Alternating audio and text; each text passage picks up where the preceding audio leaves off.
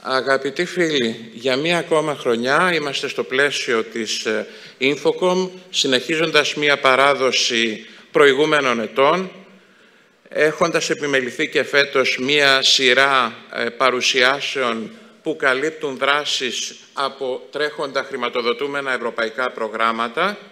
Ευελπιστούμε ότι το πρόγραμμα θα καλύψει αρκετές από τις προσδοκίες του κοινού, είτε το κοινό παρευρεθεί διαζώσεις, είτε παρακολουθήσει διαδικτυακά αυτή την εκπομπή, και θα μου επιτρέψετε, χάριν της ευρύτερης αποδοχής, καθώς οι παρουσιάσεις αφενός δεν απευθύνονται μόνο στο ελληνικό κοινό, αλλά σε ένα ευρύτερο κοινό, αφετέρου δεν έχουμε αρκετούς διακεκριμένους ξένους ομιλητές, να μεταφέρω τη ροή του λόγου στα αγγλικά. So, good morning again, ladies and gentlemen. It is our pleasure having you in this year's InfoCom research-oriented event, which has been organized by R&D Department of the Hellenic Telecommunications Organization. This year, we have selected 8 distinct sessions oriented to ongoing European-funded activities. We expect that all these will be quite interesting to the attention of every potential recipient and to the wider public. This year, we have selected a transition from trials and studies that are performed within research environment and labs towards creating solutions for direct market applicability. So we can say that this year's message is from laboratory and studies to market application. So, for the sake of the economy of time, and in order to give stage to the speakers from the forthcoming sessions, I will pass to an introductory presentation quite rapidly in order to delineate the framework. And the framework, as I mentioned before, is the creation of opportunities for the market sector, coming from research studies mainly originated from European research projects, and aiming to promote applications and services for the benefit of the public. And this takes place within the wider framework of the evolution towards beyond 5G, with the aim of reaching 6G, and with the inclusion of artificial intelligence. So I start my presentation very, very quickly. These are the contents that I will cover in the scope of my presentation, the framework. We have the transition of societies that become data-centric, data-dependent. We have an automation of industrial manufacturing processes, the inclusion and dispersion of autonomous systems, millions of sensors and end devices, new systems operated by artificial intelligence supporting the development of new applications.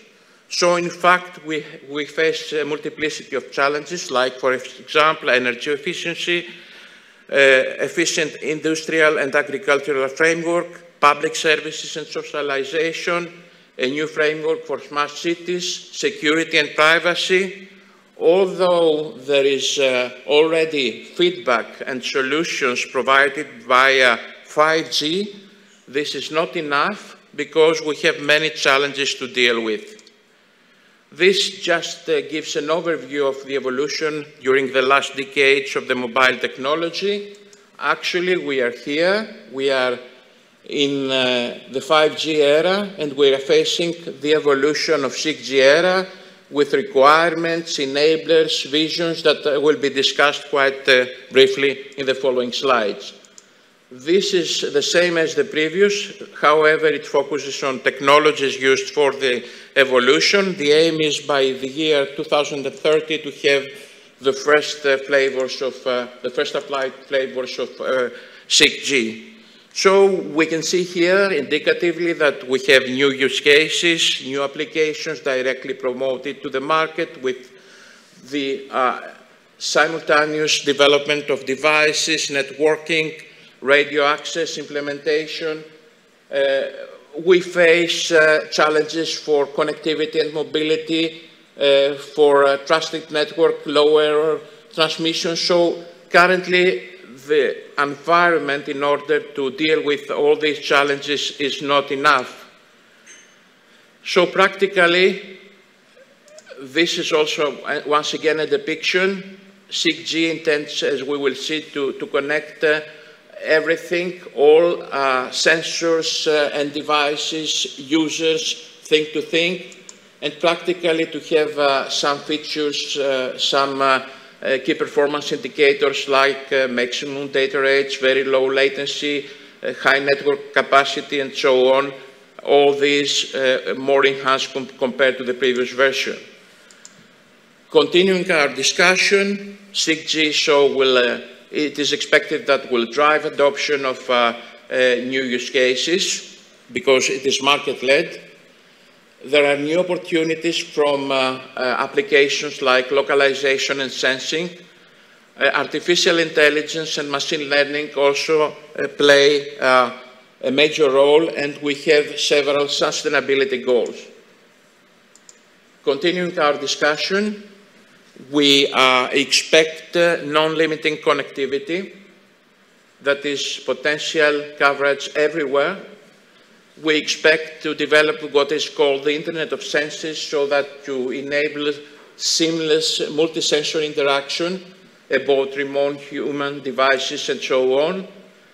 The Internet of Robotics will transfer the infrastructures and activities from the industrial sectors to higher levels.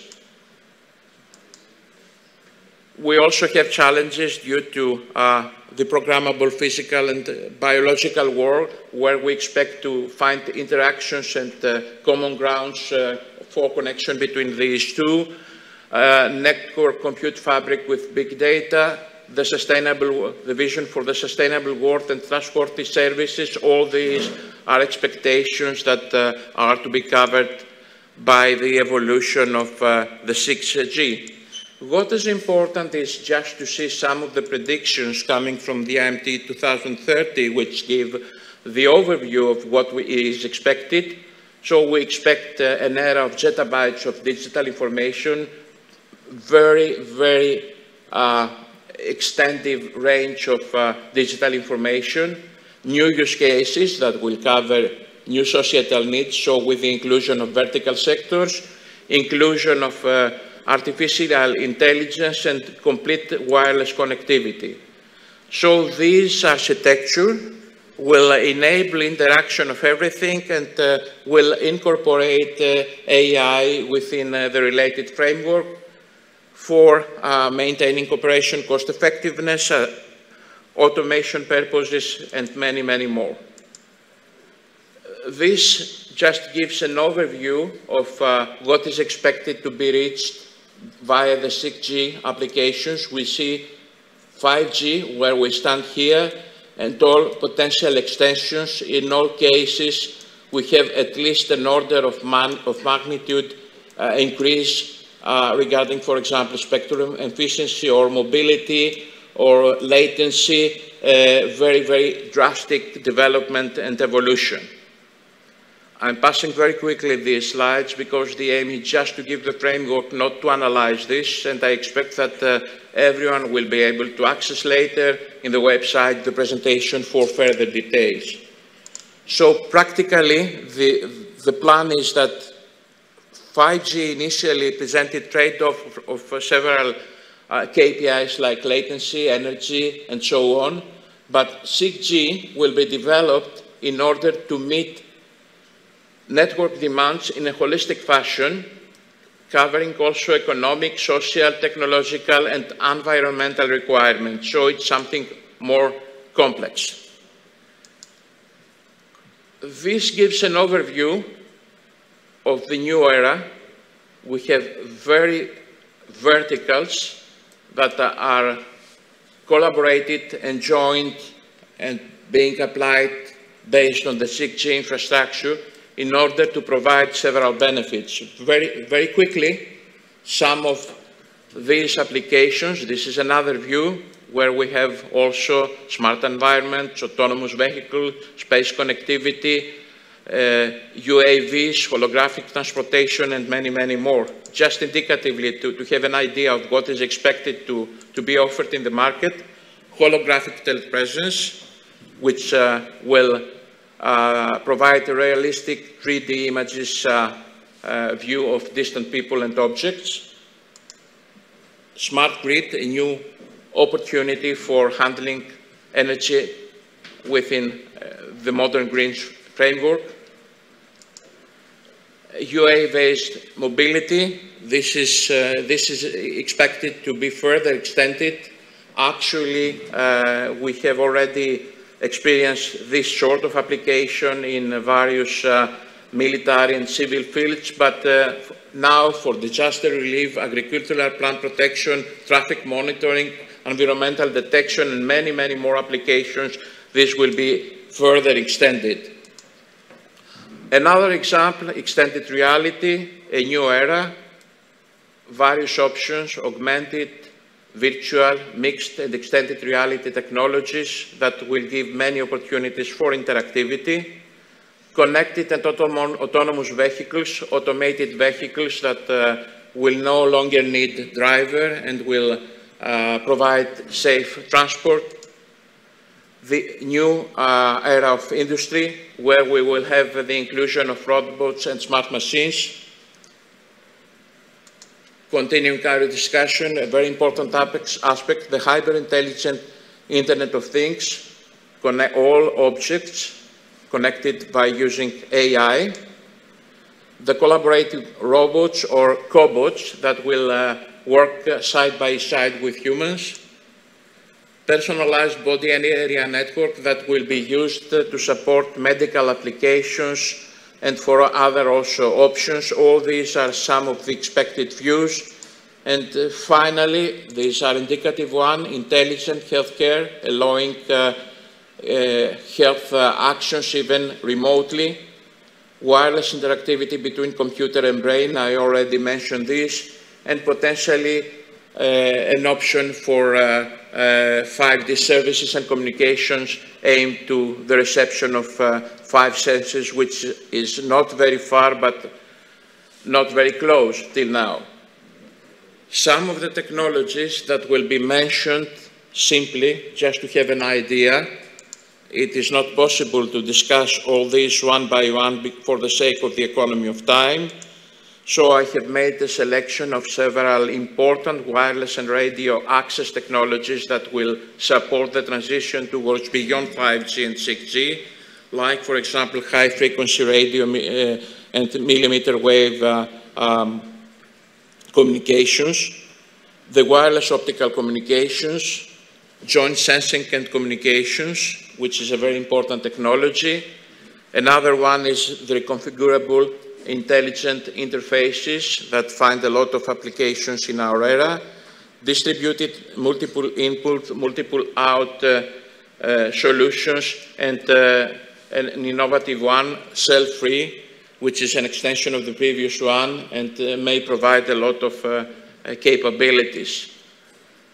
If we select technologies from the network transmission point of view, we could mention here these two options, the programmable optical networking that in particular has a lot of application in data centers, telecom networks and cloud computing, and also what we call as deterministic network, which is a modern architecture suited for mission-critical areas. An extension of this is what we usually call during the last years as time-sensitive networking, which is a representative technology in this area.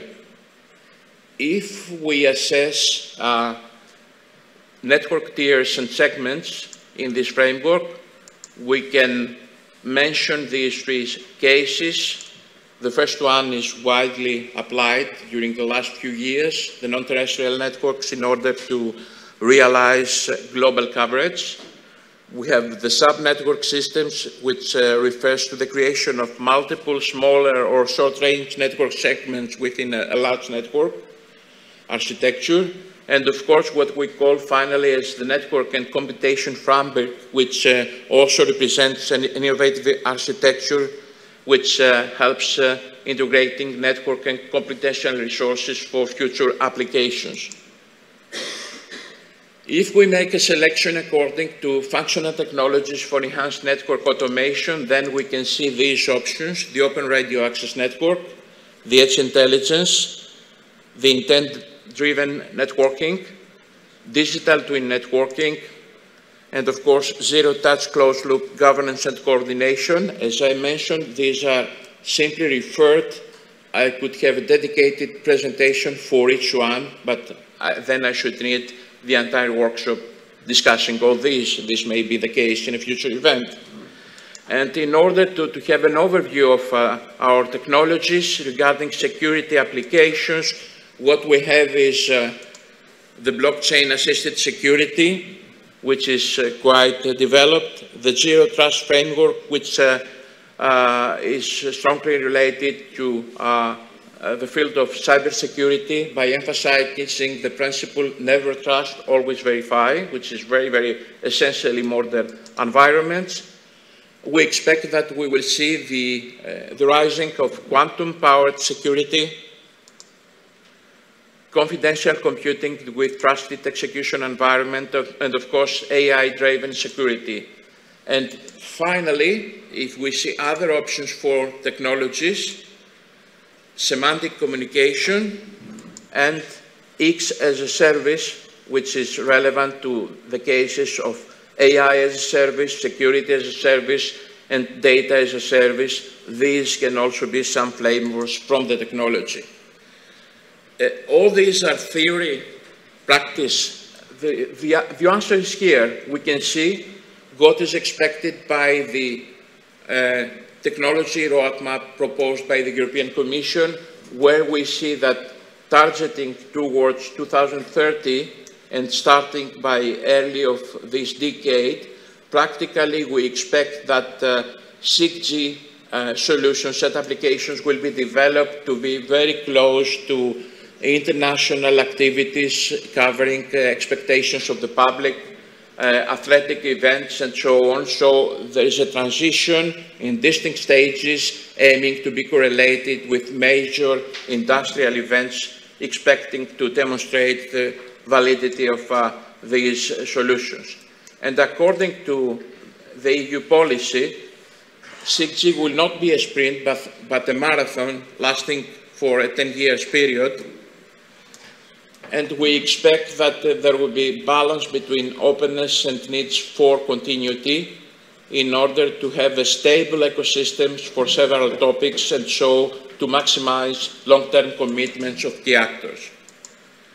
So, going to the finalization of this very rapid but indicative framework, we can see that we can identify some driving applications and driving trends and several enabling technologies. Most of these have been covered in the previous slides. What is important to mention is that we have a broader scientific environment and ecosystem with areas like macroeconomics, physics, physiology, network science, electromagnetics, communication theory, IT applications. All these give and receive feedback by the 6G evolution. So 6G is not a pure telecom or IT system, but it is strongly correlated to a wide area of other applications. And this also gives an idea of this strong environment. This could be a slide that could stand as a full presentation in order to identify correlations to environmental, political, social, economic, and other issues. So this practically explains why 6G is a complex framework. We expect that we will have a bright new world, like indicatively presented here. Everyone will be connected with everything at any time. And now, finalizing my presentation, these are the messages. We expect that we'll have a future 6G network where we will have an always-on, global, at any time, at any place communication, inclusion of AI, enhanced capabilities, increased security and privacy, new applications, new technologies, new architectures, new use cases, new scenarios, a complex framework. Maybe what has been mentioned almost 1 century ago by Nikola Tesla is not very far from now. That is, when wireless is perfectly applied, then the whole Earth will be converted into a huge brain. Allow me to mention that this is very, very close to the vision of 6G. And I want to finalize my presentation and now give stage to the next first session that will be covered by several presentations. I will give the stage to my colleague, Dr. Alexandros Kostopoulos from the Hellenic Telecoms Organization, who will coordinate a session dedicated to the ambitious European project. Alex, you have the stage.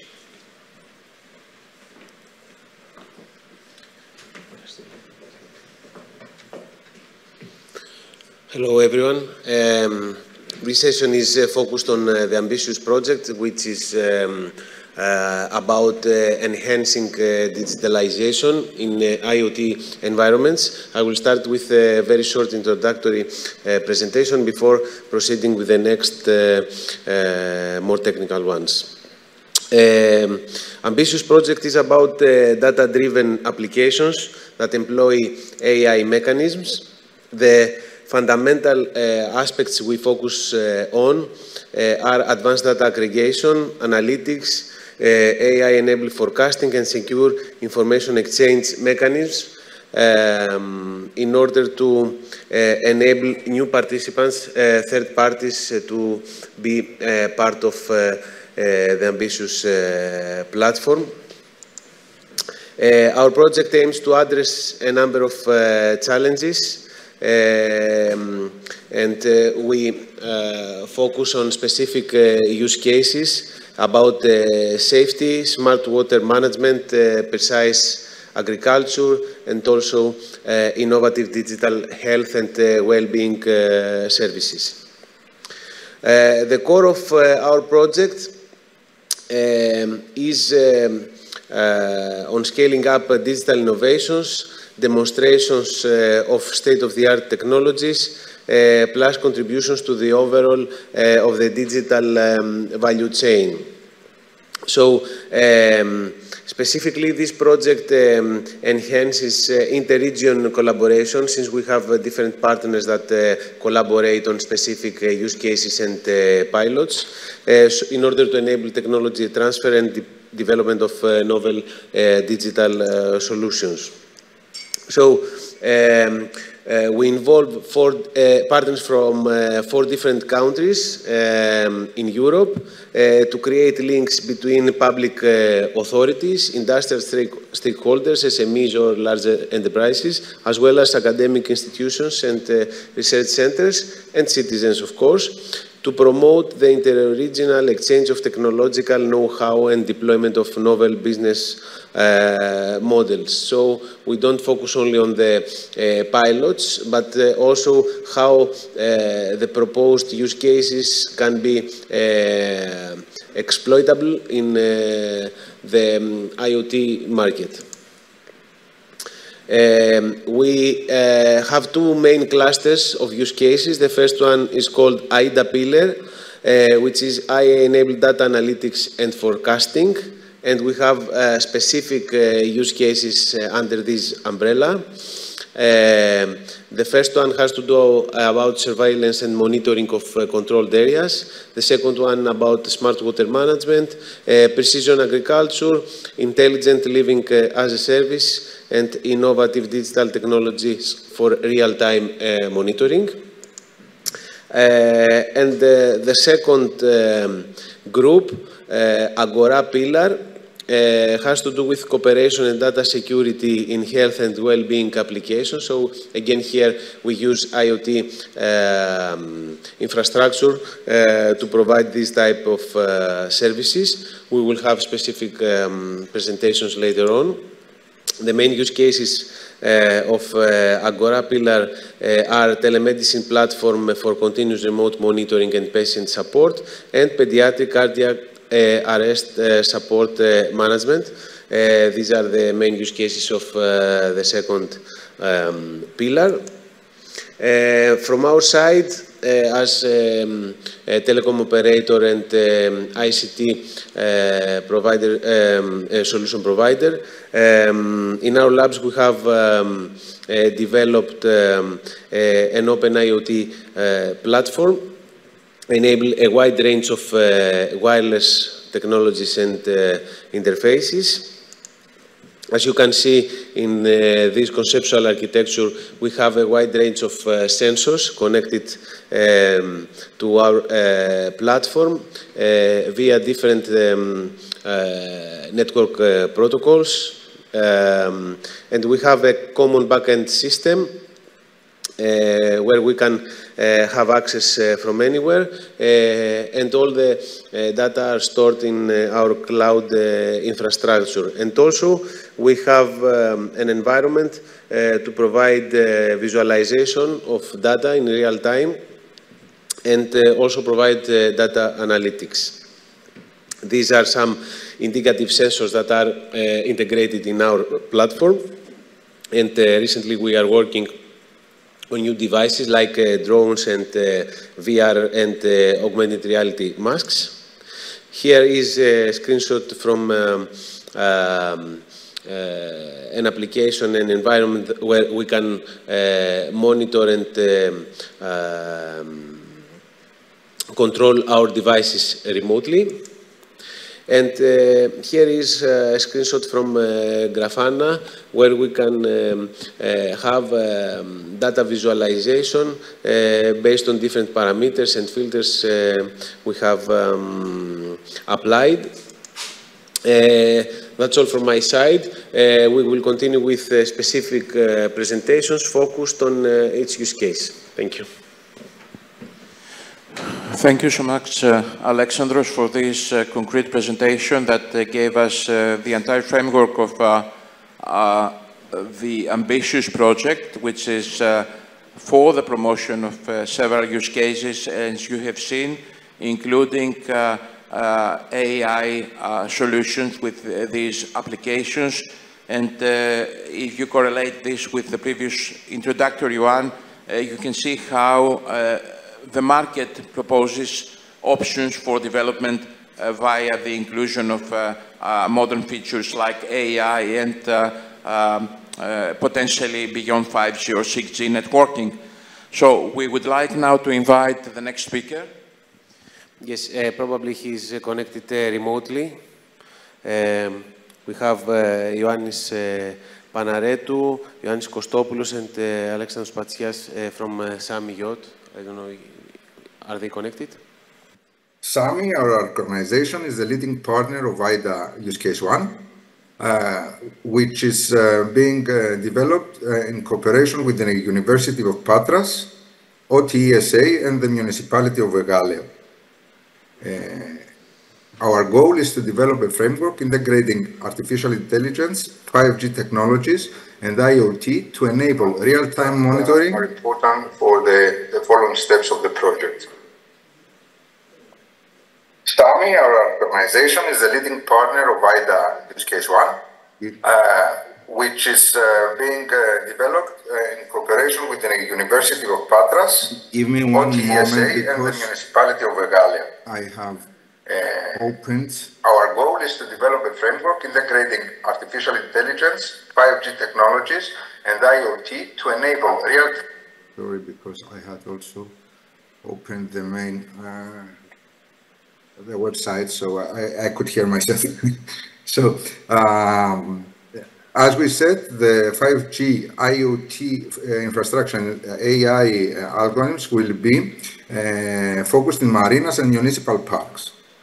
For this reason, we will use the existing Sami IoT platform, which we will include specialized sensors and cameras able to detect various incidents in the marina area, And the goal of the use case is to be enhanced with advanced artificial intelligence-based algorithms and create added value as services.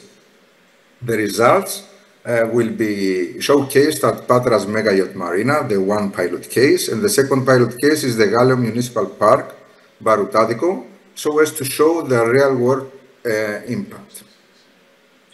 A few words about our company. SAMI, as we said, is a travel tech SME with an innovative platform consisting of various software, hardware, IoT, and cloud components, customized specifically for the provision of technology-enabled services, smart services, to marinas and touristic ports. As our mission statement says, we want to lead the digital transformation of marinas and touristic ports in Greece and worldwide. So our platform consists of specific maritime environment tailored IoT infrastructure, as you can see in the photos in the right part of the slide. We have ultrasound sensors that are able to identify the presence of a yacht in a berth space in real time, and we have specialized IP cameras with detection algorithms that can actually detect a boat when entering a marina. The information collected by the IoT infrastructure creates a marina digital twin interface for the managers of the marina, and we also provide software for the yachters, a mobile application and a website from where they can book their berths in advance and communicate with the marina they want in real time. Now, the ambitious project. The ambitious project unites 18 partners from 7 European regions, and the focus is on digital innovation. Its objectives is to empower the European companies' digital competencies using state-of-the-art technologies as AI, 5G, edge computing, which utilize the IoT infrastructures that are coming from the SMEs, and test them in real-world demonstrators. In this way, we are going to collaborate between different countries and regions, promoting the inter-regional collaboration and commercialization in terms of having common interest in various sectors. The ambitious use cases, apart from the surveillance, are the smart water management, precision agriculture, intelligent living as a service, innovative digital technologies, telemedicine platform for continuous monitoring and patient support, and pediatric cardiac arrest support. So we see that we have different areas of expertise that are being applied with the ambitious technology, so as to find to provide added value services. Now, what IDA means? IDA is a pillar that focuses on real-time monitoring, surveillance applications, control areas. It aims to gather the raw data from the IoT infrastructure, clear the noise, conduct data analytics, and aid human decision-making through AI-based algorithms. So, with these analytics and AI-enabled algorithms, we are going to provide, we're expecting to have forecasting algorithms and detection algorithms more smart, and also provide the possibility to have real-time decision support systems through the 5G networking that we are going to facilitate.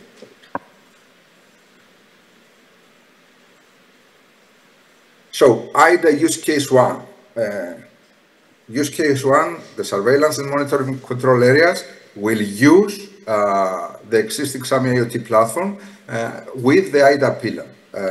So the IDA AI platform that spans from edge computing to cloud computing, and also providing intelligent algorithms for monitoring and incident detection are going to be applied in the existing SAMI IoT platform. And for the Gallia Municipality Park, as we will see later, we will install a different IoT platform that will fit in the use case pilot.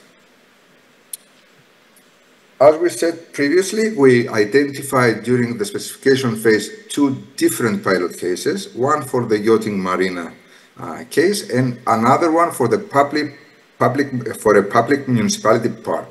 The reason is that there are differences, but also common technological challenges that we want to test so as to show how the IDA pillar can be adaptable to various cases.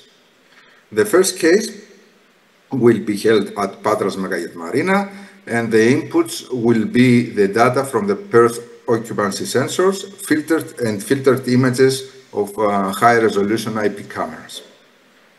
Additionally, we'll provide pre-trained datasets of berth occupancy and detection so as to feed the IDA pillar algorithms and enable machine learning algorithms to be trained. So, for the IDA pillar newly developed, let's say, services, we will have an advanced object detection. So we will have on-demand image data annotated for enabling more accurate object detection. Like, for instance, if we want to see a specific boat like a catamaran and identify that it is a catamaran. And for the berth allocation, we will have a very advanced optimization algorithm from the University of Patras that will enable the berth allocation based on preset rules on the fly and for specific conditions. So the output of this pilot case will be the automated object detection alerts via advanced AI algorithms. So we'll have, let's say, a notification to the marina manager saying that a specific boat is coming in. And for the allocation of the berths, we will have real-time allocation, helping the decision support at the peak time of mostly summer period. The second pilot case has to do with the municipal park of Egaleo, Baroutadico. And in this case, the input will be image data feeds for high-resolution IP cameras and a video stream from a 5G-enabled drone. In the same way, the IDA pillar services that will be applied involve incident detection this time, because we want to find algorithms that will early detect fire possibilities or uncommon movement at a specific area that is not allowed. And of course, real-time early detection mechanisms utilizing the live stream that the drone will be providing at a specific period of time.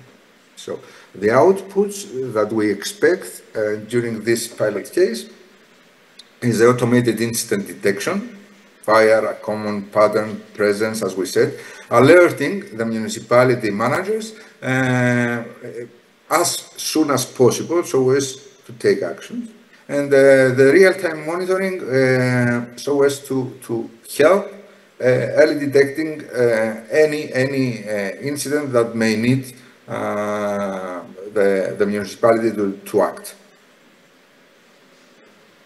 Concluding, I want to emphasize that the ambitious project utilizes innovative technologies to enhance existing systems and solutions, something that is very important. And this is obvious because the starting readiness level of the existing systems is tier 6 for all the use cases, which ensures the real-world impact of the expected results and possibly that the results will be, in a sense, marketable.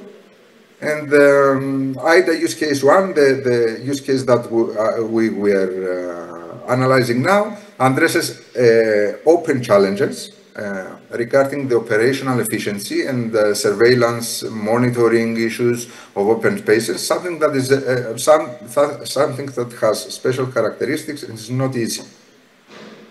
And as SAMI, we say that these state-of-the-art technologies of the ambitious project will enhance our portfolio with added value services, hopefully for marinas and touristic ports, open new markets to our company, like the municipal open parks, and bringing us closer to automated, real-time management monitoring systems that provide safety and automation.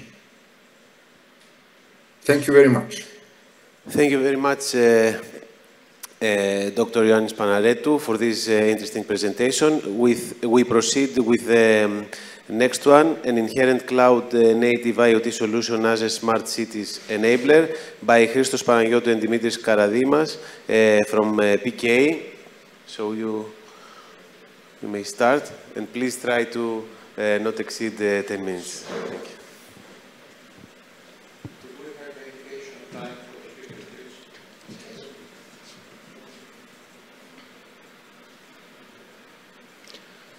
Okay, I guess we're ready. Thank you very much for the introduction. I'm Christos Panagiotou. I'm here to represent PK and the activities we perform in the context of the Ambitious project. Ambitious project, as speakers before me already mentioned, come to bring innovation in the Internet of Things and the 5G domains closer to the market. Actually, let me start with the basic principles of our activities and our designs. What we do as a company and what we offer are scalable architectures in the Internet of Things domain, aiming to facilitate any business processes and increase the reliability and competitiveness of our clients and end users. All these are designed and executed having in mind as first primary objective the scalability of our systems. In that context, we deliver quality ICT projects by employing state-of-the-art DevOps practices in order to support all the demands for continuous delivering of new products and services. So, given that, here you can see in this slide how we envisage modern IoT systems that guarantee continuum from the edge to the cloud. Our main focus are the data. Data that are streamed, that are generated and streamed by the edge devices, are transmitted to the cloud, are processed, stored, and finally transformed to a more context-rich information supporting decision-making for the end users. And these principles that are implemented in our systems and our platform is what we bring to the project, and we expect to extend and further evaluate through the ambitious use cases. The realization of these principles and these pillars is a cloud-native solution. Our initial steps have delivered a microservices, custom-made architecture and system that we applied to several cases, but what we faced very quick through our activities is the need for scalability. This scalability is what cloud-native solutions are here to bring. So we migrated to a full cloud-native solution that Amazon through the AWS managed services deliver, and we employed several services such as Cognito for the authentication authorization part of the system, time series databases for the sensor streams and all the data that are generated, and of course the IoT core and the greengrass technologies for the IoT part, for the edge layer of our system, until the cloud part, where all the dashboards, the analytics, and the inference of the AI algorithms that are implemented are delivered to the use cases. So, in the ambitious project, we are here to serve several challenging use cases. We are involved in 3 different use cases. The IDA use case 2, which deals with smart water management and electricity consumption monitoring. The IDA use case 3, which regards precision agriculture solutions, and use case 4 that is related to the assisted living as a service. In the water monitoring and management use case, we apply our solution to the municipality of Egaleo, where several drills are already there and give water, fetch water. So we are here to monitor how the water flows in the pipes and the network, and detect possible leakages that apparently indicate not the optimal usage of water resources. The same approach is also applied to the precision agriculture use cases, where we need to optimize the irrigation of several cultivations that are located to the region of Western Greece. In all these processing challenging tasks, University of Patras collaborates with us and supports us in optimizing all the algorithmic part of our solution. In the precision agriculture, apart from the optimization of the irrigation, we employ computer vision in order to identify several threats, either insects or diseases for the cultivations. For the ambitious project, we focus on the olive tree cultivations, and we implement and we deliver a device that, facilitated by computer vision and deep learning techniques like convolutional neural networks, we detect the presence of the olive tree fruit fly, Dacus, which is quite harmful for the cultivations. In collaboration with this trap for the detection of the insect, we also capture and record and process all the environmental conditions like air humidity and temperature, soil humidity, in order to associate several parameters with the presence of specific threats for the olive trees. And finally, on the ambient assisted living use case, the use case 4, we employ our IoT platform in order to give primary screening services to caregiver providers for people with that need special care and have specific needs, such as the elders. In that context, we monitor the heart functionality, and we aim in detecting primary malfunctions that might be fatal for the for the elder. Along with physiological parameters that we record, we also monitor the level of comfort for the people, either in their home environments or to specific clinics and institutes.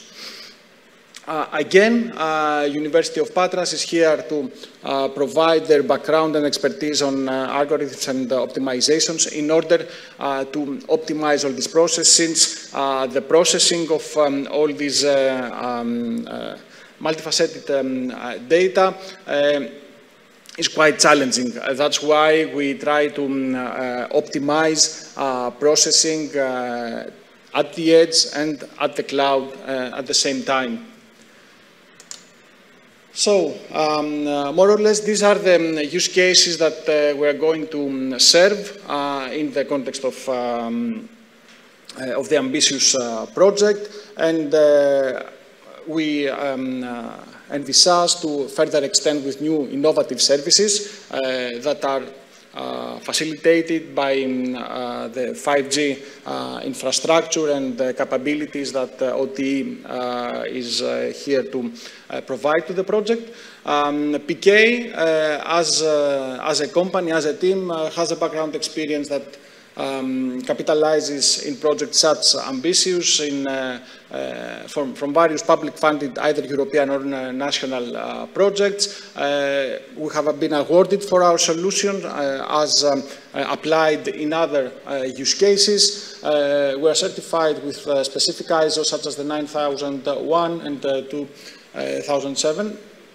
And finally, we are a team of senior, mostly electrical and computer engineers, with 2 women in our team, with an average age of 38. I hope that we're a young company. Me and Dimitris Karadimas are the founders of the company. We collaborate more than 15 years together, so this is how we capitalize all this experience and collaboration throughout the years. Thank you very much. Thank you very much, Christos, for this interesting presentation, and Dimitris Karadimas from PK. We proceed with the next presentation by Mrs. Rosa Sarjarvi. This is a remote presentation, and the title is Ambitious Approach to Monitoring Urban Floods, Use Case 2, Smart Water Management. So, Rosa, when you are ready, please let us know. Thank you very much. Let me share my screen.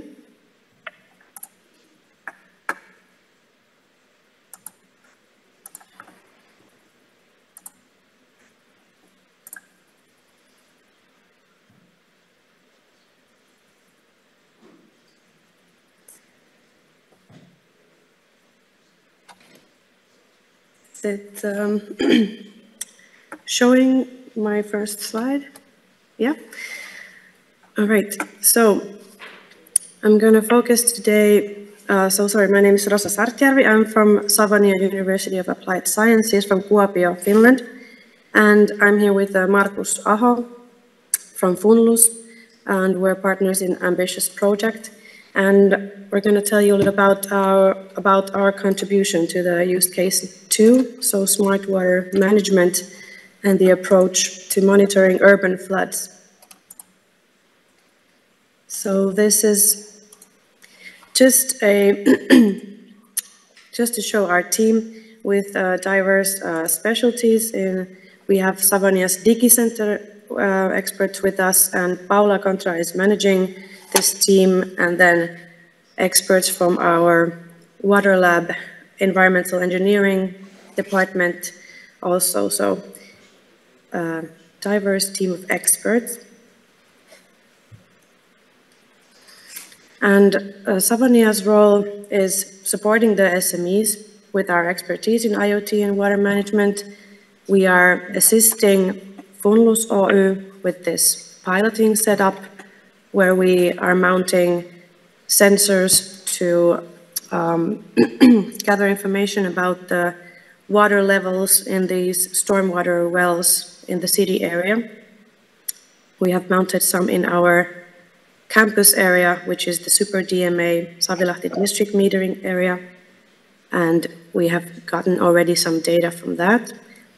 And the data is accessible with Funlus and us as well. And we can monitor that in Thingsboard. And Markus will tell you more about how we are using the data. And of course, we're also supporting ambitious projects, other partners with our expertise in this area. This is some of the tasks we have already completed. The piloting actual work package is only begun, so we're a little bit ahead of schedule, but that's just a good thing, so we can be ready and everything is working when the work package begins with the piloting.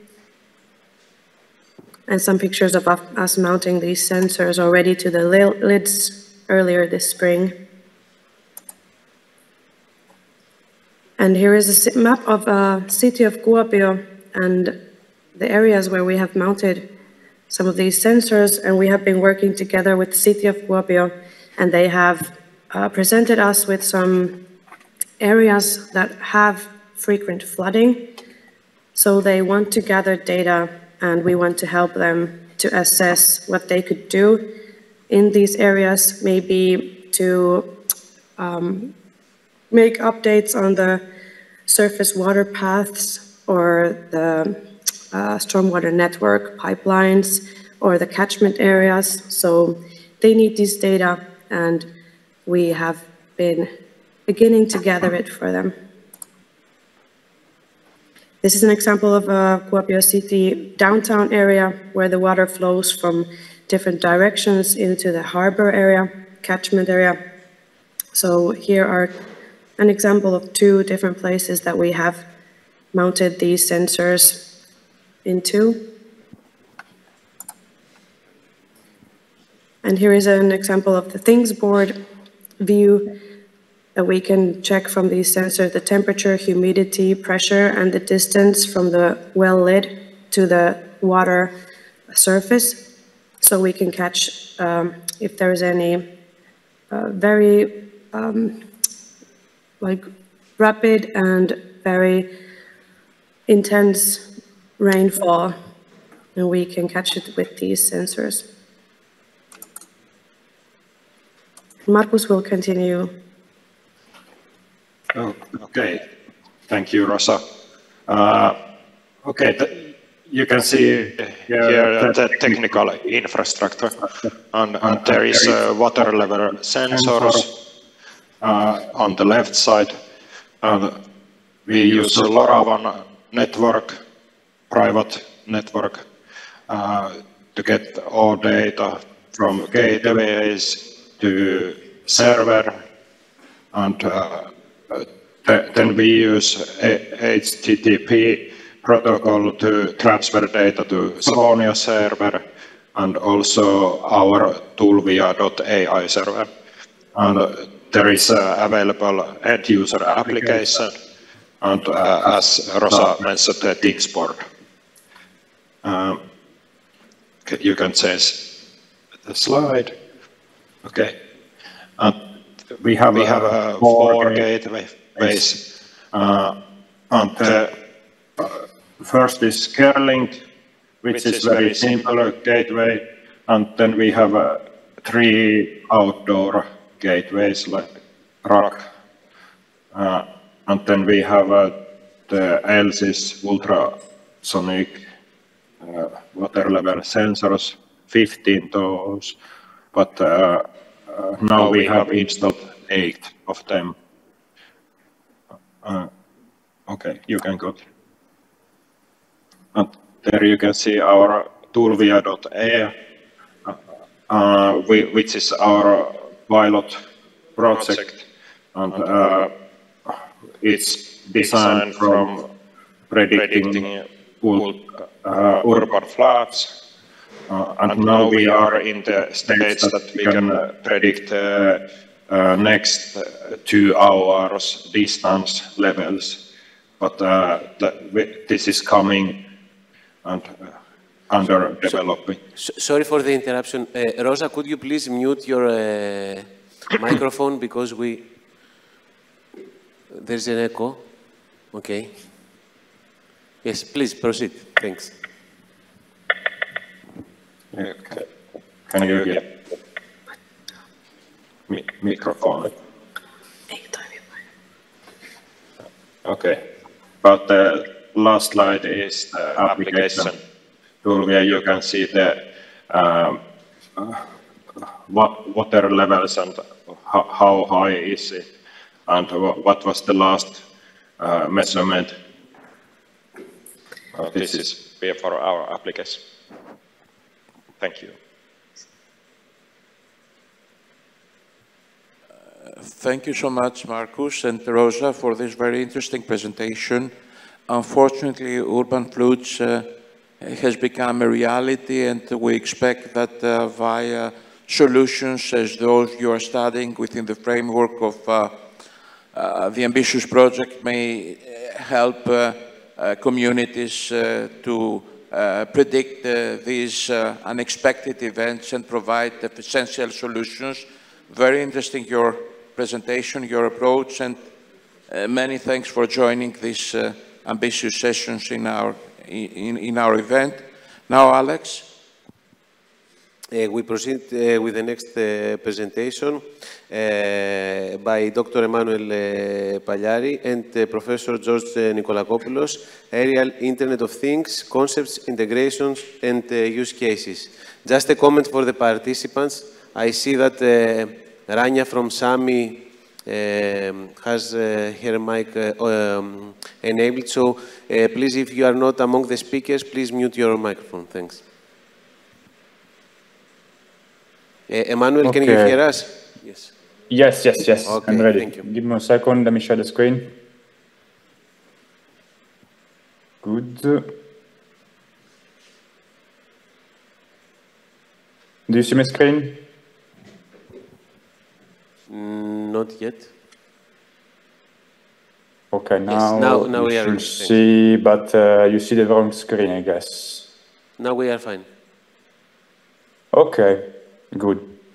So, good morning to everyone. I'm Emanuele Pagliari, researcher at the Robotics and AI Group of the University of Luleå in the north of Sweden. And with this short presentation, I will provide you a quick overview of the research activities we are doing within the ambitious European project. More in detail, I will discuss a bit the concept of aerial Internet of Things, the integration and use cases we are developing for the AIDA UC5 use case. So let's go into the Internet of Things. So basically, nowadays, with Internet of Things, we have, let's say, a general application where we want to monitor in real time different type of environments for different purposes. So, for example, we want to monitor an industrial environment to gather information regarding hazardous substances and so on. We want to monitor a rural area to harvest information regarding the environment, pollutant, and so on. Or we want to monitor urban environments to gather information regarding, as an example, traffic or the presence of people and so on. This kind of IoT approach, which has been working very well and it's working very well for a lot of applications, mostly relies on IoT nodes with different sensors deployed in environments. They can be battery powered by the grid. They can have different communication protocols. And in this kind of architecture, we have data collection that is periodically sent to a central platform and a cloud processing solution. It works well, but there are several constraints. First of all, it is dependent on the network coverage. So if we are operating in an area where the network coverage is very weak, we might have some issue. Also, given the battery power constraint, we have some limitation in terms of data rates. And the same applies for the battery life. So we have been thinking, how can we partially solve this limitation in some specific use cases? We have been thinking to combine IoT with autonomous drones. More in detail, what we are developing now for the ambitious AIDA UC5 use case is to integrate IoT connectivity gateways on board of autonomous drones In this way, as an example, we can connect field-deployed IoT sensor in a forest, like in the north of Sweden, where we are. Because in the forest, as an example, we don't have a very strong connectivity, and therefore we cannot really gather data in real time or over a window of time without any relay or develop a new cellular connectivity infrastructure. And another use case where this application might be very well suitable is in case of disaster response. As an example, there is an emergency, as I flowed in the previous presentation. The infrastructure is destroyed, therefore we can rely on, let's say, a network built by drones to harvest information for emergency application during this critical task. And this solution also allows to improve the battery life of the most constrained IoT sensor, because as I will show you later, instead of communicating with a cellular network which is far away from the sensor, you can communicate with the drone, which is closer, and therefore lower the power requirements.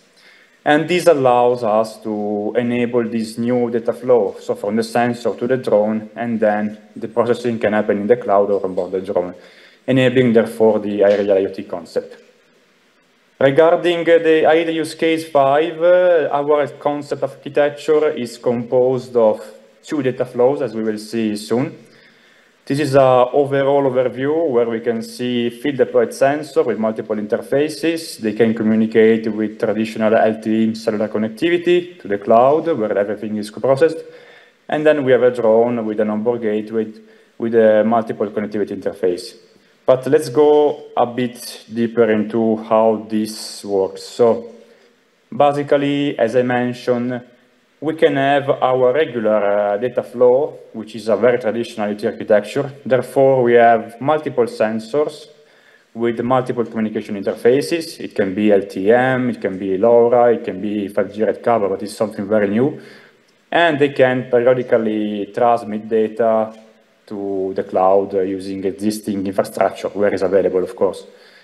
And after sending this data, the data they are processed in the cloud, and anomalies are detected. Therefore, let's say that we send data every 5, 10, 15 minutes. We process them, and when something is detected as anomalous, we can trigger our autonomous drone mission, as I will show you later. These drones, therefore, are equipped with multiple sensing capabilities. They are equipped also with ultra-wideband and Wi-Fi for short-range communication, but in order to preserve the battery, these communication interfaces are most of the time not enabled, because in this scenario, we are doing some regular monitoring, therefore we don't need high-throughput information. But once there is an anomaly, and therefore we want more high-throughput data, we can then schedule our autonomous mission with the drone. And this is, therefore, the emergency data flow. So you see, we have our processing in the cloud, we have an anomaly, then the drone operation is scheduled. The autonomous drone, which is equipped with a 5G IoT gateway, will fly nearby or in the surrounding area where these sensors are deployed. And therefore, we can enable the Wi-Fi or ultra-wideband to exchange high-throughput information with the drone that then will relay the data to the 5G base station. In this way, we can achieve multiple goals. Let's say we can, one, obtain a more higher throughput, because we are going to have let's say, higher throughput data rate information coming from the sensor to the drone. But we can still keep a good battery life of the sensor, because instead of using a cellular connectivity, we use low power communication like ultra-wideband and Wi-Fi that allow us to achieve very high throughput in short distances. Then these data are relayed by the drone to the cloud that processes in real time the emergency data flow. And this solution then can be very crucial in very critical application or in disaster response applications. But besides emergency response, what we have also been doing for ambitious, especially for the north of Sweden, where we have a lot of forest, is to exploit the IoT gateway mounted on a drone for monitoring in forest. So, for example, we don't have a cellular coverage or a LoRa coverage under the forest.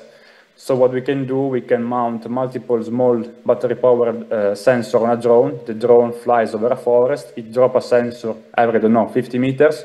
We map where they are, and then periodically, let's say 1 time a day, the drone can fly above the forest and communicate with BLA or LoRa or ultra-wideband, as an example, to harvest this data from the field-deployed sensor.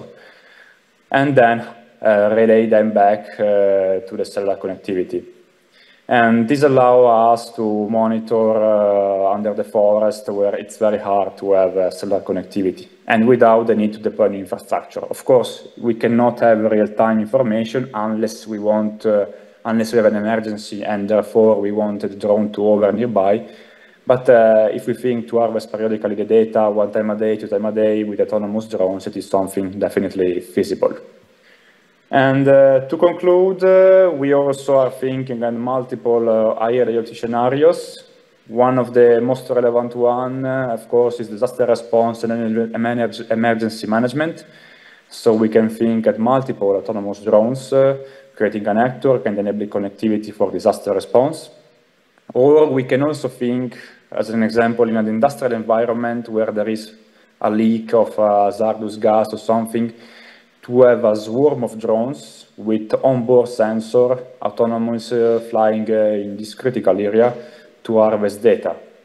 And finally, another option of this IoT node to drone communication is to exploit this point-to-point connection between the two parts for, let's say, beaconing indoor navigation purposes. Therefore, this sensor already deployed in the environment can be exploited for positioning purposes in indoor environment where we don't have GPS or other localization technologies. This brings me to an end. If you have questions, you can feel free to write me. Thank you very much, Emmanuel, for your presentation. We continue with Mr. Riccardo Lobue, Coordinator in Cluster SCC Lombardy and Scientific Communication Consultant, Smart Cities and Communities Cluster Foundation in Lombardy, Italy. The title of the presentation is Agora, Cooperation and Data Security in Health and Well-being Applications. Riccardo, welcome. Can you hear us? Thank you. Yes, can you hear me? Yes, yes, perfect. Okay, perfect. Now I share my screen. Good, thank you.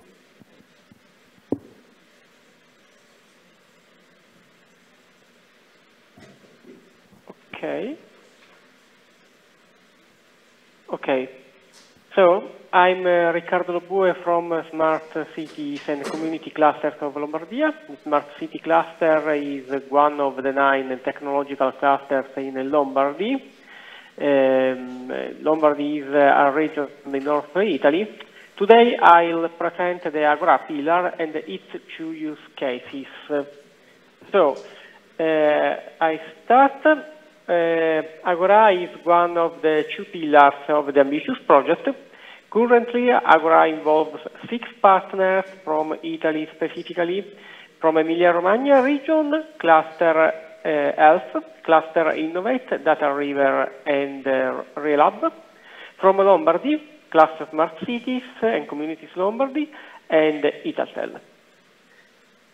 The Agora pillar is based on a platform that aims to provide a comfortable and trusted environment where applications developed by different small and medium enterprises can share data securely to generate more value also by implementing data economy management. Within this pillar, the partners are working on 2 use cases: telemedicine platform for continuous remote monitoring and patient support, and pediatric cardiac arrest support management. While it will initially be used for health and well-being application, the basic concept is of general applicability, so it can be used in several other domains. The first use case is the telemedicine platform for continuous monitoring and patient support assist home care patients by providing a remote continuous monitoring of their health parameters and telesupport. There be improving follow-up and long-term care, telemonitoring system, patient remote monitoring using wearables devices to collect patient physiological parameters, and mobile app for e-questionnaires. EI data analysis for multidimensional monitoring to engage and support patients at home at the right time. Vocal assistant tool for patient support and engagement. Televisit for medical staff patient videos visit. Web and mobile app for doctor-patient communication. The second use case is pediatric cardiac arrest support management. It's called the Pediatrest. The pediatric cardiac arrest is a rare and highly stressful clinical event with high mortality rates.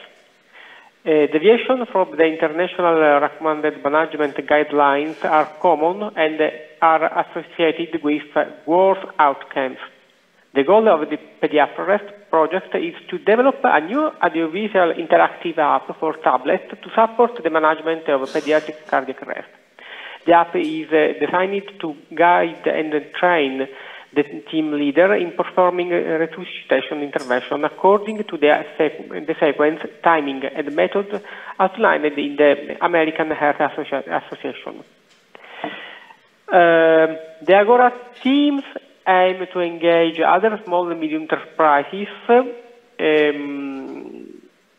and standardized environment to develop their own telemedicine application or application in other sectors. Small and medium enterprises participating in Agora can securely share their data, enhancing its value by integrating it with data from other applications or from the Agora platform itself. Additionally, these small medium enterprises can access functionalities provided by the platform, avoiding the need to develop them individually for each application. At the same time, we are seeking partnership with clinics, hospitals, nursing homes, and other health and care facilities interested in adopting the apps developed in the two use cases. Thank you for your attention. And thank you so much, Ricardo, for this very well-structured presentation, focusing on healthcare-related aspects and giving the opportunity for the audience to understand the important and innovation promoted by the Ambitions project in the Agora pillar. Thank you for your presentation. And now, Alex, I give you the stage. Yeah, we proceed with the presentation efficient algorithms for birth allocation optimization by Professor Christos Zarouliakis and Spiros Kontogiannis from University of Patras. Can you hear us? Yes, loud and clear. Just give me a moment, please, to share my screen. Yes, sure.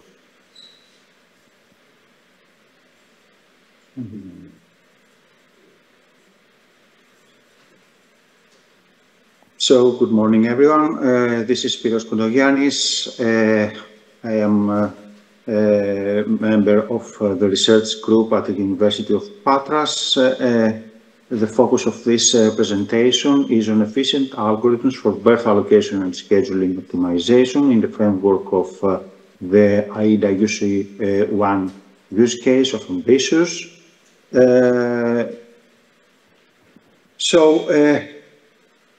What the problem is exactly, we are given the description of a port with specific berths, and some of them are possibly occupied by ships, and each berth is described by its own dimensions.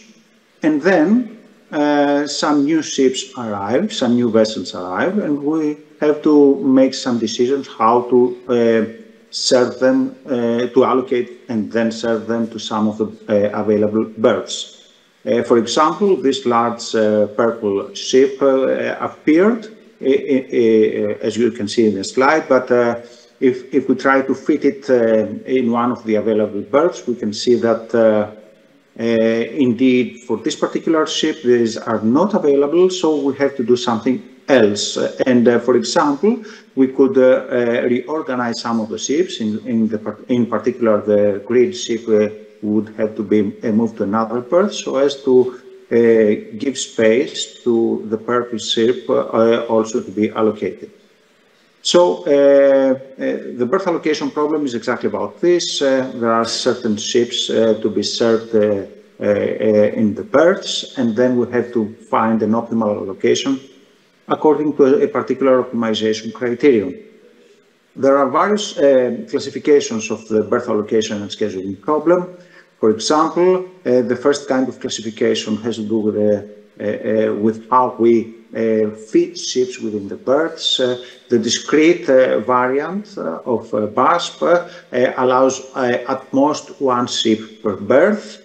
The continuous variant considers that we have a very large berth, and then the ships can be parked and served one right after the other in a continuous manner. And there is also a hybrid version which also considers that there are some predefined berths, but depending on the vessel lengths, either a single vessel may occupy more than one berth because it's too large, or it might also be the case that two or more smaller ships fit within a particular berth. A different classification of BASP variants has to do with how we consider that the instance of the problem is revealed to us. For example, the dynamic variant assumes that the ships are not a priori ready to be served at the entrance of the port, but they arrive at given estimated arrival times, which are known to us. And only after that time they may be served at some berth. The static variant, on the other hand, considers that all the vessels are already at the entrance of the port and are waiting to be served. In the previous work, the focus was mainly on marine container terminals, and the two approaches to solve this kind of problems were either by using exact optimization methods, which try to provide optimal solutions, but tend to be computationally intensive because this problem is a well-known hard problem to solve. The alternative is to use some heuristic and meta-heuristic methods, which are clearly faster than the exact solvers, even by 3 orders of magnitude, for example. But on the other hand, despite the fact that they typically provide good solutions, they provide no guarantee about the quality of these solutions.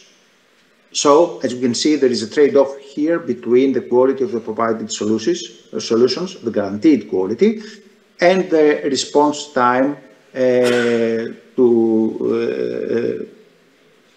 solving this kind of instances. In order to use exact algorithms, we need some kind of mixed integer linear programming formulation, as the one that we can see on the slide. So there is typically an objective function which quantifies what is the optimization criterion. Here you can see an MIP formulation for the dynamic variant of the discrete BASP variant. And for this particular case, we consider as an optimization criterion the total service time. Apart from the objective function, we also have some constraints which typically concern either temporal constraints, so no two ships, for example, may coexist at the same berth at the same time, or special constraints. No ship is allowed to be parked at a berth which is smaller than its own size, for example. Given such kind of a formulation, we can use an exact optimization technique in order to find the provably optimal solution. Okay. We actually try to improve this formulation by trying to find the smaller necessary value for this M parameter, which actually is supposed to be large enough so that the previous problem indeed provides optimal solutions, but we don't want to let it be too large because it then deteriorates the response time of the exact solver to use. So we used this formula that you can see on the right of the slide in order to determine the minimum necessary value for this M parameter, so that we still guarantee the optimality of the produced solutions. We then, for the experimental evaluation, we used data that were generated using some information from a previous study in the literature, and we provided for each of these data exact solutions using branch and cut techniques from the CPLAX MILP optimizer. The main two parameters of our datasets were first the number of ships to handle, and secondly the number of available berths. We can see here in this table both the details, but also the response time of either a generic solver, this is for the previous model, or for the dynamic discrete BSP variant that we consider. And in the last column, you can see the solution time for the enhanced variant that we consider, which uses this minimum value for the M parameter. As you can see in this slide, for several combinations of ships and berths, we always produce the smallest response time, and of course, we manage to find the optimal solution. Another problem that we studied, another variant of the problem that we studied, is the dynamic continuous bus. I remember that in this case, we consider that there is a large continuous berth, and the ships can be parked and served one right after the other along this berth. In this situation, you can also see the MILP formulation that we consider. The objective function in this case quantifies the total berthing cost for all ships, where this cost, as you can see in the last line of the formulation, considers the waiting time per ship, the handling time per ship, some penalties because we position the ship in a different position and not in the one that was requested, etc. And also we have some spatiotemporal constraints to guarantee the feasibility of the produced solution. For this variant, actually, we considered a metaheuristic technique which is called cuckoo search. And in this metaheuristic, we start with an initial population of suboptimal solutions, and then in one phase, which is called the reproduction step, we try to somehow improve each of these solutions by making some random changes in the solution using random walks. And a second phase actually concerns the destroy and then generation of a new solution with a certain probability in order to avoid being trapped in local optima of the solution space.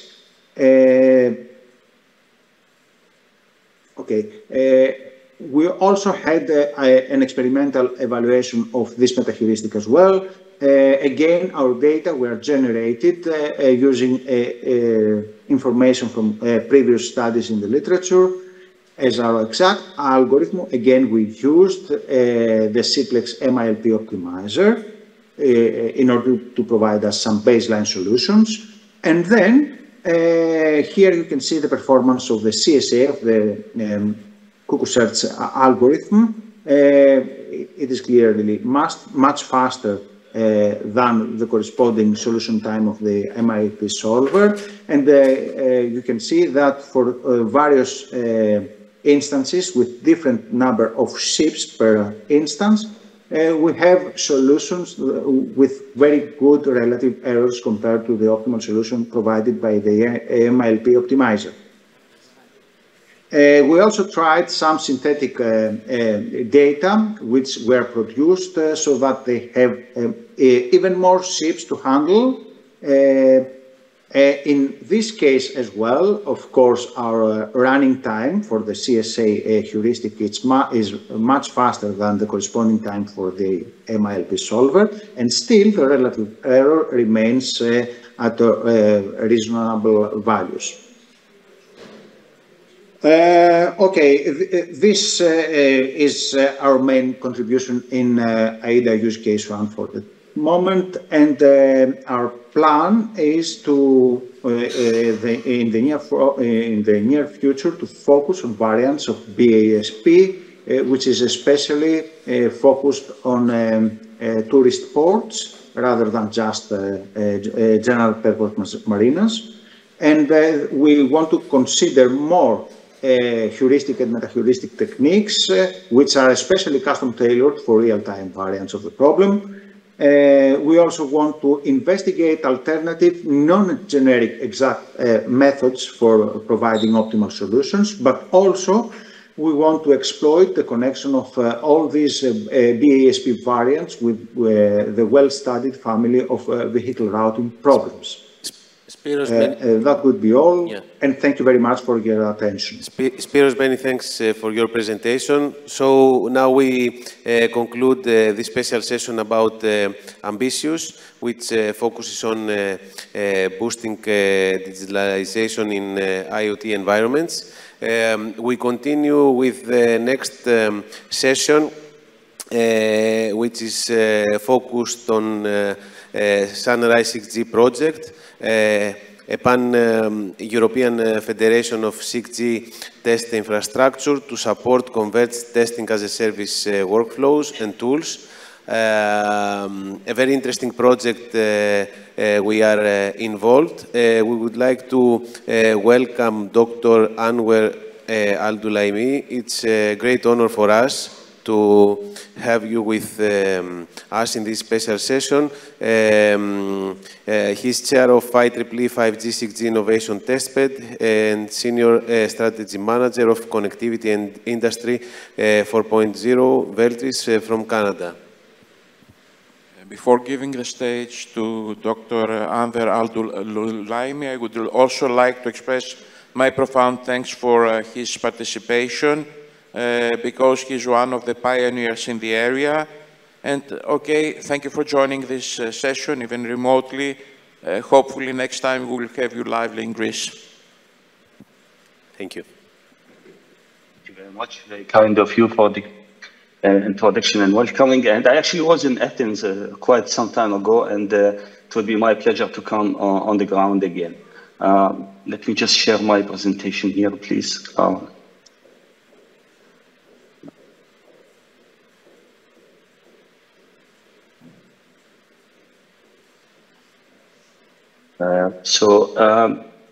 Today my presentation is about the evolution from 5G to 6G network and what could be the testing use cases, or maybe the testing technologies that we need done in the future network. It's not enough to have a network. We need to test it, we need to validate it, and we need to maintain it through continuous monitoring and continuous orchestration.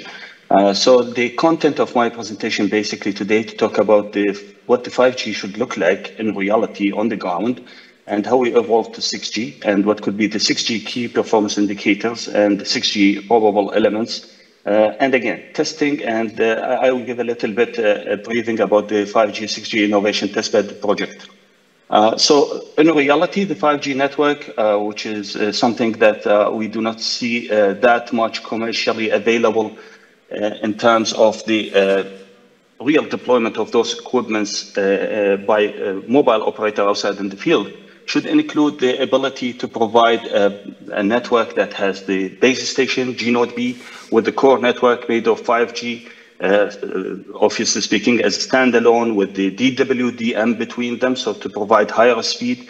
And that means basically this network needs to be fully orchestrated, fully automated, able to pass the data for the network stats on a real time and use those data to update the blueprint, change the structure of the network, change the architecture in order to provide the promise of the 5G in terms of the KPI. And so far, we have seen little investment actually in the MIMO side and deploying those base stations. So what we have most likely is the upgrade of the software of existing base stations with no MIMO update or no MIMO deployment on larger scale, if that makes sense. And on the core network, we are still lacking the orchestrator, so it's not there. A telecom orchestrator that provide a telecom architecture management, not the cloud computing orchestrator. The ONAP was one example, the Cloudify was another example, but yet there's no adopted widely type of orchestrator for telecom purposes. And if we have all those components by then, we should be able to enable multiple use cases. And that means basically we have a network that could support different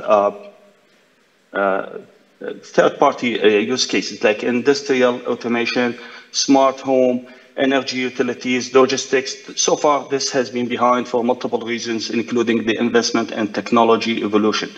But like, why do we need the 6G? We would need to evolve to 6G in all cases because we are looking at the future. And the anticipation that with the 6G, we are able to meet the exponential demand that will continue to increase in terms of the data consumption. And hopefully with so many applications that will emerge and that will require, again, a new type of a system that support ultra low latency and probably higher data rate as compared with the 5G promise. And we all talk about the AI, of course, and the 6G will provide the ability to integrate the AI within the network at the functional level and at the operational level. So when we talk about the functional level, we talk about the system design of the network, whether hardware or software managed by the AI, and use the AI also to manage the operation of the network overall at the orchestration level, or maybe even at the maintenance level, at the day-to-day management level, maybe at the OSS level. And that means basically, again, we provide all those components and all the support to the users in terms of the data rate. We will have to have expanded coverage and connectivity. At the same time, support extreme low latency and reliability requirements that connect multiple users everywhere with sub-millisecond latency and probably 100% connectivity.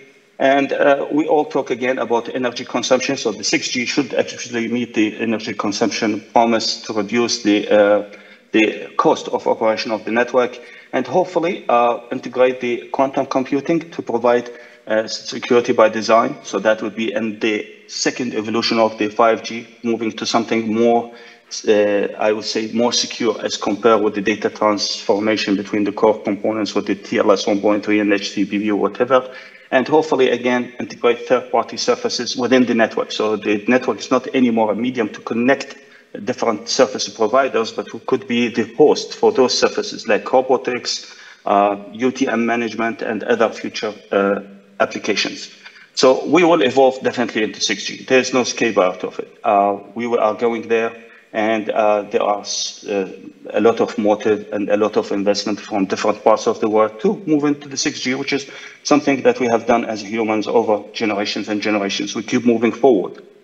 So if we will look at the KPI, the anticipation that we will move from the new spectrum bands that we opened with the 5G, with FR1 and FR2, to very broad band usage, going to sub-terahertz, for example, and moving from the virtual or multi-cell design to cell-less design. So we have a network with no cells anymore that you can actually reduce the type of mobility between them somehow. And we are moving, again, from orchestrated networks that we have now with the 5G domain, where we have the orchestrator, to AI self-automated. So it's not anymore like a blueprint that you design ahead of the time and you understand the structure of the network. It's fully automated by AI. And again, moving from secure network interfaces to tactile countermeasures, which is something that I'm going to talk about in a bit. And then moving again from IoT to tactile internet. So what does that mean in terms of the technologies? So we talk about using the or having basically the millimeter wave or terahertz networking devices, and hopefully by the time when we reach beyond 2030, we are able to get those components at a reasonable price. And we want to provide a three-dimension coverage. So the base station will cover the landscape, the sea, under the ground, and hopefully within that airspace around it. So that will provide the connectivity for drones. And that could enable actually the drone at the commercial level. And again, be able to manage multi-connectivity in synchronized model. So you will be connected, for example, to the Wi-Fi, to the LoRa, to whatever base station around you. And all of them will be able to download the data to the end user at high speed. And that will guarantee the quality of the service at the same time between all of them. And that requires certain coordinator that actually be able to connect between 3GPP and non-3GPP interfaces and coordinate this multi-connectivity model. We talk about blockchain networks, and this is something Vodafone has done as a POC long time ago. Quantum computing within the network, using the DNA to reduce the size of the storage, AI everywhere. Again, we talked about this, and again, that will mean that we will create a complete network new topology and hopefully multi-core design and not just single core design with multiple network functions. So that's maybe a shift over the next generation. And hopefully that will provide us with the ability to download 100 gigabit per second or even 1 terabit per second, achieving those strict KPI that you see there of 0.1 millisecond for user plane latency. For the control plane latency, we talk about less than 1 millisecond and so on. So those are tough requirements which require innovative technologies, and hopefully by integrating all those technologies, we are able to meet those KPI or generate those KPI. And that means, again, that we will end up not just with one slice of surface or 3 or 4, we might end up with a bunch of them, and we launch surfaces locally based to connect those surfaces. And we end up with massive number of slices that cannot be managed by humans, and thus will be managed by the AI to enable those different surfaces to connect and get the data they want. And at the same time, we are hoping to reduce the mean time to repair, which is basically the key issue for any network management with the AI, with the ability to update those policies, and hopefully, again, integrate those new industries like the UAV, the drone connectivity, the autonomous vehicles, and run them in a safe and efficient way. And that means basically we will come to the point that the AI within the network will be able to override the commands or the policies or the strategies of the admins themselves and adapt the infrastructure or the architecture of the network to provide those services and those KPI to the end users. And that means basically if we are able to get there, we will be at the network that serves the industry and enable the remote control. And when we talk about the remote control, we have to look at the future. So in the future, you are not just with a camera for CCTV or whatever. There will be multiple sensors around any human. And those sensors basically will be able to capture the video, the audio, the face expression, the smell, the heat, the temperature of the room. And all those data will be navigated to the network. And that means the network will need to deal with a lot of data from different sensors with different timing, with different KPI, with different capacities. And the network should be able to aggregate all of them and provide the real-time visual reality around a person or a machine to enable better administration of the smart city or maybe the safe life or maybe even the patient monitoring. And all those data that we capture from different components will also form a sort of security threat to the network because they come from different resources. That's why we need to talk about how we secure the data more with the 6G as compared with the 5G. So with the 5G, we have a network that runs over the cloud, and we are relying actually on the cloud service provider, most likely, to secure the network, at least from underneath. we secure the telecom system, but the host would be responsible to secure themselves. But moving forward, the operators will need to think how we better protect the network as a telecom system and not just rely on the service providers.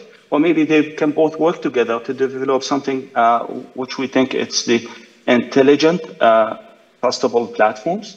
And those platforms basically will be able to scan the incoming traffic, run countermeasures like tactics and techniques that defend the system, do some sort of adaptations, terminate certain type of data lakes, or remove them, or rescan them, divert the traffic, and all this will be managed by AI. So it's a platform that is safe, be able to have all these defenses that it needs, and at the same time, secure the telecom system, most importantly, the telecom system that run on the top, and then provide all those data and real-time sensing from the actual hosting platform to the upper telecom system. So those data all will be used in the management. And that means most likely we will have the quantum technology integrated within the 6G, and that will provide better way of providing encryption, more resilient way of managing the network, better keys that are hard to compromise, and even the host that platform will not be able to hopefully access the system on the upper layers from the telecom perspective. But again, we talk about a complete new network design. And for any network management, the most important that I'm able to, not just to run my network and make it operational, but I need to monitor it, get a real-time KPI for the network, understand what's the network stats, what's the tolerance of that network, what's the capacity of the network, and how the network runs. And that means basically we should be able to pass the real-time monitoring information or the KPI or testing information from the RAN throughout the transport network to the core and to different types of slices and cloud systems. So you see here we have multiple network functions that we have them now in the 5G design, and those will need to evolve and become part of the integrated embedded system of the 6G, and hopefully provide all those data from different agents and different elements, but not for a separate monitoring system anymore, but to become part of the AI repository of history for the network, to be able to make more AI smart automated decisions about the architecture of the network or the adaptations of the network to make it secure, scalable, and able to handle incoming requests from end users. And that take us to the next level, that we will see more of the digital twin that was a little late in terms of the deployment and usage. And when we talk about digital twin, we have to think that we might not have just one digital twin for the network. We could have multiple digital twins.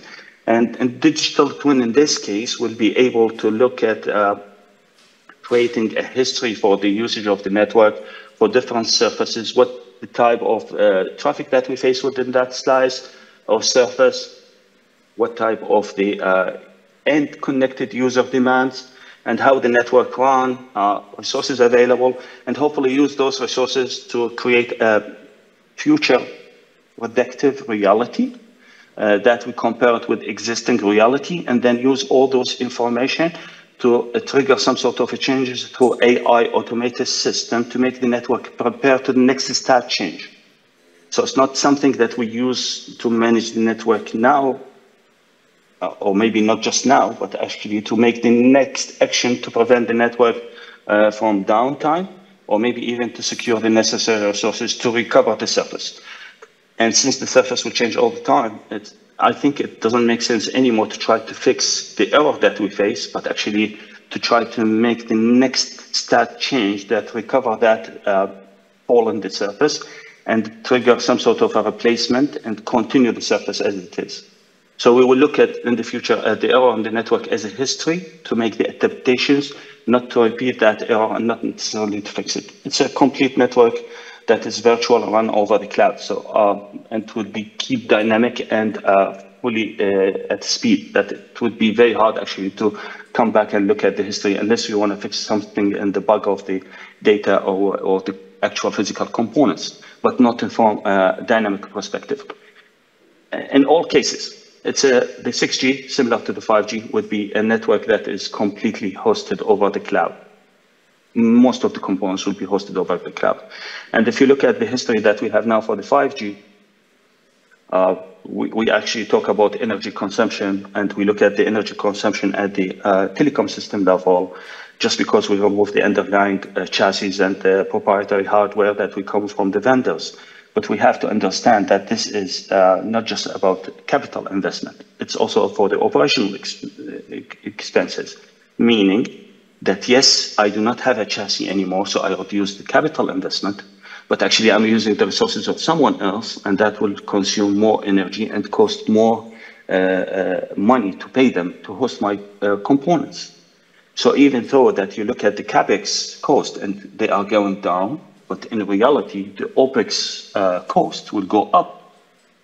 The more surfaces that you trigger, the more virtual machines, the more ports, the more IPs that you consume from the cloud service providers, and that will cost even more. So actually, it's the right time now that we look at the 5G experience and try to predict what could be the best architecture for 6G. Does it make sense for operators to continue with the current vision of having everything migrated to the cloud, or maybe to have portion of their infrastructure built up on their own cloud surface centers?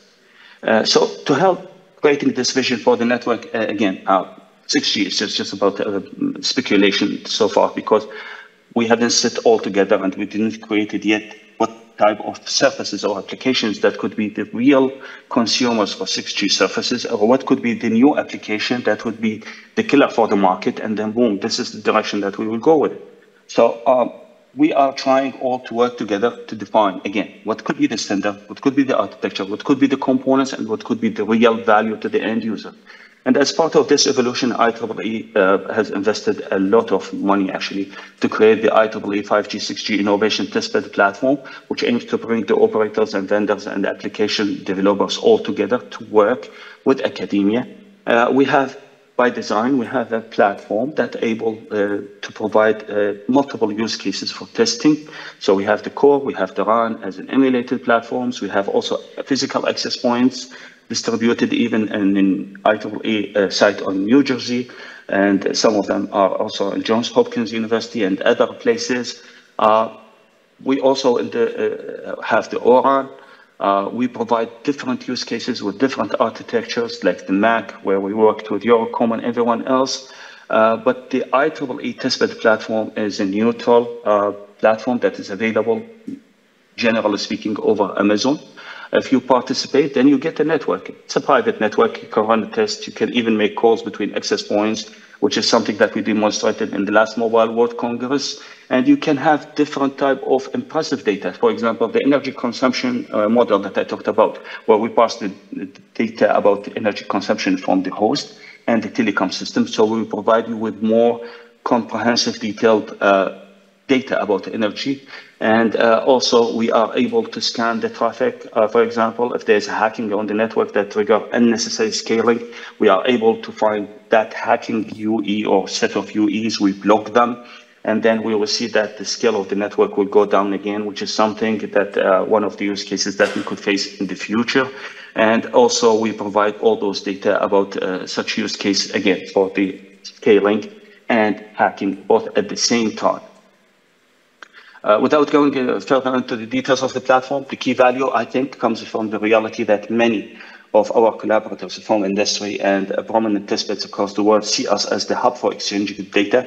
So you see here example of the partners that we work with them to interface them. So instead of having all the use cases supported by IEEE, we work in an ad hoc model to launch those different use cases, which is expand actually the capabilities of all those projects all together.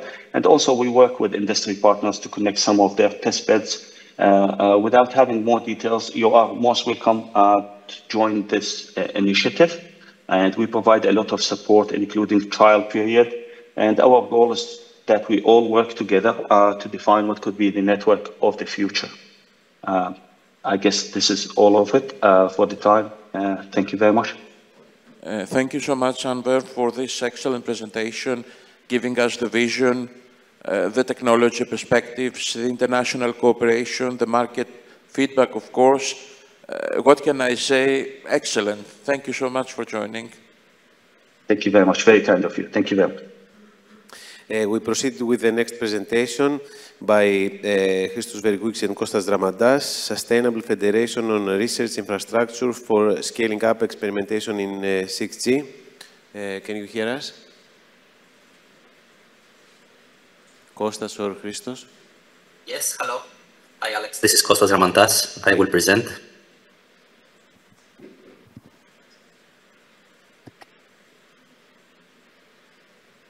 So, hi all. I am Kostas Dramandas. I am the technical manager of this project. So, let's start by defining the scope of Sunrise 6G. So, Sunrise 6G is a flagship project which aims to federate 6G testbeds, so testbeds that are mainly coming from the SNS program. We federate projects coming from the Stream C Phase 1 program, which are mainly building testbeds for validating beyond 5G technologies. Also, we have on board projects from other SNS initiatives, like for example from Stream B projects, and we also have on board the Slices RI initiative, which is also building some experimentation infrastructures outside the scope of SNS. So, as you can see here in our system architecture, we bring together all these initiatives. So, let me change to the pointer, coming from the Stream C projects, which are building testbeds mainly, Stream B projects, which are mainly building enablers, 6G enablers, and also the Slices ecosystem, which is also building some enablers and exposing to experimenters. All those initiatives we federate under a common ecosystem and expose to experimenters. So our architecture is basically consisting of 3 distinct planes. First, we have the tenant domain, where we have the portal, the tenant's portal, which is accessible by experimenters, and the experimentation plane. So our tenant domain allows experimenters to define experiments and also to upload, to onboard and deploy their applications. All these are performed through our tenant portal. Then we have the federation domain. And here's a unique aspect of Sunrise 6G, that our federation domain is not centralized. This is our federation domain. You can see that most testbeds basically deploy their own federation platform, and the federation platform are interconnected through these east-west interfaces. This is in line with the latest global APIs defined by the telecom operators, which are defined through, for example, the Camara initiative. And these are basically east-west APIs that allow the telecom operators to federate, to collaborate with other telecom operators, and this helps them extend their coverage. So we have adopted the same model here. Essentially, each testbed represents a telco domain, an administrative domain, which is federated, which is interconnected with the other testbeds of Sunrise 6G. So this allows basically the testbed infrastructures to be exposed to the outside world as basically one platform, as let's say a big telco cloud with multiple domains or multiple regions. So experimenters can essentially perform experiments to any of these testbeds, and vertical owners can basically deploy their applications in any of these testbeds. So we basically make the distinction among these 2 key stakeholders. On the left-hand side, you can see how we target verticals through Camara service APIs. And on the right-hand side, you can see how we target basically experimenters coming mainly from the academic community through testing as a service workflows. So let's go over the pillars of the project and our main objectives, so what we're trying to achieve. The first pillar is to implement and deliver as an open source software the Federation Framework. The Federation Framework basically implements those global telco APIs that I mentioned.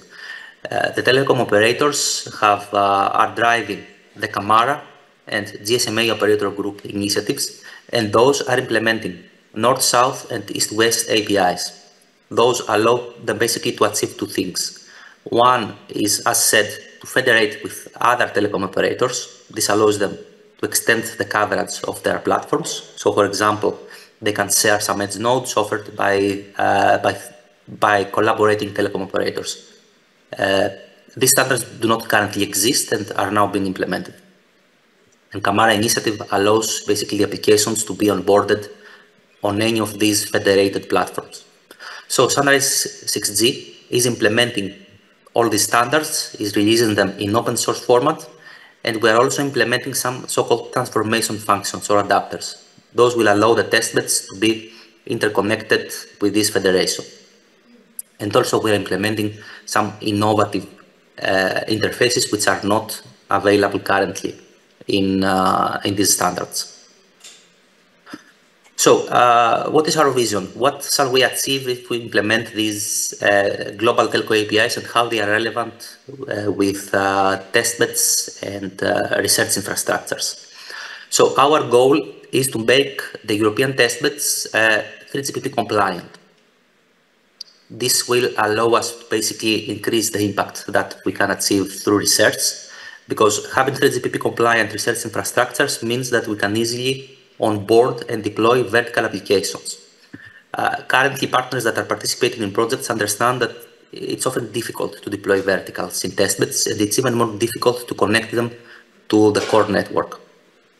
So by implementing and integrating these Camara APIs, it will be much simpler to deploy verticals and also connect them with a 5G core. So you can not only deploy some Docker images in your testbed, but these applications can also interface with the network. They can, for example, perform traffic steering. They can achieve quality of experience through the Camara QoD or quality on demand APIs. And most importantly, they will be able to achieve this while being unchanged. So you don't have to change your application to deploy testbed 1 and then deploy to testbed 2, because these Camara APIs are cross-platform. So the testbeds involved here and the partners involved in this effort are implementing the transformation functions on their testbed side, which will allow them to expose their resources, their infrastructures in a uniform way and support these Camara APIs for application deployment. So what we are implementing now is this operator platform, as it's called, which exposes, as you see here, Camara APIs towards the vertical application providers. We're also implementing these east-west APIs, which will facilitate this federation that I mentioned, which means being able to expose your cloud infrastructure, for example, to another testbed. And all this will be offered as open source software to the community, thereby allowing also other third-party testbeds to become 3GPP compliant, which is also part of our vision, to expand our Sunrise 6G Federation with some third-party testbeds, which will be achieved through hackathons. Kostas, we have a couple of minutes for the presentation. Yes. So please. Okay. This was basically our most important objective, so I will be faster now. The second pillar of the presentation is of our project is basically to make available our 6G library to experimenters. 6G library is basically the set of 6G enablers supported by all our testbeds. Sunrise 6G is implementing 4 new such enablers, which we identified as gaps, and we are also bringing 9 more enablers coming from past initiatives. This is a non-exhaustive list of the 6G enablers that we bring on board. So this includes an Open RAN network digital twin solution, a millimeter wave RIS platform, joint communication and sensing prototypes, non-terrestrial network simulators, an energy framework, self-massive MIMO prototyping, cognitive compute continuum, and AI-driven cyber attack mitigation. So all these are 6G enablers that are currently being developed in SNS Phase 1 projects, and some of them are new, are being developed in Sunrise.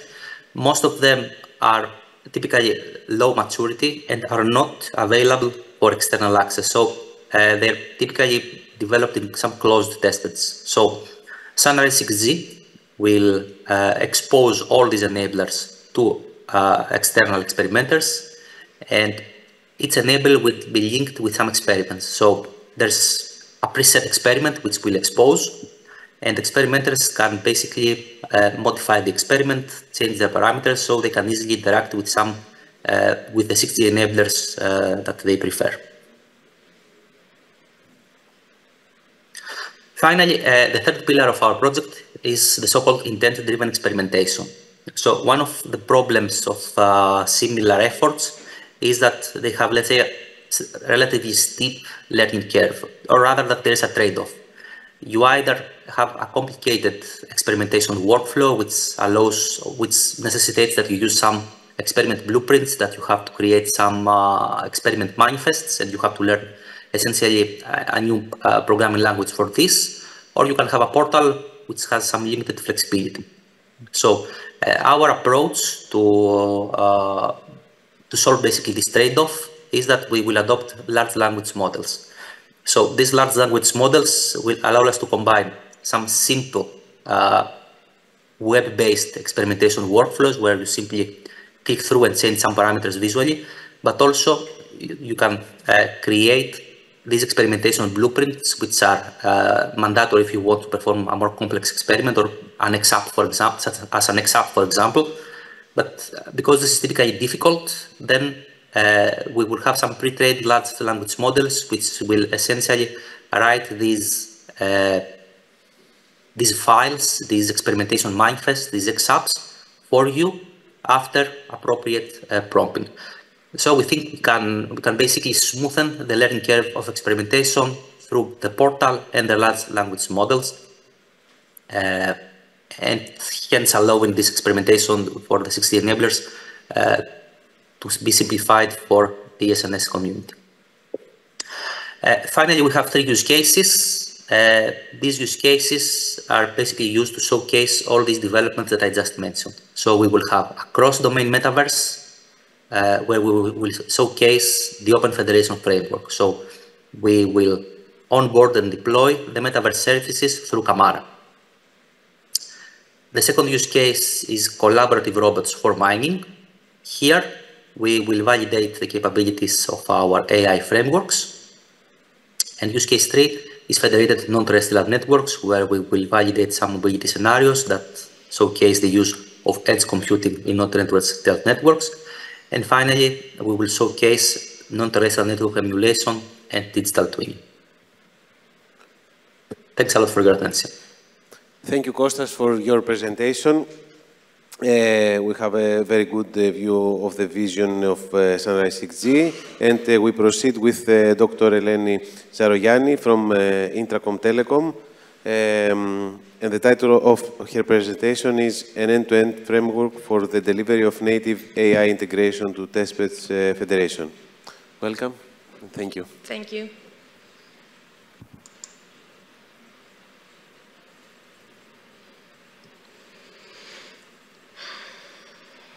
Okay, so I will be continuing from Dr. Kostas Ramadas, explaining more about the end-to-end AI framework. So, as it was described before, the Sunrise 6G aims to deliver a federation of 6G platforms to tenants and to end users. Tenants could be 6G component providers or testbed providers, and the end users can be experimenters. So apart from facilitating the service deployment and workflows, also Sunrise 6G aims to deliver an end-to-end AI framework that will facilitate the delivery, the exchange, the sharing of AI models among users and tenants. So as you can see here, the system architecture also involves, I can't point, anyway, in the experimentation plane also involves the delivery of AI as a service on top of the rest of the service deployment that Dr. Ramadas explained before. So it has to do mainly with Pillar 3, the delivery of the AI plane. So the main vision here is to offer an integrated end-to-end AI toolkit across testbeds so that testbeds are able to facilitate basically collaboration of AI models across the federated testbeds. So in order to do so, some key concepts from best practices from MLOps and infrastructure as a service have been deployed and aim to be deployed in this project. And also, the end-to-end AI framework will support transfer learning, federated learning, and continual learning. We will see a top-down description of them. So here I'm mentioning some key functionalities that is envisioned for the framework to deliver. So at first, the end-to-end AI framework wants to deliver a federated management of AI models by building incremental repositories of reusable models. Also, the main aim is to deliver transfer learning methodologies by either assisting the fine-tuning at the local testbed level or adjust the trained models to local data sets, and also facilitate use cases for the optimization and infrastructure orchestration and the resource provisioning. The bullet point from the top, the second to last, basically aims for the delivery of the deployment of the services. For example, it will facilitate the life cycle of network services, including auto-scaling, load balancing, and migration. And finally, another use case that it's aimed to be delivered is to perform monitoring and telemetry pipelines. So here you can see some of the key concepts of the federation, of the AI plane federation.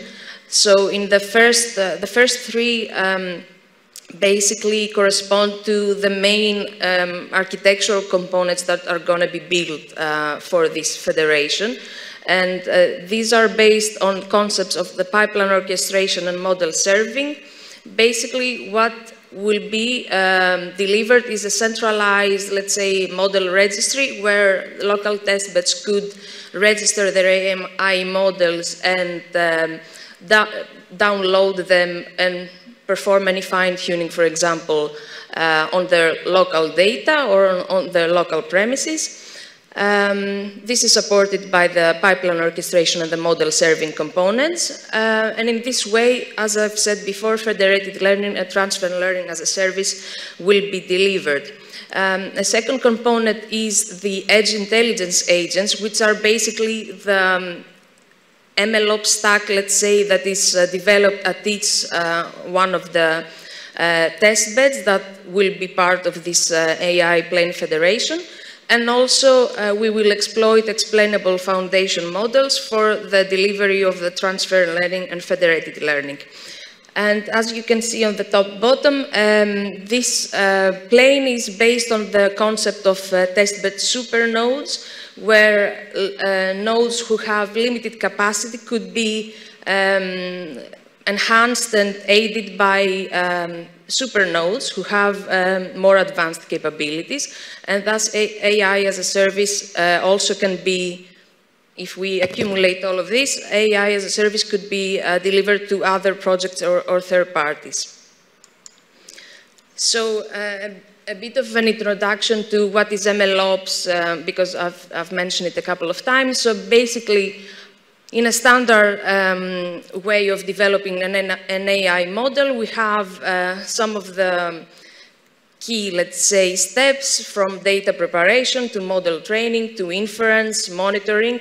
Basically, what MLOps tries to achieve is to automate all of these steps into a common framework by leveraging best practices coming from DevOps.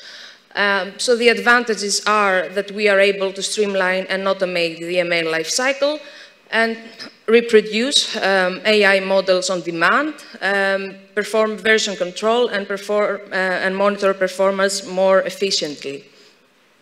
So this concept will be, of course, it's embedded within the end-to-end AI framework that Sunrise 6G will deliver. Another concept that will be facilitated, and it is one of the key components, let's say, of the framework, is the concept of infrastructure as code.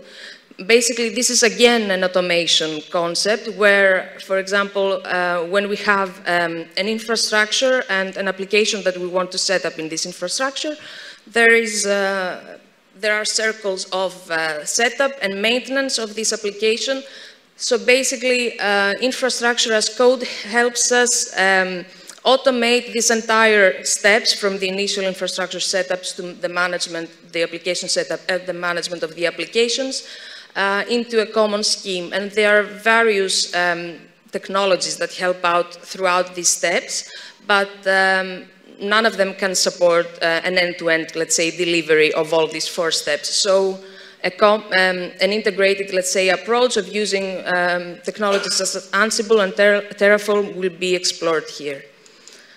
And finally, just an overview of the ML problems that the AI plane will try to deliver. As I've said, is the concept of transfer learning, where we have pre-trained models. As I've said, they will be in a centralized model storage. They can be downloaded from the centralized model storage and to the local testbeds, and through some fine-tuning perform inference. So in that case, we leverage existing knowledge. There is the concept of the federated learning, which is a decentralized approach, where basically the key differentiator here is that data are stayed locally, and they are not transferred at all. And finally, continual learning will be supported, where models will evolve over time through continuously retraining. So yes, we are currently in a state of trying to deploy all of this and make the architecture of the end-to-end AI framework more concrete and finalize the functionalities. Thank you.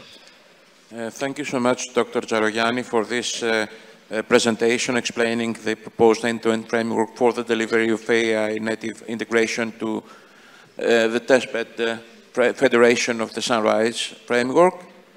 Now we will pass to Dr. Alexandros Konstopoulos, who will change the flavor and change the direction after the technology description, explaining and discussing options for business and societal opportunities and aspects in 6G, how this affects our social life and businesses.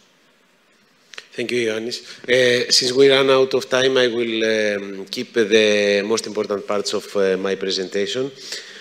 The idea is that apart from the technical part, it is very important to consider the business and societal aspects when we talk about the definition of future internet architectures. In the literature, they have been proposed several frameworks like the business model canvas, the SWOT analysis, the pestle analysis, the diffusion innovation models, etc. Okay.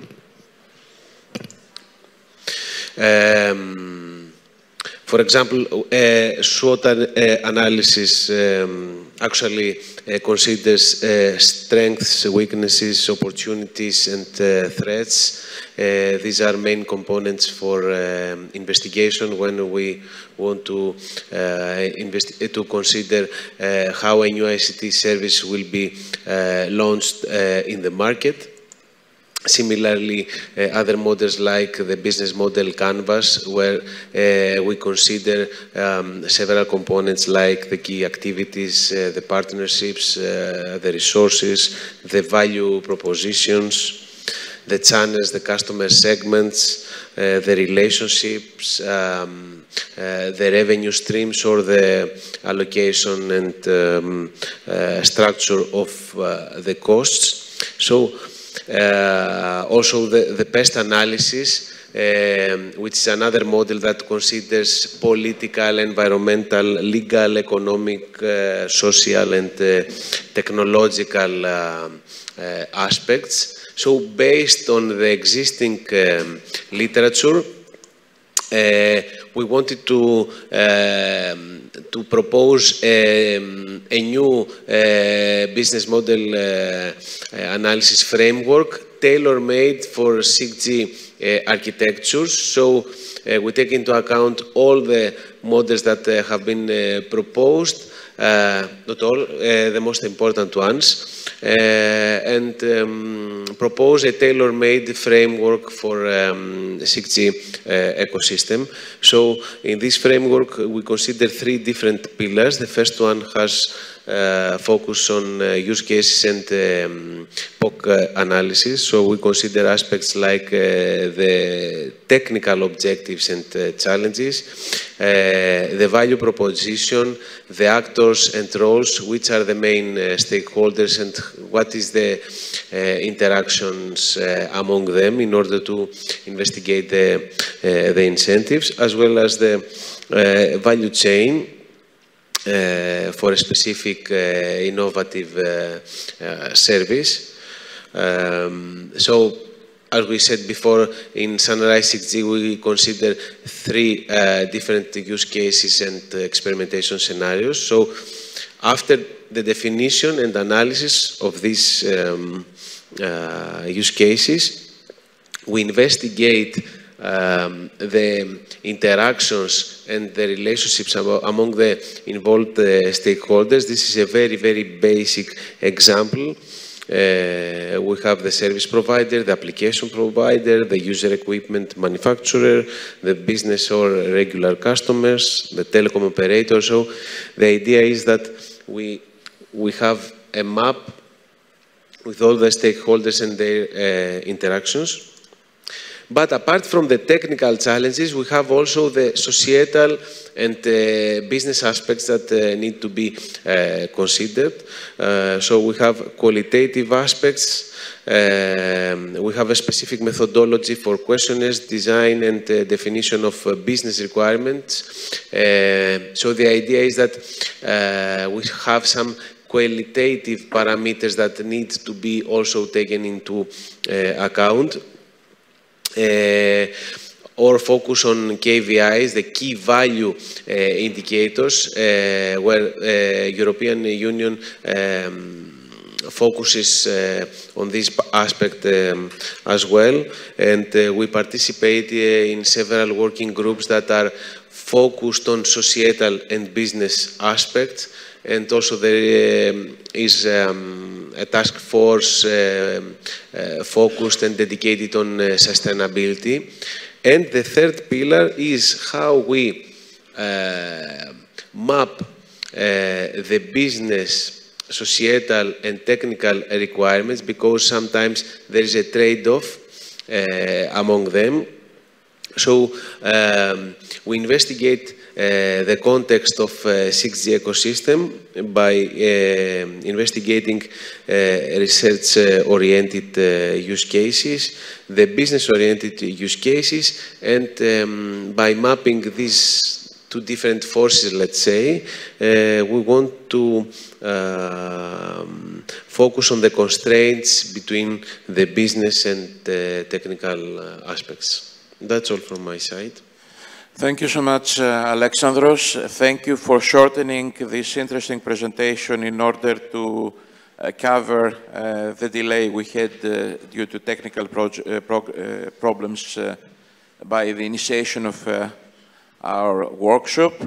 I just want to remind to the partners the fact that, as I mentioned before, or some previous speakers mentioned, 6G is a new reality, not only guided by technical enablers, but also by business, social, environmental, political, and others. It's not like 5G, purely technically oriented and enabled, but this implicates the simultaneous effects of major factors from the areas I mentioned before, and this makes the challenge greater. We will pass now to the next session. I would like to invite my colleague, Dr. Christos Gizelis from the IT Center of OT Group of Companies. For once again, thank you, Christos, for supporting us. And I give you the stage also trying to normalize, let's say, the management of time. Thank you, Yannis. Thank you for having DataMind project for the second year in a row. Also, would like to thank the Smart Press for organizing this event. DataMind, a project about data. What a perfect time to have this project, since we're living in the age of data. And DataMind has the opportunity not only to offer data services, but also, the most important, to offer monetization strategies for organizations.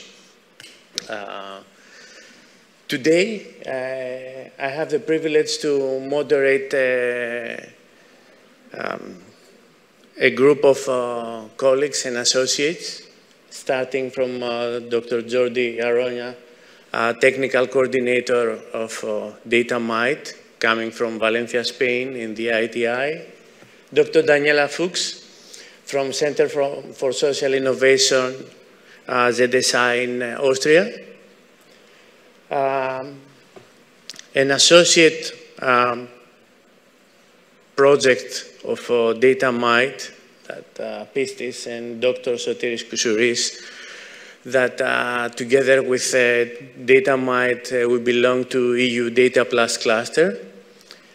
And a good colleague and friend, Professor Harry Muratidis from University of Essex, that will present the advancements of eloquence, a linguistic data-related project. So, we're living the age of a lot of data, a lot of available data. But so far, statistics, analytics have shown that they're not properly used by organizations. There is a data gap of up to 95%. Between 60 and 73% data that exists in organizations, they're not used for analytics. So the value that comes from data is only reaches 32%. And they're very costly to the organizations. And this is where DataMind comes in order to assist EU organizations to better govern and monetize their data. DataMind will provide open source framework to boost this so-called monetization, to give value to the organizations.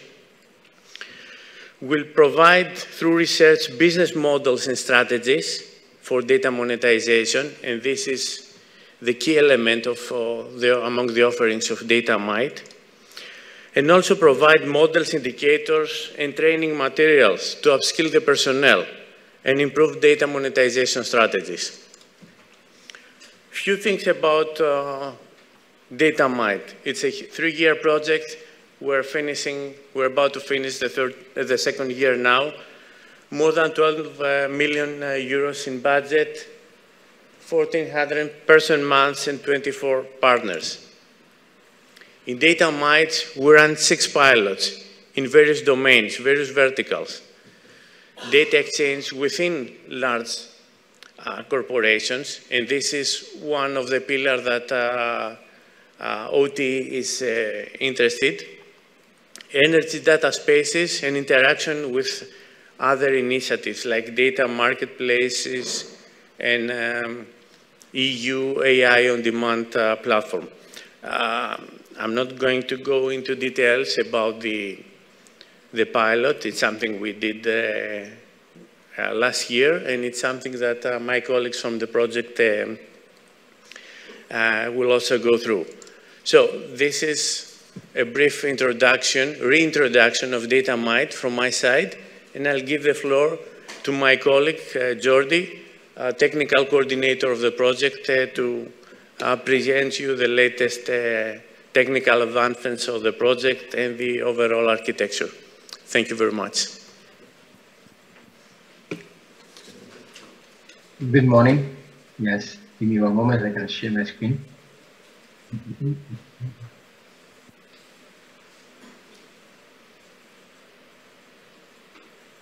Okay, so you should, yeah, so you are seeing me now. Perfect. Good morning. First of all, my name is Julian Jona. I'm the technical coordinator at Tomite, as Christos kindly introduced me. And well, today the goal is to tell you a little bit about the things that we think we do right, but we don't. Okay, and how Datamite is aiming to help with them.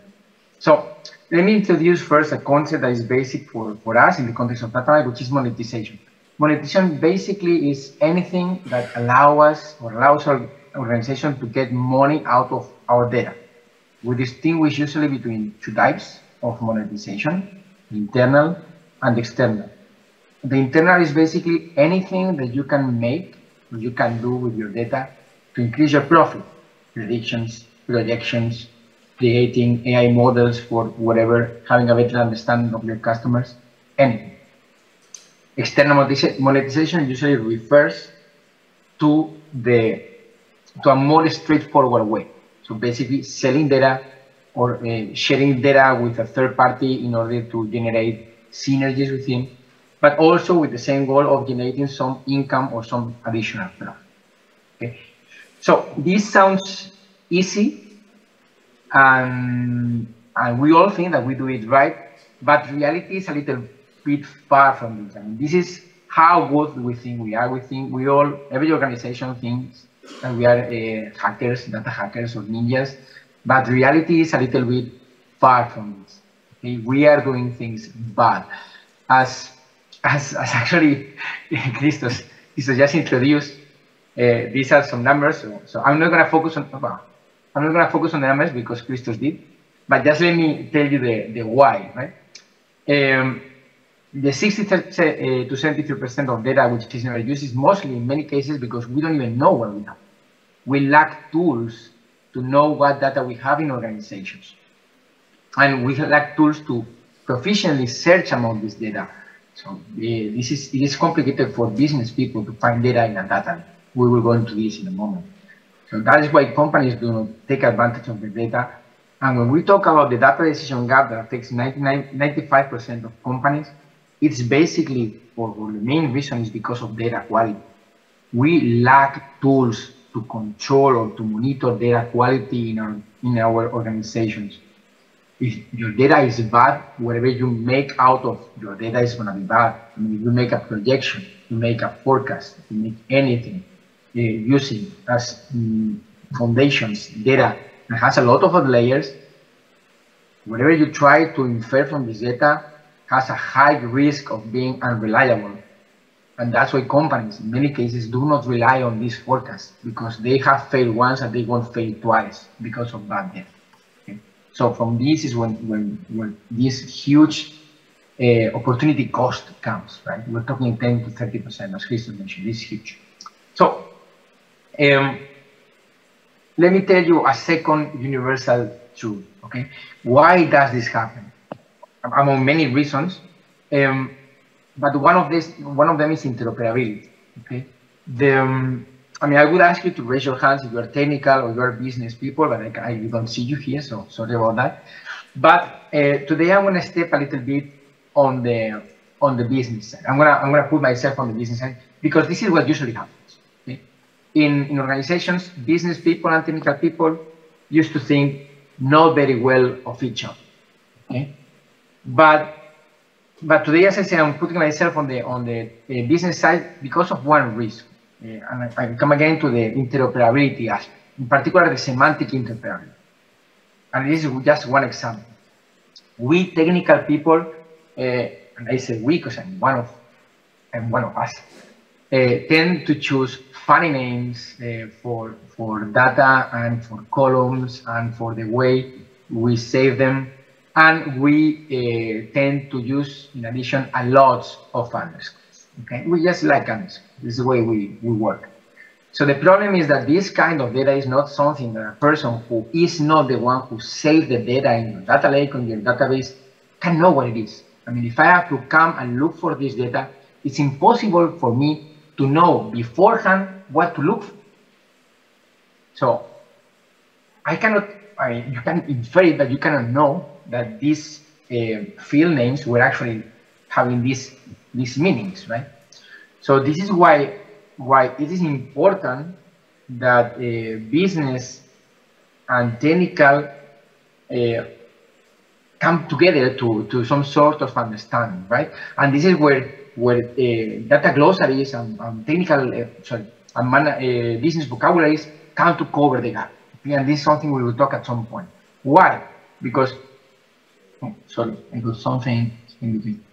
Because at the end of the day, we're using data lakes, which is this mighty infrastructure that most organizations are using to store our raw data. We have tons of data coming from different sources and from where we are going to be building our machine learning models, our statistics, our everything.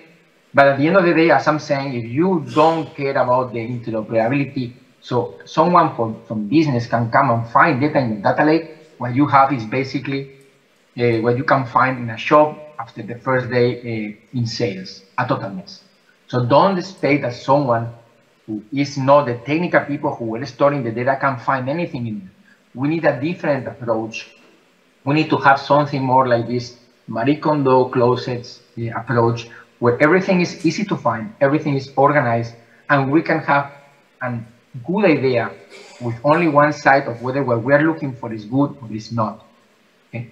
So we basically, as we were saying, we need to cover these gaps. We need to help these non-technical users to be able to find the data and properly exploit it.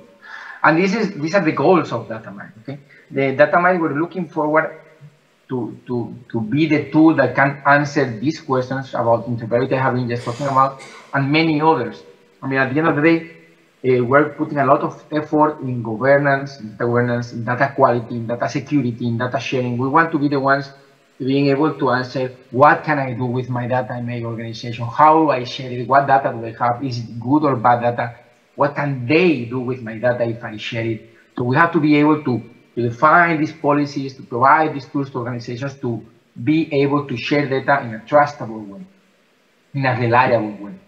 And this is why we are building an architecture that basically is divided in these 5 blocks.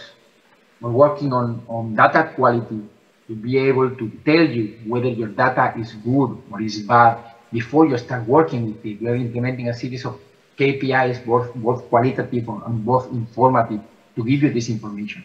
We're working on the governance to have a catalog with data glossaries where you can easily cover, where you can easily view what data you have in your organization, where you can easily link your data, these funny names we're talking about, with terms from a data glossary. So business analysts, whoever comes and wants to use your data can find it and then can use it. We're working on security tools. So basically, the administrator, the data owners can know who, how, when, and in which way others are accessing the data. We're working on support tools to basically help with the way we ingest, we store, we harmonize, we anonymize, or we find data biases. Biases in our data. And finally, we're working on sharing, because sharing is going to be key in the next years. We're working in a flexible way that is based on connectors and will allow us to either connect to data spaces or to GaiaX or to Simple or to other fancy keywords that you're going to be hearing during the next years, but also to more simpler environments like marketplaces or other portals where you also need to share data, or even internally, as Christoph mentioned, internally to the companies, especially when we have big companies such as yours. So at the end of the day, as I was saying, the goal is to be able to answer these questions with different tools that we are providing within the product. Okay, just 2 more things. Well, this question and all that will arise. I want to show you first a little bit of a detailed insights of the architecture. So this is the detail within the 5 blocks I was showing you. You can see how we're going to be focusing on different aspects in quality. We're going to be evaluating user-defined rules and both inherent or informative rules like statistics and so on. We have a strong governance backend to store and work with our metadata, but also to show it or represent it in a data catalog with our data glossary, being able to represent, to link these terms with our data sets, artifacts, columns, and so on. And then we will be working on connectors, different kinds of connectors, where we will first constructing data products and then sharing them to the outside with different kinds of connectors I was mentioning, but also taking into account the data sovereignty to define our access control policies, usage control policies, so this data can be shared in a trustable and reliable way, as I was saying before. As Christos also mentioned, we are open source, and here you have, for instance, well, besides being open source, we're also leveraging a lot of open source tools. Here you have just an overview of some of the technologies that we're using in many of the modules. The rest is developed by ourselves. And just to conclude, just let me give you just a quick overview of how the portal is looking like. If I can show you the browser properly, because it's not popping up. Yeah. So yes, you should be seeing it now. This is how DataMind is looking. Thank you so much for your presentation. Yeah. Thank you. Thank you, Jordi, for very brief presentation of the technical aspects of DataMind. Last year, I used a quote that a colleague from DataMind reminded me, a quote from a movie, "Show me the money." Yet, data has also a non-monetary aspects. It's not only about money. So my colleague, Daniela Fuchs from ZSI, is here to present you the offerings of data, the benefits you can get, your organizations can get from data and are not totally related to money. Daniela, the floor is yours.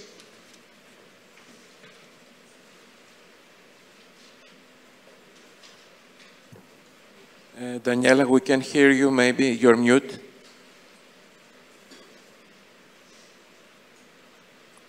Yes. Now does it work now? Okay. Yeah. Perfect. Can you see my screen too? Okay, go on. Yes. So, welcome everyone. Thanks so much for having me. So, I'm from the Center of Social Innovation in Vienna. So, and we are within the DataMind project, we are responsible for defining and researching the non-monetary aspects of data sharing, or the non-monetary value of data sharing. So why should you at all look at non-monetary opportunities? Daniela, I mean, you have... Just a minute. We can see your screen just a little bit. Oh, no. Okay, I'll try once again. On the live transmission. Just try Does to it work share now? again. Yeah, now I think it will work. Yes? Is it okay from the control panel? Okay, okay, we go on. Thank you. Thank you. So why should we look at this? What are the non-monetary opportunities and challenges that could be useful? And over the last decade or so, we've worked with concepts of responsible innovation, and they've considerably shaped funding structures also on European level, for example. And while all these concepts vary in detail, early on, reflection of technology development and stakeholder engagement, they are two big pillars of these projects. And as Jordi already introduced, DataMind is all about infrastructure, of course, and all about business models, but not necessarily only, and we are also looking at the wider societal impacts of data sharing. And to strengthen the elements of reflection and responsibility in innovation, we are trying to get an overview on these wider societal impacts within the project as well. So how do we do this? We started out with a workshop, but then we set up this multi-stage engagement process, as you can see here. That's basically based on literature research, on interviews with our pilot partners from various areas and sectors, and then going into the future aspects of these data sharing concepts, we plan a visioning workshop. As you can already maybe hear, this is still all the work in process. Within DataMind, we're about at half. So today I'm very happy to present you basically our basis that we use for our visioning workshop in a couple of weeks. So overall, we're interested in the specifics, in the specific impacts of data sharing, in the benefits and risks related to specific dimensions and sectors, and are there such specific benefits and risks, and what are they?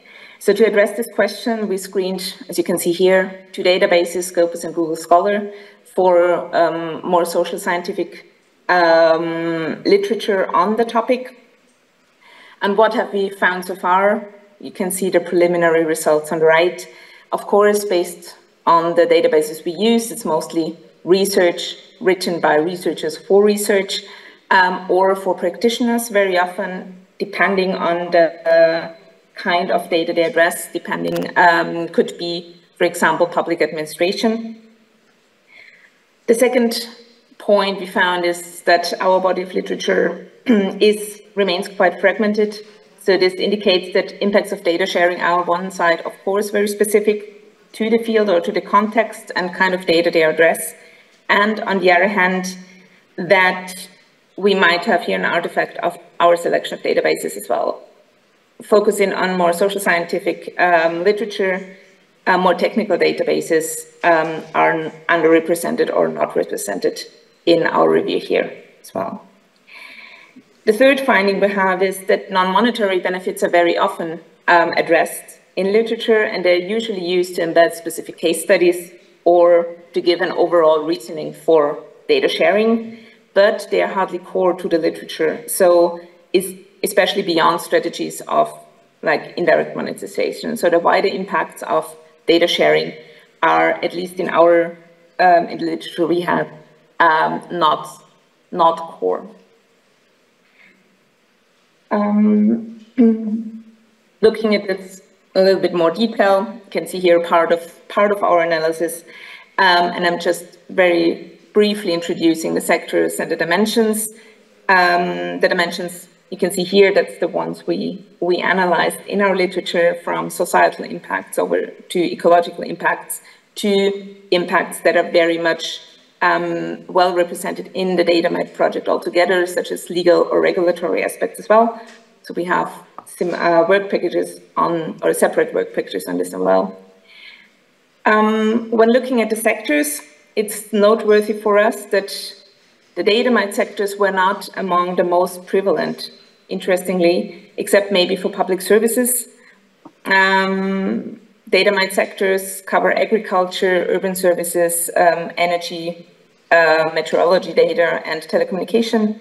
And on one hand, we took the sectors represented in our literature review to show great hopes for data sharing, but of course they're not the only ones. And on the other hand, we assume that the fields that are represented quite well in our literature review show that data sharing there can be implemented rather easily, either because the data is already publicly paid for, or the mindset is prepared accordingly. For example, when you think about medicine or research, publicly paid research, or medicine, where open access strategies, for example, exist or are in this quite well. So the most prominent sectors we found is medicine and health, government and public services, especially in relation with open government data, a big topic to come, and science and research more generally.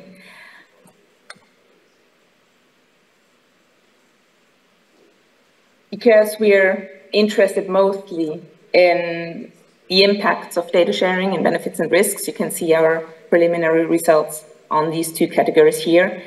For risks and challenges, we found quite well-known risks well addressed, questions of privacy, of bias and discrimination, but also question of mistrust, for example, and misuse, depending on the context and the kind of data that is being discussed in the papers. And benefits can be roughly focused on two categories, which either relate to issues of democracy, so for example, issues of transparency, accountability, participation, or improved management and better information policy, or they relate to issues of knowledge generation, like quality of data, new innovations and insights, and everything that's related to reuse, replicability, verification of results, for example. Interestingly, of course, many papers expect saving through efficiency, but they also address the necessary effort of sharing data, which often comes without incentives, either for individuals or also for the institutions. So therefore, the issue of cost efficiency is not as decided as we expected in our literature, as we can see so far. In addition to the analysis I just presented, we also focused a little bit more on qualitative aspects, in particular when it comes to data sharing practices and social contexts, which might be key for strengthening data sharing. Based on our qualitative analysis, you can see the 3 topics we identified here. The first one is addressing assumptions, in particular focusing on the assumption that data is of neutral data, which highlights that data is highly context-specific when it's being generated, of course, and this needs to be reflected also in data sharing practices. And the second part, data privacy, or data sharing or data privacy, as a political or governance decision to be taken. The second topic that showed rather regularly was to start from the social rather than the technical aspects. This means that questions like what need can be addressed by data sharing and what are the specific conditions of data sharing are frequently considered more urgent than the technical approach of how to do it, although there is, of course, room for discussion for that. And accordingly, the social conditions need to be taken seriously when thinking about data sharing or implementing data sharing strategies. The third big topic was the question of responsible data sharing. We have a couple of papers that introduced different principles of data sharing. One topic that showed regularly was the fairness in distribution of benefits and risks. In particular, when it comes to the people whose data is being shared and how to actually include them into these, or how to ensure reciprocity of benefits also for them, for example. And in relation to this, the issue of trust was addressed frequently, both as a precondition for data sharing, so who am I willing to share my data with, but also as a result of data sharing in terms of transparency, for example.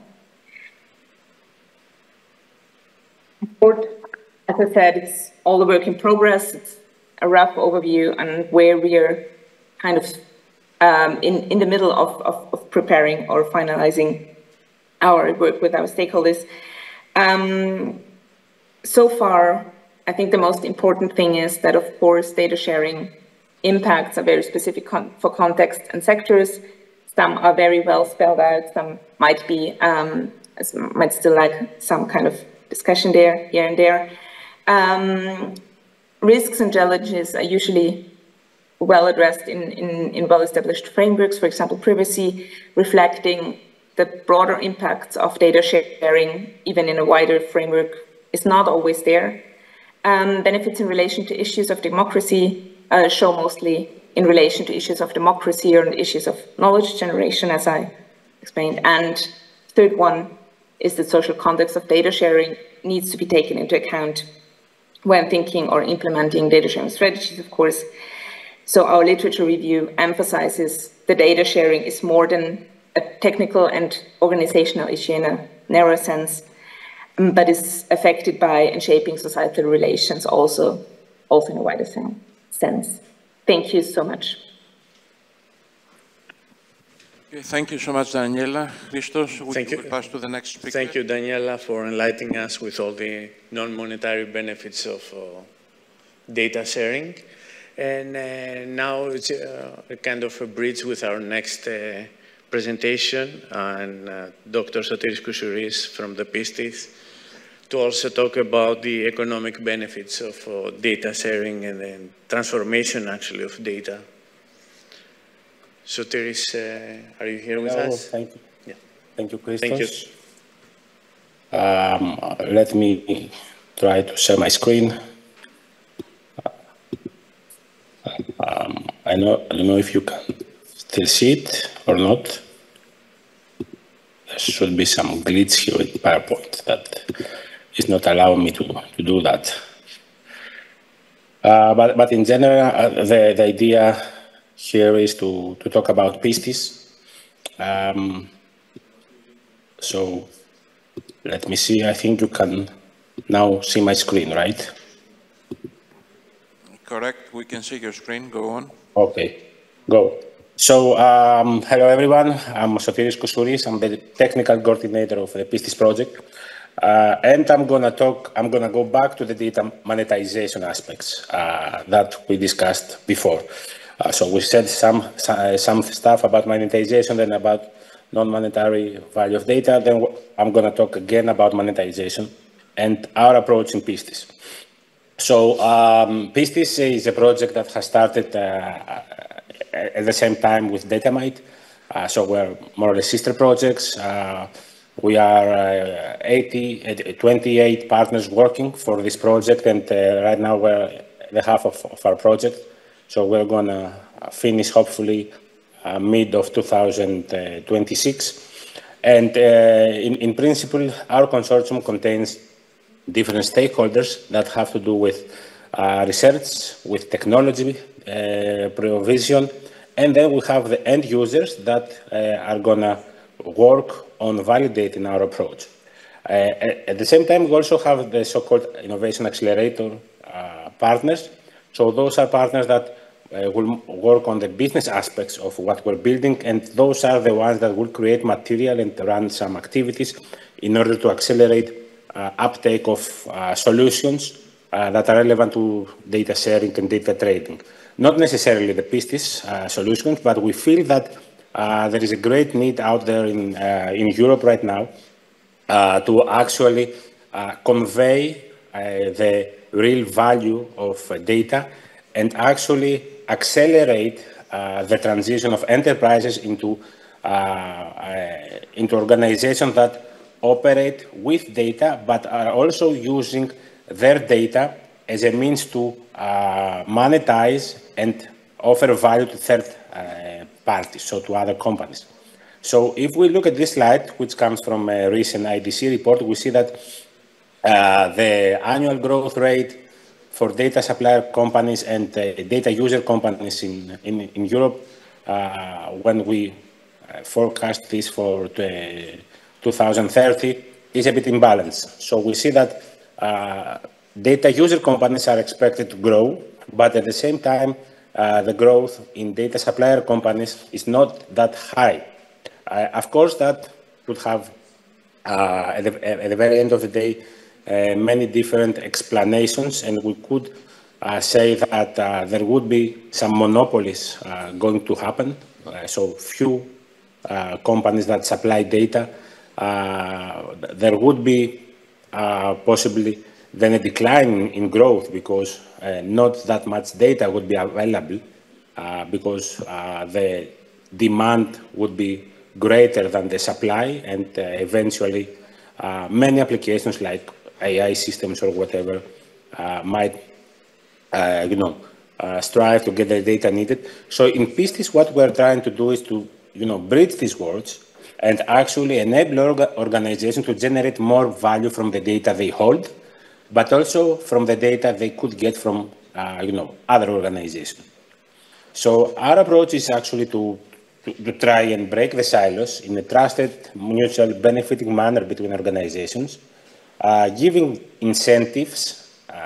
In most of the cases, those are monetary incentives to such organizations, so that they can understand that the value that they have has a great meaning for their own operations, but they could also benefit and through monetization of this same data if they provide them to other parties.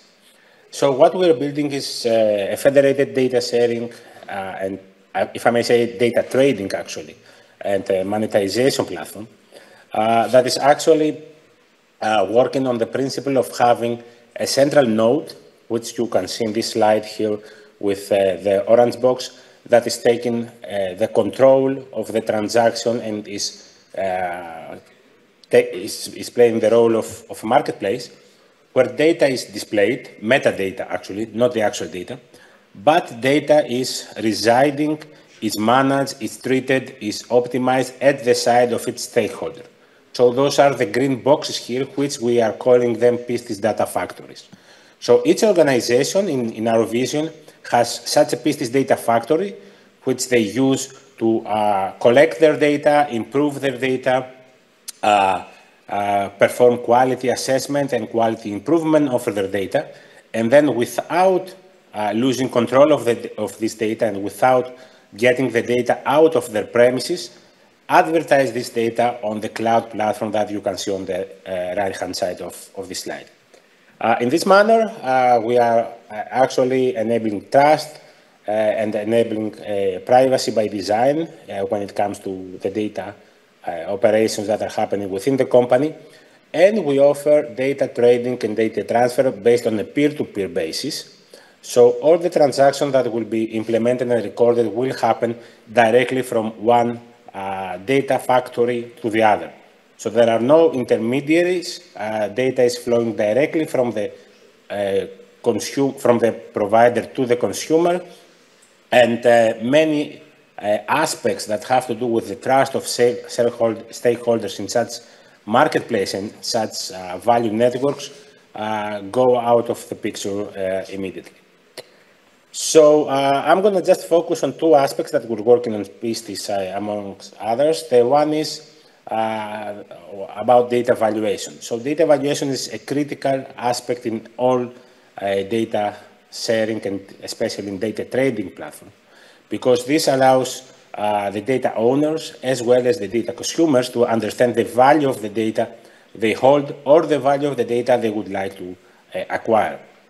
So it is essential for such a market to have data valuation methods operating in order to be able to estimate the correct level of data value that one should consider when placing a price tag on the market. Otherwise, data will not be sold or data will not be bought by the prospective customers, because either it would be too expensive based on the quality it has, or it could be, let's say, out of scope of what others are offering in the same market. So for this, we're building some data valuation tools where they are able to indicate the value of the data, as I said, based on different dimensions. So we're not doing price suggestion per se, but we are actually indicating how much valuable your data is when compared to data provided by other stakeholders in the market, but also by evaluating different dimensions. So we are working with getting the input out of other tools that we have in the project that have to do with data quality assessment, lineage tracking, analysis of data operations that happen over dataset, as well as insights that are coming out of the marketplace in order to be in a position to compare a dataset and its value with other datasets coming from similar sectors or the same sector, actually. So imagine it like a stock exchange market and a tableau where you can actually find what stocks, in our case data sets, are being traded, for how much, from which domain, and so on. So based on that, we are able to actually provide some estimation of the valuation of the data, and of course provide a helping hand to the data owners mostly to understand the value of the data. This is actually something that runs periodically and is updating the value scores that we have. And this is really important because data might even be static. However, its value is changing. So the market is not something that is static. A market is something that is, alive. And you may have a static data sets that today would cost 10 euros, but in 2 years from now, or 1 year from now, or 1 month from now, it might have double the price or more because of other conditions that can happen outside of the market, maybe, that essentially would make this data set really valuable for others. Just imagine what has happened with data sets that have been used for training models that were on contagious disease spreading before and after COVID. So such data sets existed. There were organizations that were working with such data sets. However, after COVID and during COVID, though the price and the need actually for such data sets exploded, because society, the societal needs at that point asked for something that existed and was out there in the market, but was until that point not that valuable to many. The second and final thing that I'm going to talk about is the monetization methods that we use. And in Pistis, we're trying to experiment with different monetization methods than the ones that are more commonly found in marketplace platforms. So in marketplace platforms, the main monetization Dr. you have 1 more minute, please. Yeah, I'm just finishing 1 minute. So in marketplace platforms, monetization is mostly happening in the form of a bazaar. So you have trading, negotiation, and all that stuff. So in Pistis, we are working with our shareholders and we have found out that negotiation is not always the preferred method. So we are offering, of course, the one-off sale or subscription options that exist also in other platforms, but we are also working with 2 novel ideas. One is about data NFT, so turning your data into NFT and trading that, so that you provide, the full ownership shifting to another entity. And the second is the one that we call data investment, so something like an IPO where a data owner is actually giving equity on a data set. Somebody is buying that equity, so with that money, the data owner can carry on other data operations or move on with improving the data set that he has. And of course, when transactions happen, then they flow to the different co-shareholders of this data set. So just to wrap up, I'm going to say that what we are working on, we are going to test it in 3 demonstrator hubs. We have built some small ecosystems with companies that are working together and need to exchange data. And through Pistis, we're going to try to identify the value of data trading in such cases in order to showcase that such an approach is quite valuable and could prove, something that could be accelerating the transition of such companies into the data economy. That's all from my side. If you would like more information about Pistis, you can follow this link in my slides. And thank you very much for your attention. Thank you, Sotiris. It was a pleasure for us to have you here. And in the future, Pistis and Datamite will drive along the data roadmap of the European ecosystem. The last speaker, Professor Harry Mouratiris from Essex University and the Eloquence Project. It's a data and AI project. I cannot present you the entire title. It's too long. I'm going to leave it to Harry. Harry, thank you for being here. The only thing I'm going to ask you to be on time. We have exceeded the time, so we only have 10 minutes. Thank you, Christos, and thank you, Harris, for joining. I had the pleasure working with Harris in some past European project, and it's my pleasure seeing him in today's presentation. Thank you. Thank you both for the kind words, and I'll try to be as quick as possible. I will not repeat the title of the project because, as you said, Christos, we don't have much time, so I will leave this for another time.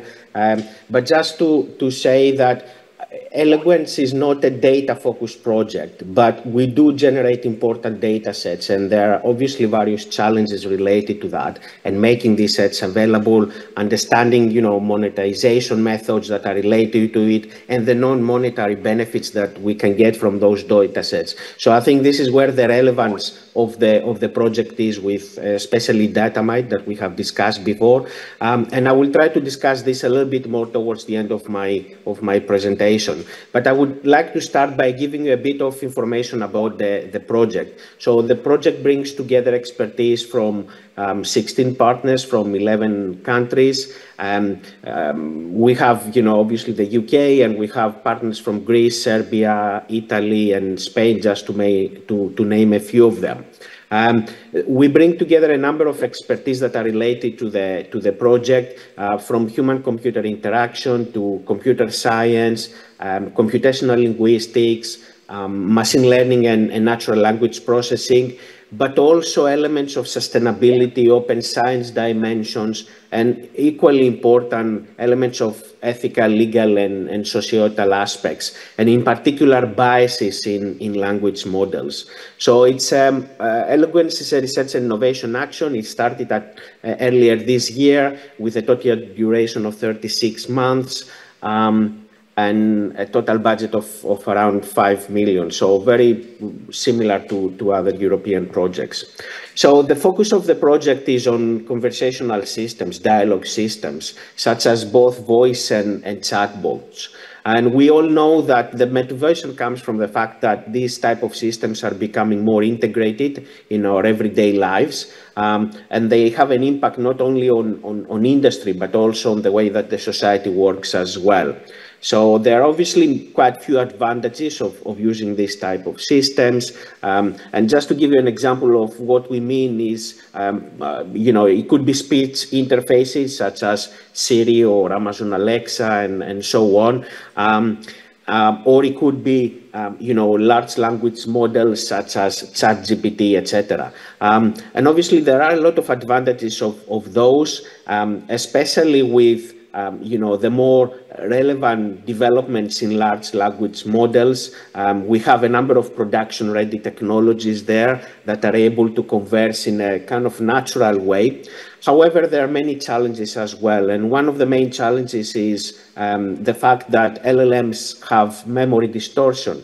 And because of that, there is a tendency sometimes to generate incorrect content. There is a tendency to provide inaccurate answers, to hallucinate, and also, and important for us, to provide biased answers, which all of those are not, desired attributes when we focus on safety critical applications that the project is focusing on. There is also applicability of AI-powered LLMs and voice assistants that differ for each end user.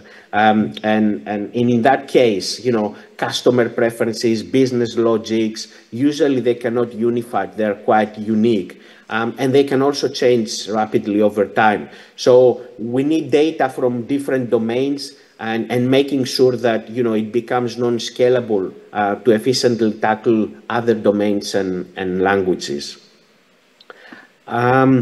So Eloquence focuses on responding to those challenges, taking into account research for the development of robust and trustworthy AI-powered dialogue systems and I think this is the key point here, that they understand humans and they try to adapt to human environments and behave appropriately on a social situation. So is what was mentioned earlier before by one of the speakers as well. There is always the technical element of the technologies, but there are more importantly also is the social elements of that as well. And this is what we try to balance on Eloquence as well.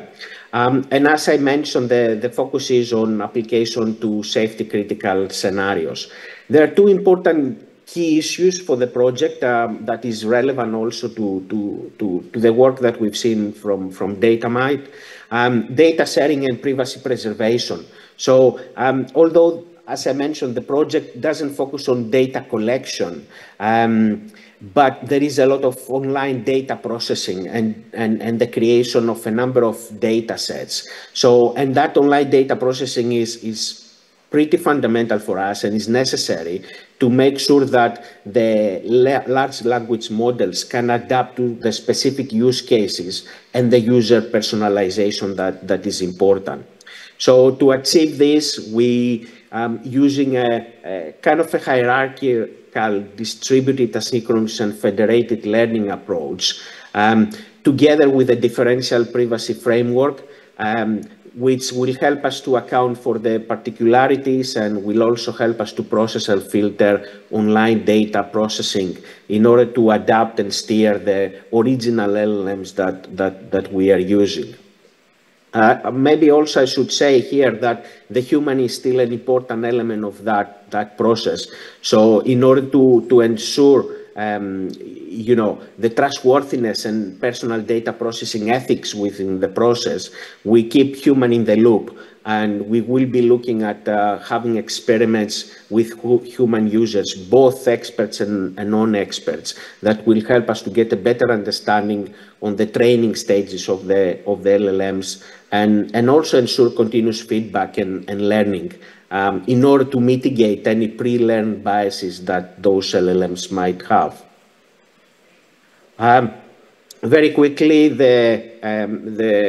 view at the kind of architecture of the platform and the various modules. So we have the speech recognition module, which will handle many of the speech-related tasks, and supported by a multilingual automatic speech recognition module, where we will look at lower resource languages and how they can also represent it under ethical and bias control technologies.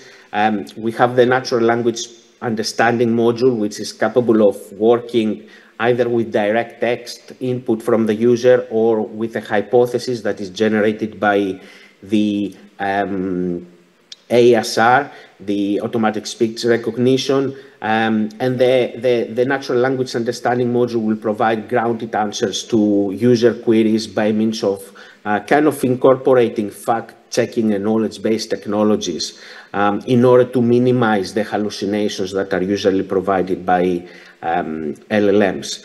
There is also the dialogue and interaction management module that turns the semantic knowledge into a set of actions to be executed by the dialogue engine or assisted with a human in the loop. As I mentioned, we will have some use cases that do that. For example, we look at use cases from a call center and how this can be supported.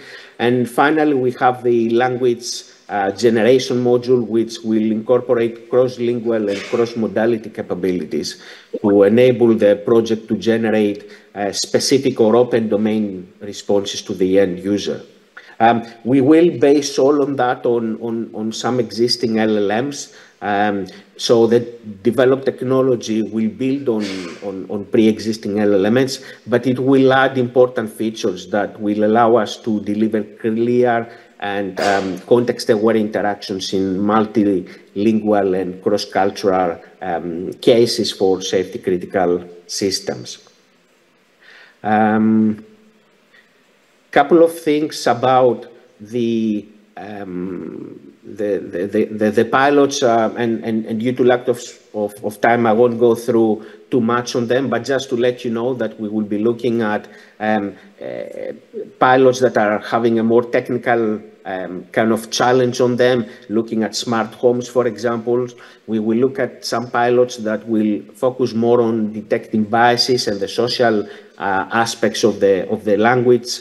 We will focus on a pilot that will be looking at how the technologies can engage with other relevant technologies that might be out there, and also one that will focus on call centers and especially AI-based supervision of multimodal dialogues. I'm more than happy to discuss more about the pilots or the various elements of the project if someone has a question. Just to close by making a bit of reference to the relevance with the Datamite project as well. As I mentioned, Eloquence is not investing heavily or doesn't focus on data collection, but we will create several mock-up databases that are designed around the pilots and the systems that we will be looking at. And this will be both multilingual and multimodal data of semi-structured and structured dialogues. And we will use those to evaluate the technologies that are developed through the projects. So these data sets will be released. And it's important for us to try to understand how the challenges related to that might be affecting and have an impact on the project. So I guess the effort on releasing those data sets is aligned with the Language Data Space Initiative, which focuses on languages related resources. And I think in that context, the project will introduce a kind of heterogeneous data environment, what we call the Eloquence Interactive Playground.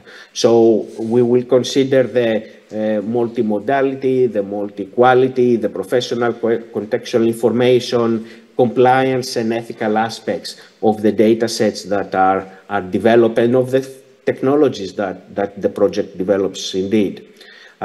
So I think in that context, there are multiple challenges in processing and handling those data sets, which are related to some of the challenges that were mentioned earlier on, that Datamite also is looking to resolve.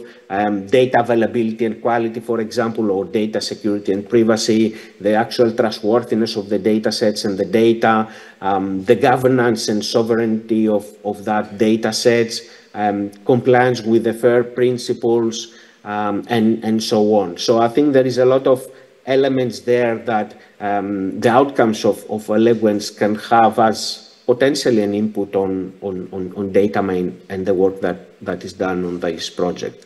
And I think that's all for me. I try to keep to the time as much as I could. Thank you so much, Harris, for your presentation. Thank you, Harry. I would like to thank the presenters, Jordi, Daniela, Sotiris, and Harry, for enlightening us with all the latest achievements of the projects. Giannis, thank you for hosting Datamite at this great event. I encourage all of you to follow Datamite on the social media and also to visit the IT Innovation Center booth at the front where OT and ICCS people can brief you more about the project. Thank you all for being here. Thank you. We will pass now to the next session. Session number 4, which will be about two ongoing European projects, the NEMO and the Cyber NEMO project. Both are actions coordinated, the one by Atos, the second by Synelixis. There is a common set of partners joining both these activities. And I would like to welcome my colleague, Mrs. Belesciotti, who will also coordinate this session. Okay, hello from my side. Thank you all for being here. And thank you for accepting our invitation. We will start with Maria's presentation. We have several presentations. A kind request to all presenters just to not exceed the time frame of 10 minutes time because we had some delay in the beginning. This time, as I have the feeling that we have presenters here, I will give notice as well, but please try to be as close as possible to the framework of 10 minutes time. So Maria, the stage is yours. Okay, hello again. I will try to be very brief because we are out of time and maybe we need to have a slight change of order since one partner that will participate remotely has some time restriction, let's say, so we might need to change 2 or 3 presentations, the order. So I'm going to present NEMO. NEMO is one project of a set of 6 meta-operating system projects that have been funded all together under the same framework. It started in September 2022, and 26 partners from 9 countries are participating. Atos is the coordinator of this project, and Synelixis is the technical coordinator. EMO wants to position itself as a key enabler in the field of IoT, edge, and cloud continuum. So, under this framework, it aims to build a meta-operating system that is cyber secure and open source. This meta-operating system will enable multi-cluster and multi-network orchestration of containerized workloads across the continuum. Moreover, as a meta-operating system, NEMO will be user-centric, facilitating all users to develop and deploy on top of its platform.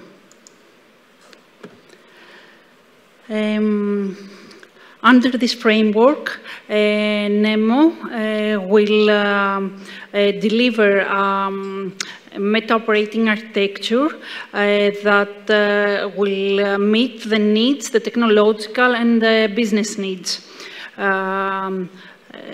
These needs will stem from requirements of data processing application requirements, and so it has to address this, and under this, the NEMO ecosystem would be full stack, fully configurable, cloud native, and data aware. Also, it will try to bring intelligence closer to data, so as to make AI as a service, as a part of, as an integral part of network.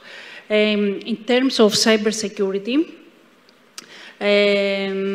NEMO will bring intelligence on device in the form of federated DRL. These innovations, of course, as you can understand, are expected to have also technical, economical, environmental, and societal impact. This impact will be validated through our pilots and living labs that will be presented later in this session.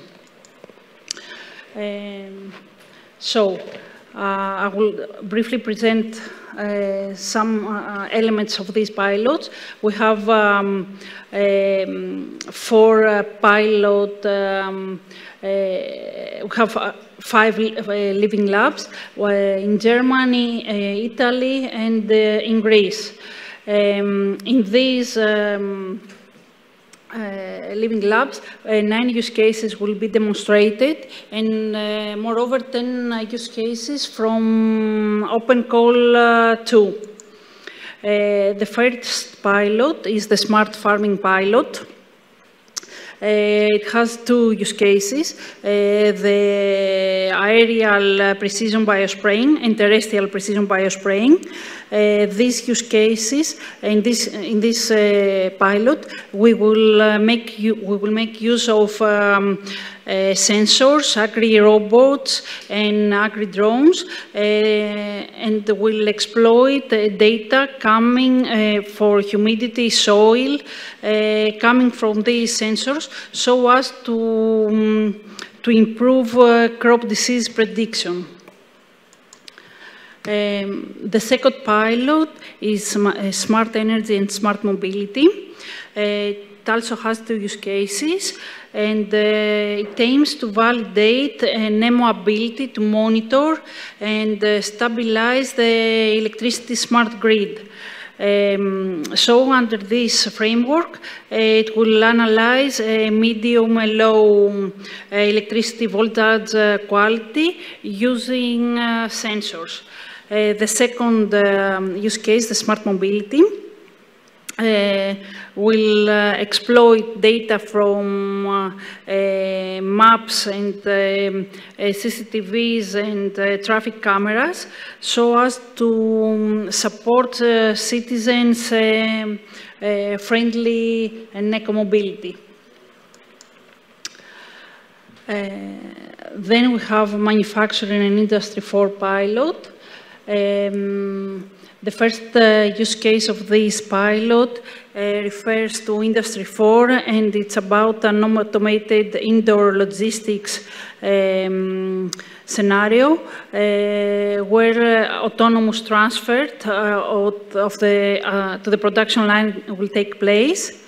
And the second use case is about safety environment that is very strict in factories and in industry for environments. Finally, we have a smart media and XR pilot. 2 use cases here as well in Athens, Greece. The one will be take place next year in Athens, in the city of Galeo, and the other one will be held in also in Athens, in the dome of Hellenic World Foundation. In these 2 use cases, very fast and sensitive services migration to the edge of the network will take place, so as to calculate extreme media information coming from real-time users. Okay, you will see further details about these presentations from the next participants. Thank you very much again. Thank you so much, Maria, for this presentation, providing a full view of the NEMO project. And just for the audience, how many use cases, how many opportunities for the market, how many new opportunities for researchers, for employees, all these actions. This is what we say since the beginning, that this transition towards beyond 5G and 6G, also being relevant to market needs, implicates really opportunities for growth. We will invite the next speaker, Maria. Yes, is Mr. Dimitrios Kias from net company Intrasoft, that will present integrating network and service management in the cloud edge IoT continuum. Mr. Skias, also try to be within that frame. Definitely, I will try to accelerate as much as possible. Hello everybody, my name is Dimitris Skias. I will present to you a quick glimpse of network and service management in NEMO project. As briefly mentioned before, the rise of AI, of course, is relevant to all of us. Almost 400 billion, let's say, market by 2027, according to Forbes, allows, let's say, the businesses to incorporate AI in their solutions. We have a lot of technologies, generative AI, multimodal AI, creating the necessity to accommodate a lot of type of data and IoT devices into a fragmented, let's say, infrastructures. That fall into edge and cloud continuum, as we call it. Also, some properties that we have to keep in mind is the energy efficiency, which is within EU, we have, let's say, direction to try to reduce CO2 emissions and definitely optimize costs. So it's a question mark of optimization and management of such applications and services. what is the vision of NEMO? So NEMO aims to accommodate all this data and applications through artificial intelligence that is either as a service or integrated within NEMO framework, to accommodate, to orchestrate these applications that are comprised by, let's say, hyper-distributed set of microservices within several clusters that fall into the so-called continuum of IoT, edge, and cloud infrastructures. But most importantly, we have to address this part in the most optimal way, having in mind the community that we are addressing it to, namely the stakeholders of the NEMO framework, and also have in mind the monetization aspects, not for the money per se, but for sustainability that it brings to the table, because we need to make something that is to be used. So, yeah, the vision of NEMO is to develop meta-operating system or framework that aims to orchestrate workloads, as we call the services, in a multi-cluster, multi-network environment across edge cloud continuum, and having also maintaining the user-centric, let's say, approach for the NEMO stakeholders that are not only the service providers, but also are the infrastructure providers, and the NEMO framework maintainers per se. So we try to incentivize all this audience to be part of the NEMO. Yeah, a few words about the functional stack of the NEMO. We have some verticals, which, starting from the bottom, the underlying technology. And here the key component is the meta-network cluster controller. So each of these layers try to abstract the information, the technologies that are included beneath them.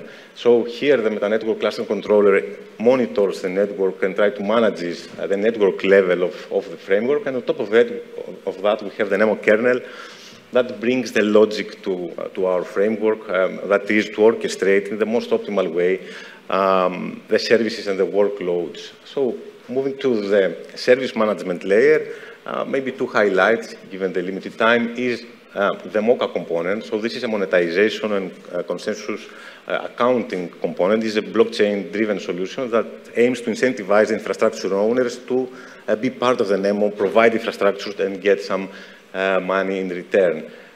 Also, at the service management layer, we tried to, let's say, accommodate the needs of the users and the objectives of their services that are to be run within NEMO by implementing an intent-based logic. It's similar to the SLA, SLO type for the service quality of the services. And here we define, we allow the user to set the scope and the intentions for their services to be true in order to run optimally. And this include intents such as energy efficiency, cost reduction, performance aspects, etc. And we have then, on top of that, the expectations and the targets, which in return are values, metrics, measurements that we maintain and we collect from all the layers, from at the infrastructure level and the network level as well, and make them available to the NEMO kernel in order to decide where to deploy the services and how to move the services, migrate between different clusters. So in principle, this is the idea of NEMO. Yeah, very quickly, we took into account for defining our architecture, for example, the IEEE 42010 standard, the latest iteration that emerged like 2 years ago or so. So we defined different viewpoints for implementing our framework, including the network, the user, pretty known logical functional views or viewpoints, if you please. So the user setting approach, we try to maintain it throughout all the platform. A few words about the network management. So here, the federated meta-network cluster controller tried, as I said before, to create an overlay network. Actually, it's a layer 2 overlay network of virtual private networks that sits on top of different networks of different administrative domains that can be either 5G or wired or private or public, and manage the network loads in an intent-based logic, as this is created through our service management layer by the user. And then the kernel monitors, receives input by the monitoring tools that we have, the policy enforcement tools and the logging tools, and try to take informed decisions on where to deploy services in different clusters and different domains, and then how we can optimally move the services and the workloads that Nemo manages in a way that the intents or the SLOs are true and the performance is as requested by the user. Very, very quickly, definitely we'll try to make data that are part of applications available, and we have a lot of use cases that will be presented also later on. And yeah, we have intercommunication channel, pub sub solution, RabbitMQ namely, which also includes some security aspects as well for the project. And regarding AI, definitely we try to develop machine learning as a service. And it is also apart from the applications that are AI-oriented and are hosted by the Nemo. We have AI included in this component, the CFDRL or Cybersecure Federated Deep Reinforcement Learning component that aims to add AI logic in the decision-making process of the meta orchestrator, among others. So to conclude, what the platform aims to provide is to have a common API for external users, for different users, incentivizing and providing their intentions for the workloads that are to be hosted in the Nemo ecosystem within the Cloud Edge IoT continuum. We have plugins as an extension, so this also add points, let's say, to sustainability aspects of the project. It is open source. We have a whole presentation about it later on, so I will not talk more. And we have also 2 rounds of open call that they aim to provide extensions to the Nemo and also to validate novel use cases, and through that to validate the whole framework, and thus increase the quality of our work, and most importantly, to increase the sustainability and exploitation aspects of the platform. So, yeah, thank you very much. I hope I was quick enough. Yeah, thanks. Okay. Thank you. Hello? Oh, okay, any questions? We don't have time for this. Okay. Yes. The next speaker is Mr. Konstantinos Prosalidis from Synelix Solutions, and he will present Nemo Meta Operating System adding value in smart farming. Hello, everyone. I will present the smart farming pilot for the Nemo project. And the location these pilots will take place is Agia Sofia Estate in Monevassia, Greece. This is an organic olive farm planted with a local olive tree variety. The main objectives of this living lab is, of course, the protection of the olive trees from the bug of fruit fly through aerial spraying, the optimization of the use of the biospraying by deciding when and where to spray, and also the efficient and responsible resource utilization by using bait spraying. The partners involving in this living lab is Entersoft and Synelix. Moving on to the use case, in this presentation we will focus only in the first use case, which is the aerial precision biospraying. As we can see in the image, we have multiple sensors that are thin-field IoT nodes collecting microclimate data that is used to predict when the biospraying is needed. Also, we have real-time video analysis from the cameras attached to the drone that identify in real time in which parts of the trees the biospraying is needed. This biospraying decision is made based on machine learning models that will run either in the drone or in cloud servers. And also during the training process, the increased model performance and energy efficiency through CFDRL and flexible deployment of different training jobs was taken into account. Moving to the benefits of this use case, of course, as we said, the protection of olive trees from this bug, the increased energy efficiency through flexible deployment on different parts of the continuum, the reduction of CO2 emissions by moving operations closer to the edge and by preferring cloud servers that exploiting green energy, and also the efficient and responsible resource utilization by predicting when and where and by using bait spraying. Now, for a more technical introduction of this use case, we have, of course, the UAV that performs olive tree segmentation for the task of precision aerial biospraying. The main objective is to validate the Nemo Meta OS capabilities on running machine learning-based applications on different levels of the continuum to achieve, while also maintaining high application performance and low latency to allow aerial spraying. The key outcomes expected from this use case is the efficient workload balancing across the Nemo resources.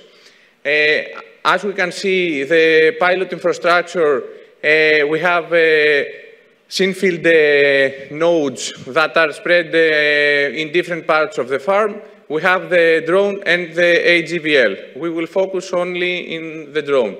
This is a general high-level architecture of the solution. We have every service implemented as a different microservice component that are spread in different parts of the continuum, and the dotted ones can migrate in different, from IoT to edge and cloud, etc. Now for the Nemo Meta operating system, a general introduction. It is a cloud-native distributed Meta operating system that focuses on orchestrating and managing workloads in edge, cloud, and IoT. Nemo Meta operating system enables cyber-secure, flexible, and efficient orchestration of workloads and resources that are dispersed in IoT, edge, and cloud across different domains and for multiple stakeholders. The main features that are relevant to this use case are the adaptive resource management, the distributed computing, and the microservice architecture. The goal is to intelligently allocate workloads based on the resources and needed at the time. Key functionalities of Nemo Meta operating system that are relevant to these use cases are the adaptive workload allocation, that Nemo allocates where each service should be executed, microservice and modular flexibility, where every service is implemented as an independent microservice module, and scalability, where every component, since it's independent, can scale up and down on demand. A general overview of the pipeline for the segmentation running on the drone or in cloud servers consists of a main navigation module that performs waypoint navigation with task triggering upon reaching each waypoint. The task that it is triggered is consisting of 4 steps. At first, we have to capture the image using the camera attached on the drone. Second, we have to segment the image using a pre-trained machine learning model. At the next step, the center coordinates of the segmentation mask are extracted. And finally, the drone navigates to the center coordinates extracted.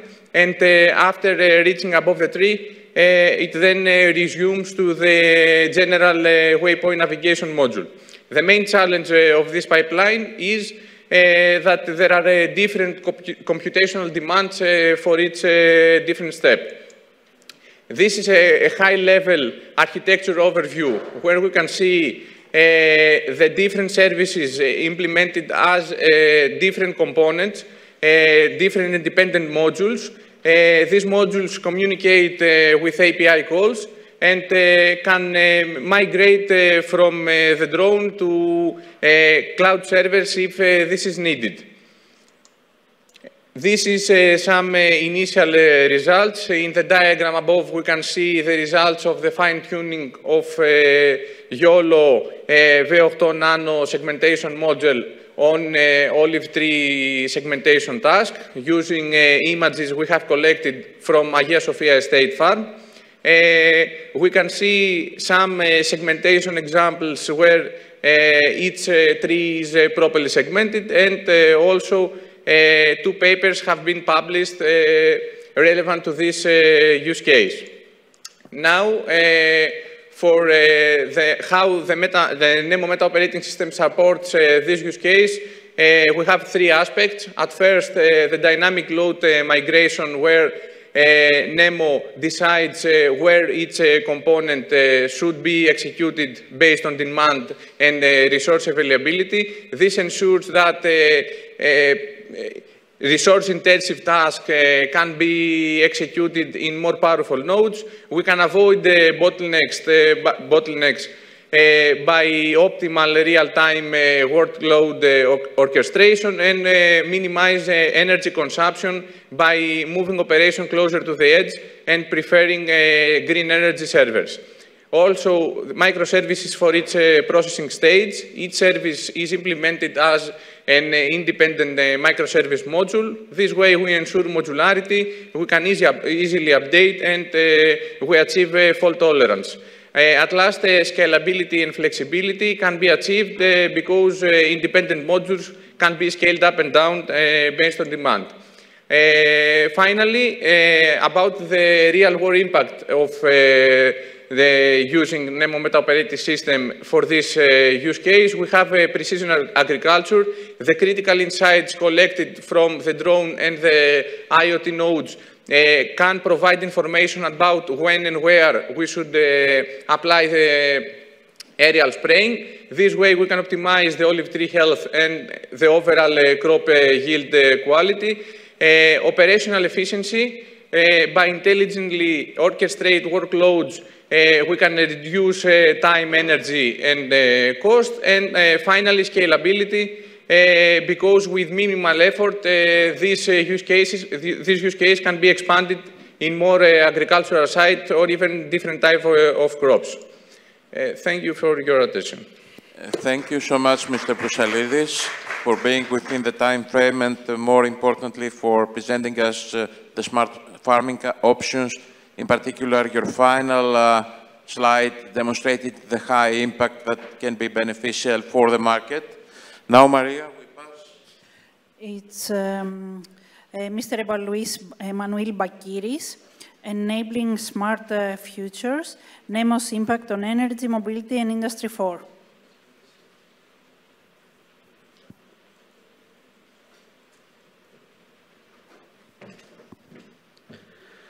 Thank you, Maria. Welcome. Hello, everyone. It's Manuelis Bakiris, and I am R&D software engineer in Space Hellas. And today I will present you 2 of the trials of the Nemo. It's associated with smart energy, smart mobility, and smart city use cases, and also with smart manufacturing and smart industry for trials.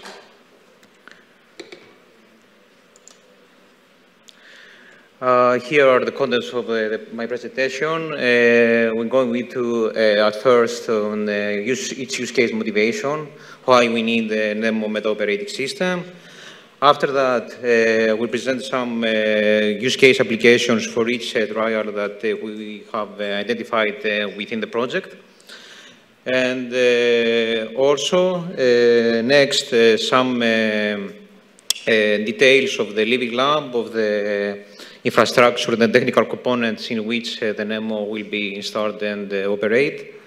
And last, some key performance indicators in order to showcase the performance and the validity of the NEMO meta operating system. Starting with trial 3, which is the smart energy, smart mobility city.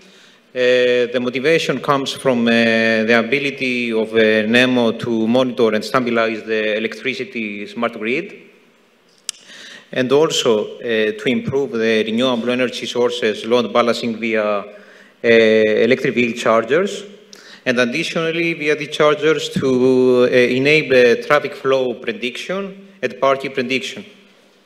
And last but not least, to support citizens' eco-mobility in a smart city scenario in which multiple data from crowdsourced information and public transport data and other data with historical and traffic analysis will be used in order to provide the valuable insights to the customers. And here are the two use case applications that we have identified within this trial. It's the smart grid flexibility use case.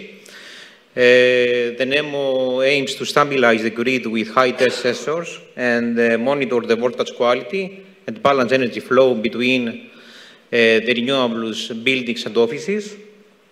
And the second use case application is for the smart mobility city, in which NEMO aims to optimize electric vehicle charging and traffic flow prediction using real-time and historical data in order to support seamless, driver-friendly urban mobility. In both use cases, advanced AI-based analytics will be utilized in order to train models at different levels at the same time. For example, in IoT level, for identifying potential local energy grid disturbances using already trained ML models. On the edge cloud, for applications such as protection, power quality, and partial discharge detection. And on the cloud level, to elaboration of streams or pre-elaborating data which is coming from different locations. And here you can see the living lab, the smart energy, smart mobility living lab. This is the infrastructure, some details of the infrastructure that will be utilized for testing the NEMO. It's located in Terni, in Italy. It includes 4 medium-low voltage substations and photovoltaic plant with some smart electric vehicle chargers. Also, 6 leased Renault Zoe's electric vehicles with additional smart chargers will be utilized in order to apply some functions and some of the NEMO components. And last, the technology and the network that will be used is 5G, some twin green data centers and from ACM in Italy and in Germany, in order to manage energy and carbon dioxide-based KPIs in order to support sustainable microservices. And here are the key performance indicators. We have these KPIs to validate the NEMO efficiency. For example, the first is for time granularity for monitoring should be less than 1 second, and the interaction capability can handle more than 1,100 measurements per minute. Also, to reduce the probability of smart grid failure due to some voltage instability by more than 25%, to migrate microservices between data centers and reduce carbon dioxide footprint by more than 40%, and also to increase the urban electric vehicle charging efficiency by more than 20%. Now let's move on into the next trial, which is the smart manufacturing industry. Here the motivation comes from the need to improve the mass production and safety in factories with high level of automation, enabling in this way cobots, which collaborate robots, automated guided vehicles, and humans co-work together. Also to use high-speed connectivity from different network services and various types of devices of automated guided vehicles, different types of these vehicles, and also analyze input from different sensors, different devices, in order to predict, identify, and avoid collisions between humans and automated guided vehicles, or between different types of automated guided vehicles. Now here are the two use case applications of this trial. The first one is the fully automated indoor logistics supply chain, which is targeting advanced manufacturing. And this use case fully automates material handling with 3D vision, barcode scanning, collaborative robots, in order to transfer materials from storage to production. And the second use case application, it's more human-centered, and it uses real-time automated guided vehicles localization and some sensors in order to create a safe space for the workers. And also AI-driven collision and also algorithms are utilized in order to enhance the human safety in factory environment. Here you can see the NEMO architecture, some of the components of the NEMO. The bottom, the different network, the different devices that this trial has. And here you can see some more specific details and descriptions of the equipment. For example, there is a scan gate to register some parts. In a factory, there are some warehouse systems, some order manager, or some, for example, some robots to sort and put away some parts of in the factory. These all components will be utilized within the trial in order to test the NEMO. And last, the key performance indicator show how how we measure the efficiency of the NEMO. For example, different types of automated vehicles and combos to be addressed should be more than 4. Different types of session data from camera, from radar, from different kind of data need to be analyzed to be more than 10. The system reaction in emergency cases should be less than half a second. And also to improve the automated guided vehicles and human collisions between inside the factory, and improve manufacturing safety at least 30%, and also to improve the supply chain in advanced manufacturing by more than 30%, and also the cost and time reduction to be more than 20%. That was my presentation. Thank you so much for presenting us trial 3 and trial 4, the related 4 use cases, which also are very important, and thank you for being exactly in the time framework.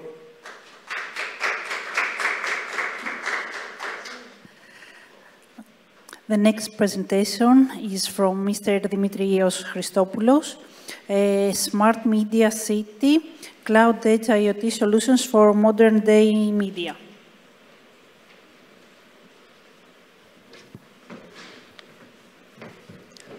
Hello, my name is Dimitri Christopoulos. I'm from the Foundation of the Hellenic World. We are leading 2 trials as part of the NEMO project. So usually Cloud Edge and IoT solutions, as you saw here, target the industrial sector. But in doing so, we ignore the fact that any technology, in order to be accepted, needs to have also citizen acceptance. And therefore, we are also looking to solutions that include media, culture, and entertainment. And to showcase the potential of Cloud Edge and IoT solutions in these areas, we are leading 2 trials as part of the NEMO project. The first pilot enhances the spectator experience of live marathon events using the resource management functionality of cloud-based meta operating systems. And the second pilot enhances the interaction capabilities of virtual reality systems using the low latency and computational capabilities, again, of cloud-based meta operating systems. This is an overview of the pilot site of the first pilot. And essentially, it's a small-scale running event that we are creating, but the target is large-scale marathon events. And last weekend, we had one of the biggest events here in Athens, the traditional marathon event. And if you've been there to this event, when you sit in the sidelines, you see the runners passing by, but you never know the status of the race. You don't know where your runner that you're interested in is. And this is what this use case targets in order to enhance the experience of these visitors. And as Maria said, Velescioti, we chose an area in Gallio. It's a part of Athens. And this will be a mixed hybrid, a mixed scenario where we run inside the stadium and also around the stadium. And for this, we have done a survey in order to if there is 5G coverage, and any holes are covered by mobile stations, and any resources and edge cloud nodes are provided by OTE. Here is a high-level overview of the solution in a nutshell. So during the race, media content is captured using various sources like cameras, drones, and user smartphones. And these videos are then sent to the cloud and then analyzed on machine learning nodes in the cloud edge continuum in order to recognize runners in them and landmarks in them. Afterwards, these videos are annotated with what runners are visible in them and what landmarks are visible in them. And the audience that watches the race has a smartphone application.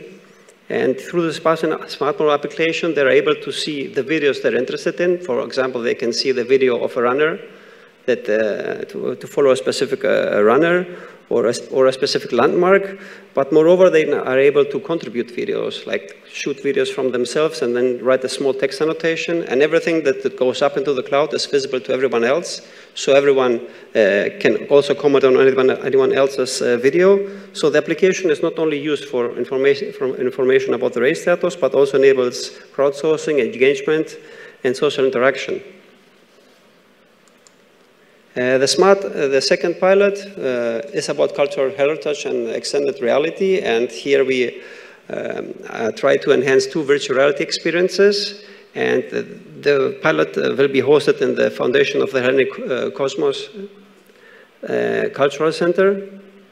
And this is based in Athens. It's one of the biggest cultural centers, which features exhibitions, educational programs, but we have also public access to large-scale virtual reality systems, and also head-mounted display experiences. So this is an overview of the solution. So the first experience that is going to be enhanced, and you can see it in the lower left, is an experience that uses head-mounted displays. In here, the users will wear a wearable, and the wearable measures biofeedback indicators such as heart rate, electrocardiogram, blood oxygen, stress levels, blood pressure, etc. And all this data will be sent to the cloud to machine learning nodes, analyzed, and for recognition of emotions. So based on the emotions, the application that will get the feedback can then change its behavior. For example, if you get nausea by head-mounted displays, we can mitigate the field of view or do other actions like signal the museum staff. And this helps also in monitoring the experience. The second pilot is for a much larger system. You can see it in the top. It's our large-scale virtual reality dome that hosts 130 people, and it's interactive because we have a live guide, a live person who's doing the presentation. And for this pilot site, we have a small IoT device that captures the presenter. And then the video is sent to the machine learning nodes on the cloud edge continuum. And they analyze for gestures. So this means that the presenter can do gestures in order to trigger events in the application or notify any staff outside if any emergency happens. And thus, this provides another interaction capability. And please note that we also do AI training on the side. So as the nodes gather more data in the data lake that you can see here, they trigger automatically a migration procedure to a high-performance computer and train themselves. So both pilots present a paradigm shift in the maintenance and cost compared to what we have used before. So as a cultural center, we have already implemented similar solutions in other projects, but we had to overcome various risks, like the need for large computing and network resources. We had to avoid high network latency, security, and we had also to look at other factors. And this could also all be done with hardware on site and dedicated networks.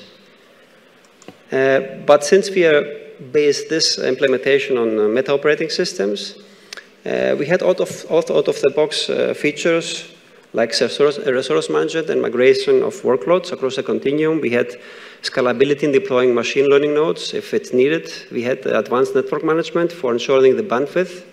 We had the secure execution environment, private and data policies in place. And all this enabled us to just use small IoT devices on site with 5G coverage. And all the major functionality is happening on the cloud. This lowered not only the cost, but also the complexity of the solution. So to recap, both pilots exemplify the usage of cloud edge IoT for entertainment and cultures that are areas that are overlooked by many of the solutions created today. And it's no coincidence that in the current round of EU projects that deal with the cloud, NEMO is the only project that has pilots for culture, media, and entertainment. Pilot 1 features an effective solution for media-oriented businesses, and Pilot 2 features an extendable solution for enhancing virtual reality shows for the public, and both use cases validate the value of cloud meta operating systems for citizens, which is really important. They feature enhanced user engagement through AI, and also enhanced user interactions for virtual reality. And one nice aspect of our solution is we are energy aware. So NEMO has environmental sustainability features. We consider CO2 emissions in all migrations and the components. Thank you very much, and you can scan the code or go to our website for learning more. Thank you very much for your detailed, exact, comprehensible, and directly to the point presentation. Thank you. We will invite now.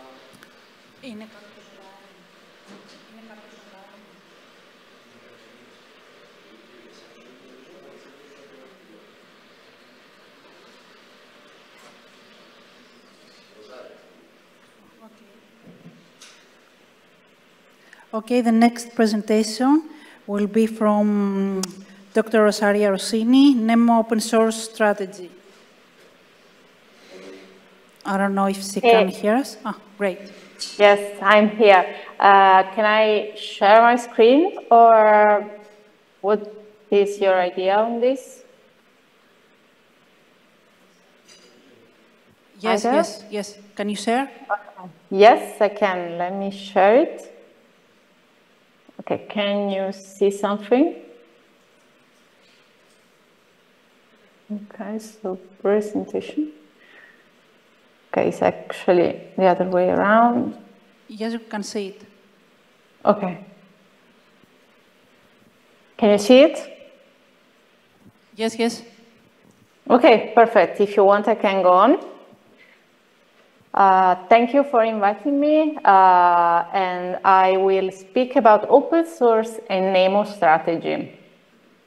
So the open source NEMO strategy. I'm Rosaria Rossini. I'm working in Eclipse Foundation in a research department of Eclipse Foundation. You already know everything about NEMO because you had other presentation about that. I would just say that Eclipse is part of the consortium of NEMO. And the Eclipse Foundation is a very big organization about open source. And you can see some numbers here. We have more than 400 projects. We have more than 21 industry collaboration. And in fact, open source, we are the leading foundation for open source in Europe. We are a community-driven foundation. We think that code first is our is one of our principle and aim, and we are commercial friendly because we are vendor neutral. And of course, it's a community for open collaboration and innovation. We are supported by global industry leaders that you can see here from Europe, North America, and Asia. I want to say that because that's why NEMO chose us to lead the open source strategy in the project. As you can see from NEMO vision, there is an open and modular open MetaOS system. And to reach that, we need to be open and we need to be transparent, okay? So this is a summary of NEMO that you already know about that.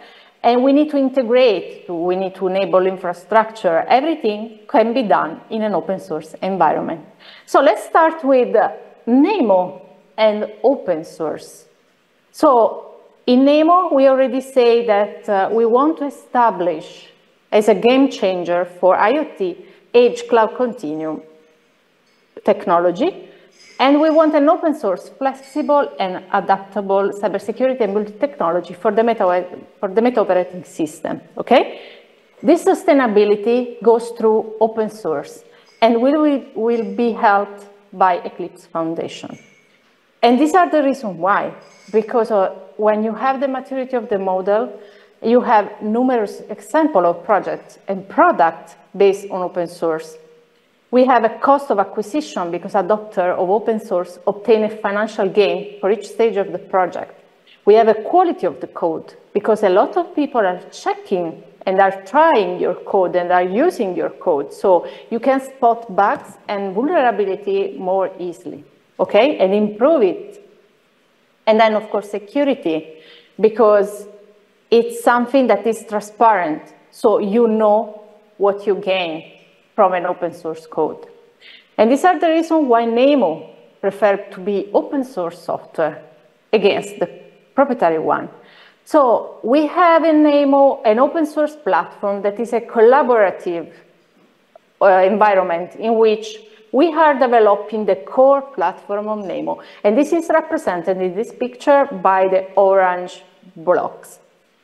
In the bottom part, you can see the 5 services that Eclipse Foundation, as an open source foundation, provides to NEMO. That is infrastructure for open collaboration, ecosystem for development, community governance and processes, IP management and licensing, and supply chain security.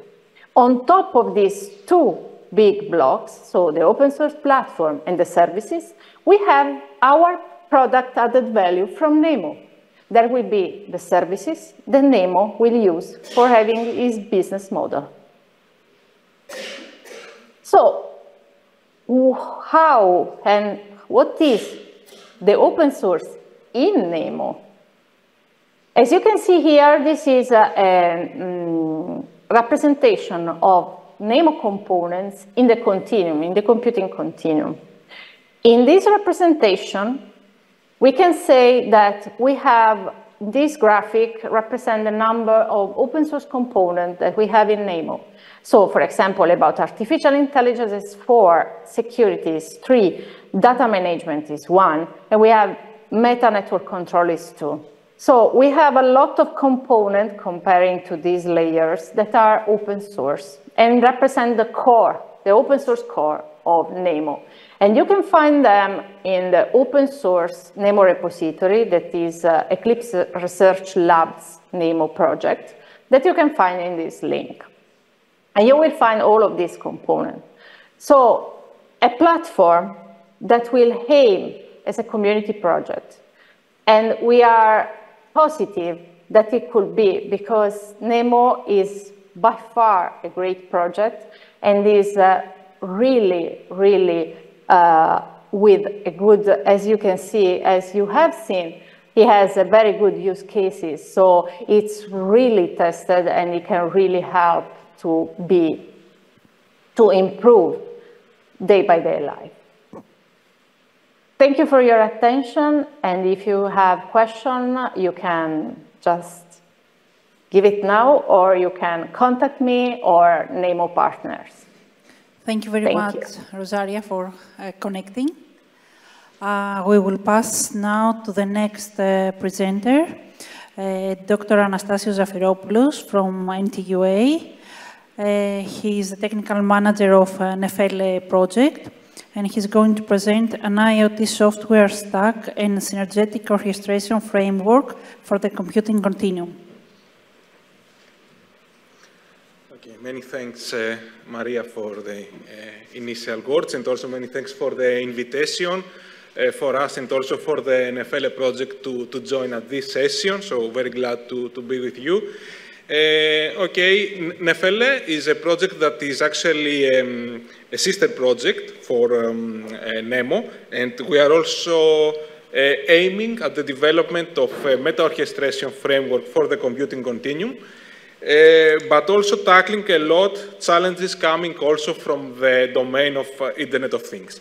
So if we have to speak about two main challenges that we consider, the first one has to do with the interoperability of IoT technologies, how we can develop solutions that we can support interaction with IoT devices in ways that we solve interoperability challenges, both in terms of protocol and technical interoperability.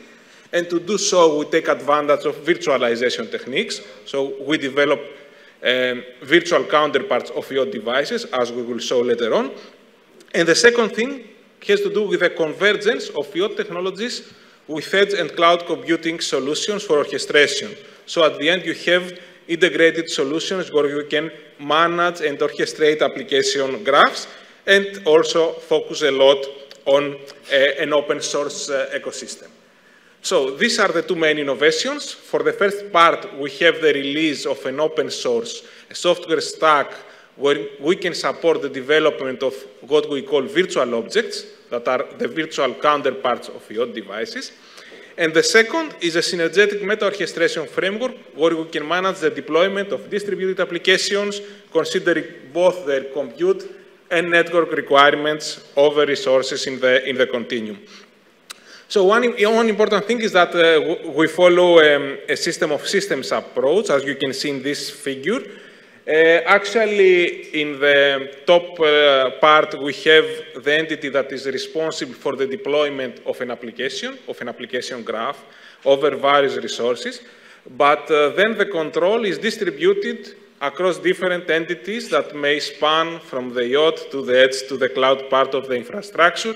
And we follow hierarchical decision-making to enforce policies and actions in the different levels. So this is one of the main principles in our design.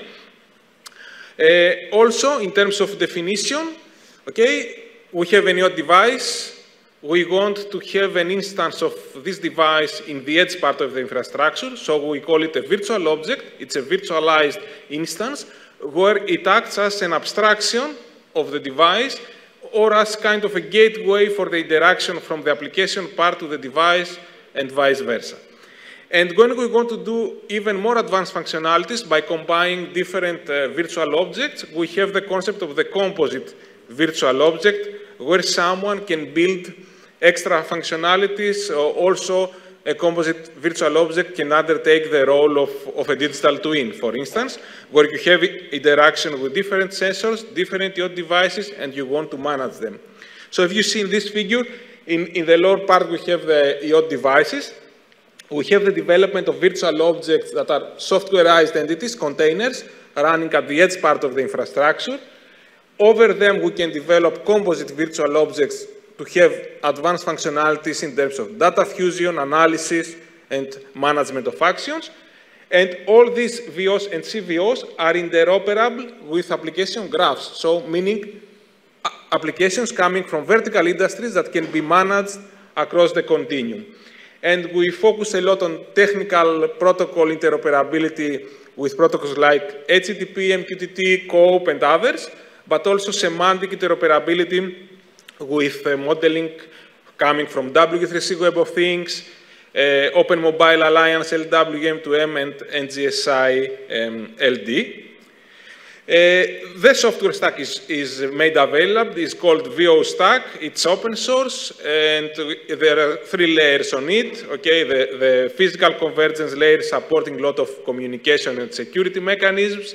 The backend logic layer where we have management of the data and the actions from the IoT device, and the Edge Cloud Convergence layer, where we support interlinking of the VOS and CVOs with the applications. So orchestration also comes into play.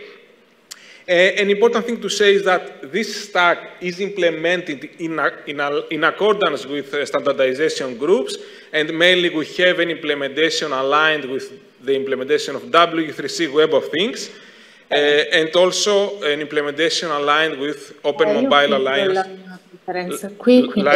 lightweight M2M. I'm not sure if it was a question, but yeah, if there is, we can repeat.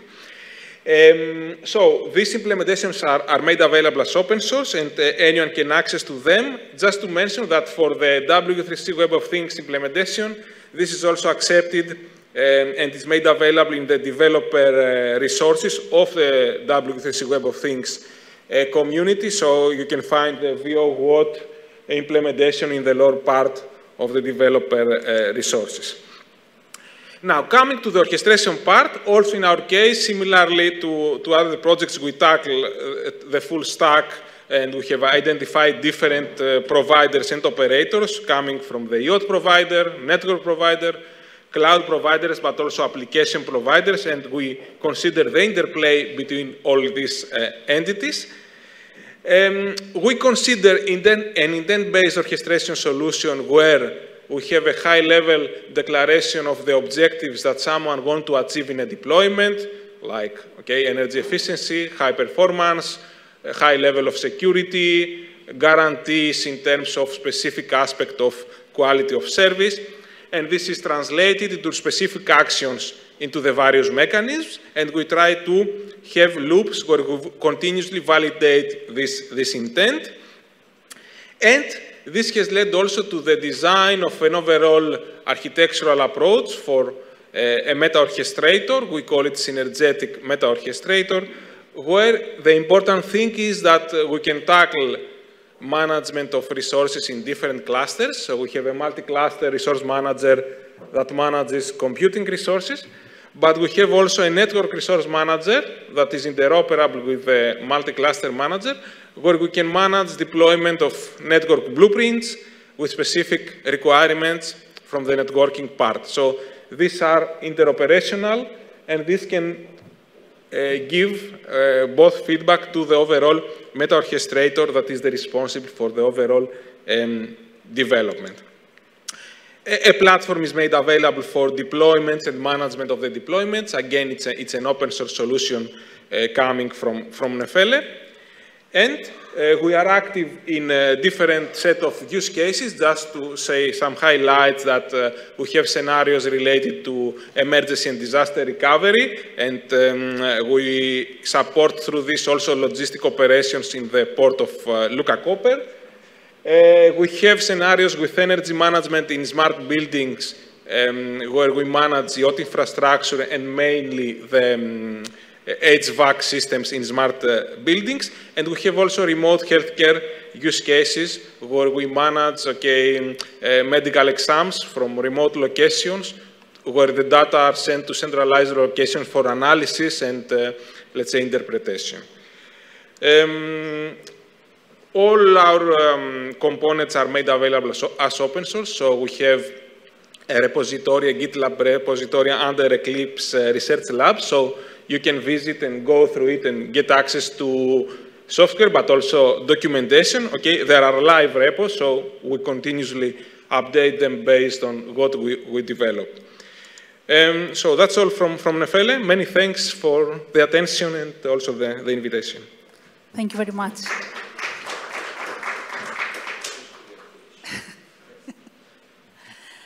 The final presentation is from Konstantinos Prosalidis, and it's about the continuity, we could say, of Nemo, Cyber Nemo, securing the Meta OS.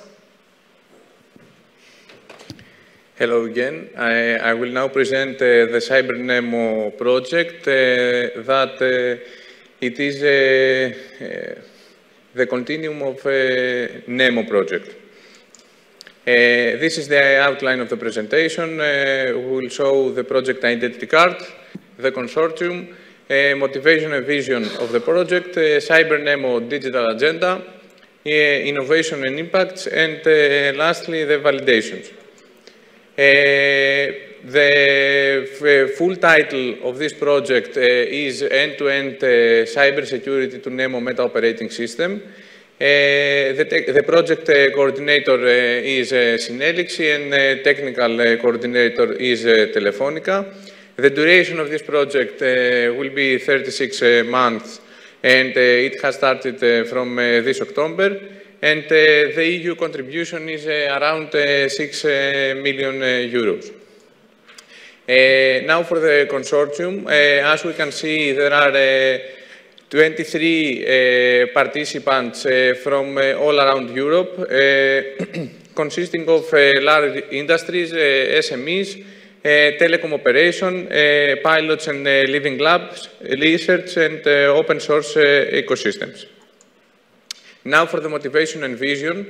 At first, for the motivation, at first the need to transition from IoT to artificial intelligence of things, where connected things that range from low-end devices to autonomous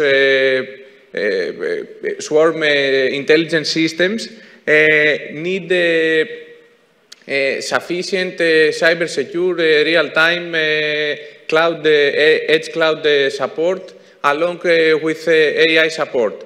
And also the rising cybersecurity threats with increasing cyber attacks and zero-day attacks make needed the cyber-secure and trusted computing continuum of IoT edge, cloud and data.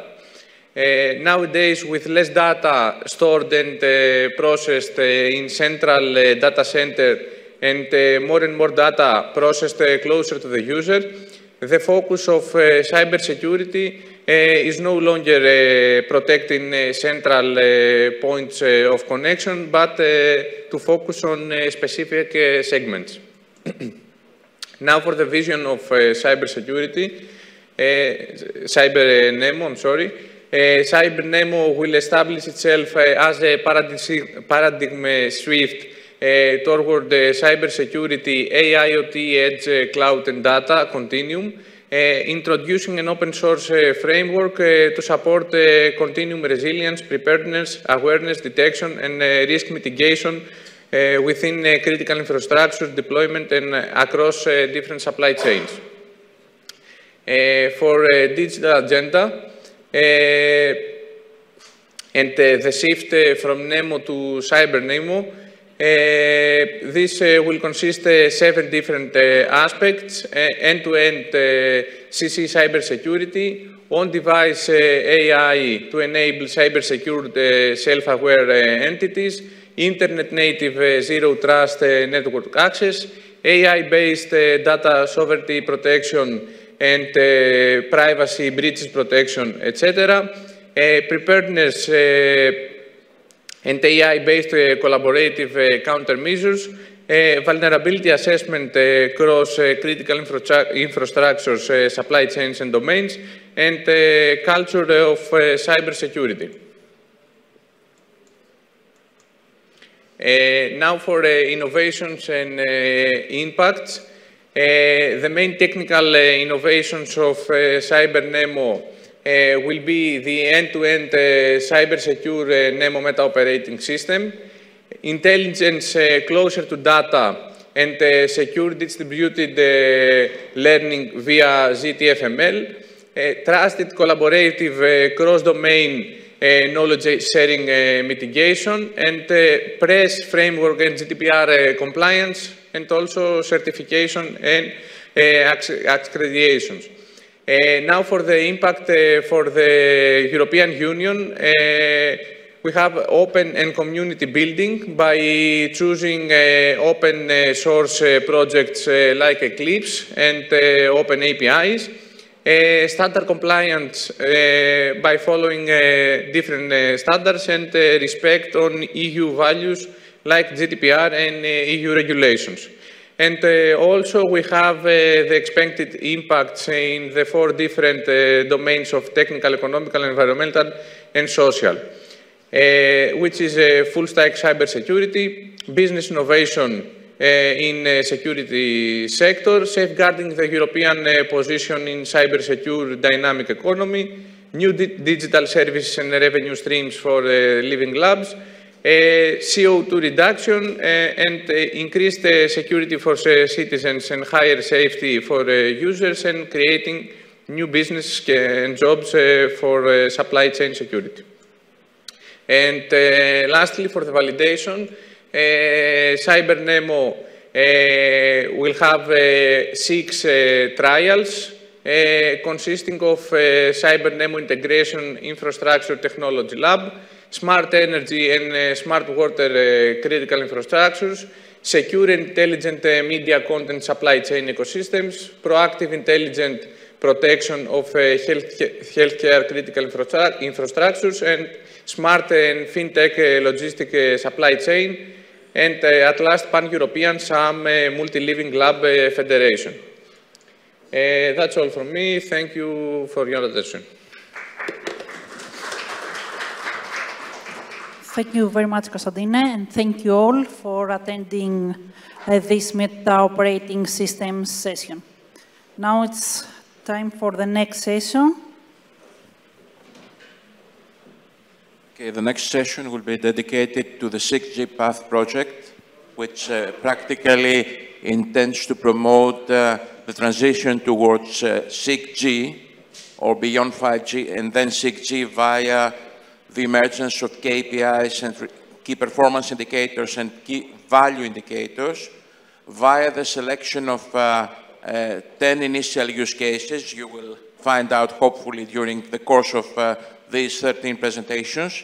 So for the economy of time, I will start with the first presentation explaining what the aim of the strategic aim of this 6G Path project is. And I also welcome my colleague, Mrs. Christina Lessi, who will support me for the moderation and the coordination of the session.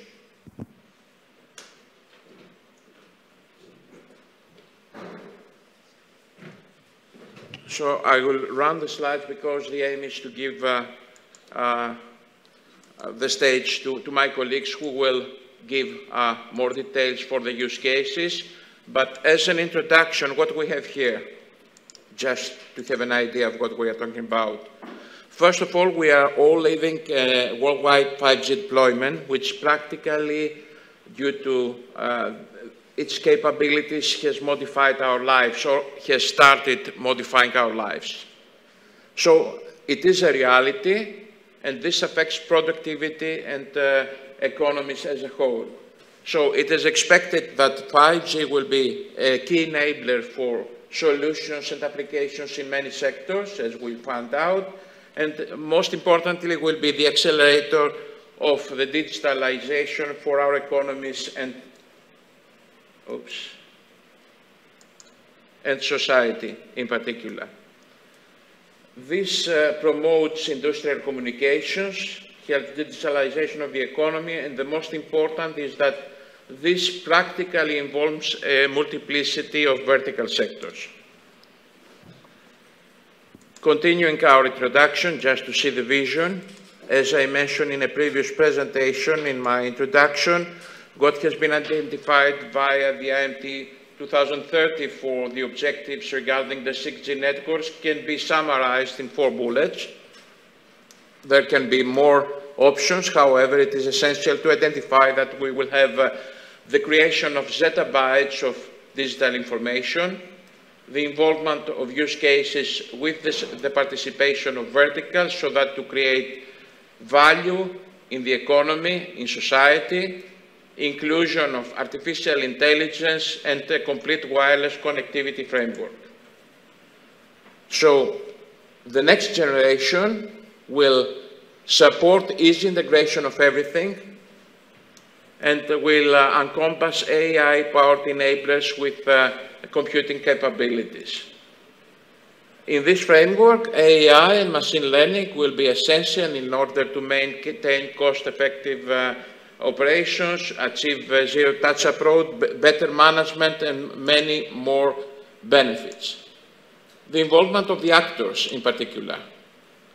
It is essential in order to consider a reliable service to realize trials, validation tests, and measurements so that to promote something that will be valuable, effective, adoptable, and easy to use in the market. So trials are essential if we want to promote innovation. I feel that this is understandable by everybody. Testing innovative use cases over 5G facilities test beds practically allows the business adoption, that is, gives the idea of how the service or the facility or everything can be offered, avoids potential obstacles and modifies this sort of offering in order to become applicable directly to the market. However, in order to do this, we have to measure something, we have to reach to some KPIs and so pass from research and development to the real environments, which is in fact what we call for in this workshop this year. So passing to our project, you can see here we have a 3-year duration project. We have practically 26 partners from 13 European countries, industrial partners, academic and research partners, and a great representation from the market sectors with 12 SMEs. Continuing our introduction here, what the challenge is. We are leaving the development towards 6G. We have experienced already 5G, but more is always expected for the society, for the activities in the market sector in particular. So there are continuous demands requesting enhancement of what is actually offered via 5G. So the way forward in the beyond 5G area towards 6G is to integrate development of new tools and products via the evolution towards 6G, considering appropriate KPIs and KVIs. 7 test beds will be used initially in our project, covering 10 use cases in 4 verticals. This will be extended via open calls and the financial support of third parties. And so we expect that we will also have strong interactivity with other European research activities. So this summarizes what we are doing. As I mentioned before, we want close cooperation with other European projects via the open calls to engage European companies and promote innovation by considering existing technologies, involvement of other partners, other European projects, business options directly from the market. The goals of the project, very, very quickly. Integrate and operate a large set of test beds and pilots so that to provide feedback for the development of forthcoming 3GPP releases. Use existing test beds as an infrastructure for innovations in the area of beyond 5G, 6G. Offer a platform that will give the opportunity for technical integration of demanding use cases and the collection of relevant metrics, and of course, integrate, demonstrate, and evaluate demanding use cases. In the strategic point of view, we perform and validation of technological innovation and pilot setups. We will also check appropriate or relevant business models. And so, in principle, we expect that we will generate lessons and will give directions and opportunities for new opportunities in the beyond 5G area. Okay. This is our system, actually. We expect to realize a unified platform. As I mentioned before, we use knowledge and experiences coming from prior related European projects. We are not starting in particular from scratch, but we extend modules proposed by all these European projects.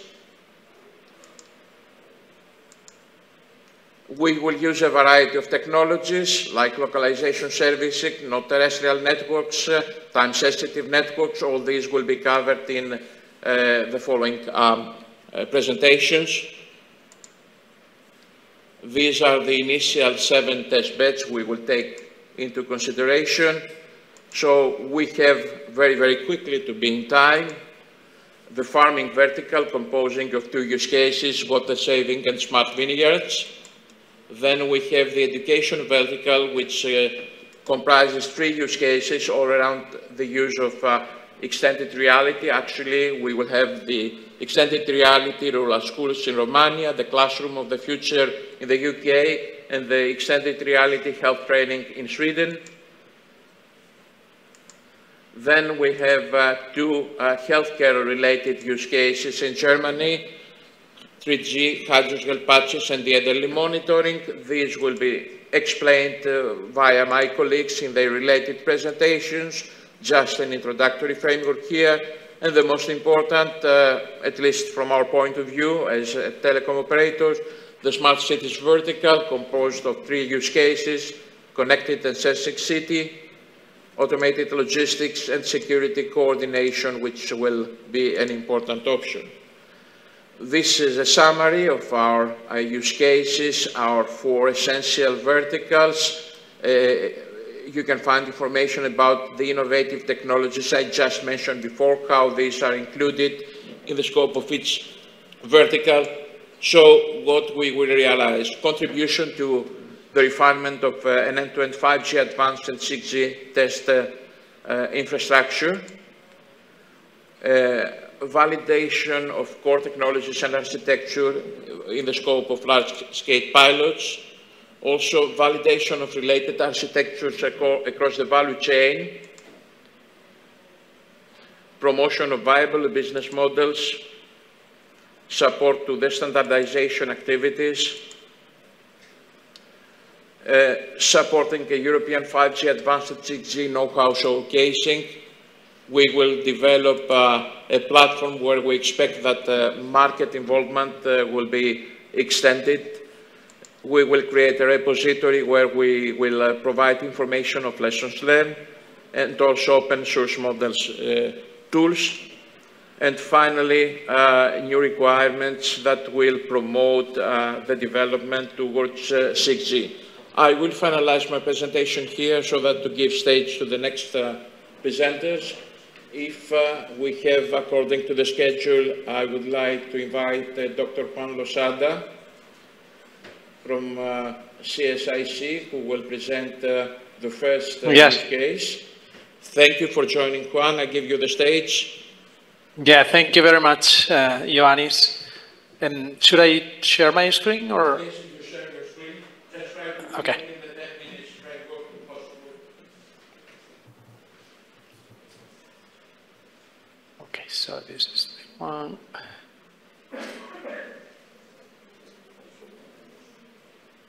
I hope you're seeing the screen now.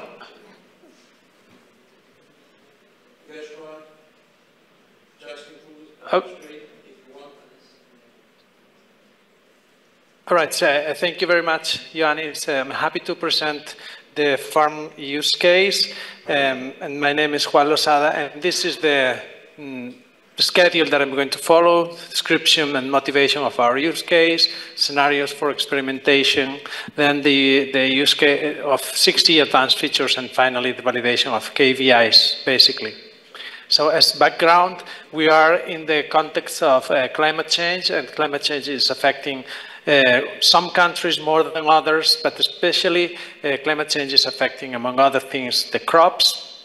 And so the Mediterranean basin is actually highly susceptible to the effects of climate change. In particular, in the region where we are living, in the south of Spain, we are producers of subtropical fruit crops, and one of the things that is really lacking is the water for irrigation. So our goal is to create a network of video and images in real time, along with information from sensors, and use the 6G technology with the goal of make it more efficient irrigation. So you know that irrigation of crops uses approximately 70% of available fresh water worldwide, and so we need real-time decisions to optimize the use of water.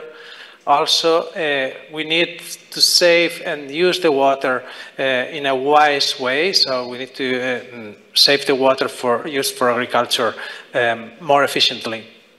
So what we need is a lot of data from the trees and also from the environment, and our aim is also to track the phenology of trees, which is mainly to track the seasonal changes of trees according to the water and the irrigation. So we are in the south of Spain, one of the most susceptible areas of climate change, as you see in red color in the map. And in this small region of Spain, as I said, we have our research institution, which belongs to the Spanish Superior Research Council. And we have two different buildings, one in the main city of Malaga and another one in the rural area of La Mayora. And this is where we are located. It's an experimental station of 40 hectares of field crops, mainly subtropical field crops. Among other things, avocado and mango are the most important ones. So our system has this schematic representation. So we have a number of sensors and a number of slices connected with these sensors. And these sensors are sending the information in real time to a server, a 5G core, and this will feed an algorithm that is supposed to give feedback eventually on the irrigation. We will also combine this with unmanned vehicles. So first, what we did is to create our own 5G network by installing a long antenna. So we built up the infrastructure for creating our own network. And from there, we have this high-level topology that includes the edge servers, and also the main building has the 5G core. And this information is actually going through the main installations of the University of Malaga, where we are processing all the information. So we have the as key components, the 5G network with Ethernet, 5G core and edge computing, the sensors installed in the fields, and then we have vehicles equipped with multispectral cameras and the data analytics, and I'll show you some of them. So this is an example of our installation in the field. We have a number of sensors that are sending the information to a data logger, and this data logger is connected to a modem, which is a 5G, which is sending the information to the core, and the core is connected to the server in the main building of Malaga, of the University of Malaga. So now we have the information that it's actually sent in real time, and so it's being processed in Grafana. So we're able to see the information from, for example, the water content of the soil, and we have scheduled 15 minutes intervals to collect the information, so we can track and process this information from the sensors pretty much in real time. Their temperature, the relative humidity, but also the status of the plants, for example, the thickness of the leaves, and this is very important for the response of plants to irrigation, or also the pressure within the trunks. So this is our system of collecting the data with the different sensors, but also we have an experiment with different irrigations. As I said before, we want to track the seasonal changes of trees with irrigations using images and also videos sent in real time to explore and to research on the differences that are happening in the trees. And so we want to use drones, but so far we started to use remotely the driving of the AGV. And so in the little screen you can see the person who is actually wearing the virtual glasses and driving remotely the AGV, which is actually in the fields of a crop, in avocado crop. And actually this AGV is taking images with a multispectral camera, which takes images at different wavelengths. And these images are sent in real time and being processed, taking different indexes that are used to elaborate on the stress of the trees depending on the water applied for irrigation. So with this scenario, this is what we have so far. And as KPIs, we have social and economic KPIs. Some of them we already worked on them. For example, promoting the engagement of young growers in agriculture. Using technology for these growers will be very helpful at the social level, but also to convince them that the 5G, 6G technology will be very profitable for them. And actually at the economic level, we started already to show them that there is the possibility to collect the information in real time, and also they can actually predict somehow the yield and reduce the energy used in agriculture by some degree. For example, some of the KPIs we already achieved are showcases of our remote control of the AGV, for example, to private companies of tech companies, such as Keysight, but also to universities, for example, the University of Malaysia. We have these showcases, but also we presented our use case in clustering events in the south of Spain, particularly in an event that involves different tech companies and agri companies related to water efficiency. And also we presented our results in an academic environment in different conferences related to the root crops scenarios and the research on crops in general. So finally, I want to emphasize that we have planned to achieve more KPIs. For example, in February, we expect to be in the EU CAP network seminar in robotics and artificial intelligence, in farming and forestry. And then we will make an event in the spring, summer with different companies that may be interested in our solutions for agriculture. And this is all. I hope I filled with the time. Thank you for the invitation to participate. And thank you so much, Juan, for all these interesting pieces of information. Although the information included a lot of data, it was easy for me to follow.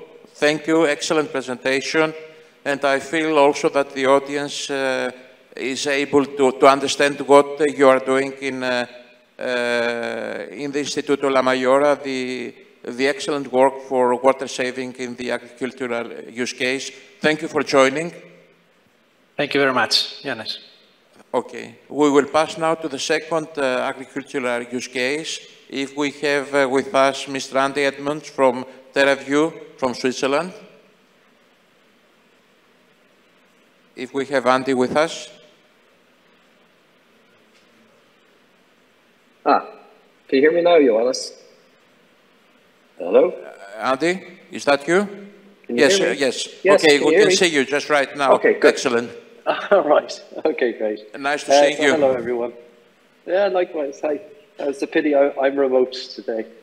So my name's Andy Edmonds. I'm CTO at TerraView. We're one of the use case champions on the farm use cases. In it, we're specifically focused upon smart vineyards. TerraView's main line of business is, in fact, on vineyards, viticulture, and providing decision support systems to the various producers of the crops themselves. If I jump on to the next slide now. So this is the quick overview of our use case. As I said, we're in the viticulture domain. So we provide decision support systems to viticulturists. Essentially what these are, they ingest much data from IoTs to sensors to drones, from digital and also manual notes. And they pull those all into our central DSS system, where they're processed and those results are then presented back to those that are managing the crop. Currently, at the moment, we do not use much edge technology in our current stack. However, that is changing, and it's changing through this particular use case. What we want is, in fact, for flexible ingestion of sensor data. That's very important to us, and we want to be able to not only do it directly through third-party services, of which what we currently do today, but also locally through our edge devices that will provide it and bring it in upon locally. And then leverage the services and facilities of 5G networks in order to do that. Our business goals from, let's say, a more sustainability perspective is implement water use efficiency upon vineyards themselves. And we have a very, quite an innovative and new product called AquaView that allows us to do this. In order for us to do this, we want to be able to also then, and as a result, have better and more efficient yearly productions of the vineyard, so therefore increased yields. Yield is something that's very important to our viticulturists, and it allows them to do future and further planning for human resources and to ensure that they maintain and respect the contracts that they've set up before harvest. And finally, then, of course, implement the environmentally friendly practices associated with not using as much of water as is where. This use case is rather complementary to the use case that Juan presented. However, there are particular differences to it. The approach that we take in AquaView is purely from a satellite perspective, backed by sensors, not from a pure sensors-only approach. And that gives us the advantages of scale, that we can actually look at large swathes of land and to be able to provide a very good macro overview of what is happening in terms of water consumption and water utilization. From our technical goals perspective, we want to be able to explore hybrid approaches for the deployment of AquaView and in collaboration with the various partners in the use case. So in the use case itself, we have AlphaNet, who provide the 5G core. That's leveraging the cloud continuum for various things such as service placement. We want to be able to integrate, of course, into the commercial backhauls using private 5G networking. Telefonica there provides us access to the sensors over the network. The University of Malaga provides us the test bed on which all the study is happening. And OneSource provides with imaging support, operations, and new technologies there. So we've got two key challenges from a perspective of optimizing water use and its efficiency upon vineyards. Our first challenge is to precisely understand the soil moisture content that is there. Juan outlined plenty very good reasons as to why this is important in terms of optimizing and understanding what's happening on the land with respect to water, and also so therefore is soil moisture. It's very expensive to have soil moisture probes out there. Many of our customers, if they have them indeed, they only have one or two for large areas, and which is only but point data and does not provide a very good overview and understanding of what's actually happening on the ground with respect to water utilization. Many of the times, these sensors, they're not reliably or correctly installed, and so therefore, whereas you're getting data from them, you're not getting reliable data from them.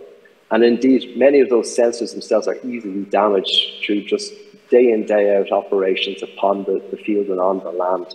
You have tractors driving over the sensors, you have batteries that run out, you even have animal damage. The second challenge that we want to be able to ensure is that we have enough resolution. And in this case, spatial but also temporal resolution matters. We need to be able to precisely understand sector by sector the soil moisture that is there upon the land in order to optimize the irrigation and to be able to implement such measures like particular irrigation mechanisms. Currently, and one thing to note here is that most satellite-based indices that we have seen today only deal with the crop water stress and not actually with the soil. So you can go today, for example, to ESA and you can bring down interesting agronomic indices. And one of those is the water stress. The water stress, actually, what's shown is actually only on the canopy and not the actual soil itself. That's the soil that matters most to us. Now, so if we were to look at AquaView, and as I said, with regard to soil canopy, you'll see that the two look relatively the same. But the key thing here is that for us, we're not doing evapotranspiration analysis. That's the rate of water evaporating off the top of the plant itself. So it focuses currently the one from ESA that we see on the right, currently focuses on the vegetation and not the state of the soil. And that leads to less accurate soil watering needs and assessments.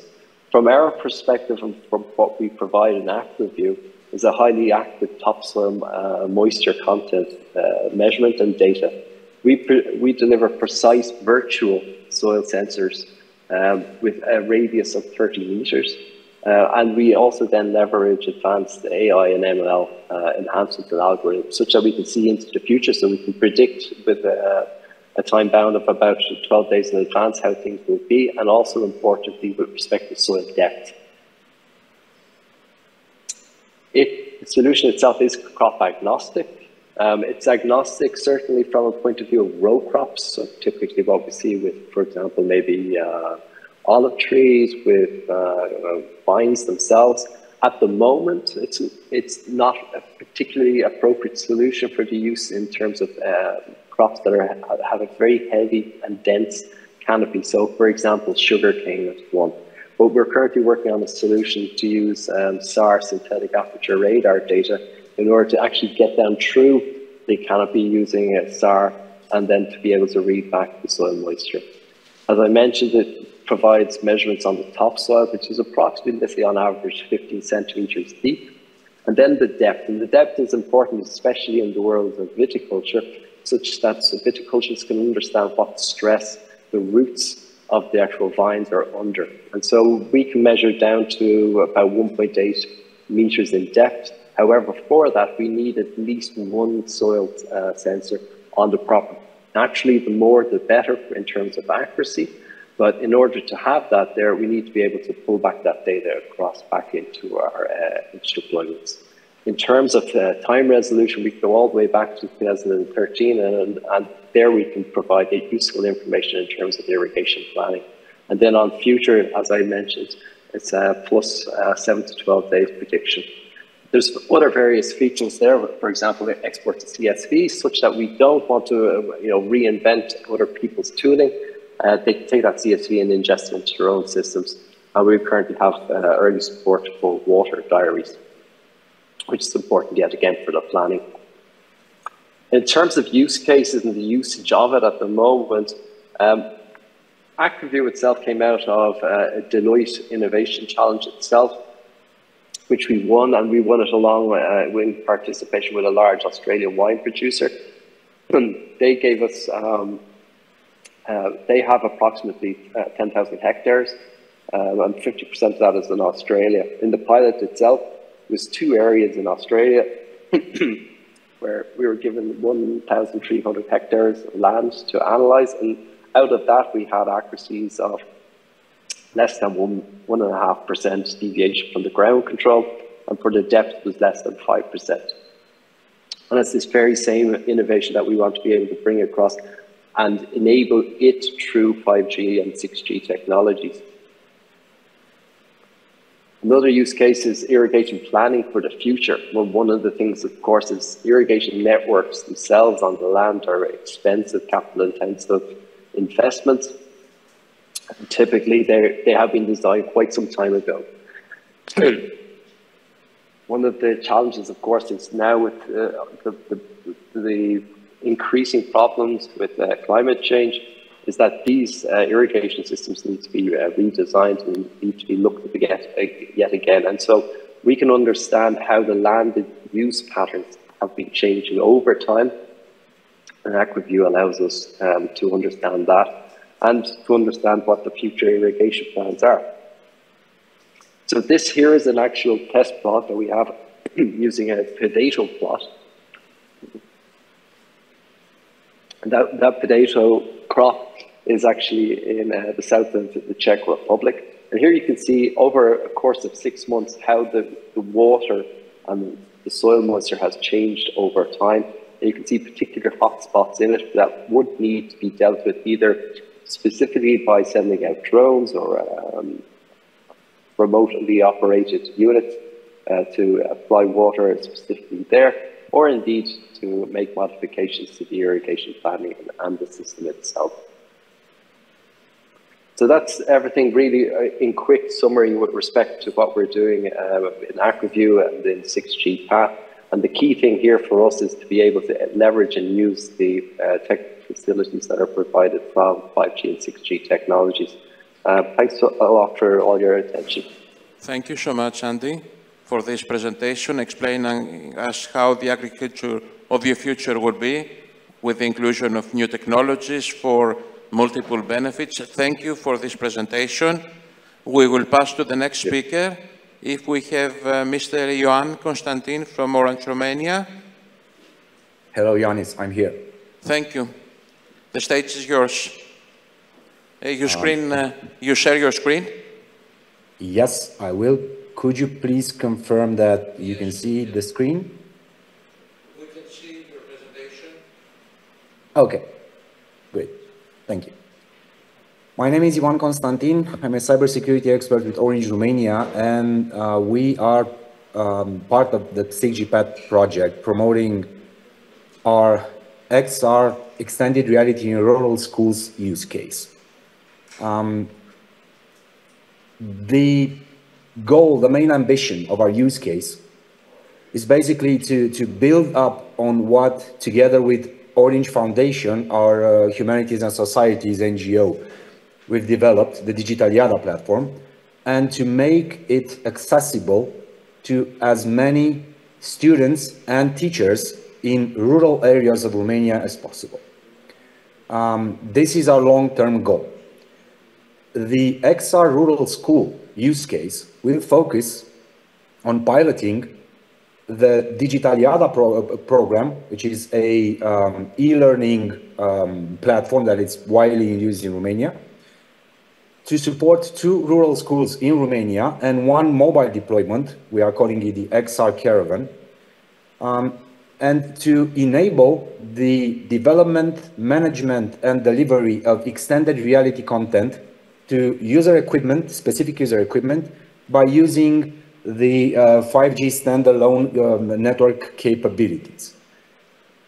We are targeting the creation of interactive learning experience here by using immersive education by enabling the teachers to manage the content and to even use primitives of the state-of-the-art curriculum to develop and to create their own XR contents. We aim to create simulations so that teachers will then use the immersive education capabilities to create, again, their own extensive simulations for specific parts of the curriculum. We want to personalize the learning experience so that we can better focus and to target on the deficiencies of students and teachers alike in rural, isolated areas of Romania. And of course, our goal here is to improve, to enhance the access to educational resources to these rural areas of Romania. We will support our use case on 2 of our testbeds, 2 of our facilities, which have commercial grade testbed capabilities. These are full-fledged 5G and beyond 5G, 6G capable, release 17 and probably beyond by the end of the project facilities. And they will provide the required features for the 6G platform in order to build and test, then validate this XR in rural school use case. We will make use of beyond 5G network connectivity to these 2 testbeds. We will enable the deployment of several components of the Digitaliada platform as edge native components, supporting the management and creation of XR content near the end user equipment, near the schools, the rural schools.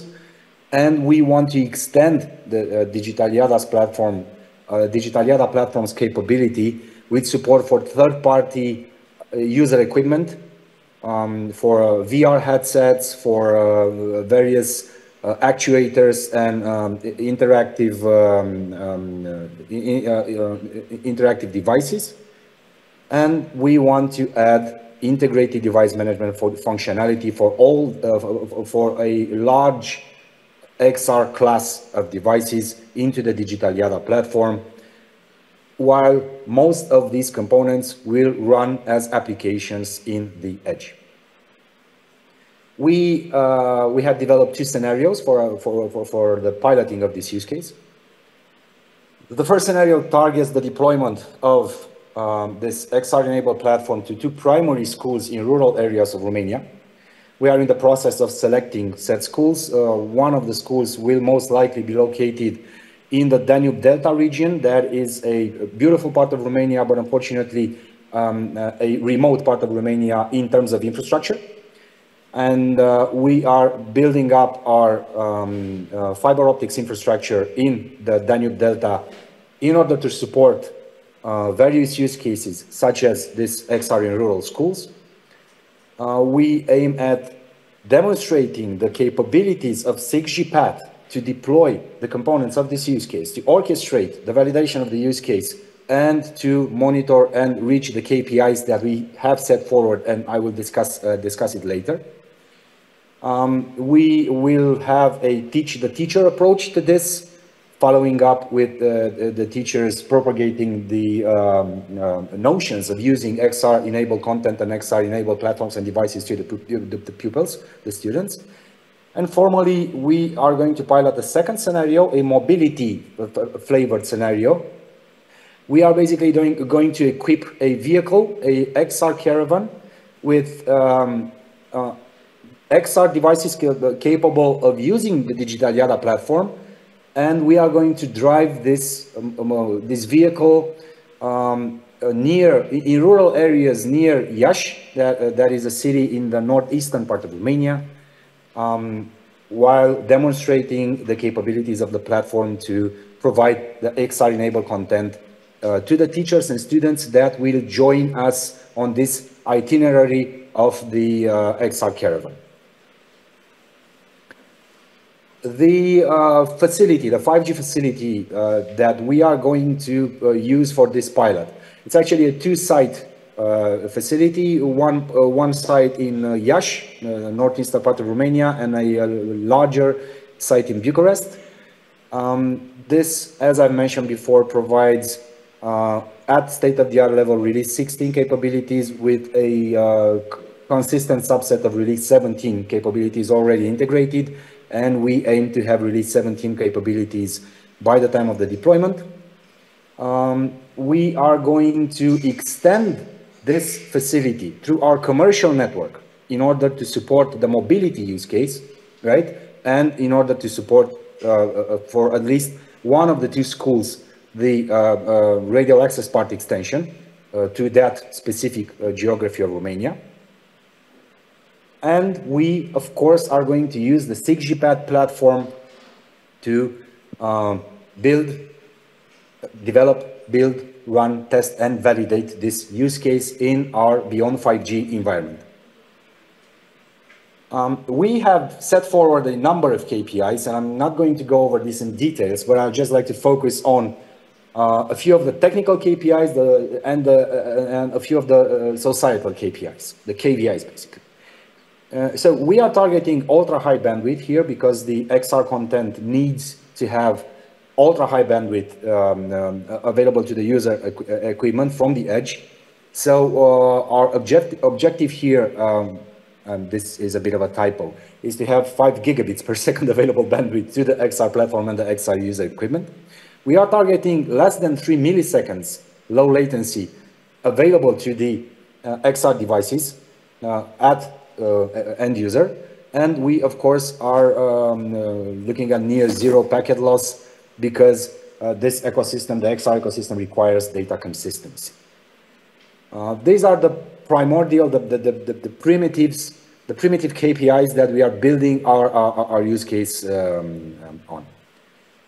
And formally, for the KVIs, we want to improve the operational cost of deploying XR technology in such environments as schools. We want to increase the utilization of new technologies such as XR in existing rural schools because we have a significant gap in terms of integrating new technology to existing curriculum and to existing educational ecosystems in Romania. We want to increase the productivity and the economic resilience because we believe that having contact and engaging from a young age with technologies such as beyond 5G enabled technologies, XR, VR, AI, you name it, will prepare the students for the future job markets. And of course, for the social KPIs, we aim at increasing the academic performance. We believe that the students are going to be more inclined to spending time actually interacting with the content while presented in an XR environment than in its current form. We want to increase social inclusion and equity in education because unfortunately Romania is lagging behind the European Union in terms of providing consistent social inclusion and consistent results in terms of educational performance in rural schools versus urban schools. And of course, we want to improve the digital literacy skills of the students. This is a foremost KVI because, again, we want to close the gap and to close the discrepancies between students, young people coming from rural areas of Romania and not having the required tools to engage with new technologies and the students in larger, better developed urban areas. Finally, we aim to increase student retention because, again, this is a key pain point for the education in Romania. Rural areas of Romania and schools in rural areas of Romania unfortunately have a significant problem in terms of keeping the students in class up until graduation. We believe that adding technology and adding interactive, interesting technology for the pupils and presenting the content in such a manner, in such a way that it is engaging for them and it is, of course, beneficial for the teachers as well, will help us mark these social KVIs as being reached, right? And of course, in terms of service quality, we want to increase user satisfaction, student engagement, and teacher engagement and motivation across the scale. We want to increase the ease of use for the technology and tool sets that are available in these schools, increase the content quality compared to what is now available to some of these smaller schools, and increase the learning efficiency for students. That was it on my part. Thank you very much for having me and for allowing me the opportunity. Very interesting presentation. Thank you very much. We could now move on to the next presentation. We will make a change in the order of the presentations. So now we will talk about 6G Path Use Case 8. The presentation, the presenter would be Professor Pedro Rito. Pedro? Yes, hi everyone. Hello. I can share the presentation. Thank you for joining.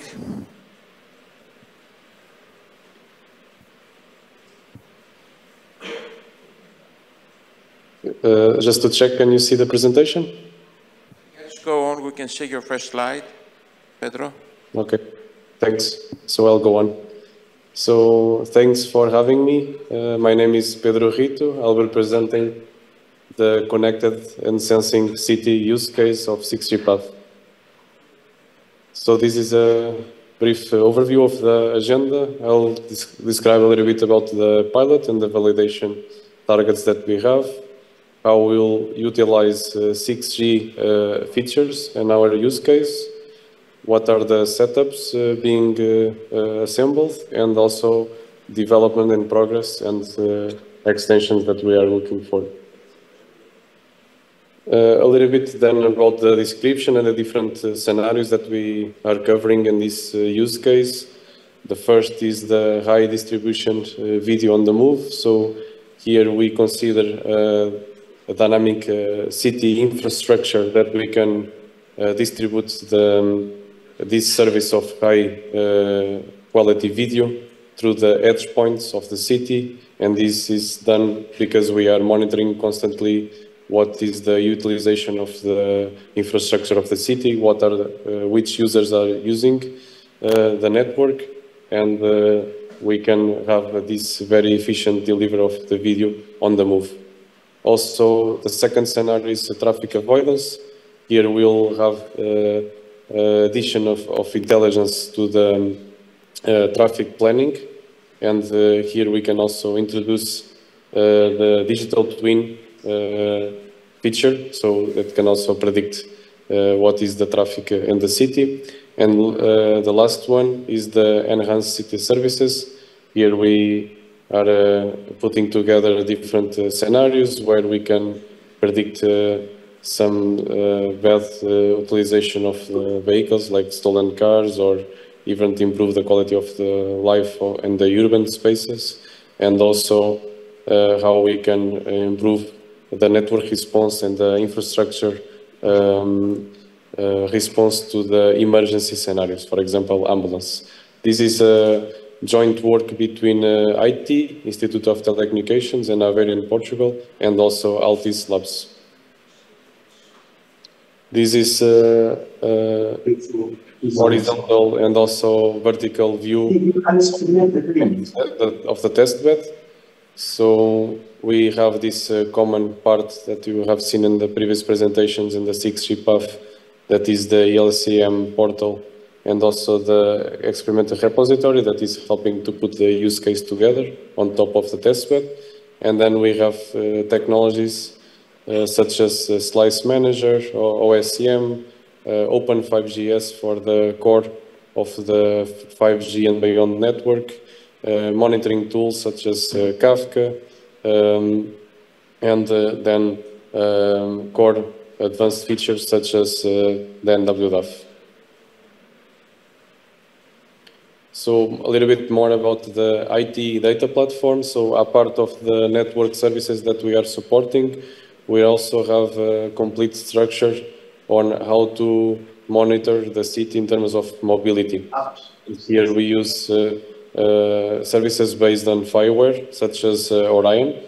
Everything is in Kubernetes, and then we have this monitoring tools such as Kafka, and also the historical data stored. So then a little bit more about the 5G core and also the edge infrastructure.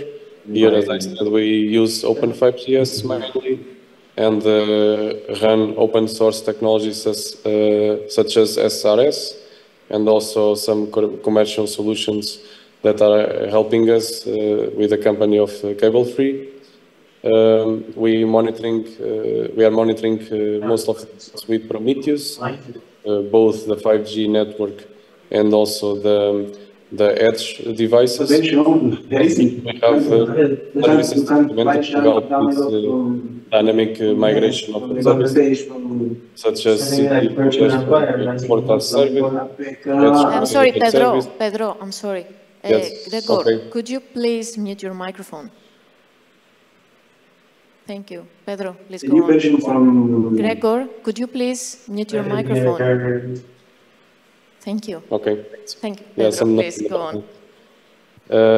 Yeah, as I was saying, this is some services that are example of the edge dynamic deployment that we have. And lastly, we have these resource allocation services and user manager services that is helping where to dynamically and intelligently we can put the services together and the edge points to serve the mobile users. More specific, in the use case of high distribution video on the move, this is a complete structure of all the technologies that we are putting together, and to help putting, so it's not only a work of deployment of Open5GS and the RAN infrastructure and also the edge, but it's also the development of MEL algorithms to support this intelligence. As I said, also in the traffic avoidance is mostly around this digital twin concept, where we put together the real data of the city, but also generated, simulated data that we can together create scenarios and predict situations that can happen in the city.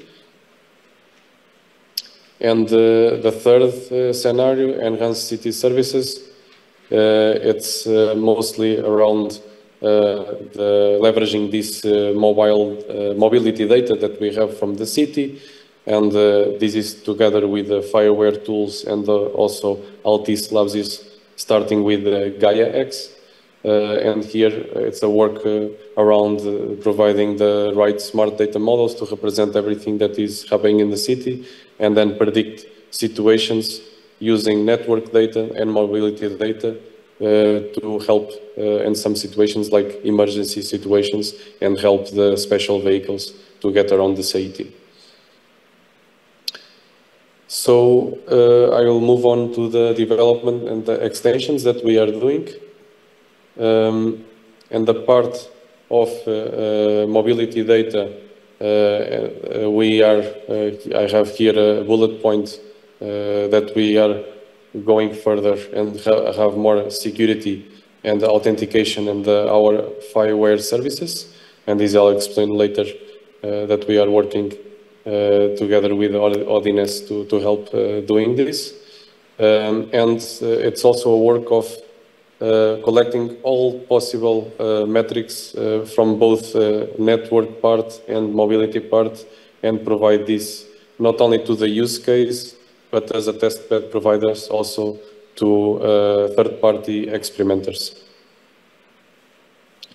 Another extension and very important one that we are putting effort is to extend the Open5GS deployment that we have in Aveiro with NEF from OneSource and the OpenCAPIF from Telefónica. We already published an article and a conference paper explaining about this integration, and very soon we'll have the deployment together and the testbed in Aveiro with all these components. Lastly, as I was saying, we are working with Odines to provide this security layer through the Odines cloud. So all the mobility data that we are exposing in the testbed of Aveiro and available for experimenters and for our development of the use case, we are then publishing this data in the Odines cloud platform and add the security layer. So for the use cases that require this authentication and security layer, we are now able to provide this information and such layer. So it's already an extension that it's successfully deployed, and we are ready to also include this in the use case. And yeah, that's all for today. Thank you very much. Thank you, Pedro. Thank you. Now we can move on to the next presentation. We are going back to our schedule. So next presentation is 6G Path, Use Case 4, presented by Professor Jose Alcaraz Calero. Jose, are you here? It's here. Hello, hello, Hi, G. Christina. We have G1, Hi, Professor G. Yes, the floor is yours. Go on. Yeah. So thanks very much for inviting us to this workshop. Let me share my screen.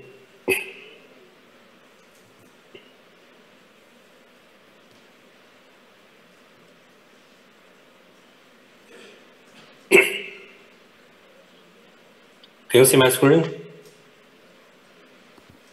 Yes, Guy, we can see your screen. Go on. All right. Okay. So it's use case number 4, classroom of the future in education vertical business.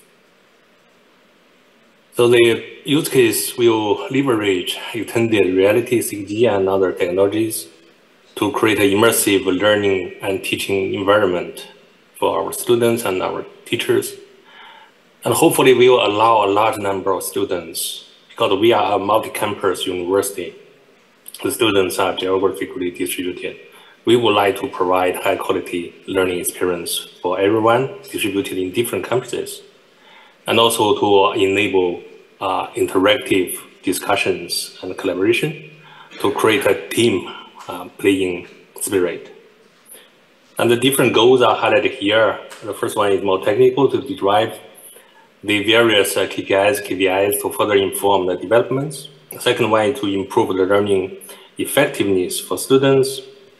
The third one, as I said, to create this team playing culture. And finally, to boost the accessibility of education for distributed groups of students.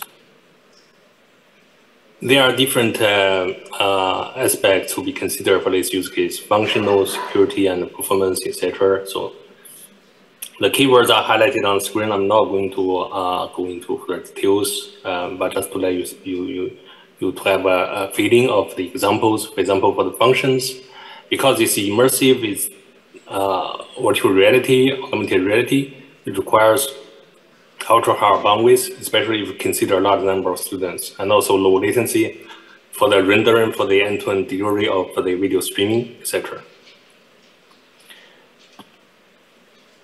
And we have defined a set of KPIs and KPIs. So again, they are detailed on the screen. So I'm going to pick up a few to explain. Okay? For example, for the technical ones, if you have a look up the third one and fourth one and the fifth one, they are all related to the scalability consideration for this hopefully large-scale application of extended reality. Especially we are considering a scenario for the learning and teaching in terms of showing complex 5G and beyond network topologies to the students. Especially try to highlight the virtualization layer on top of the physical infrastructure. So traditionally, this is not able to be, let's see, visually delivered to the students, because students can only see the physical infrastructure. So now we are working on the virtual layer to actually show the virtual devices hosted by the physical devices. And also key concepts like multi-tenancy, meaning multiple telecommunication operators can work together over the same infrastructure physically. Okay, so we have set up some targets. For example, the number of supported network devices will be larger than or equal to 1,000. Okay, so considering a large deployment, the number of supported connections will be larger than or equal to 2,000 to show the different devices, user equipment, etc., connected to the topology, and the different key technological concepts. Okay, as I said, the virtual machines, multi-tenancy, virtual equipment, interfaces, etc., which are currently really hard to explain to students. The KPIs are more about the student satisfaction, the academic performance, and their feedback from their students regarding the effectiveness of this approach. Again, we have set up some targets. This is the framework of the testbed and the use case. They are organized into different layers. So from left, very quickly, this will be the delivery team using the technologies, right? Holographic communications, haptic communications, using the second layer, the device management layer of wearable the glasses for HoloLens and the haptic controllers, etc. And toolkit layer will provide the technology behind the scenes. And then the education service layer will create some apps and the GUI for their students. In the first phase, we are focusing on the topology, as I explained. Then in the next phase, we are going to explore the digital twinning to allow the student to further interact with the topology. And then the distribution layer is being set up in our premises in terms of the hardware and the software. You see the 6G testbed there. Okay? And then later on, we'll extend the experience from a single campus delivery to a multi-campus delivery. And highlighted on the screen, you can see the current prototype. I've been focusing on these building blocks. So I'm going to show you a quick demo of this. So this is in our lab. So you can see it's augmented reality. So we have put an overlay layer of their virtual reality on top of their the physical reality. Okay? So you can see the different devices. They are part of a complex 5G infrastructure topology. Okay? In some cases, they are even color coded, okay? To show, for example, different concept, different multi-tenancy, for example. And now a student is trying to open up boxes or manipulating their topology. Okay? So you can see already inside of physical machines, we have shown some physical and virtual interfaces, etc. Okay? Because of time, I'm going to cut this short. Okay?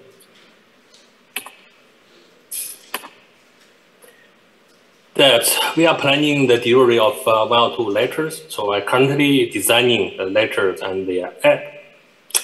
Especially their plan is to ideally develop the apps easier to use for the student, following the series gaming approach. And also we are working on improving the performance of their the virtual reality and the augmented reality application. Because sometimes the experience is not that smooth. Okay? So this is one of the technical challenges we are addressing now. And then the next step is trying to package the application backend to allow the execution in our testbed. Okay? And also work is underway to open up our testbed for third parties. We have already been evaluating the different applications. So at least now we have evaluated at least 1 or 2 can be joining us in the testbed for the testing. Okay, so that's a quick run through of this use case. Thank you very much. Thank you, Chi. Very interesting presentation. Thank you very much. Let's now move on. We will make another change in the order of the presentations. Next presentation will move to the end of this session. So we continue with 60 Path Use Case 6, presented by Professor Niels Lammen. Niels, are you here? Yes, I'm here.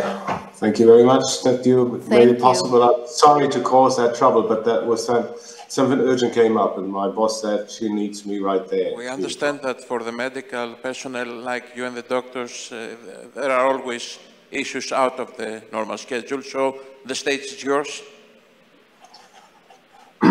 Okay. I share myself. Yes, you share your screen. Okay, I'm right there. Here.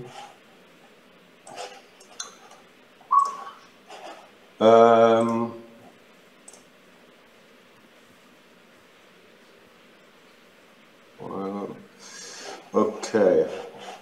If I go now on presentation, because I have 2 screens. I hope that works.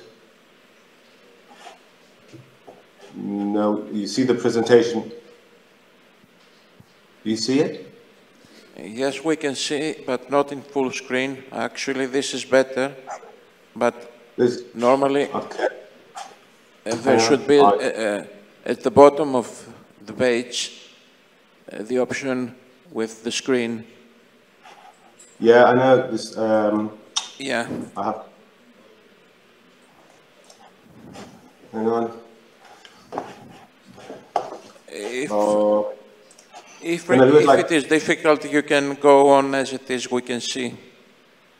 It's not full screen totally, but we can see. Okay. Simone is coming to help me. Give me 1 second, and then we're all set. Or I start with this. Okay. What we're doing is that we are talking about a special device to support wound healing, which is an important issue in medical terms because the development of chronic wounds increases, especially with age. So we know that the numbers for Germany and for Europe are similar. 70 to 80-year-old, the prevalence of these wounds is 3%, and even if they get older, it's about 11%.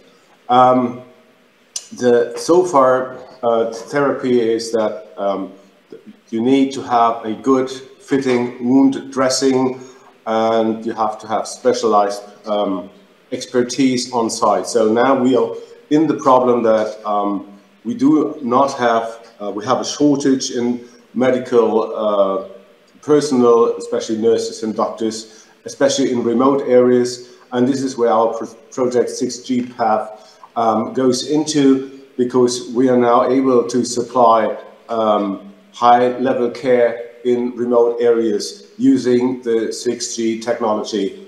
And so what we're doing is that we want to go on site with a special 3D camera producing high solution 3D images of the chronic wound on site, and this is going to send via telemetric via signal to a center, and this wound needs to be analyzed not only because of size and depth of the wound, but also about maybe of heat. So the camera needs to have multimodal facilities so that it can detect if there maybe is an infection or not. This backend analysis on the center creates a model of the wound, and this model will produce the features for a specialized wound dressing that perfectly fits into this wound, so that at the edge there's it just completely covers the wound, and that's going over the edge, which is very important because that prolongs the healing. And this will be done on site with a 3D bioprinter who produces the material on site, so the nurse is able to, with the advice from the center, to apply this special dressing. And technically, this is happen via a secure and private connectivity with high throughput, low packet loss connection, which is a non-public open 5G core network with off-the-shelf NGBs. And we have even a backhaul management for satellite public mobile network operators. And the end user devices is of course, what I said, the 3D scan connected to the smartphone, first of all, to collect the information about the wound, and at the very end, the 3D printer connected via CPE. So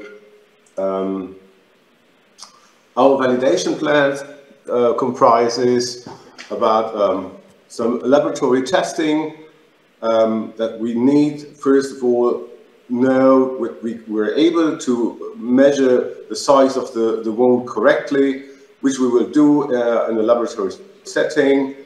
There's some special issues, as you may think, when we are going into medical care, especially about the hygiene, things that we need to make sure that we're not putting into any infection into the wound by applying our new material.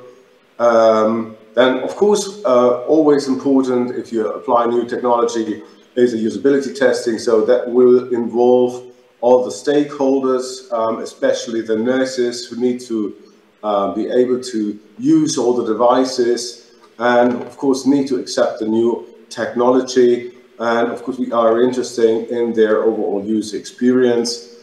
And we have some different KPIs that we're testing, and for that we need we will use different approaches, surveys, interviews, expert panels that we are able to evaluate. So I'll give you an overview about the KPIs that we are interested in. So there's some KPIs regarding, no, sorry, I've just messed up something. There's some KPIs regarding public health. It's great that there's same devices and a single doctor in the hospital for a number of distributed patients who are not need to leave their home, and so we hope for enhanced care quality. So that means an increase of number of successful treated wounds. Of course, that would mean also an increased quality of life.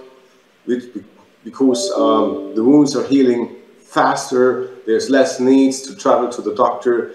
Of course, we hope they can reduce the amount of hospital stays. There's also some sociality upgrade and acceptabilities. And of course, we won't forget the sustainabilities, because there's less travel for nurses. And most hopefully, we hope for a cost reduction, because the conventional wound dressing, this is something that lasts very long, that takes a lot of time, and we hope we can accelerate this speed.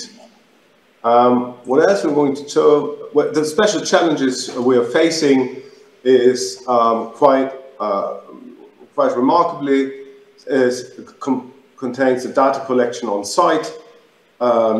We have to think that we quite change the established care procedures by applying this new telemedicine standard. This is something new. Usually the expert is on site. Now the expert is in the center, and we have something on site who may not be the great expert. So what is of course very important is the appropriate education of the different stakeholders as well on site, but also at the telebase center. On the other side, we have some technical challenges. We need to have an exact scan of the wound. We need to have this safe, and we have to make the precise design of the dressing. Of course, fast printing and sterilization of the dressing material is important. And most of all, we need a stable, fast and secure data transfer. So what we hope for is that once we have established that for the clinical purpose, we can have some more interesting extensions for the 6G technology in healthcare, especially regarding education. I will probably hear something else in this round about that. But it would be great to have some realistic simulations, especially for very rare but very important emergency procedures. We think that could enhance the learning output, improving knowledge and practical skills, and also in the development of critical skills. And of course, because we don't have to have this, it will allow a lot of flexibility and flexibility by learning anytime for these persons who need to be trained. Thank you very much. That's from our use case. Thank you very much, Niels, for this excellent presentation. I'm sure that this will revolutionize the way for medical treatment of wounds, especially in remote patients. We will see this during the course of the project, but it is evident that the benefits will be extreme. Thank you for joining. Thank you very much, and thanks for understanding. Okay, we will continue normally with the next speaker, Mr. Gregor Litschker from MCS Data Labs from Berlin. Gregor, if you are there. Yes, I am here. Okay. I hope you can hear me. Yes, we can hear you. The stage is yours. Connect and share your screen. Find out how to share my screen, actually. This is a thing I'm not... Oh. Can you see my screen? Not yet. Normally the option should be, yeah. Now we can now see it. You can see it? Yes, perfect. Perfect. So our use case is all through in the health sector, and it's called elderly monitoring. And we are all getting older, so we aim to improve the quality of life for the elderly people. And for this, we need to get more information about the health of the elderly people by tracking their mobility, is it decreasing or if it's staying on normally, and also to try to predict the risk of falling, because falling is falling is very dangerous for elderly people. And we want to give the nurses and the caretaker the tools to the hand to actually see issues as soon as possible before they appear or because they get more bad. So the use case is designed like this. We have like two scenarios. The one scenario is that the elderly people are wearing our smartwatch for collecting vital data in their everyday life, and we will analyze, or we want to analyze the mobility, how much they're walking, if it's changing the way they are walking, when it's more difficult to get used. And the second one is a scenario where the elderly people are training. This is a picture that you can see on the screen right now. So every elderly people is equipped with a smartwatch. The smartwatch will send a health data to an application, to a backend where we can run AI algorithm. And in front of them, there is a TV and a camera that's connected to the MyReha device. This will show the elderly people how to do their exercises, and with the help of the camera, it can recognize if this exercise is done correctly or not. And the smartwatch itself will continuously measure everything and see if something abnormally happened. All the data is then sent via 5G to the backend, where we can run algorithms like stress level, if it's getting higher or not, or even a pain measurement to see if the elderly people are in pain or not. And here you see the basic setup on the right side, that we have the smartwatch. The smartwatch is sending its data via Bluetooth low energy to in the first step into a smartphone. Later we will have a health gateway. The smartphone or the gateway will send its data over 5G to the base station. That would be a hospital where the data can be analyzed and processed. And this use case consists of 3 partners. It would be the Charité for medical expertise, and they write the requirements that we have to follow and give us medical feedback, and also train the medical personnel that will later on use our technology. On the second side, we have the Fraunhofer Focus that's doing all the data transfer stuff over 5G and delivering the apps and portals to do so. They do the requirements analysis for sending all the informations and keeping tab on it. They also develop the MyReha device to the individual exercises. And finally, we have MCS Data Labs. We will provide the smartwatch to measure the vital data. And with our related apps, we will, on the one hand, send the data to the backend, and then we will have a collection of algorithm for different kinds of health measurements. As I mentioned already, fall detection. Ideally, later on in the project, we can come to a fall prediction algorithm.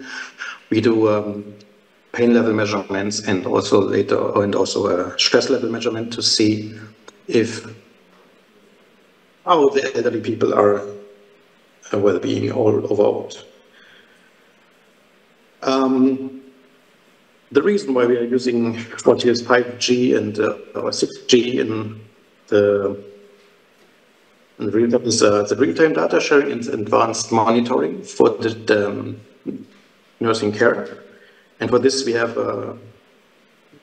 the benefits are that we have immediate access to patient data, and we have access to up-to-date patient information when we are needing it. We also have an enhanced patient monitoring, which continuously, as I mentioned before, all the vital data of the elderly people for potentially detecting health issues. We can improve we want to improve the clinical decision-making. Because of the more data we have, we can give a better opinion on how to treat the elderly people. And this will, in return, sorry.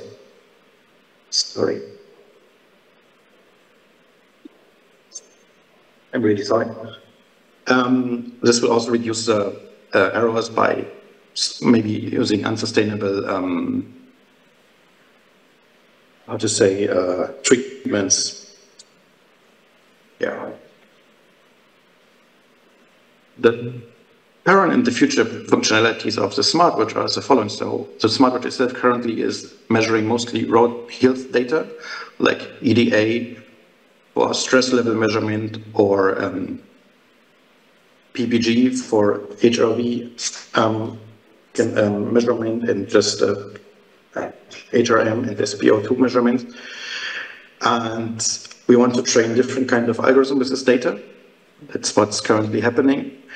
And the smartwatch itself is connected via a smartphone app to the backend, where the measurement is stored and can later be used for training algorithms or detect anomalies.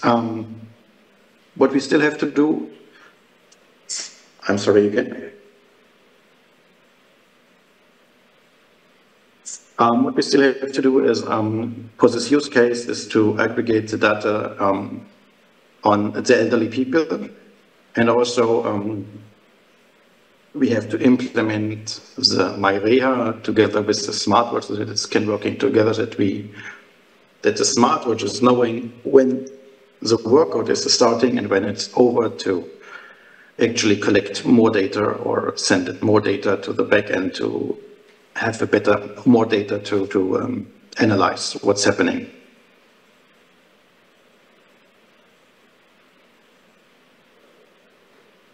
So for data analysis, we already have a fall detection algorithm, but this is trained with young people, so we need to retrain it with data from older people when they are falling.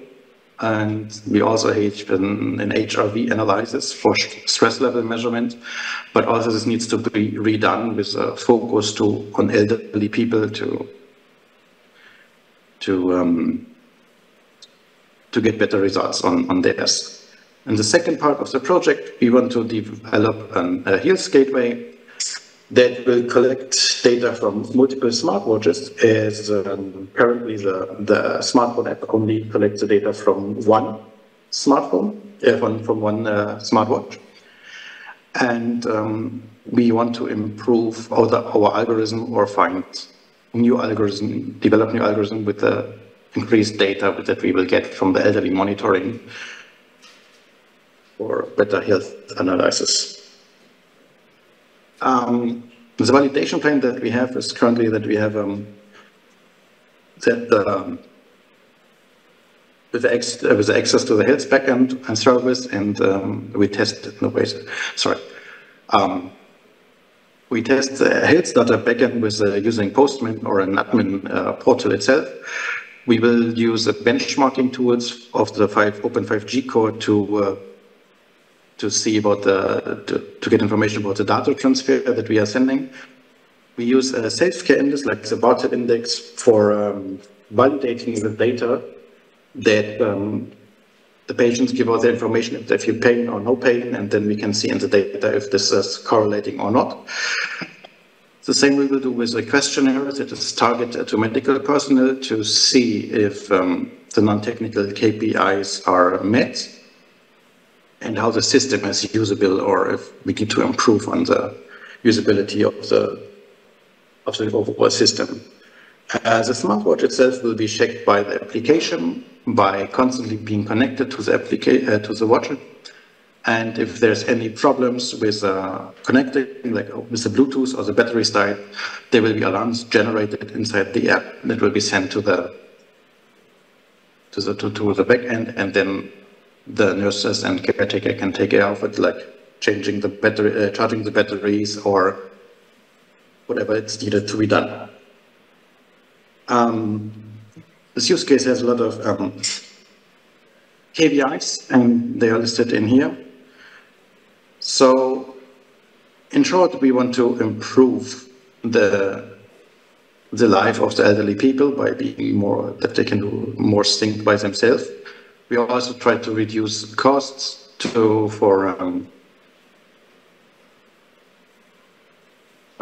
because less people are needed to actually do the training, because it's done in front of a TV, and they can do by themselves. And yeah, that's everything from my part. Thank you very much, Gregor, for your presentation. We can now move on to next presentation. It's about 6G Path Use Case 9, and the presenter is Mr. Panagiotis Verios. Hello.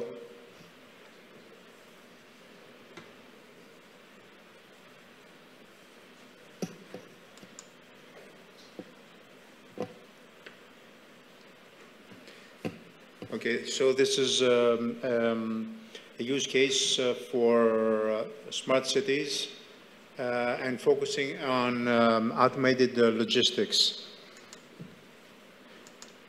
And this, in 6G Path, smart cities covers 3 verticals. In this vertical, three areas. One is in interconnected and intelligent cities. The other is automated logistics, which I will cover, and security coordination. In this automated logistics use case, it investigates how the automated guided vehicles can improve both the production process and employee safety for use case stakeholders, such as the logistics warehouse. The AGV robot car can potentially streamline operations by reducing delivery times, limiting manual effort in moving heavy objects by people, and minimizing workers' risk or injuries, and improve remote monitoring. All of these are achieved by exploiting and validating the integration of large-scale extreme IoT edge cloud scenarios supported by OTE's 5G standalone testbed. The partner roles here are, key players are OTE and ACTA. OTE is the testbed owner, having the 5G standalone network infrastructure which they provide, the local cloud infrastructure, and the warehouse robot, and the end-user devices provided on the robot.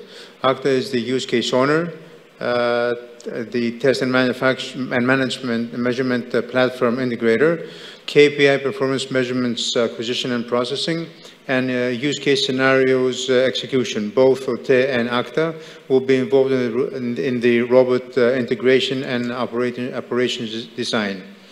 In 6G Path, we introduce KVI's evaluation beyond the network KPIs. So the regular, usual network KPIs are availability, where here we need high availability, so human AGV operated should be able to connect and control the AGV remotely. Reliability, so a human AGV operator should be able to connect and control the AGV remotely if necessary. Low latency, less than 5 milliseconds, and high throughput, greater than 3 gigabytes per second. In the KVIs area, processing time is expected to be reduced by, objective is 10%.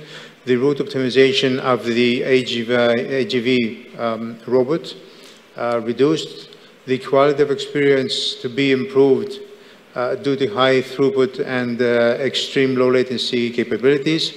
Safety, by improving the employee safety, since they will avoid transporting heavy goods and thus avoiding possible injuries. And last KVI is service delivery time, reduction in the overall service delivery time. This test case is related to smart logistics in a warehouse automation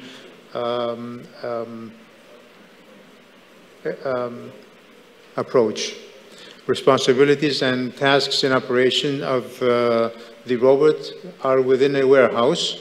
And first is issuing commands directly from a human to the AGV, which is performing special tasks or to perform special tasks.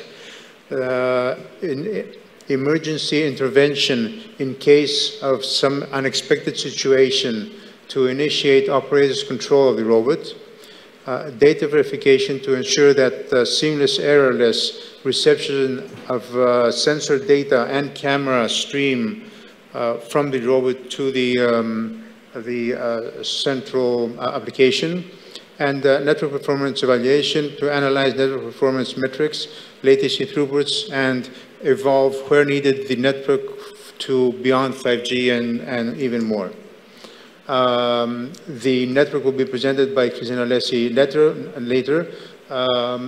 What I want to point out here is the black dots, which are probes, network performance monitoring probes, positioned in different locations and equipment on the network, either hardware or software, to be able to monitor the end-to-end performance of the network, as well as segmenting the network in different parts. So the network performance capabilities contain a center management system, which is based on Viavi's commercial fusion application, which is based on their network integrated test real-time analytics and optimization Nitro environment. Hardware and software probes, which are, the hardware are small form factor pluggable into network equipment sockets, which we will be using Viavi's JMIP 3 and JMIP 10, and also JMIP for electrical interfaces. Server, of course, and an addition to the environment which we are creating for this use case is to provide through a Kafka interface data to the central KPI, network KPI monitoring application, which is developed or expanded actually to cover all 10 use cases, to be able to gather data and utilize data in a unified GUI application, which will be the one developed by 6GPath. This is the environment where we spoke before about the probes, either software or hardware. They will be connecting or controlled from a central application, creating scenarios to monitor the performance of the network in different segments and end-to-end.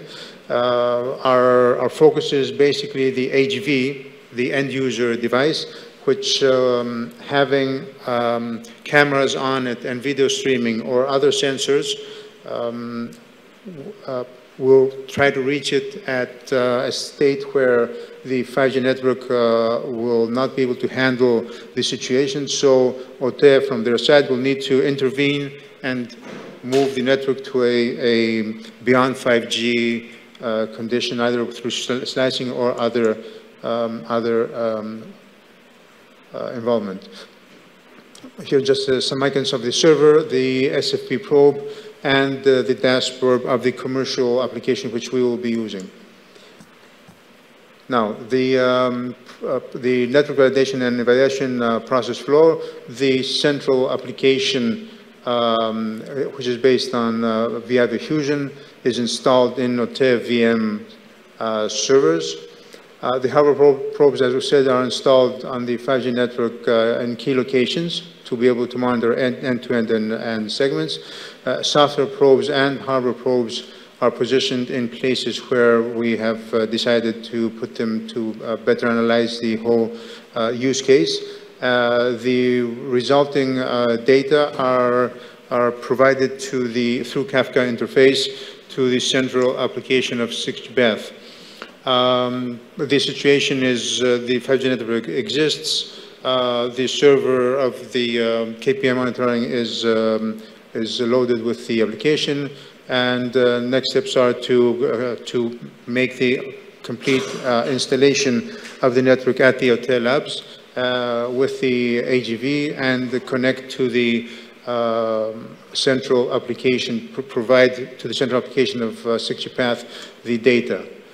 Here's the roadmap and timeline. We don't need to lose time on this. And this is the end of the application. Thank you very much.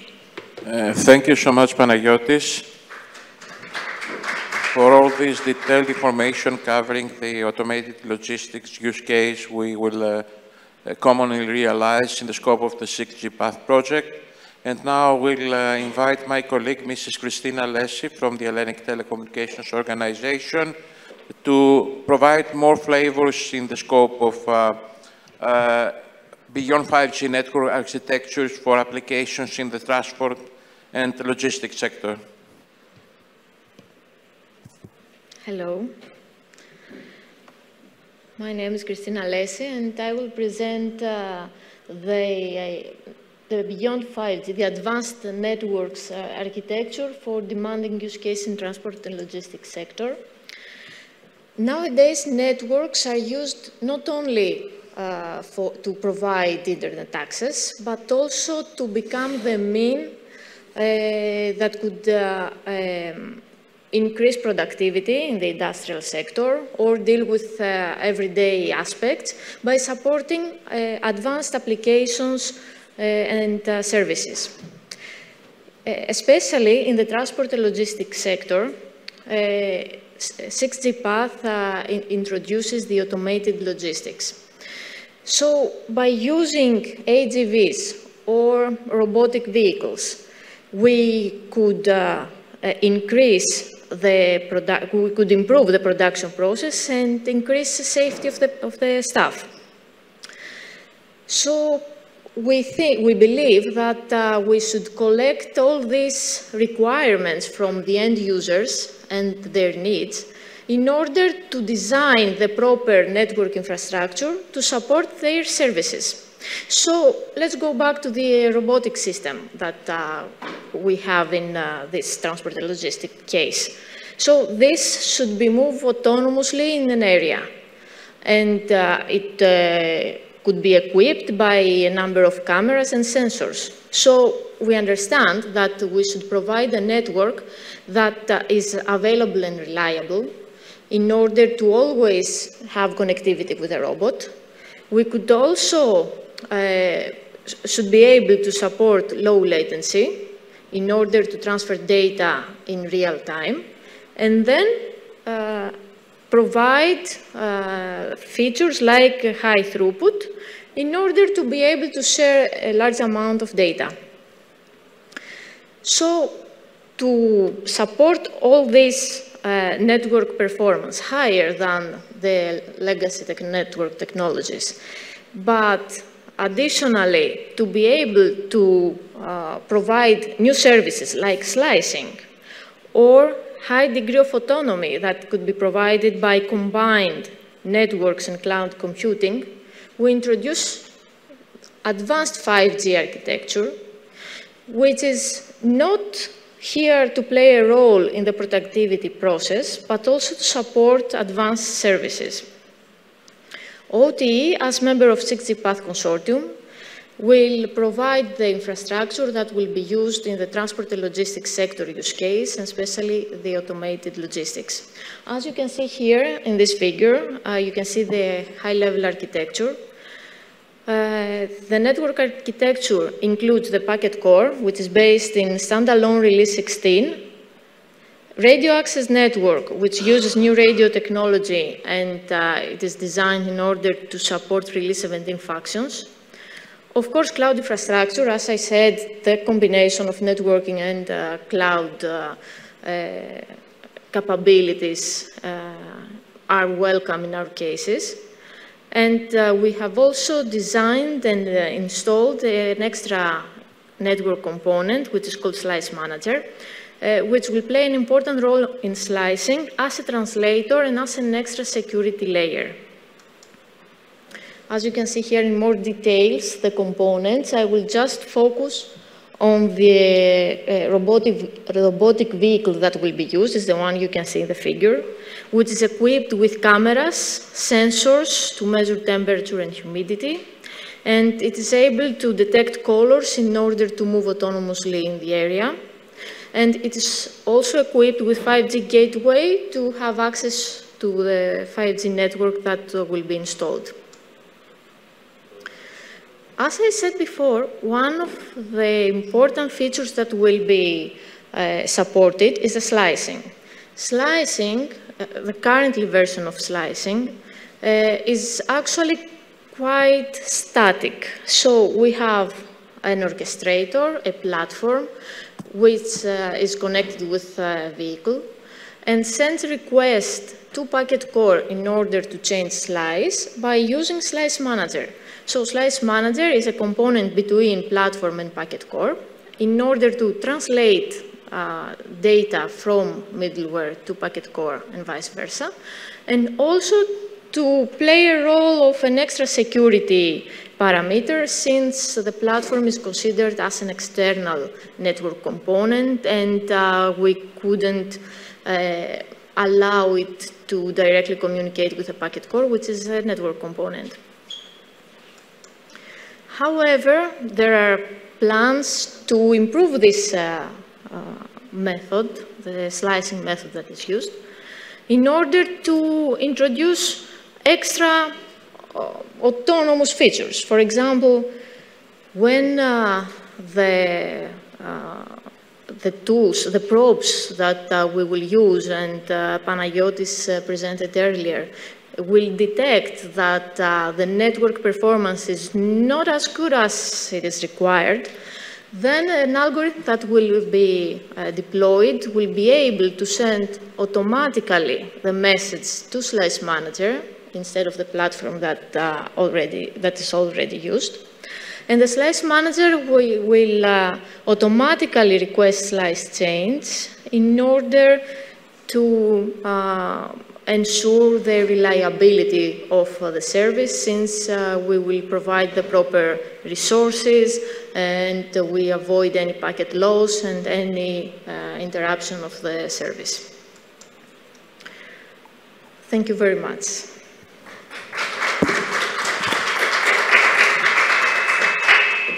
Thank you very much, Christina, also for allowing us to normalize the delay in the project by focusing on the main, let's say, information elucidating the automated logistic use case we will develop in OT labs together with ACTA.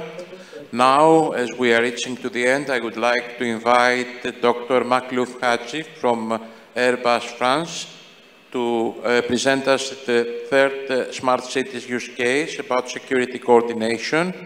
So, if Makhlouf, you are there? Yes, I'm there. Can you hear me? I can hear you, I can see you, you can share your screen. It's coming. Oopsie.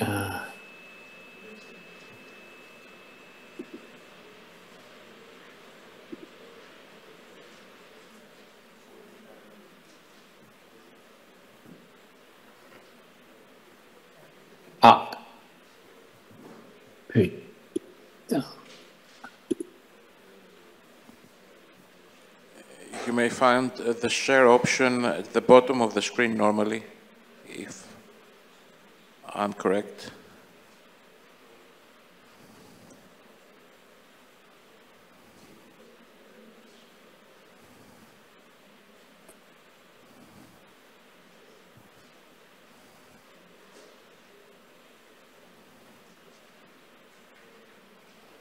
I'm trying again. I'm sorry for that. No problem. Please tell me if you... Yes, perfect. Oh, perfect, because the system is asking me to restart the application, but unfortunately it won't find. Sorry for that. I'm trying to make it large. No problem, Makhlouf. It's the content which counts practically. And you have a lot of interesting issues to discuss.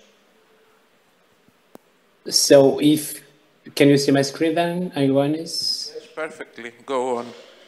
All right. So thanks a lot for having me. So I'm Makhlouf Hadji from Airbus, and I'm going to present, let's say, some elements, the major elements on what is actually considering in the security coordination use case we are driving within the 6G Path project.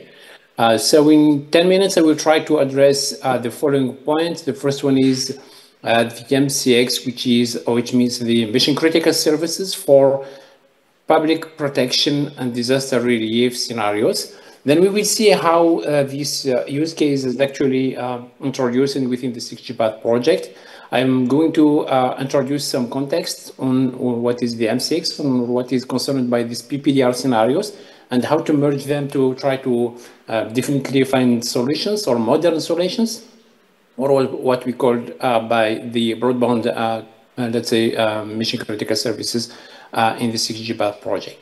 And then I will address some objectives, and I will finalize my presentation by giving you some what is expected as outcomes using some KPIs. I put here a lot of images to give the context very easily for everyone to understand what we are trying to address in the security coordination use case in the 6G Path project. So as you can understand here, so we are dealing with mission critical communications. As you can see in this picture, so you can find some rescue teams, for example, police forces, let's say also some, let's say, dedicated surveillance actors in different scenarios. But also, as you can see on the left side of the picture, you can also see the firefighters engaged in different scenarios, in more complicated ones. So the idea is really, it has all of these, forces involved in the same scenarios.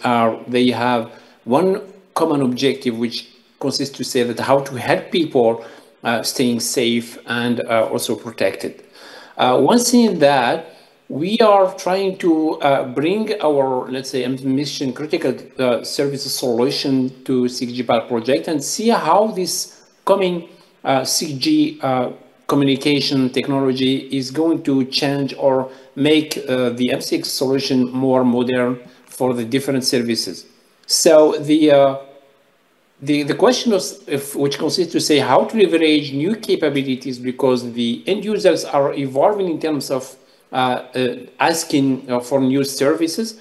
So the question to say how to leverage with these capabilities in MCX consists to see or address a certain number of elements. For example, how to improve, enhance the safety features for these involved end users, how to optimize the network deployment, because some scenarios are necessary in which it's more than necessary to deploy this MCX solution in a few seconds, how to react very quickly to the different, let's say, PPDR scenarios. So this is actually what we would like to address in the different MCX communications.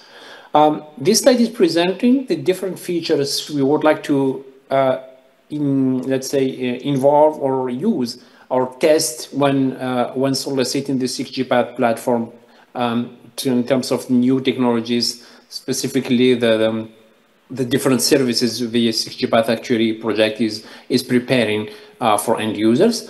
I'm going to focus for some features which are considered by this MCX communications. So it is actually working using 4G or even 3G for some services, but we need to improve more, specifically the features concerned by the voice. If I need to get a firefighter, for example, communicating with a policeman using this push to talk, for example, or just to call, or maybe conversations, or maybe exchanging some videos that for the policeman is, for example, showing to a firefighter or to a doctor, for example, to evaluate the criticality of the scene or of the zone or of the disaster, if any. But also many other features, they are not actually mentioned here, such as, for example, well, talking about the file sharing, the map view, the localization of the incident, the localization of the first responders and their deployment within a given zone. It's also very important features, very important, let's say, data to be communicated to all of the involved first responders in the same situation or in the same scenario.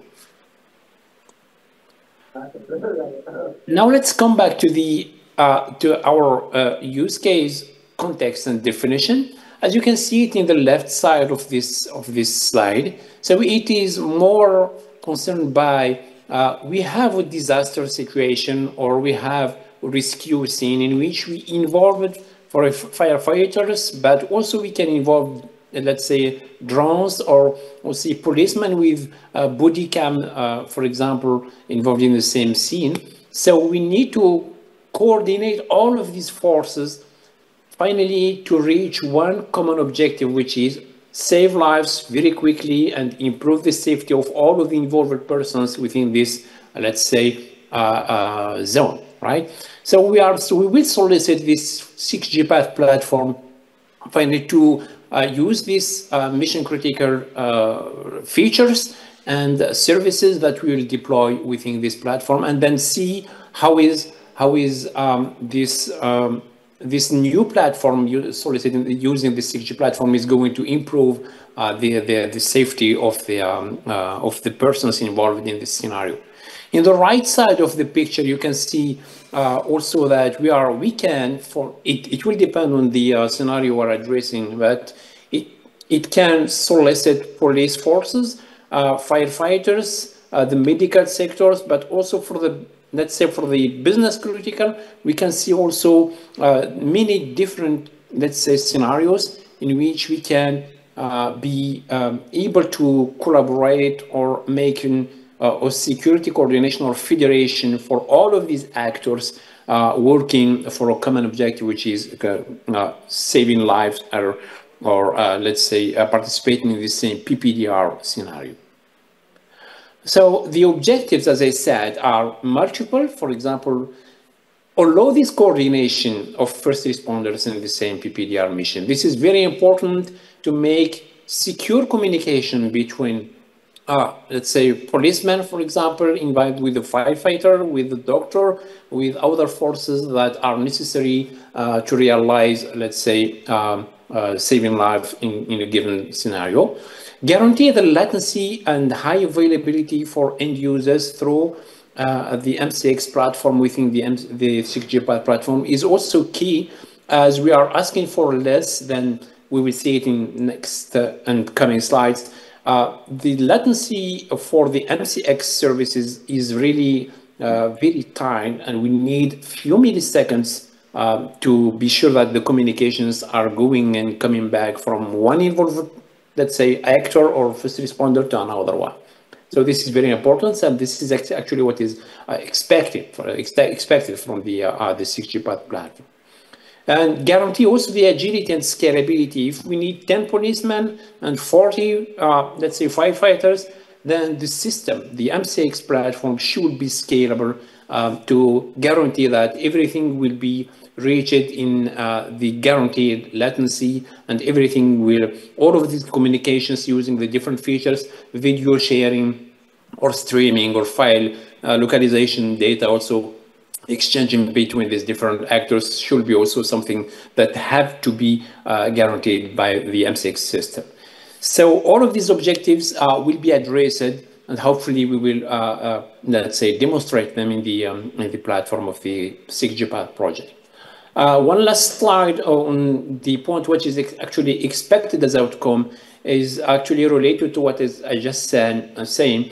So, for example, rapid backup arrival and deployment of new first responders facing a given PPDR scenario.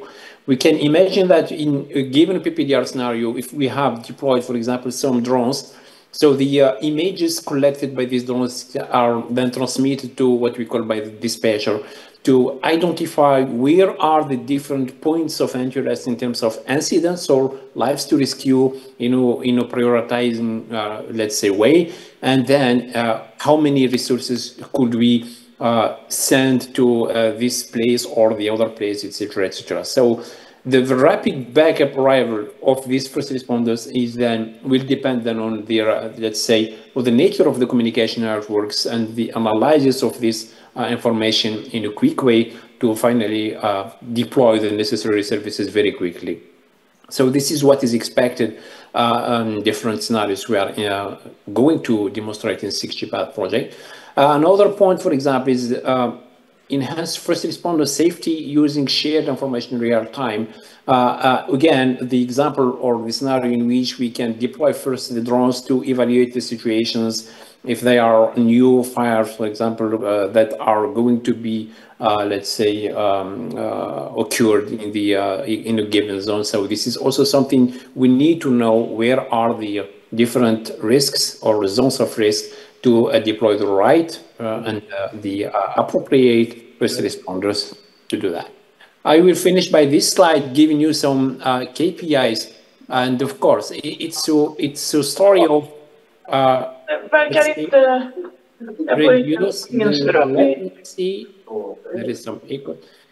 Reduce the latency for the different features of the MCX service. For example, the mouth to air. When I talk to, when the policeman is talking to the firefighter, so he needs to, let's say, be heard by the other side in less than 200 milliseconds. So very, very, very tight latencies are really expected to be reached by the 6G PAD platform.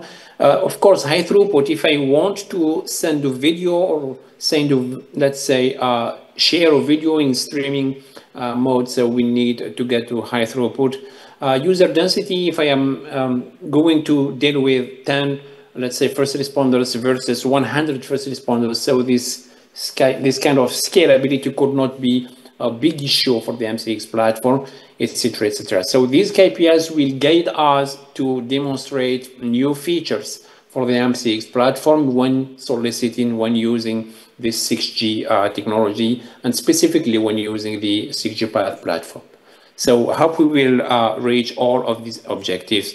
And I think this is all of my presentation. Thank you for listening. Thank you, Makluf, for presenting us this very interesting use case, enhancing security and security coordination for mission-critical services within urban environments, and not only. Thank you. It is very important and very interesting. And we will pass now to the next speaker, Mrs. Imesha Jodara from the University of Bradford. She will present KVIs for the promotion of the 6G path use cases. And we will conclude with the final presentation once Imesha concludes. Okay. Thank you, Ioannis.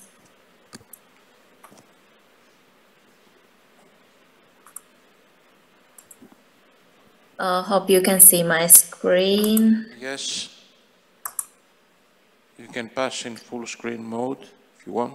Yeah, perfect. Yeah. Thank you, Ioannis. Hello, everyone. My name is Imesha. I'm representing the University of Bradford, UK. And today, I would like to take you through the key value indicators which we are using for the promotion of 6G path use cases. So this is the presentation outline for the day. I will introduce key value indicators, or what's the purpose of having it, then what's the purpose of having it in 6G path, how we have defined the key value indicators at 6G path, the methodology and key dimensions, and few examples. Moving to the introduction part, I know that KPIs are very familiar for all of you because key performance indicators, or KPIs, are widely being used across some decades as foundational metrics for tracking the performance and efficiency throughout the development and evolution of different kinds of technologies. But with the emergence of next generation technologies like 6G, the key value indicators emerged because they want to, the stakeholders and project management and almost all the stakeholders wanted to capture the broad impact of these projects beyond the efficiency metrics, focusing on different perspectives like social, economic, and environmental value that delivering these projects in a meaningful way, like how the meaningful benefits resonate with stakeholders will be captured from these key value indicators. Some of the examples and differences are given here. And with 6G path, actually, we are not just measuring the performance indicators, we are measuring the impact and value of 6G technology. Then what are these key VIs and why they are important, which is a very important perspective. So key value indicators specifically measure the broader impact of 6G technology. They focus on the value delivered to a wide range of stakeholders in different perspectives, as I mentioned earlier. So specifically, these key value indicators are value metrics. They focus on evaluating the impact and value creation, and also they always try to get the engagement of different stakeholders and to weave the benefits in perspectives of different stakeholders, and also support in decision making for these stakeholders. So this is why the key values are important for this 6G Path project, as well as for evaluating different kinds of technological projects. Then if I move to the next slide, so this is what we call the purpose drives vision to the value. So the purpose of 6G technology is to develop and validate innovative 6G technologies with industry standards to drive future 6G commercialization and social impact. So our vision is aligned with the purpose, and our values are here. So these key value drivers are directly tied to the vision and the strategic goals derived from them, and significantly impact the long-term value creation in our project 6G Path, and also when it comes to the industry, maybe for an organization as well. So before moving to the next part of this presentation, I would like to introduce the key terminology that we are using related to the key value identification. I introduced the key value indicators, but I thought to introduce the differences between these key terminologies, which are very familiar when we discuss about key values. Key value, then key value indicator is there, then key value enabler is there, then key performance indicators are there. What are the differences? So when it comes to the key value, it is the core benefit or the core value that we care about when developing 6G technology, when come up with 6G technology. So key value indicators means how we are going to assess these key values. That is kind of a quantitative metric that we are trying to identify. So as an example, if we want to increase the academic performance as a key value, that will be that is going to make benefits to the society. The indicator, key value indicator with related to this one is the percentage increase of academic performance. Like we can quantify the key value using key value indicators. Then key value enabler means what kind of technological factors contribute to generate this benefit or the key value that we have identified. So access to XR enabled educational content will help in increasing academic performance. So the technical part is this. This is what our technical partners are trying to capture in 6G Path technology. And key performance indicators means what is the technical impact of these values. So in 6G Path project, we are trying to measure the academic progress index or the improvement levels as a key performance indicator. So although these all aspects seem to be alike, they are different and differently used in identifying key values. Then in 6G Path, we have identified key values and we have defined the key value validation and evaluation framework. So this is the methodology actually we have followed. As the first step, we have identified goals and objectives to define a robust framework. So we align our values, identification of values with the project aims, project objectives and goals. And as the second step, we can identify the context of this key values. There we use the use case blueprints and state-of-art literature review to identify what kind of pain points have been identified in order to develop the scenarios in each of the use cases. And as the third step, we have extracted key values from these use case blueprints and from the state-of-art literature review. Just only the key values have been extracted here. Then under the step 4, we have identified the valuation and evaluation techniques. So first of all, we identified the key value indicators, because the key values, as I explained earlier, they are just quantitative values, but it will be quantified using key value indicators. Then we define the methodology in 6G path. We are going to evaluate and validate using questionnaires, interviews, and focus group discussions.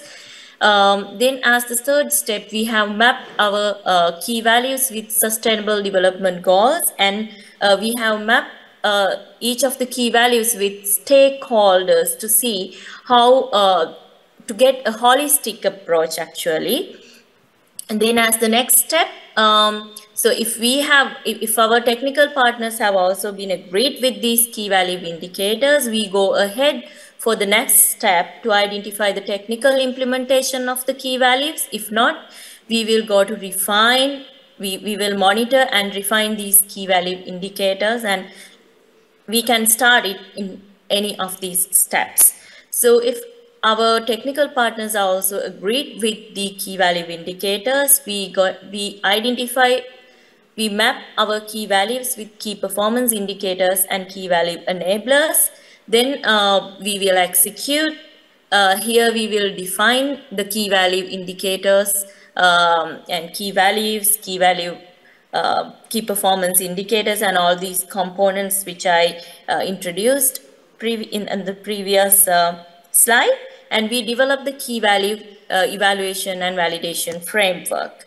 And if our partners also agree with this framework, we are ready for the next steps to collect data, evaluate, and validate. But if there are any issues related to the key value indicators or the framework, we again monitor and refine. So this is kind of a circular pattern that we are going. Always we are refining our key values, key value indicators, and going ahead. So these are the key dimensions of value that we have identified in 6G path project with related to the different verticals that we are dealing. We mainly categorized our key values as sustainability key value indicators and user experience key value indicators to have a holistic approach. So the sustainability KVIs we identified as environmental, economic, and social KVIs as usual, and we are going to map all these key value indicators with sustainable development goals as well. And user experience KVIs, we are going to see the service quality of 6G in each of the verticals. And these are some of the example KVIs that we have identified for each of the use case verticals. I think now you are familiar with these examples because almost all our partners explained what kind of key values that they are addressing in each of the use cases. So I'm not going to explain all these things, but I want to make sure that these use case verticals and our use cases have separate key performance and key value indicators. Then as an example, I like to take use case cities 1, connected and sensing city, to explain the process, how we have identified key values, key value indicators. I would appreciate if you could finalize within the next 2 minutes. I already gave you 2 minutes extra. Yeah, thank you, Ionis. So this is one of the example to identify the key pain point, high accident and fatality rates. We identified the key value is to prioritize the public safety. Then we measure it using the key value indicator reducing traffic accidents, and this is the technical implementation. We can do it using autonomous vehicles. And these are the KPIs. We use the accuracy, bitrate, and location availability with the KPIs. And we always use this feedback loop to monitor and refine. So through this strategic deployment of 6G solutions, 6G Path aims to make roads safer by reducing accidents and supporting next generation traffic management. And this is the end of this presentation. So I would like to conclude with this key point that KVIs are not just metrics. They are essential tools for demonstrating the value and social benefits of 6G technology. In 6G Path project, also through the strategic KVIs, we not only demonstrate value and impact, but also try to contribute in shaping the future of 6G innovation. So thank you all for this opportunity. Thank you, Anis. Thank you so much for this very interesting presentation, which practically collects information and feedback from all use cases and promotes one of our innovative, let's say, pillars towards developing KVIs that will be used as guideline for further evolution of beyond 5G and, most importantly, 6G. Thank you again. Greetings to my colleagues, to my friends, to the University of Bradford. And we will pass now to the final speaker, Professor Anna Brunström from Karlstad University of Sweden. Actually, we had to modify the sequence of the presentations because she was not able to join earlier. I hope she is with us. Yes, thank you, Ioannis. Okay, Anna, I will give you the stage. Just connect. We hear you. Yeah, perfect. We see your screen. I think you see my screen? Yes, go on. Okay, thank you very much for having me and also accommodating the scheduling problems. So I'm Anna Brunström from Karlstad University, and I'm very happy to be here to introduce the last use case from 6G Path, which involves XR health training in the education vertical. And the background for this use case is that healthcare education involves, of course, many practical medical tasks that the students need to master. And we focus in particular on the training of pre-hospital nurses. Such nurses have very advanced tasks, and they need to possess a combination of cognitive and practical skills to be able to handle a range of medical emergencies that they may encounter in their profession. And to acquire these practical skills, the training is carried out in two main ways. One is that the students follow along and have supervised participation in real clinical pre-hospital situations. This is, of course, a costly part of the education, and the students can only take part in a limited number of scenarios. It's also hard to control what scenarios the students will encounter because, of course, this depends on what emergency situations occur, for instance, if they are following along in an ambulance for the day. So a very important part of the practical training is also to use simulated scenarios with mannequins. And a main challenge here is the authenticity in the scenario, and this has shown to be critical for the learning experience.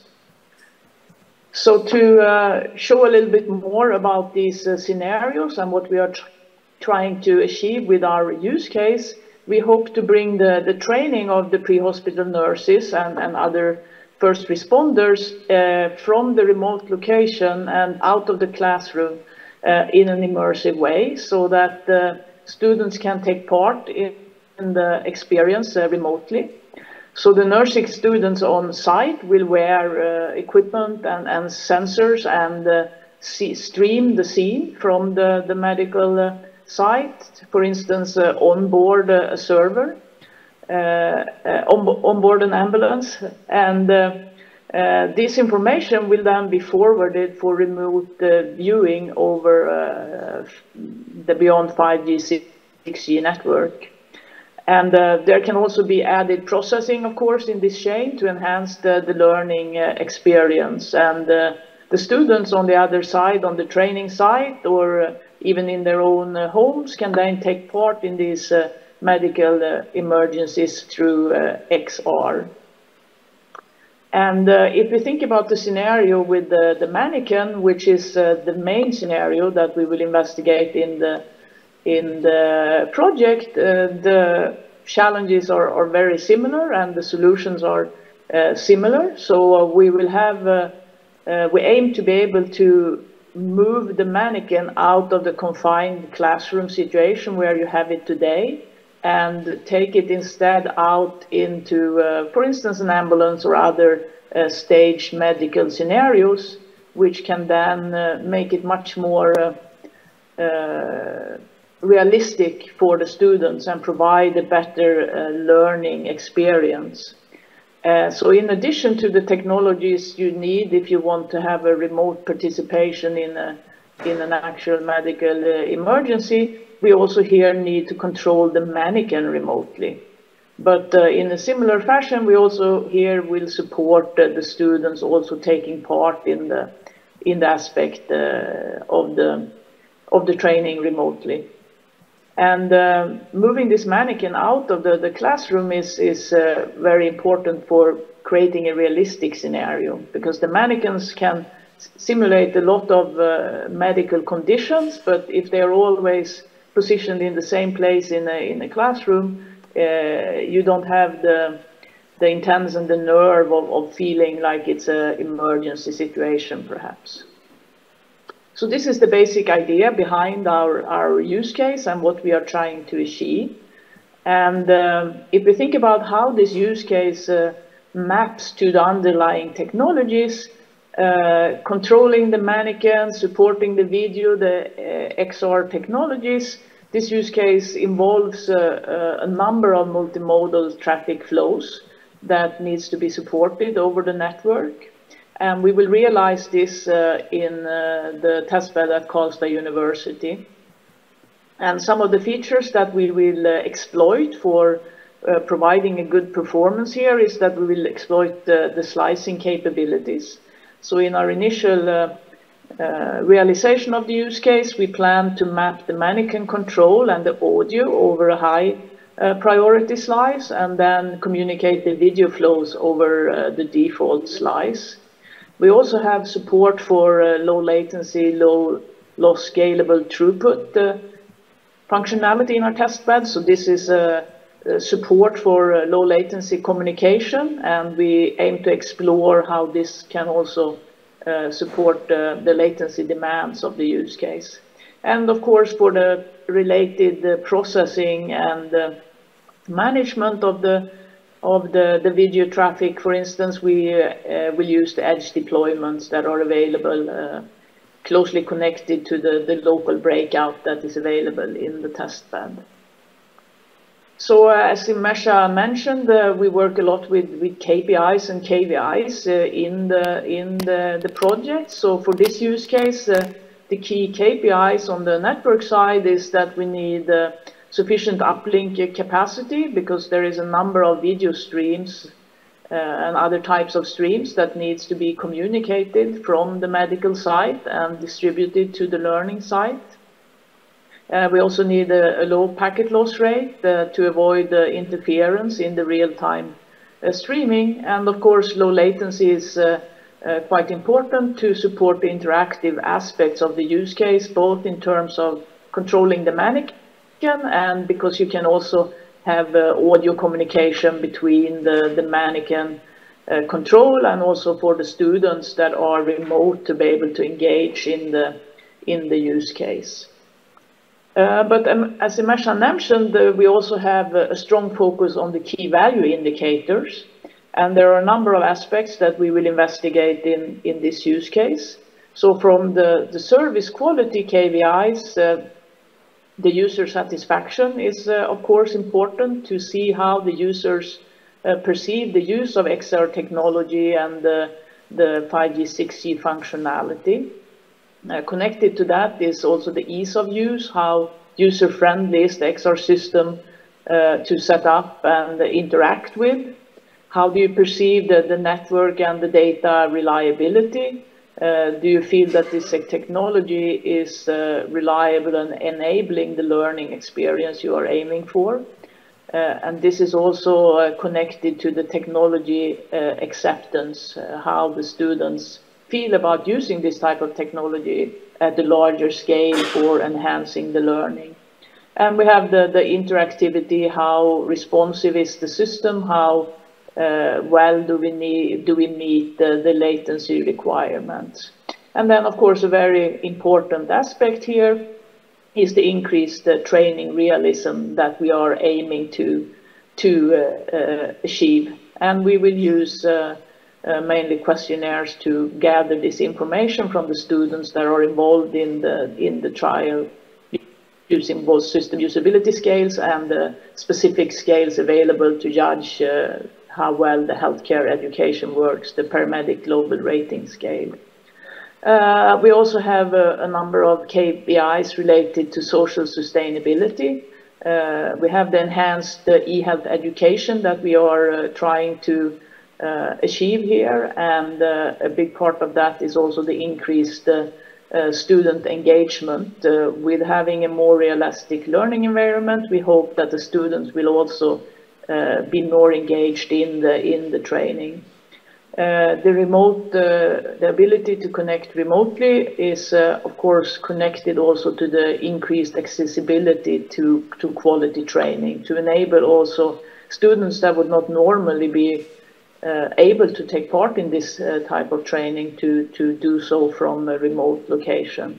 And in the long term, we of course also hope that enhancing the e-health education will also lead to improved health services by having more skilled pre-hospital nurses coming out of the education, and of course similar techniques can also be applied to other training of other healthcare professionals. And finally, there are also economic dimensions to this, so allowing people to participate remotely and being able to take part in also the practical scenarios on the distance can help reduce the training cost, because you don't need to realize as many students can participate at the same time. And we of course also hope that this way of supporting the training can lead to an increased scalability in the education, which has positive economic benefits as well. So we are currently realizing this use case to carry out the first trials, and here it's important to have different actors involved, and this is something that of course all the 60-path use cases strive to do, combining the use case owners, the technology providers, and the testbed features. So our use case owners for this test case is the nursing science department at Coastal University, who is providing this type of student training and have education for pre-hospital nurses, as well as a lot of other healthcare education, of course. The testbed at Coastal University is managed by the technical departments on computer science, and we also have technology providers, in this case RedSync, who provides some of the cameras that will be used in the setup of the scenario, where the healthcare professionals or the students in this case will wear head-mounted cameras that are especially designed for use within the healthcare sector. So this is an overview of our use case and what we try to achieve in terms of key value indicators and improvement for the healthcare education. And we hope to run our first set of trials with the students within a few months. Thank you so much, Anna. Let me know if you have any questions. No, unfortunately, because the program is very strict with all 44 presentations. If anybody wants to set a question, we'll contact directly the speaker. Thank you, Anna, for joining, for presenting us all this valuable set of information regarding this use case, which for me also stands between education and healthcare. Of course, it has been within the educational framework, but it is essential and very helpful for the training of medical staff. Okay, so we managed finally concluding the 13th presentation. This was a personal record for me of the 6G Path project session. And now we will pass to the next one. We will present session 6, which is based on the framework of the 6G Intense project, aiming to discuss intent-driven native AI architecture for the support of compute network abstraction and sensing at the deep edge. It is a very important and reliable approach towards creating and structuring the architecture of beyond 5G and mainly 6G with the inclusion of AI features. But I will leave the speakers to provide the different views of the project. We will start with the project coordinator of 6G Intense project, Professor Christos Verikoukis, representing the Industrial Systems Institute and the Athena Research Center in Greece. I hope we have Christos with us. Hello, Yanni. Thank you for supporting all of our actions in a continuous way. We are very happy we have you as an honorable speaker of this session. Thanks a lot. Thanks for the invitation. Thanks for all the effort to organize this event. Hello, everyone. Unfortunately, I couldn't make it to be in Athens in the meeting room with you. I will give the presentation remotely. I'm Christos Verikoukis from ESI Athena. I'm the project coordinator of the 6G Intense project, intent-driven native AI architecture supporting compute, network abstraction, and sensing at deep edge. Let me move a bit. Okay. This is, I will give you a very brief overview of the project, the general ideas and the objectives. Then my colleagues, the next 3 talks, will give more details about the project. It's a project from the second call of the SRSGU. We are 11 European partners, 2 big industries, 3 Tier 1 research centers, 1 excellent university in Europe, 2 telecom operators, and 3 high-tech SMEs in Europe. I'm the project coordinator with Theodora, and Professor Alex Santini from Eurocom is the technical manager of this project. What we do, we propose a new 6G system architecture. The call was about system architecture of 6G, and we deliver 6G as a smart service execution platform. We will propose a sustainable infrastructure that that tries to share and reduce the cost between the different actors of 6G network. And this system architecture encourages collaboration under a unified framework that we propose, the network compute fabric. The key contribution and innovations of the project is a new management orchestration system, the distributed intent-driven management orchestrator that comes to substitute the manual system proposed for 5G and includes a novel native AI token. In this framework, we propose a separation between the service and the resource management. We facilitate inter-declaration, negotiation, and decision automation across different domains, and we have sensing as a key enabler for navigating complexities at the deep edge. These are the main objectives of the project. We will offer a distributed intent-driven management orchestration plane for autonomously reconciliating the declarations in multi-stakeholders ecosystem, deliver an intent-based abstraction framework for 6G network compute fabric. We also deliver a scalable compute interconnection solution based on SD-WAN. We will deliver a complete AI-native toolkit offering interdecomposition, actuation, and reconciliation towards a fully autonomous domains. We will deliver a federated AI plane for multi-stakeholder 6G ecosystem. We will support privacy-preserving joint communication and sensing for resilience and dependability at the deep edge.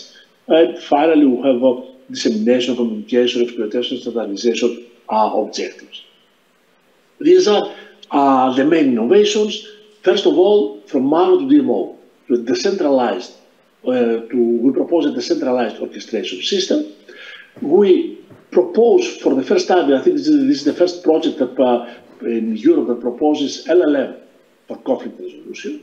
We also propose network compute fabric abstraction and unification, leveraging generative AI.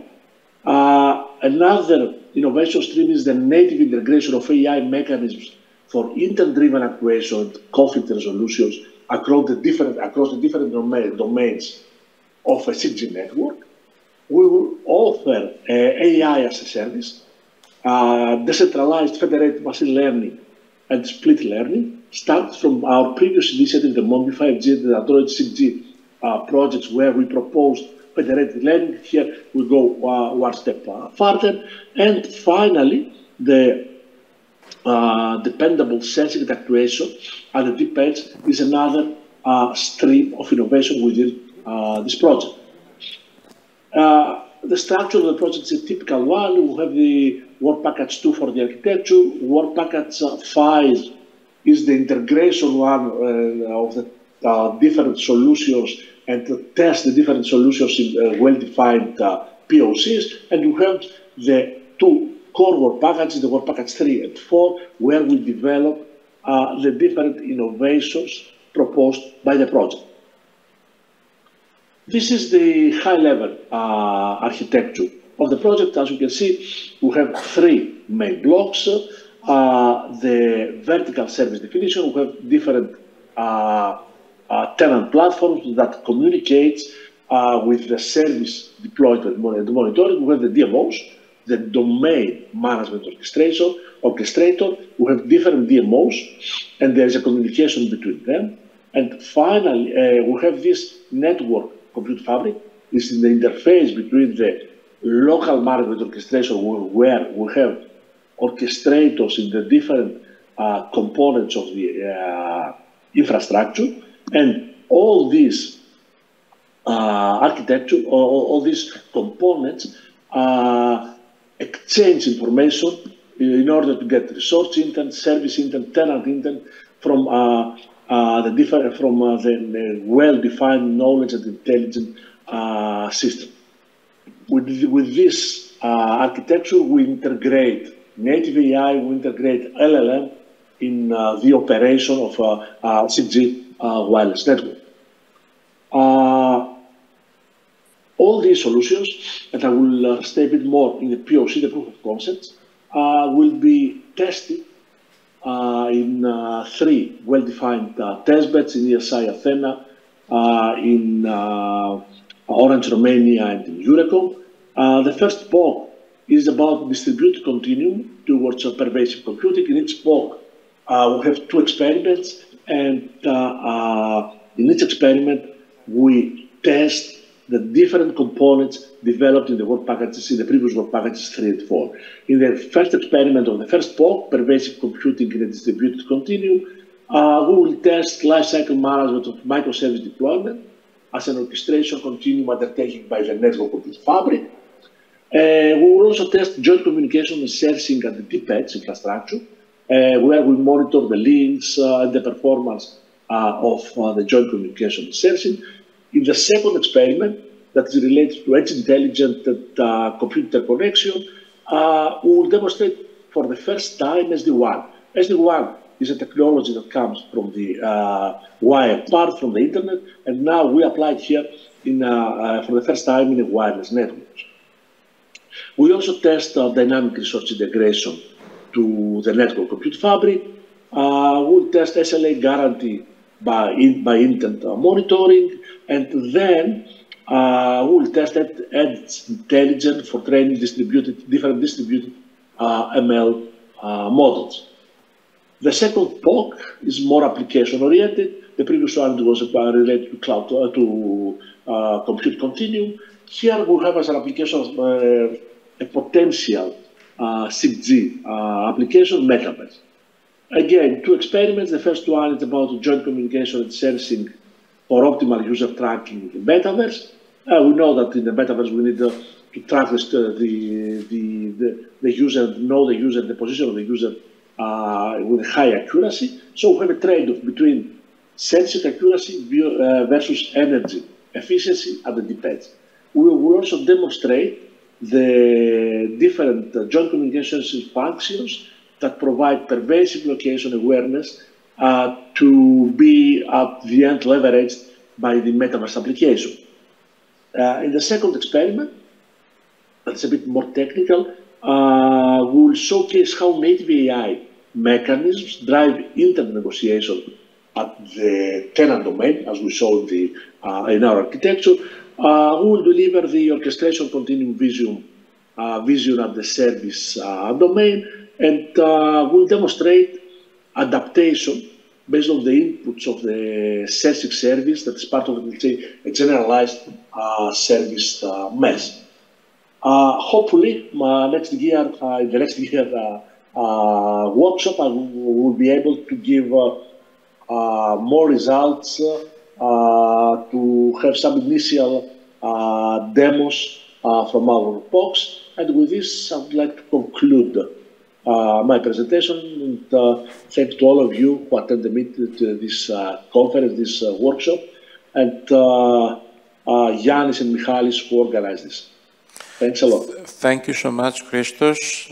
I was saying that maybe next time we will invite you just to give us a detailed, let's say, presentation, how to be within the 10 minutes time and how to present the key issues in order to be understandable by anybody. Excellent. I'm sure that anyone who has shown this presentation, even not being an expert, was able to understand the scope, the vision, everything. Thank you so much for this. Thanks a lot, Jan. Thanks, Jan. Hi, Michael. Okay. Now we'll invite to the stage my colleague, Michalis Randopoulos. Michalis, who is involved on behalf of OT in the scope of this project, will give a very interesting presentation. So, Michalis, the stage is yours for addressing sustainability development goals, giving an overview of current 6G KPIs and KVIs coming from different ongoing European projects. Thank you, Ioannis, for the nice introduction. We have prepared this presentation together regarding addressing the sustainability development goals, an overview of current 6G KPIs and KVIs, focusing on 4 different SNSJU projects currently ongoing. Just a brief introduction, a new paradigm shift is essential in technology design and evaluation, moving beyond just network-related parameters and market opportunities. We do not only care about network performance, but we now care about addressing societal development goals. To this end, values are being introduced as key metrics for assessing the societal and ecological impact of technological advancements. Several EU-funded projects are taking on this challenge in the context of 6G networks. Some projects emphasize on key value indicators, while others, as we'll see HexaX2, introduce the concepts of sustainability, handprints, and footprints. A unified framework for values-driven development is still lacking. This presentation attempts to answer a simple question: what is the current state of SNSJU projects regarding the assessment evaluation of the impact on societal values? For those who are not probably aware of, SNSJU is the branch of the European Commission promoting new calls and research programs for the 6G. Sorry for the interruption, Michalis. Thank you for this clarification. HexaX2's methodology, an overview, it deals with the sustainability issues on a use case-centered manner. For each use case, a separate analysis takes place, investigating the benefits and costs to the environmental, social, and economic aspects. All other projects introduced during this presentation define their own KVIs. A brief overview of the methodology regarding the KPIs of HexaX2's methodology. The KPIs are inspired by the IMT 2030 framework. The key word here is inspired because the IMT 2030 framework will not give us end-to-end, the concept of end-to-end metric. However, it focuses more on the air interface, which is not adequate when we want to describe a use case. So that's what we say inspired. And no need to go into details here. There's an extension from IMT 2020. Enhanced mobile broadband is immersive communication. Massive machine type communication now is massive communication. And URLLC is now hyper-reliable and low latency communication. Regarding the sustainability analysis, as we said in the introduction, for the network-assisted mobility use case, we have a classification between benefits and costs. There are three main themes, if I call them themes, identified regarding the environmental, the social, and economic approaches or impact to the social. As an example, we have enhanced driving safety through a reduction in traffic-related accidents, as of course providing a benefit to the society, and enhanced continuity of transportation service in rural areas. This involves the very important aspect of digital inclusion. As costs, we can identify the privacy risks associated to localization data, and a very, very important aspect of the decreased job opportunities due to this network-assisted mobility nature of the use case. FIDAL's methodology, an overview, it's again a use case-centered project. It envisions to deliver a platform and the enablers towards the support of advanced 5G use cases targeting the augmentation of human capabilities. Of course, it aims to adopt a standardized methodology to maximize the impact of 5G evolution services of the community, and key values indicators complement key performance indicator to balance between network performance and business and social performance matrix.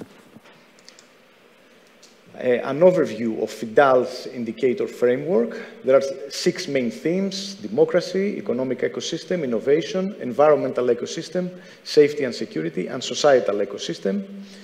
There are, for each theme, let's call it a breakdown. For instance, democracy, fairness. Under democracy, we have fairness, which is a just treatment without discrimination. What is right for a group might conceal unfairness for individuals. Under innovation, we have the very important aspect of responsibility and accountability over 6G systems. And in the under societal ecosystem, we have the impact towards a healthier community to improve the mental health of individuals. TrialNet methodology, it complements the FIDAL framework. They're both use case-driven projects that they rely on defined KPIs to establish KPIs. Both, they break down under economic, environmental, and societal impact towards the society. The indicative framework of trial nets, I believe in the presentation we saw before by Dr. Imesa, there is a similar concept followed. I was happy to see that. First of all, the process starts by identifying what are the values that we care about. Then the corresponding indicators are identified. What are the key indicators of those values? How could we measure or assess those values? After, in the process, we have the enablers, the technological enablers that contribute to the promotion of these values. Features such as low latency reliability, availability, etc. And it all comes to the end at defining key performance indicators. What are the technical impacts of those values? Coverage, capacity, energy efficiency, device access density. There is an example identified here. Somebody wants to read it. It's about the technical impact regarding the CO2 emissions of the mobile network, how it breaks down to a KPI identified. Now, for 6G intents, where this session is all about, we have the relevance towards innovation, towards democracy, and towards ecosystem. It breaks down to aspects such as safety, security, regulation, responsibility. And again, we see, for responsibility, we have discrete roles or accountability for collaborating partners towards the design, management, and use of 6G systems. Again, we see under democracy and digital inclusions to deploy technologies that serve the historically underserved. In other words, how can people with visually impaired or hearing impaired, how can they benefit from our technologies? The business value, of course, it goes without saying how important it is for 6G systems to demonstrate the commercial benefits and for vertical industries and telco operators. An exercise that we have attempted on doing is to map the KVIs per application developed. So what we did, we tried to gather with the POC leaders and identify which of those themes and their subclassifications can demonstrate the impact towards society under the scope of those aspects of innovation, democracy, and ecosystem. It's quite a lot of material here. We cannot go into too much detail, of course. However, we see questionnaires, focused group surveys are engaged as means of methodology, or measuring. Concluding remarks, continuation of works in working groups. 4 different project methodologies are presented here. HexaX2, FIDAL, TrialNet 6G Intents. The choice of the projects was performed so that it gives an indication of the challenges encountered towards the development of a common evaluation framework. And there is an interesting ongoing work done and monitored from the project at the Societal Needs and Value Creation subgroup. It aims to look how 6G will be beneficial for all other players on the market, including the society at large. Last but not least, SNVC analyzes societal acceptance and develops KVIs. That's it from my side. Thank you, hope Carlos. I am within the time limit. Thank you so much for being exactly in the time slot. And just to pass the message to the audience that what Michalis actually wanted to mention is that there are many challenges in the way towards the evolution of 6G. And 6G, as we mentioned since the early beginning of this workshop, implicates the parallel involvement of technical, financial, business, legal, regulatory, social, environmental factors and issues. So this is a complex environment. Till now, regarding the key performance indicators, it was easy to define them and assess them because these were mainly technical, let's say, concepts. However, for the case of the key value indicators, the situation becomes complex. This is what Michalis just mentioned. We assess privacy, democracy issues, social behavior, environmental issues. So there is no explicit methodology till today how to define these KVIs. That's why there is research coming from various projects, if you want a short outcome by my side, in order to normalize, to find common grounds and promote the work towards the definition and the assessment of KPIs. As you can understand, this is a great challenge, but at least from our side, we are very happy being involved to such challenges. Thank you. Okay. So we will pass now to the next speaker of the session, Mr. Marius Iordache from Orange, Romania. If Marius is connected. Hello, I'm connected. Can you hear me? Thank you. Thank you. Thank you for joining this session. We very much appreciate this. Let me share my screen.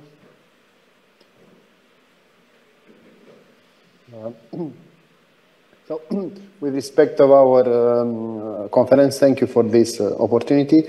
Within this 6G Intense project, we're going to discuss about the future 6G management network orchestration aspects, work provided by the 6G Intense and focus on the two partners Orange Romania with support of real-world system.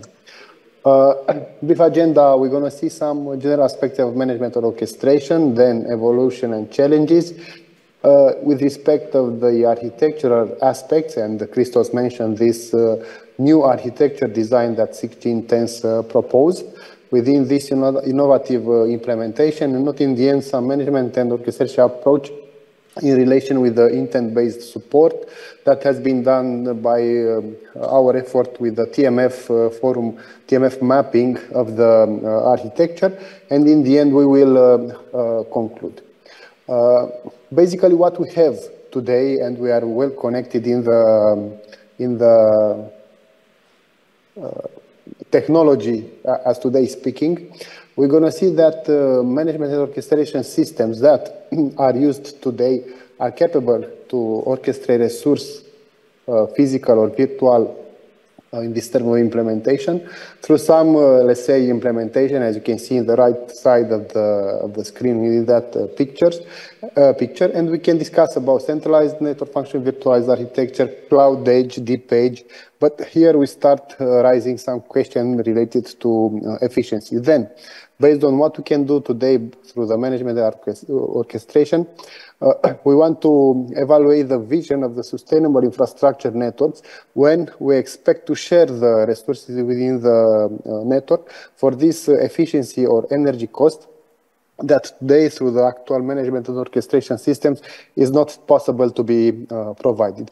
Also, it is a request for this efficient scalable management system in relation with the common resources and service orchestration part that we consider to be an evolution to the new 6G architecture paradigm that in the end also is bringing not only, let's say, solution and improvements, but also a lot of complexity.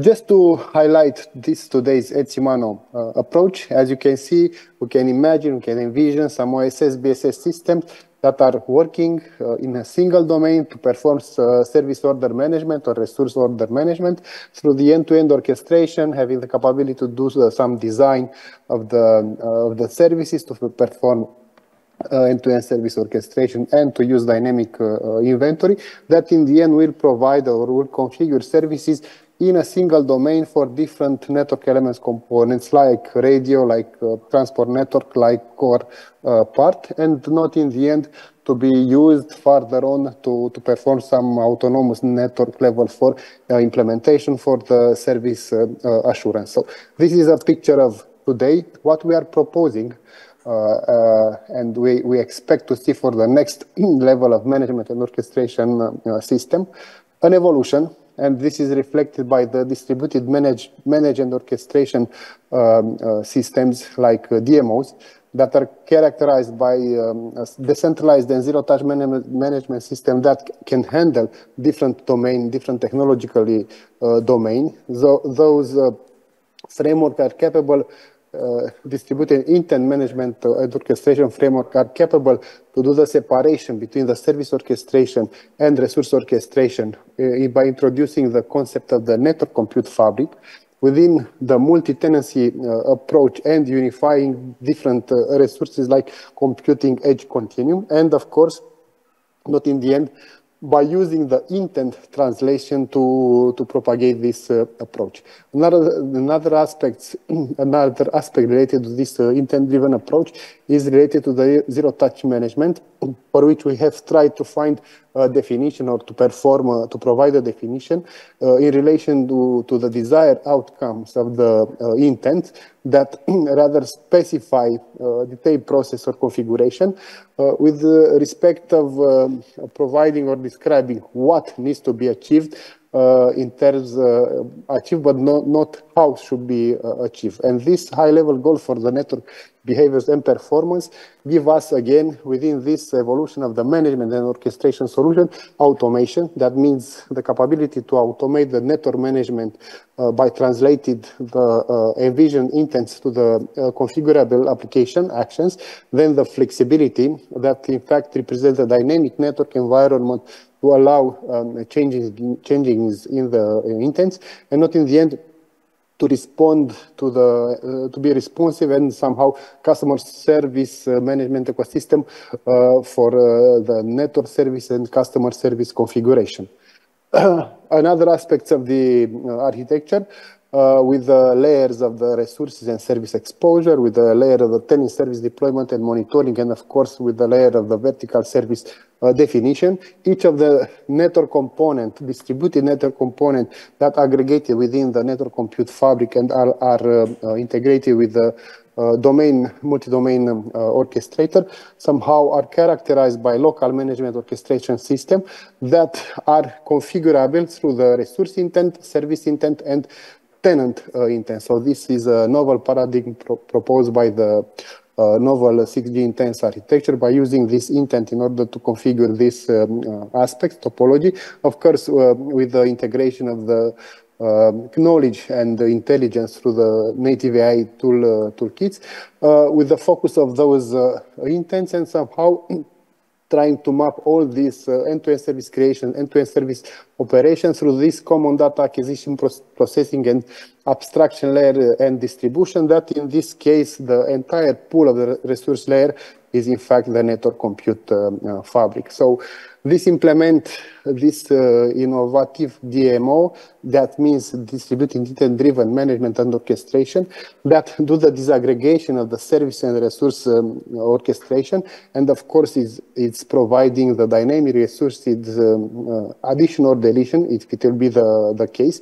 Then the second innovative part is related to the intent-based abstraction framework for this network compute fabric, in this case the 6G network compute fabric, the implementation of the unified intent APIs that will work or interface towards up to the tenants, and this gives the possibility to do the autonomous self-configuration, self-healing, or self-optimization, if it will be the case, to provide in the end resource utilization efficiency, including energy, and then to provide this autonomous domain through decentralization to do this separation of the domain. The third key innovative implementation is related to this capability to scalable compute, interconnect the solutions through the self-organized service mesh deployments. As it has been mentioned, for example, the SD1 configuration and implementation as a resource within the network compute fabric, and then, of course, configurable through the intent concept through the intent API. And this network compute fabric abstraction framework then of course, unify the edge computing resources and provide, it's providing like a resource unifying identity for all the orchestration domain. As we are speaking now, also we are trying to adopt and to adapt the management and orchestration, future management and orchestration approach of the 6G novel architecture proposed through some specification within the TMF, because we have splitted the product party business intent, we have splitted the service order management, and we have splitted the resource order management. And for each of these actions, of course, we cannot enter in detail right now. Sorry, Mario, 1 minute. Yeah. Yes. 1 minute. Yeah, this is the last slide.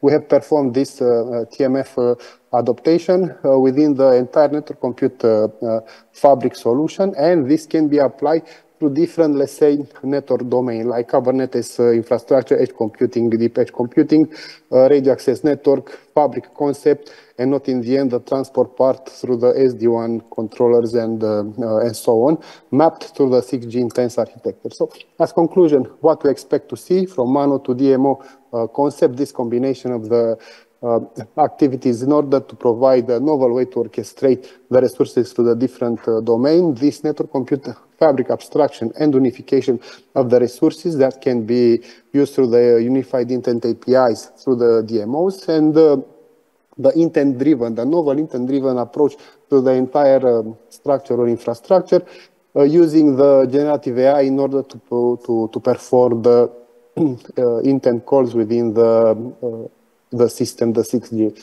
system. And I think this is all of it. Thank you, Marius, for this very interesting presentation regarding the innovations of our project, 6G Intense. Thank you also for being on time. Thank you. The next presentation from Real World and Mr. Andrei Vlad Konstantin will go through the market analysis and business benefits focusing on 6G Intense. Andrei, the floor is yours. Thank you. Hello. Just a second. Can you see the presentation? Not yet, actually. We Not can yet. see you, Okay. but... How about now? Okay. So, hello. My name is Andrei Konstantin. I'm from Real World Systems Eastern Europe, one of the SMEs of 6G Intense, and this presentation is about market analysis and its outcomes for the 6G Intense We project. cannot see your slides, Andrei. Really? Okay. Let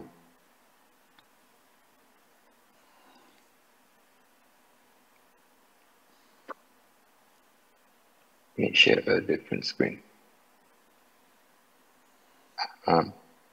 Okay, I figured it out. Sorry about that. Okay. In full screen, Okay. please. Yes, that's good. Thank you. All right, so straight into the agenda. I will skip the introduction because my colleagues took care of that pretty much. I'll get straight into the market analysis, speaking about the key market drivers, market trends in native AI and network compute fabric, followed by a dive into the business model, covering our value proposition, describing the value chain and the impact it has on our business actors, as well as some of the key metrics for assessing our market success. And then finally, I will detail the main business benefits identified.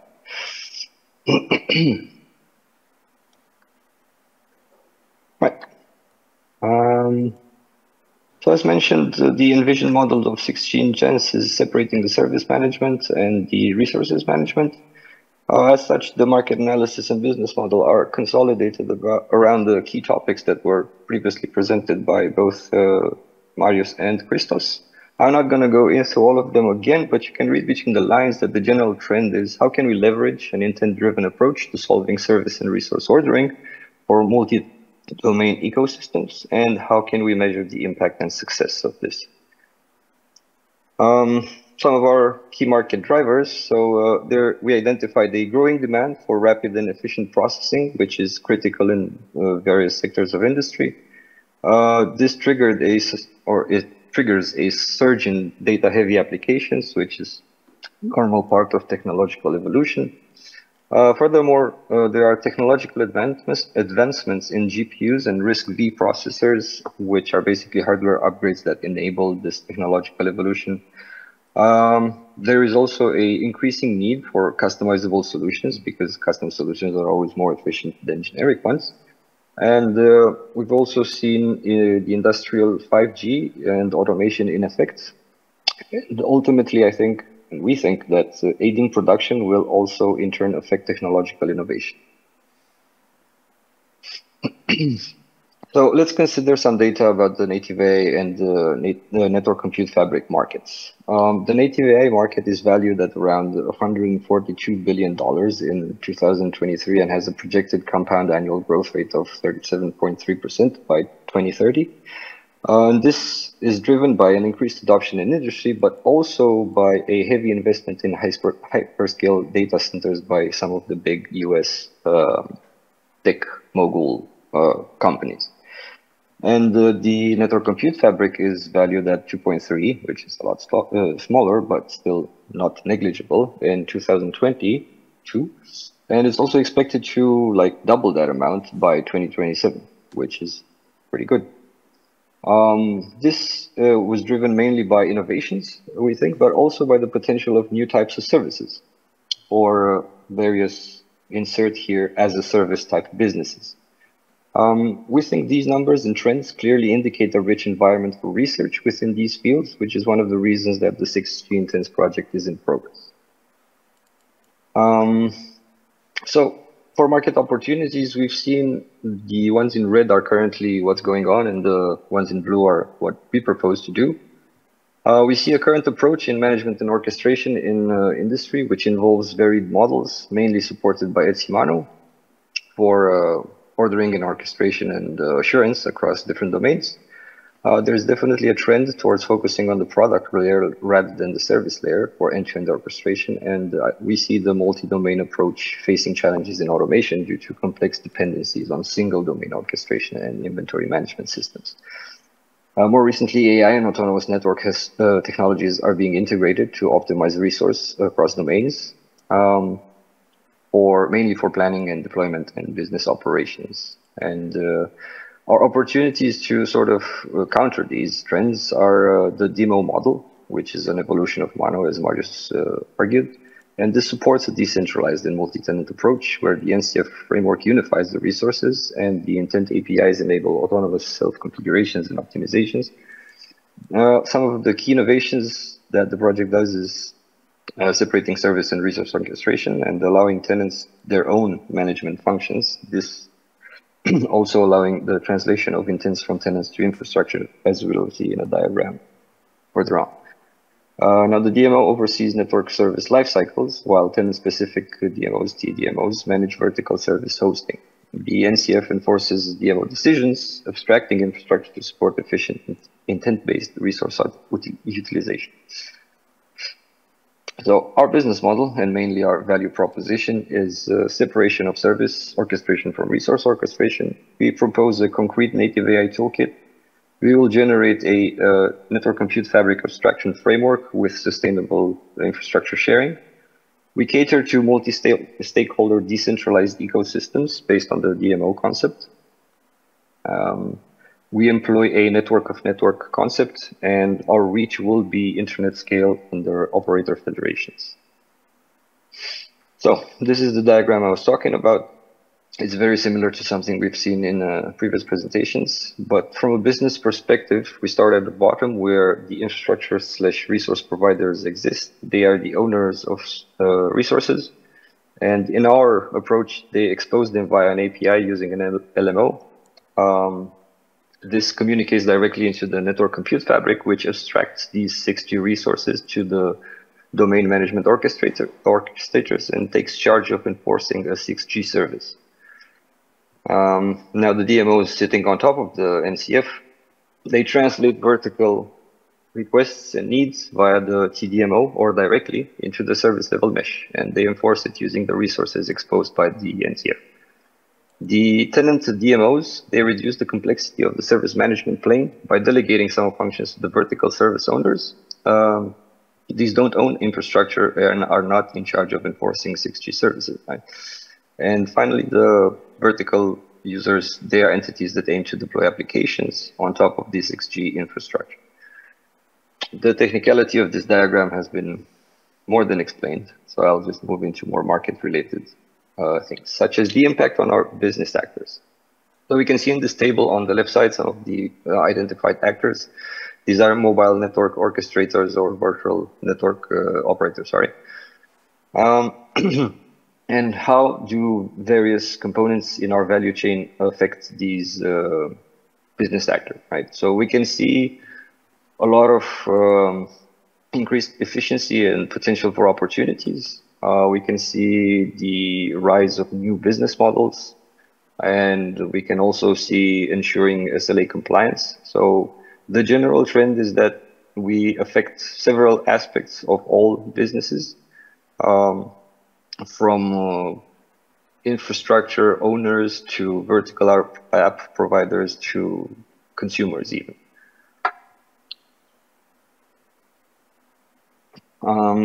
These are some key metrics in measuring market success. There are no projections yet, but it's best to have metrics defined from the beginning since it facilitates a better management of efforts later down the line.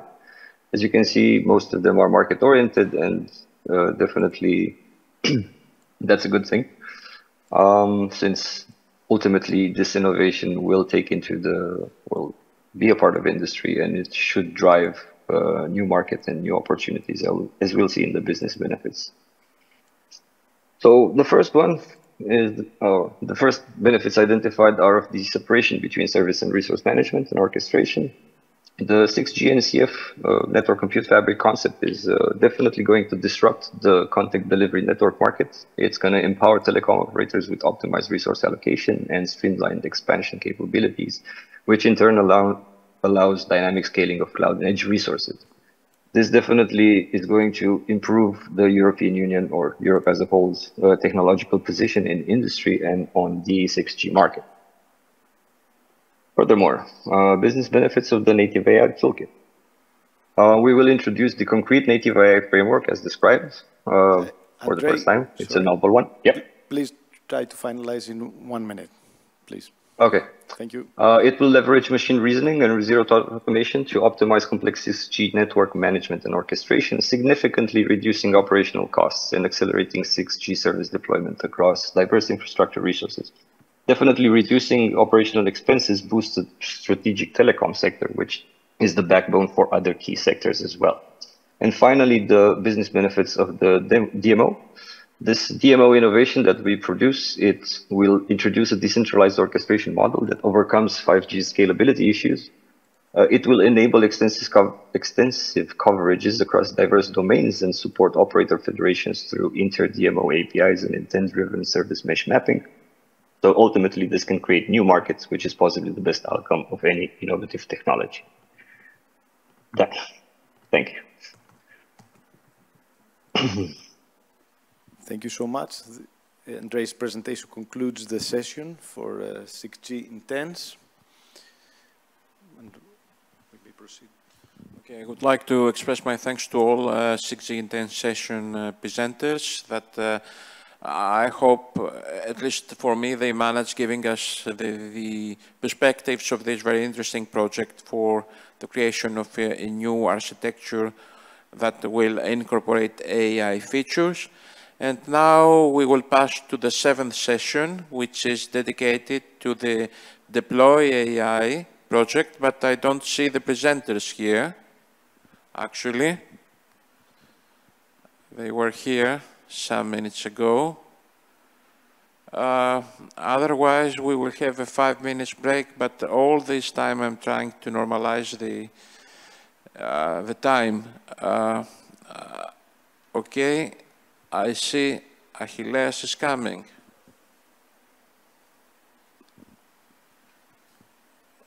We have the Deploy AI session, Achilles, so normally you must come here. Okay, so no break, otherwise we will stay here till 10 o'clock. If you want, I can stay with you. Okay, I will give now the stage to my colleague, Mr. Achilles Marinakis from the IT Center of the OT Group of Companies. Achilles will coordinate this Deploy AI session.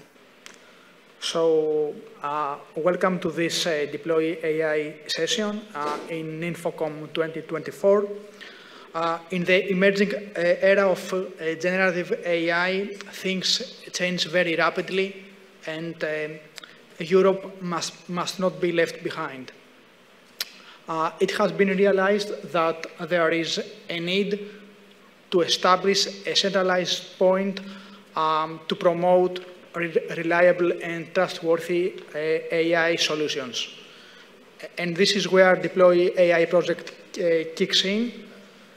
And without further delays, I invite Dr. Antonis Trouboukis from National Center of Scientific Research, Dimokritos, to give a presentation about the platform architecture of Deploy AI and the project overview. Antonis, please.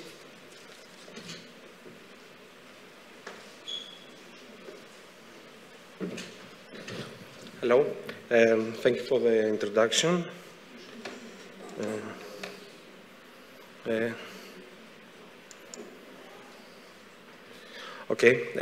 Hello, I am Antonis Trouboukis from CSAT Dimokritos, and the outline of the talk is about the European AI Demand Platform, the Deploy AI project overview, the architecture of the platform and the components, and the current status and the next steps.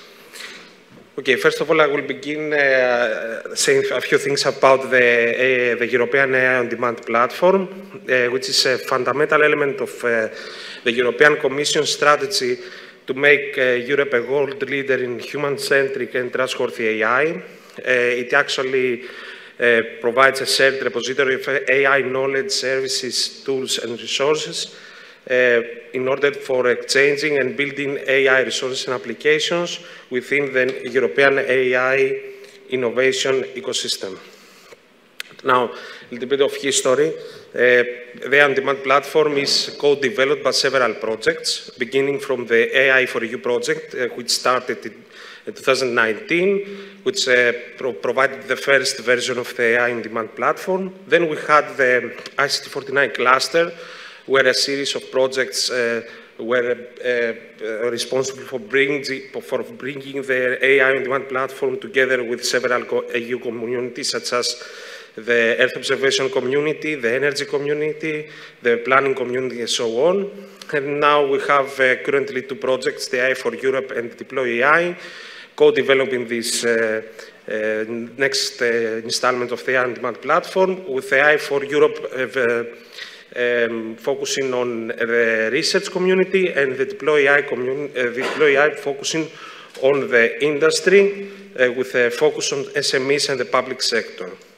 So, the Deploy AI project aims to build, deploy, and launch a fully operational AI on-demand platform, promoting trustworthy, ethical, and transparent European AI solutions for the industry, with a focus on SMEs and the public sector, and aims to become a vendor-independent and trustworthy AI platform that will provide European startups, SMEs, and enterprises with seamless access to the cutting-edge European AI technology. The project started in 2024. We are currently in around the first year. The funding was 28 million euros and will be until 2027.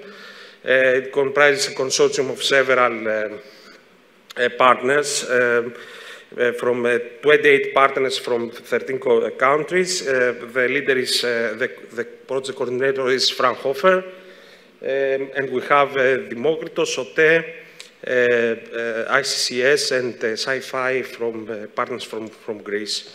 The project offering, actually, I created a list with a technological offering of the project. First of all, we have a comprehensive AI resource catalog and marketplace, which will provide a curated collection of ready-to-use AI tools and services, access to European developed LLMs, and support from complex Gen AI workflows. Second, we will provide seamless access to European HPCs with an emphasis on the Euro HPC context and other cloud resources for modern training, testing, and inference. Third, an important factor is the interoperability with the wider European AI ecosystem, with connectors to several initiatives such as the European data spaces, Euro HPC, TEFs, EDIHs, and other external stores and services such as Hugging Face and node and so on. And last but not least, the trustworthiness aspect is very important in the EU ecosystem, with EU regulatory compliance and trustworthiness support in order for ensuring that the trustworthy AI principles are followed. Now here I will show a little bit about the architecture. It actually will have the platform will build upon the resources and the computational capacity of a Convotis partner, with the VirtuCom Message as the first layer, which offers managed services and object and file stores. After that, we have the middle layer, which will offer interoperability and integration of the various systems of the platform. We have several components. With pink, I have the core platform components, and with blue, components that are about domains and use cases. On top, we have the interfaces of the platform, which will be several UIs, but we have also general purpose UIs as the R&D marketplace front end. The infrastructure of the platform will be multi-rate with security, with firewalls, load balancers, with Kubernetes for container orchestration and so on. Separate classes for management, infrastructure, and development. We will offer a metadata catalog in open and standard form, which is based on user stories updated and analyzed across projects, domains, and applications. We have here the ontology that the metadata catalog will be based, and it's an API-based component integrated with platforms like Hugging Face and Zenodo.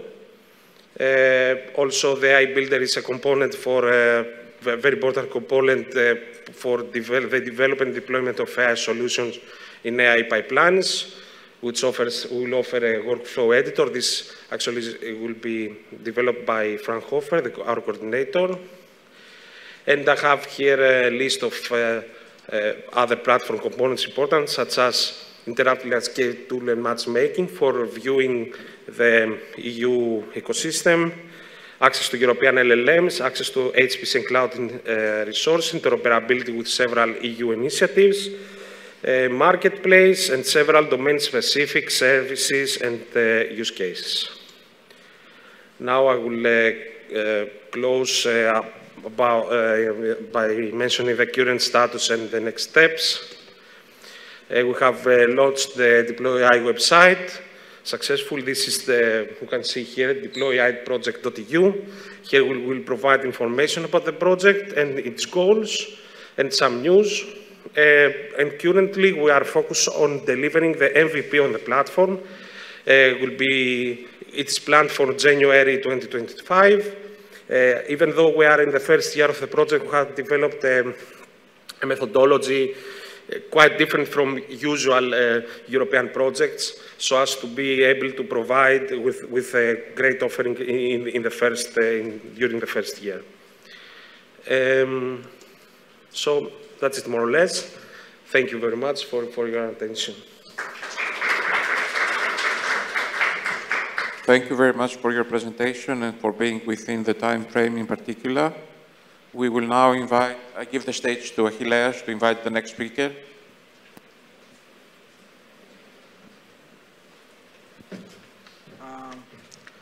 Thank you, Adonis. I will now invite in the floor Dr. Spiros Mousakitis, project manager from the Institute of Communication and Computer System. Spiros. Thank you very much. So, our goal is to expand the marketplace with successful AI applications in order to attract customers and also demonstrate the added value of the core tools of the platform, and to enhance the platform's effectiveness, usability, and impact across a wide range of industries and domains. So, what are the key elements for such a successful AI service? First of all, one key element is trustworthiness, according to the European values, including robustness, transparency, accountability, sustainability of the tools. Another key element is legal compliance. This is something that's completely missing from today's market. And in view also of the forthcoming enforcement of the EU AI Act and through the Code of Practice.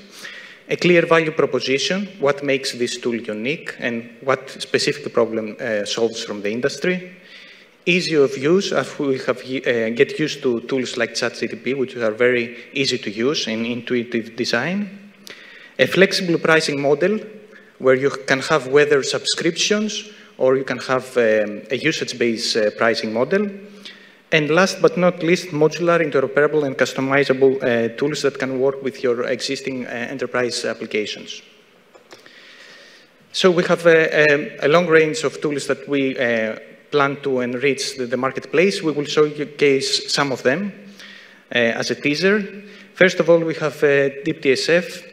It started from the energy domain, but it has application in a wide range of domains. Basically, it provides a codeless time series forecasting using AI. So even if you're no programmer, you can use it. And you can usually reproduce and evaluate a great variety of forecasting models using state-of-the-art machine learning and deep learning models. And you can reduce the cost and complexity of model development for time series forecasting. And you can provide explanation on the forecasting results. There is also an API that allows you to integrate your the system with your existing applications. Then we have AI for EF, which basically provides personalized investment recommendations for your building, what building measures you can take, and what installations in terms of renewables you can do, that are also aligned with your financial and environmental goals. This is also linked to the energy data space, so the intelligence of this tool is continuously updated through the data space functionality. Next, we have the Earth observation services for the environmental domain that provides a really nice package of services that you can do easily tasks like satellite imagery processing, land usage classification, and image segmentation. And we will start with three main models. The first one is leaf area index, where you can see you can make a precise monitoring of vegetation health and the ecological development of the area. You can have also object identification and detection from satellite images, and also segment anything, which performs image segmentation on satellite images with very few data, with zero-shot and few-shot learning. Next, we have AI plan for EU, which basically gives you the opportunity to solve using a higher level of a language of a higher level in order for you to express your problem and not actually solve it using AI. And this has applications in logistics as well as in other domains that need to solve planning problems, such as the robotics. We have a bidding platform that provides you a simulated environment with prosumers and operators of Power-to-X technologies. So how we can take advantage of the surplus from the renewables in order to turn it into another form of energy, like fuels and heat. And this gives you a tool where you can test different energy management strategies and to test them in a simulated market before you actually test it in the market itself. We will also do creation of test beds for cybersecurity AI services, and with many applications, including optimizing web application firewalls with AI ML scenarios, such as for vulnerability assessment or anomaly detection scenarios, or identifying suspicious behavior patterns, as well as penetration testing using AI, for instance, creating agents in order to simulate attacks. Another tool that is used in the retail, and especially in the fashion and the home design, is a tool by InfoCom that's called Image Recognition Framework. It can understand the visual preference of the customers, and based on that, give you recommendations that you're most likely also to like. For instance, you might shop vintage clothes, or you might like a Baroque style. This AI tool understands that, and this helps you to bring you more powerful recommendations in your e-shop, and also be able for the e-shop providers to make cross-sell and to sell more similar products that are aligned with your visual preferences. Last but not least, in the terms of, we have a retrieval augmentation generation tool called Paradigm by Lighton, which basically allows you to talk with your documents. You can upload your data and your documents in a private and safe place, and you can then talk with your documents. For instance, you can upload the procedures or the policies of the company, and then all the employees can make queries on that. Or, for instance, you can upload the financial data, the sales, and you can perform complicated queries or even ask it to create reports based on that. And all this with full customization and an API engine in order to link it with your existing tools. So this is, like, say, a glimpse of what is in store. So thank you very much. More to come. Thank you very much for this very interesting and very well structured and impassioned presentation. Yes? I don't know if there are any questions from the floor. Unfortunately, we are still running another session, and otherwise, next year we will not have 54 presentations. We will have the half, and we will have interactive sessions. Unless you desire staying here till 10 o'clock.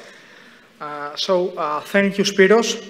Now, I would like to invite Fotis Papastergiou, Product Manager from Science4U, to present the interactive landscape pool of Deploy AI project. Fotis, please.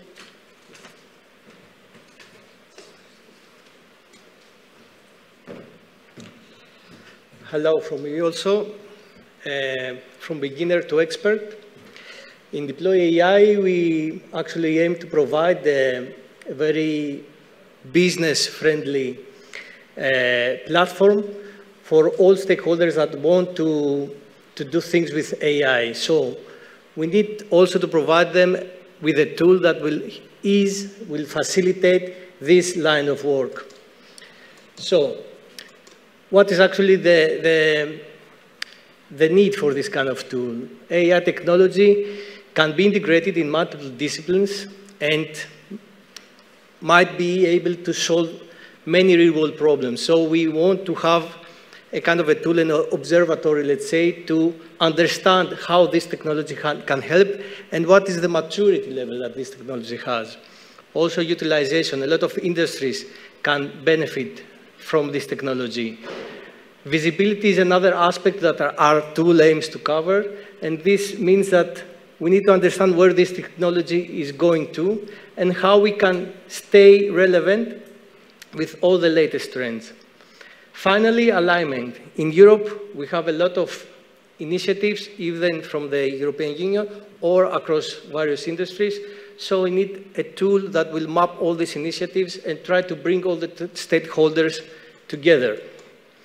So, ecosystem, it comprises with a lot of stakeholders, and we have the foundation of products and services, but depending on who I am, I'm looking for different things in an ecosystem. If I'm a well-established player, I'm looking probably for competition. If I am an SME, I'm looking for someone to help me continue my path to digital transformation, including more AI elements. If I am a startup, probably I'm looking for someone to work with and utilize my knowledge, my technology. And of course, public organizations need to transform digitally as well, and they are looking for suppliers or partners. So, as a stakeholder, I perceive the EU AI landscape differently, depending on what I want to do. So, the main purpose and the main job that this tool needs to fulfill is based on who I am and what are my intentions. I need to find an easy way to do this. So it's a very fluid kind of value proposition. It's not an easy task, but I think we can manage. There is a huge variety of stakeholders: startup, SMEs, developers, public organizations, research hubs. All these and many more are stakeholders in a EU AI landscape. And what do they want to do? They want many things. They want to understand what is this trustworthy all about, regulation. They want networking and founding. They want to see what are the solutions out there. They want to train their personnel, or they want to find some talent. All these jobs are things that they should easily find via the landscape tool. So we aim to provide data that they can slice and dice with many different kind of dimensions in order to fulfill their needs. At the end, the landscape tool is a data product, and as a product, we aim for this sweet spot, as we call it, which is the intersection between the desirability, what our customers want, what all stakeholders want, the feasibility, what's feasible for the technology at this point, and viability, meaning that, yes, we would like the stakeholders to understand its value, and why not be able to pay for the services that they will acquire through it.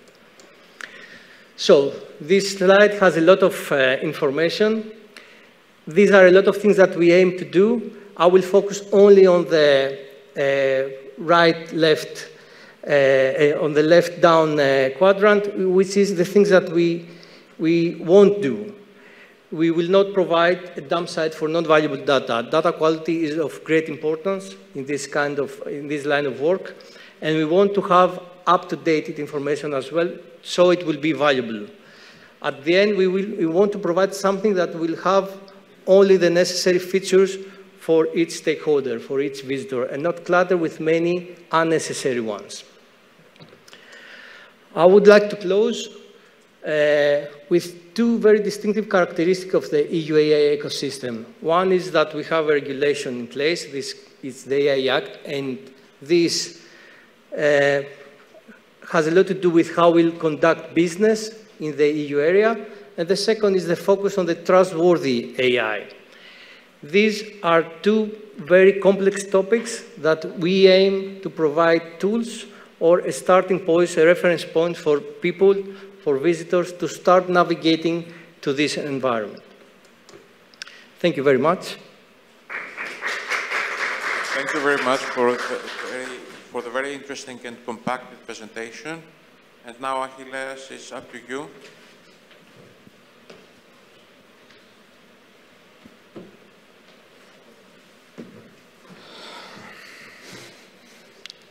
So, moving to the next presentation. Hello all. My name is Achilles Marinakis. I am Innovation Engineer at the IT Innovation Center of OTE Group, and I will present you the marketplace of the Deploy AI project. Regarding the objectives and features of the platform, the high-level objectives of the Deploy AI marketplace are to provide a one-stop shop for AI-based responsible services and products, to democratize access, development, and deployment of AI resources made in Europe in order to empower European industries in addressing emerging challenges in the AI era. In a few words, our ultimate ambition is to become the European reference point for trustworthy AI.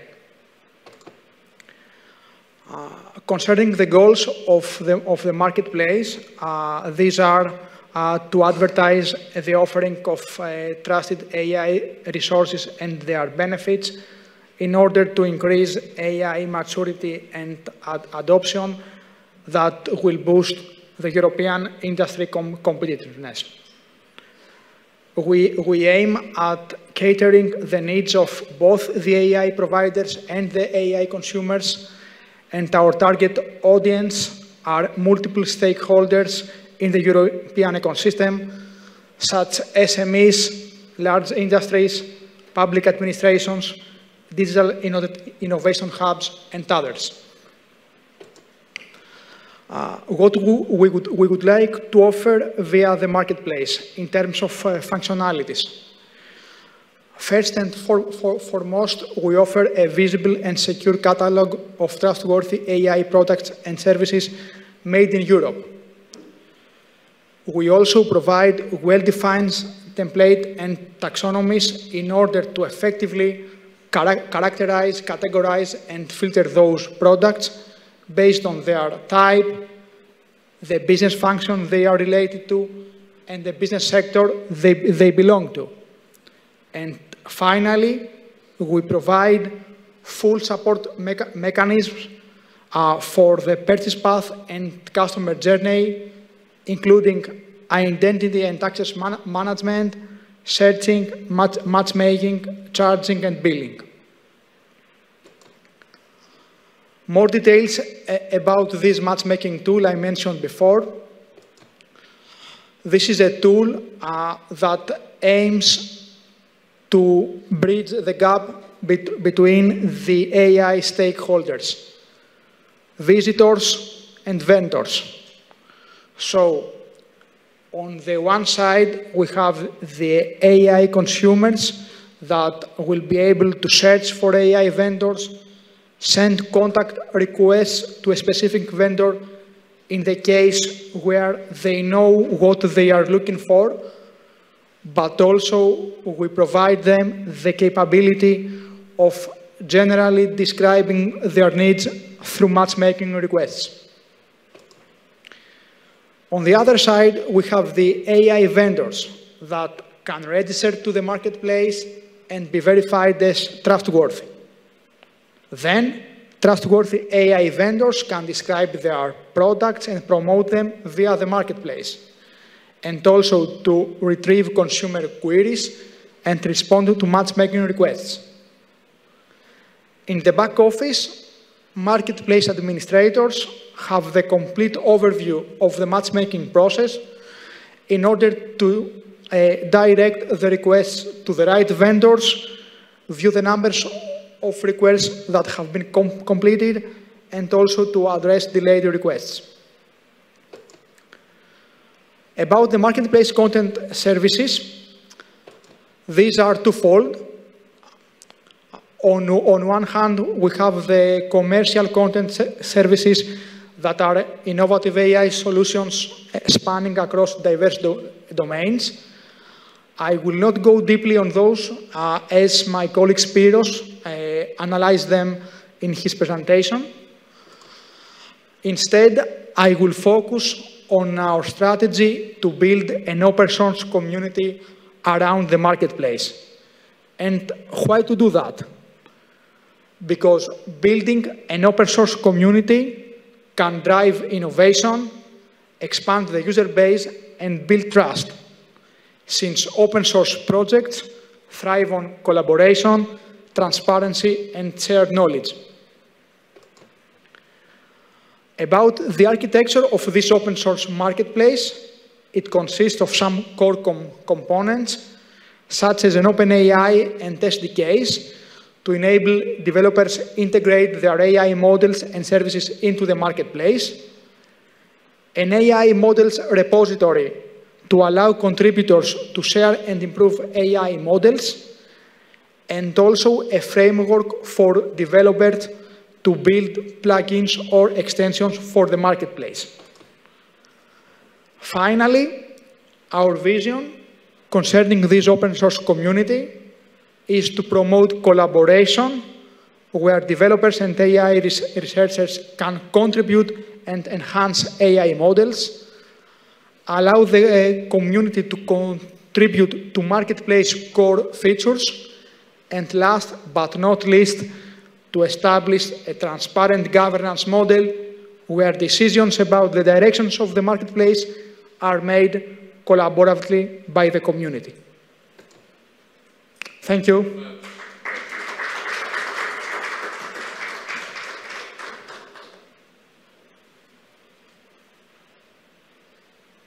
Now pass to the final section, session 8, which includes a variety of issues like cyber resilience, cyber security, network connectivity, and energy effectiveness.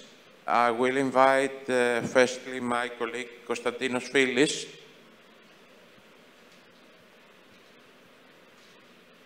You will start by your own presentation, or you will replace Elena as well? Okay, so we follow normally the sequence of the presentations. Our colleague, Mrs. Theodoropoulou, was not able to join today, although she wanted to. So Konstantinos will make her presentation as well. So we start with her presentation. Okay. Not this one, the previous one. The one dedicated to Mrs. Theodoropoulou.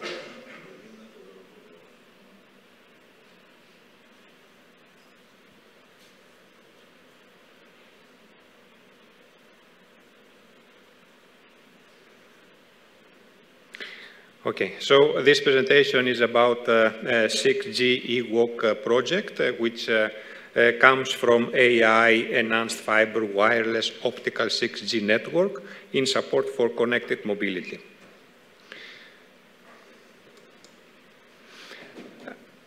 What we're going to see in this presentation is a positioning of the project in 6G vehicle to everything, an overview of the project regarding the objectives, developments, use cases, architecture, demos, and KPIs. The vision of 6G Walk is to contribute to the transformation of urban transportation.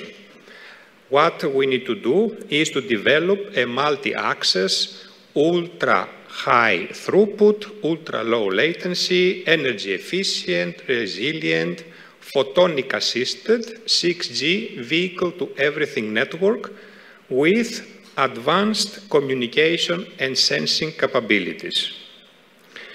The innovative things that we are going to present in this project consist of the collective perception, the joint communication and sensing, the data fusion, and the simulation, localization, and mapping. The technological objectives and development are threefold. First of all, we have the wireless technologies and devices. Then we have the artificial intelligence-based network and applications. And third, we have the fiber fronthaul and photonic switching. The project consortium consists of 11 partners from 8 countries. The budget is for 5 million, with 4 million funded by EU. The duration is 36 months, and the coordinator is the Polytechnic University of Catalonia. The project considers 4 use cases. The first one is the intersection drive-through. The aim of this use case is to ensure that fully autonomous vehicles may navigate through complex or busy intersections seamlessly and collision-free, despite the presence of other road participants like vehicles, obstacles, or other roadworks. The second use case is the enhanced VRU safety, vulnerable road user. VRUs often exhibit a very unpredictable movements or situated in blind spots, and this increases the risk of accidents.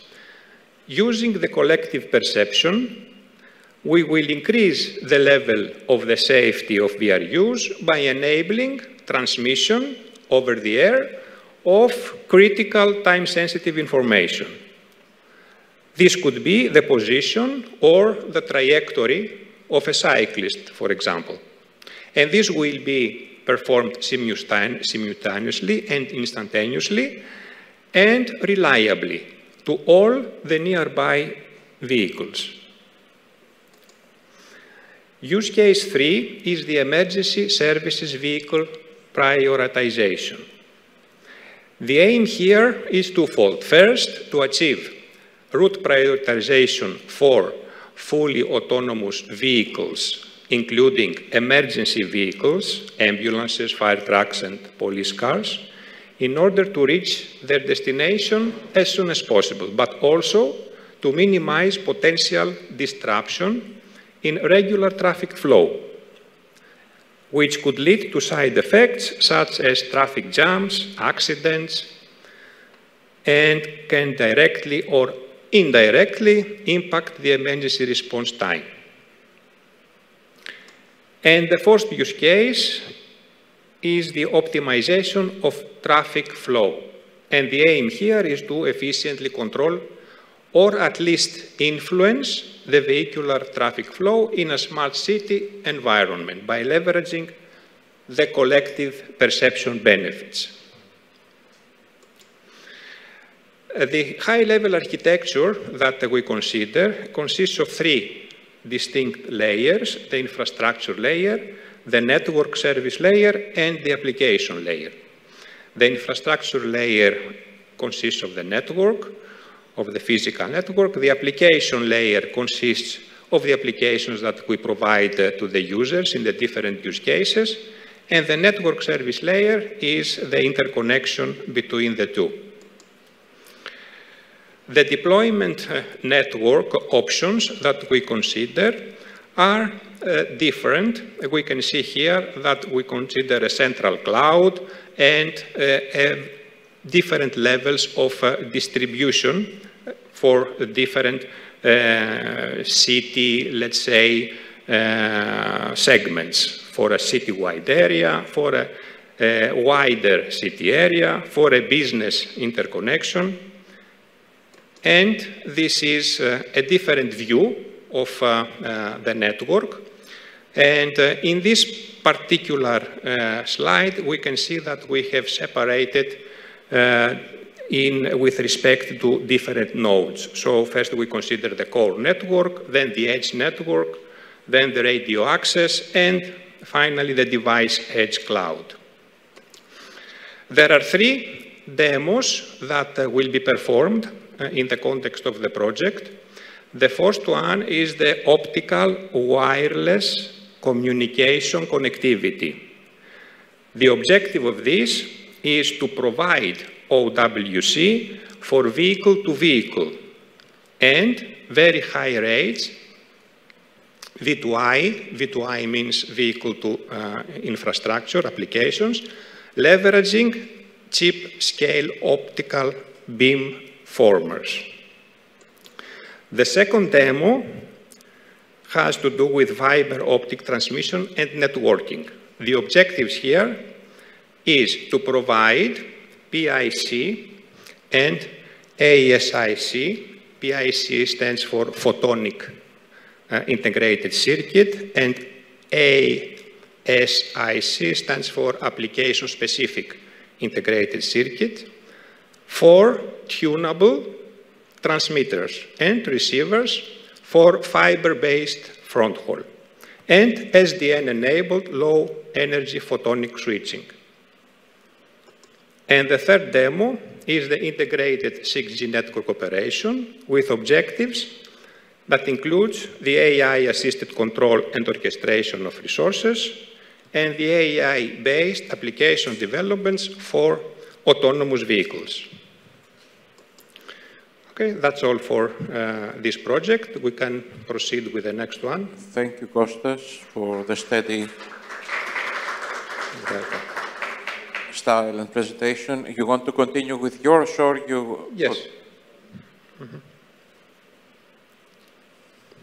The next project that we consider is the TerraGreen project, which has to do with energy-efficient terabps wireless links in the sub-terahertz band. The consortium consists of only 6 partners from 4 countries. The EU contribution is €5 million, and the duration of the project is 48 months. The TerraGreen vision is to provide terahertz wireless links that can be an alternative to the wired, fiber, or microwave links that will be able to support a 6G network densification. Now, based on the TerraGreen proposed technology, both front haul and back haul can be served by terahertz wireless links in the 300 gigahertz band with speeds of 200 up to 1 terabps capacities. And this will enable the rapid deployment of small cells.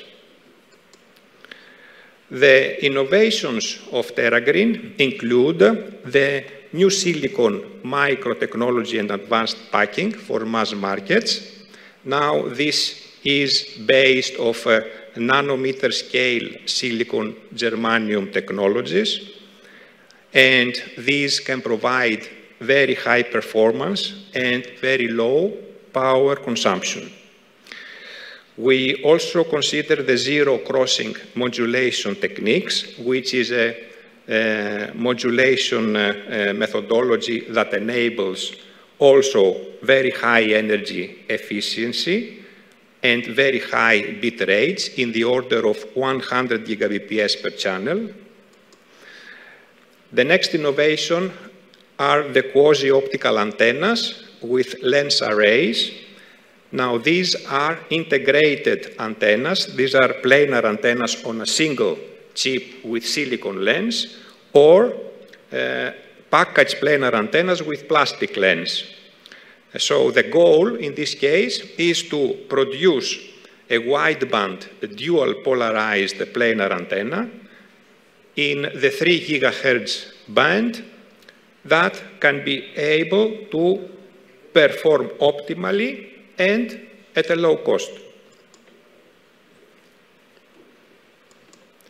And finally, we have the terahertz silicon germanium bipolar CMOS transmitters and receivers. Now, these are using a maximum oscillation frequency of 500 gigahertz, and they can be utilized for the TerraGreen purposes, which targets a high bit rate of 100 gigabps per channel. The TerraGreen objectives. The first one is to develop lens-integrated silicon germanium bipolar CMOS transceivers in the terahertz band with bit rates that exceed 200 gigabps and an RF bandwidth of 70 giga with zero crossing modulation, as we said, combined with polarization multiplexing. The second objective is to perform a proof of concept of a high-speed and high-efficient wireless transmission for a medium-range link of about 200 meters, demonstrating a speed of 200 gigabits per second. And this is something that will be performed physically in the University of Chalmers and in Ericsson premises in Stockholm. The third TerraGreen objective is to develop quasi-optical MIMO array architectures. So these are MIMO antennas with lenses that can generate 10 electromagnetic near-field modes, reaching capacities in the order of 1 terabits per second. And the final objective is to perform the first proof of concept of a wireless transmission in terahertz for data rates of 1 terabits per second.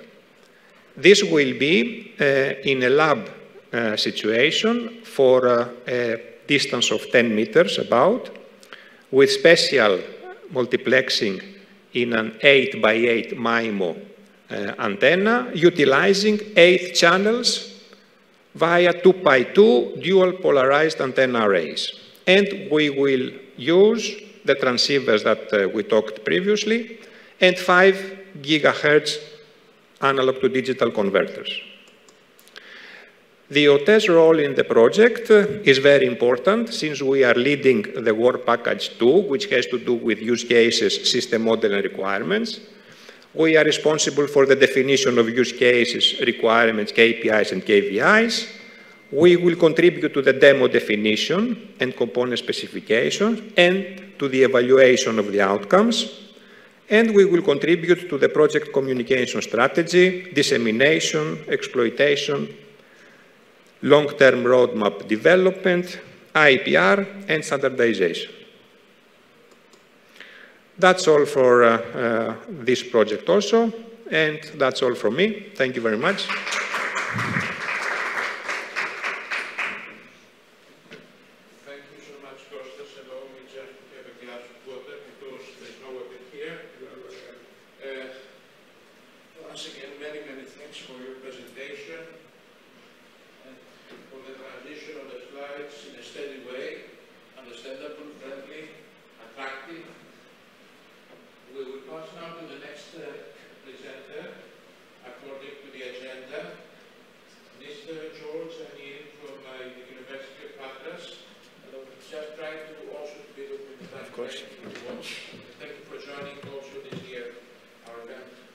Thank you very much. So, hello everyone. My name is George Daniil. I'm here representing University of Patras in order to present Phoenix. Phoenix is a European cyber resilience framework with artificial intelligence-assisted orchestration, automation, and response capabilities for business continuity and recovery incident response. Today, we will see what Phoenix is and what are the highlights of the last 24 months. Let's start by focusing on Phoenix framework. Phoenix aims to design, develop, and deliver a cyber resilience framework providing artificial intelligence tailored to the needs of operators of essential services and their national authorities.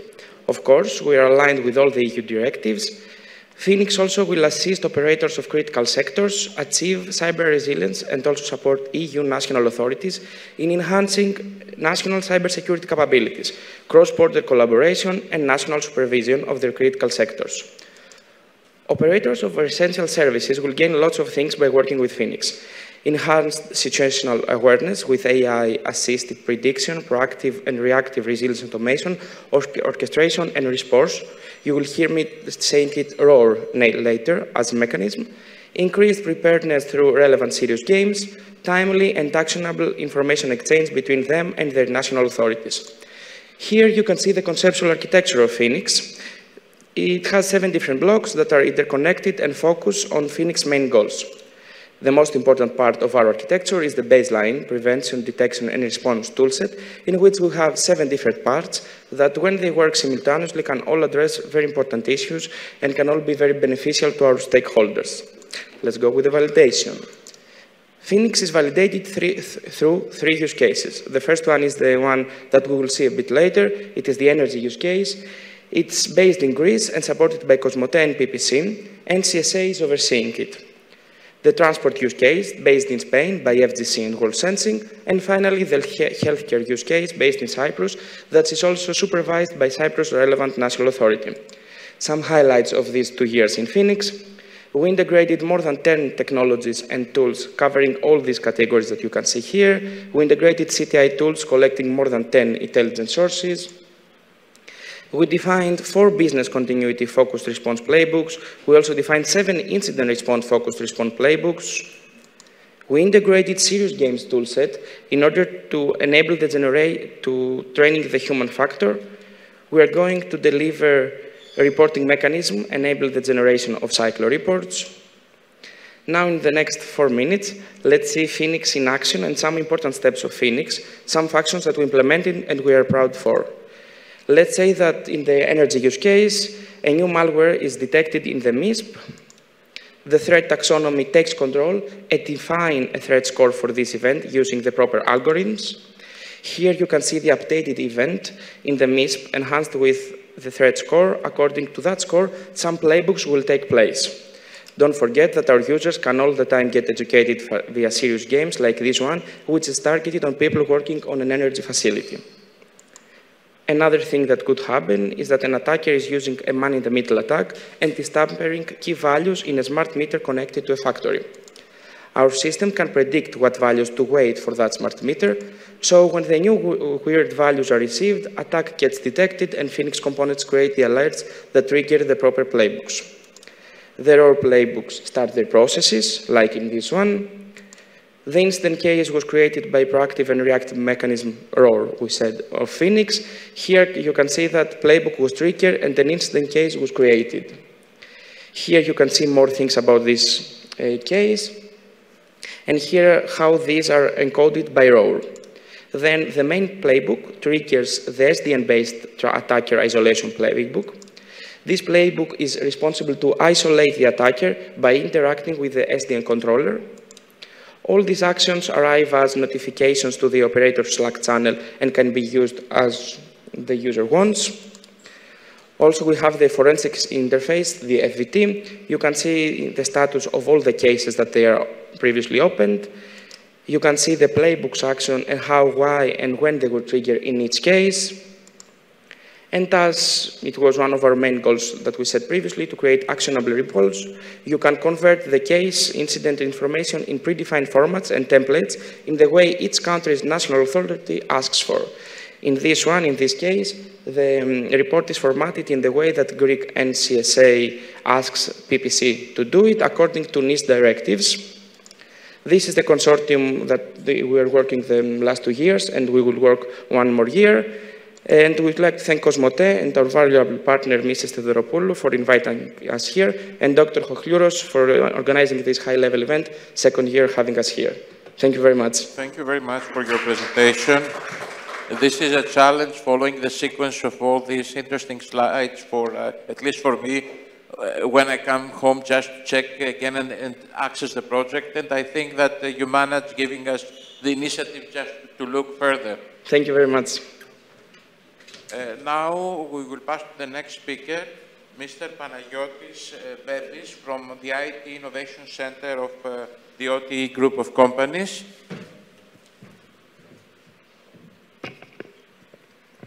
Hello. Thank you for having us.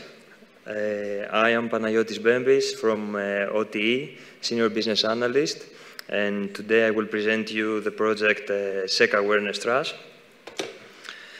This project is a dynamic training program based on cyber ranges, leveraging IT, security, privacy, and data protection awareness and culture of critical information infrastructure. The project duration is 3 years in total, and the basic coordinator is Public Power Corporation, or as it's commonly known, DEI. And the project started 1st of January of this year.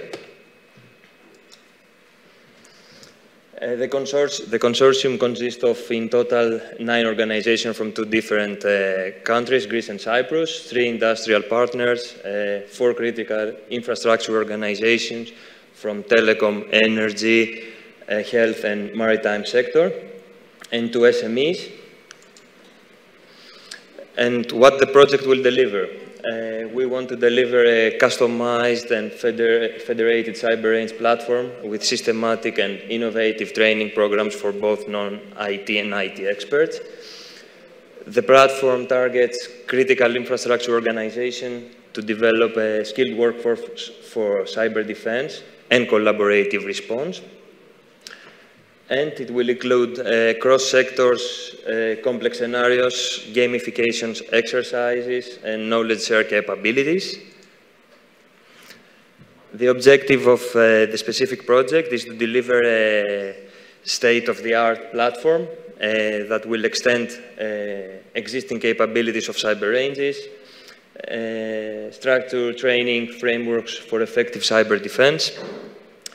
Secondly, we want to develop and deliver training programs with innovating and hands-on approach, programs that will be sustainable for critical infrastructure. These programs, we want to have the realistic scenarios, large scales, and cross-sectors. We want to share threat intelligence and knowledge sharing among cyber ranges, and very important to create common data repository. And last but not least, evaluate and strengthen cyber ranges and by developing best practices and guidelines for wider adoption across Europe. As far as the pilots are concerned, we have in total 4 pilots for 4 different critical infrastructure sectors. From telecom sector is OTE, from energy is the Public Power Corporation, or the E. From healthcare is PAGNI, and from maritime is the Digital Security Authority from Cyprus. As OT, we want to bring our expertise. We have huge expertise in IT security, and we want to bring the information and requirements for the creation of these training programs for both IT and non-IT experts that we will include in the platform. We manage a large digital infrastructure of ICT services, so we have the experience to do so. We will train the response team. We will offer security awareness, simulate attack and response scenarios. And the rest of the pilots in energy, we have they exchange data for diagnostic and maintenance, focusing on network traffic, electrical measurements, and incident reports. PAGNI is one of the largest hospitals in Greece and operates an integrated information systems connecting medical care with pharmacy and patients' records. And Maritime is the Digital Security Authority, is an independent governmental agency that it has a strong focus on upgrading and maintaining high levels of cybersecurity for all the operators of essential services and critical information infrastructure in Cyprus. That's it, short and quick. Thank you so much for your time. What I may say is fast and accurate. Now we will pass to the next presenter.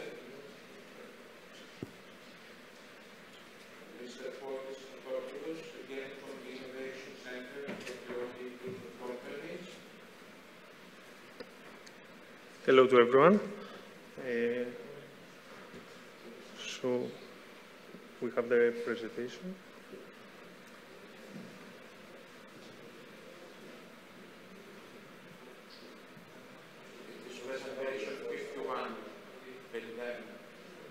Yes, this is. Right, right.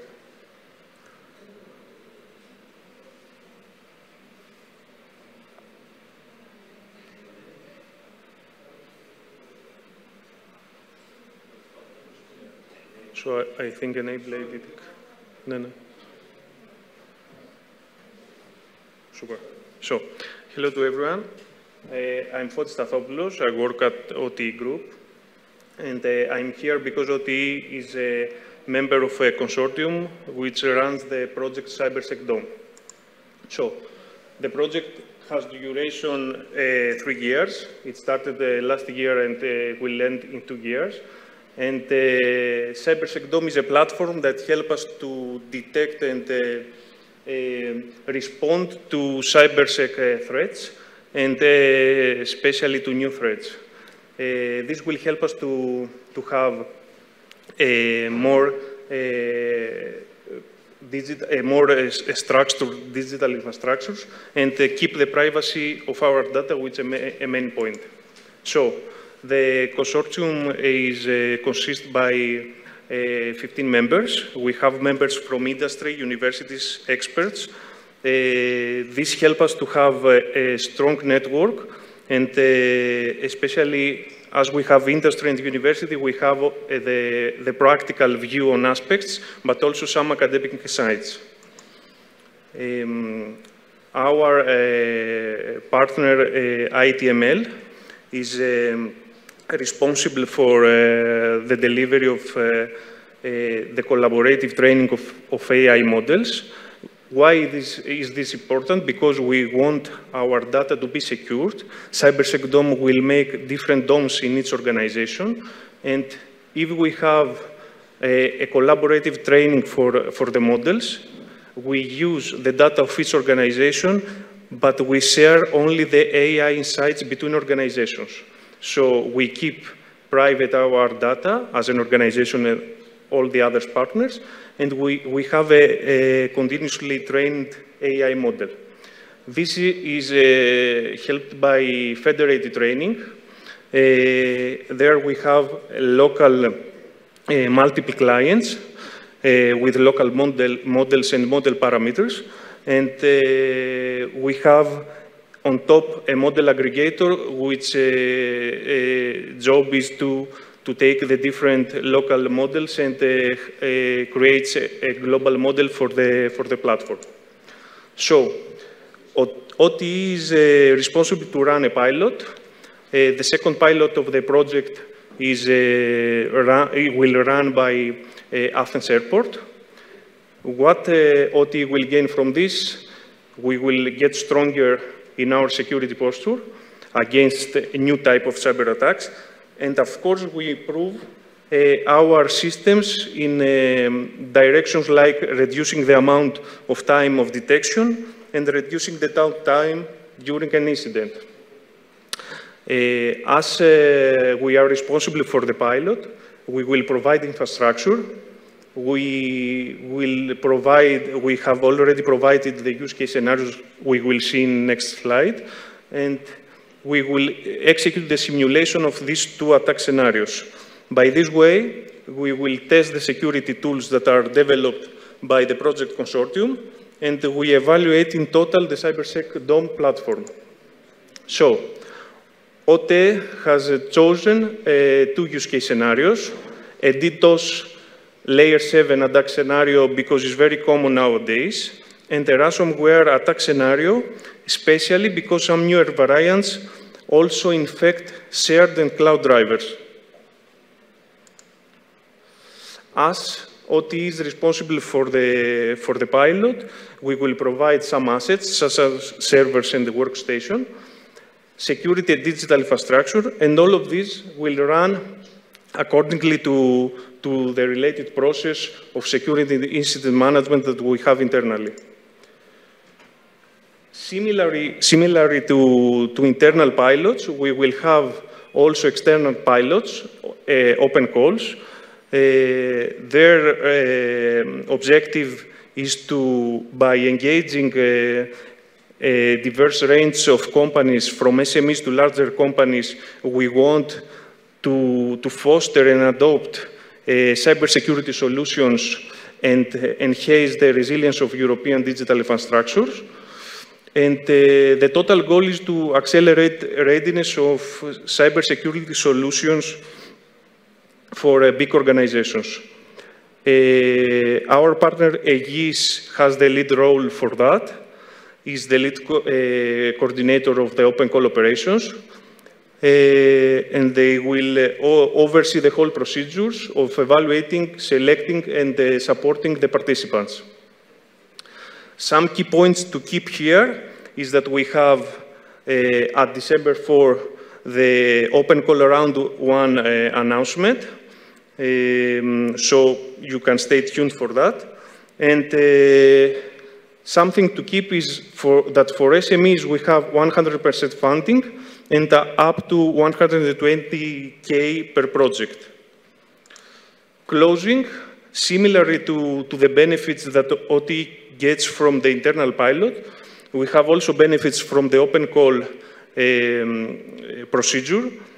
We have benefits because we can see and have insights from testing of the platform to other industries, and also to have more insights if some open calls will be of the same attacks, such as DDoS and ransomware.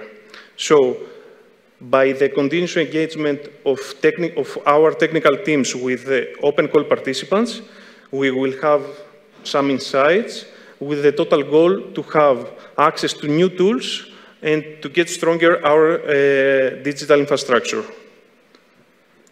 Thank you.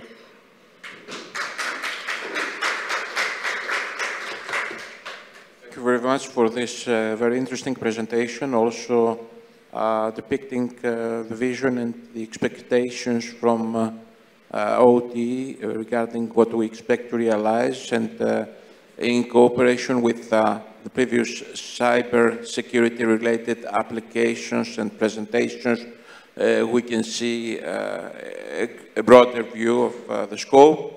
We will pass now to remaining in the same, let's say, direction, if I may use the term, we can invite the next presenter, Dr. Nikos Avgerinos. Normally, he will join remotely because he was not able to join physically. Thank you, Nikos, for joining this year as well.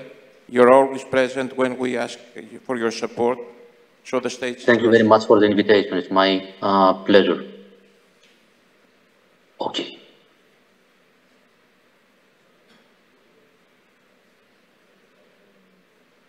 Would you like me to share the screen for the presentation, or are you going to share the slides instead of my beautiful face, of course, and just keep me for the narrative part?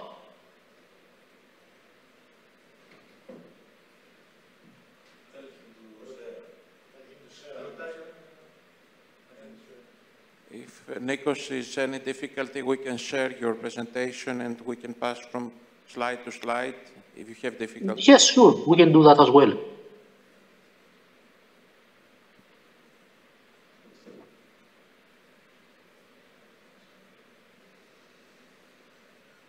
Normally, by sharing, you will be able to have your own control of the presentation, but I don't know why it is not working for you.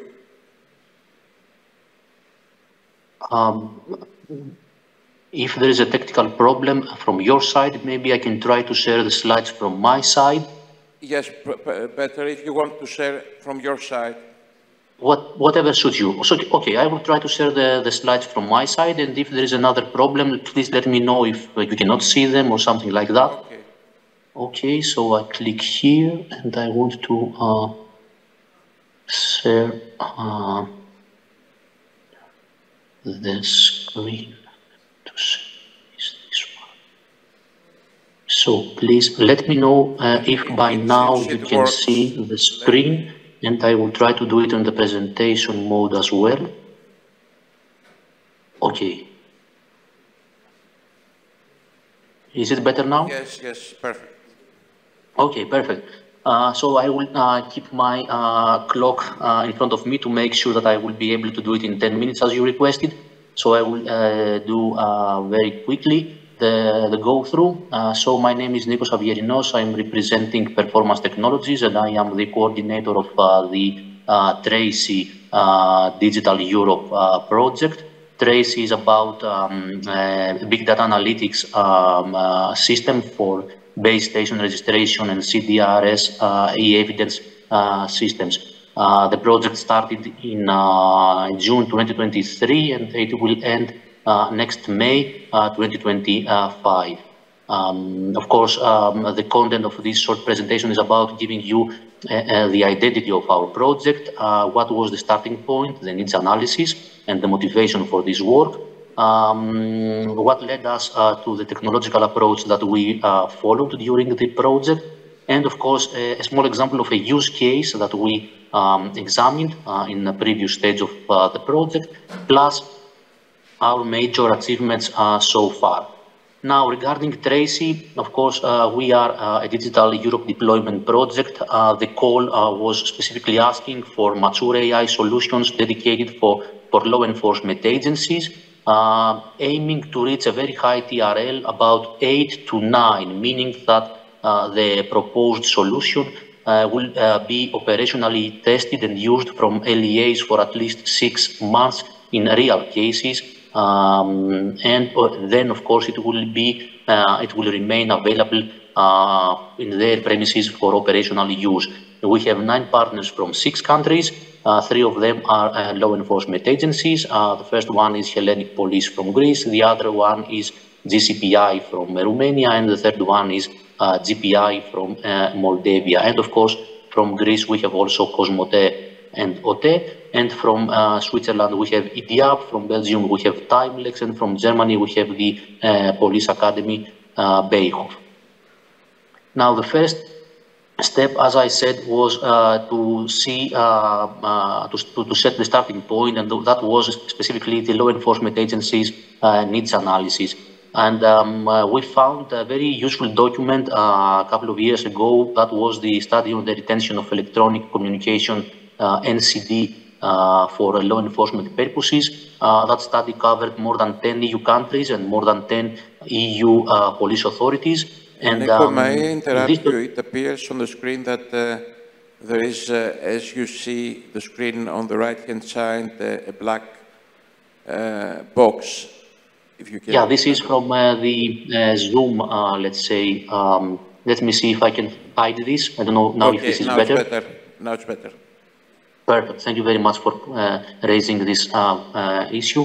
As I was saying, that study was covering many police authorities around Europe, and of course, it was highlighting the importance of non-content data, NCDs, to police authorities' investigations, and the fact that in very few cases they managed to use NCDs in their investigations for specific reasons. These barriers would have to do with delays in getting this NCD from the electronic service providers, barriers related to inconsistency between data provided by different ESPs, the legal framework related barriers between different EU countries, and many other stuff.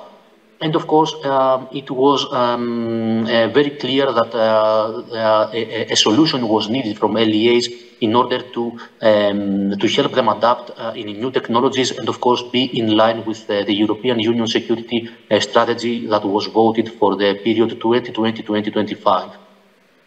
Now, then, we tried to translate partially this knowledge to a solution design, and we were thinking about promoting an innovative digital forensic solution and investigation platform to help law enforcement agencies identify suspects of serious organized crimes and terrorism, which is very, of course, serious and very sensitive case.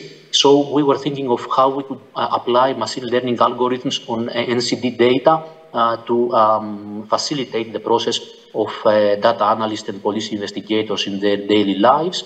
And of course, how we could possibly build on top of previous projects such as Roxanne and combine experience with this past project to even move forward. And in this slide, I'm trying to provide in a very simplistic way our approach. That was, for example, to see how we could enhance identifying networks or individuals related to organized crime and terrorism activities based on telecommunication metadata. Of course, considering that we can, our hands-on in the digital traces that mobile phones leave as they operate, and of course, many of these suspects use mobile phones during the criminal activities that they conduct. And of course, how we could distinguish and prioritize suspicious terminals based on, of course, additional evidence that we might have ground truth information, CCTV footage, eyewitness, geolocalization, feedback from OSINT applications, whatever police authorities have available to also feed the algorithm. And as you can see on the right-hand side of the slide, that was actually the purpose, to provide a top N list of scoring different individuals that could be considered as most suspicious related to others.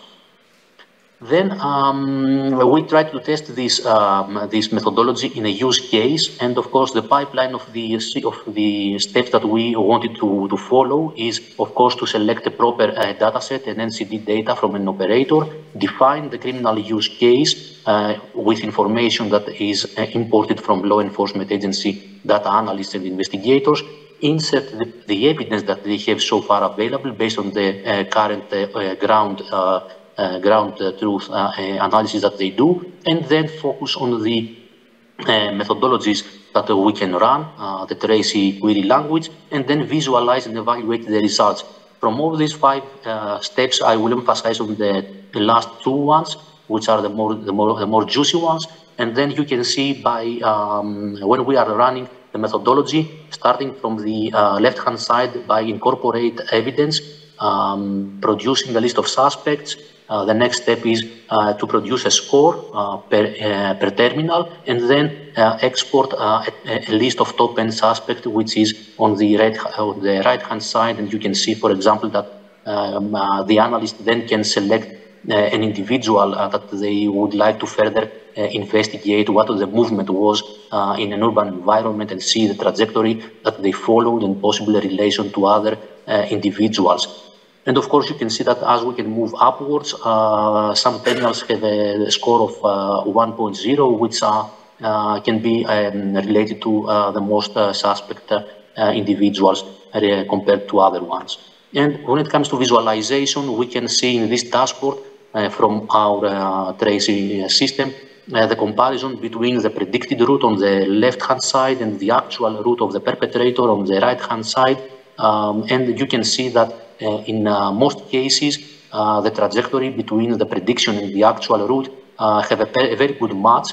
In some cases, of course, we have some discrepancies, which is related to the network coverage and the topologies that we can insert for the ground antennas. But in most cases, we have a very good convergence between the algorithm and the reality. And then by highlighting some major achievements of the project so far, of course, the solution now is installed in Hellenic Police premises for operational use, as we said, in real-life cases. This is a very good opportunity to promote the intelligence-led policing methodology through this project.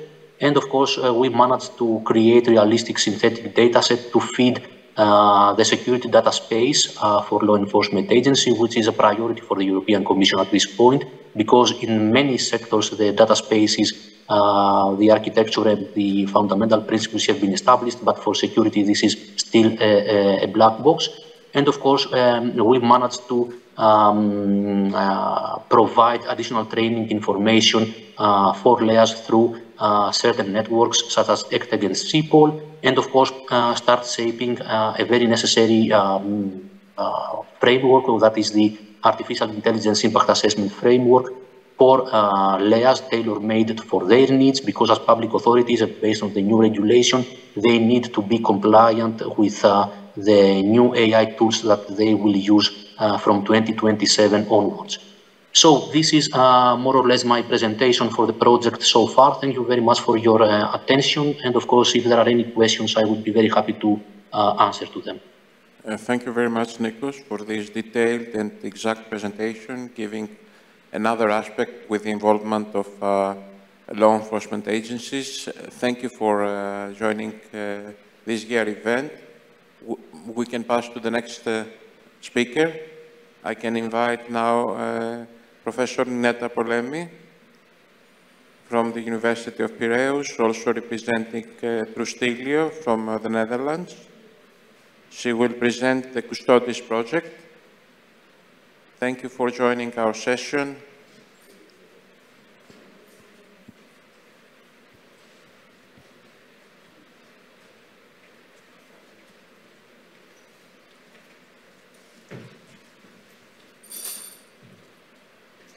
Hello, thank you very much for this invitation.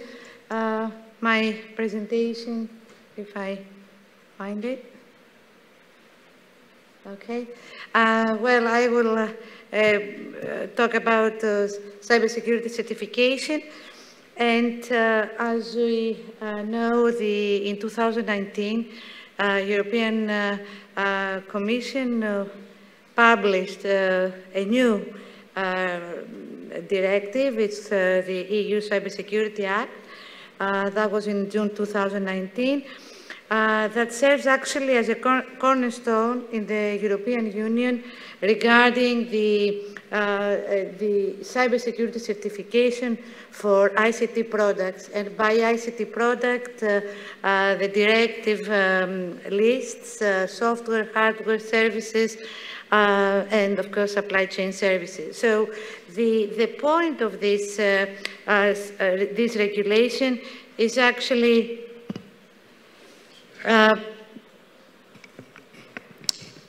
focuses on two areas. I will concentrate on the second area, which is the Act introduced an EU-wide cybersecurity certification framework for ICT products, as I said, and this framework aims to ensure that digital products and services meet consistent cybersecurity standards, thereby increasing trust among consumers and businesses.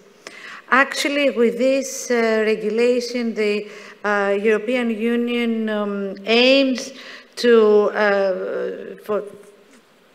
for further innovation of European products, trustworthy products that actually can become more competitive in the global markets.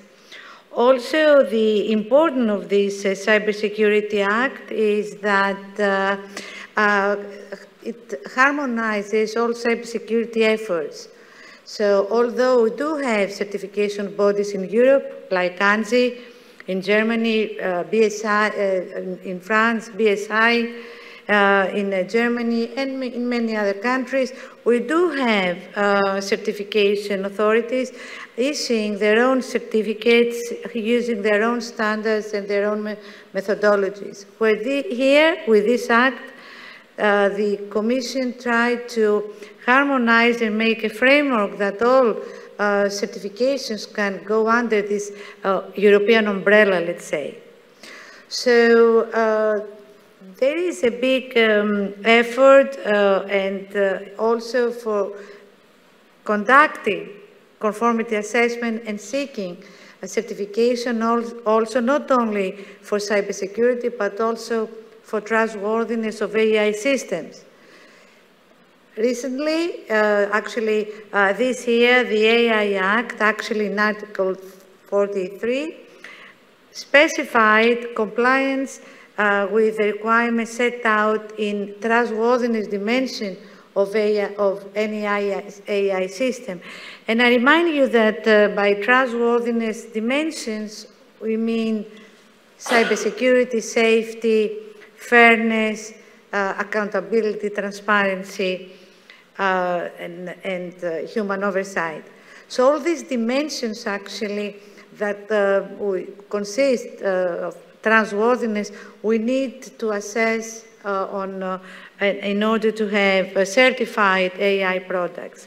So certification has become a big objective for Europe, and either for ICT products or for AI products. And let us kind of clarify and simplify the obligations of the manufacturers and the certification authorities. So let's suppose I'm a manufacturer and I want to certify my product. What I need to do is actually the first step is to conduct a risk assessment in order to generate my protection profile of my product. And by risk assessment, we mean we need to identify the cybersecurity threats. We need to measure the frequency of these threats. We need to identify the vulnerabilities, the weaknesses of our product to these threats, identify the impacts, the consequences of these threats to the various dimensions of cybersecurity, and finally estimate the risks. So this process is called risk assessment, and of course then we need to select and implement controls, and we go to the next phase, which is risk management. So what the manufacturers are obliged to do first is to conduct risk assessment and develop the protection profile of their product. After that, here is a picture of how a protection profile can look like. Actually, there are standards like 15408 that provide the exact structure of how a protection profile should look like. And it includes information like description of the product, which is actually the target of evaluation. So the description, the requirements, the security requirements that actually are they are derived from the risk assessment. It's the outcome of the risk assessment the cybersecurity requirements that actually are mentioned and listed in the protection profile.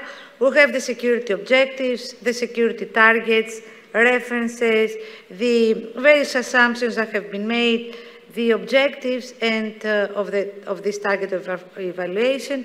So all this information actually is included in the protection profile.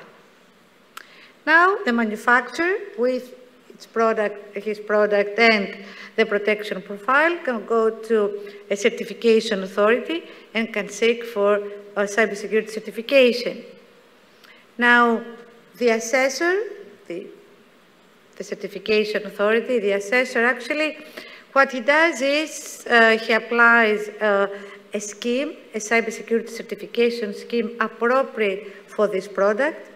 And based on the scheme and having the protection profile provided by the manufacturer and the product, he conducts a conformity assessment and he evaluates whether the security requirements that are mentioned in the protection profile are indeed met. So risk management and conformity assessment go back to back and hand in hand from the manufacturer and the assessor's point of view. Now, certification and testing and conformity assessment is an expensive business, and it's definitely very expensive for small SMEs that would like to get cybersecurity certification for their product. So we need more automation, we need ways to automate as much as possible this process, enabling also the manufacturer to self-assess their products before they seek certification. Also, we need automated ways and tools to conduct risk assessment and, of course, to conduct conformity assessment from the certification side. So, so Custodes, which is a project that the objective of this project is actually to develop an environment that can be used by the manufacturers to conduct their risk assessment and generate their protection profile, and can also be used by the assessors in order to conduct a conformity assessment and assess the validity of the claims made in the protection profile.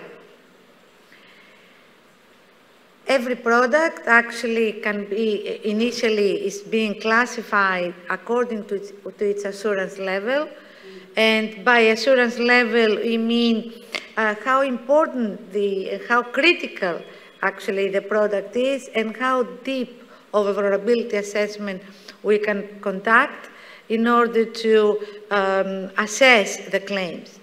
So what the assessor does actually uses the certification scheme. He has the information regarding the assurance level of the product since the protection profile is provided to him.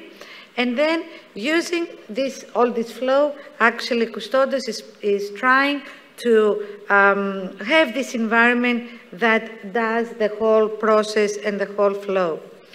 And so the target evaluations, they are evaluated using the conformity assessment methodology by the assessor. Now, of course, Custodes is using all the available standards. So for risk assessment, we are using the ISO 27000 series of standard for risk assessment. And for conformity assessment, standards that are being used is common criteria, the 15408 and the 18045. So it is, Custodes is using the various standards for both assessment. So Custodes, this project will develop and implement an innovative, configurable, user-friendly, and cost-effective system for certification that actually the various products, and especially composite products, but after all, these days, every product is a composite product, consists of various elements, and so this type of composite toys, as we call them, this target of evaluations actually will be evaluated in the Custodes platform. Now, the project has 8 objectives. The first objective is to promote the scalable, agile, and verifiable certification of composite target evaluation towards ensuring and fostering the protection and resilience of the ICT products.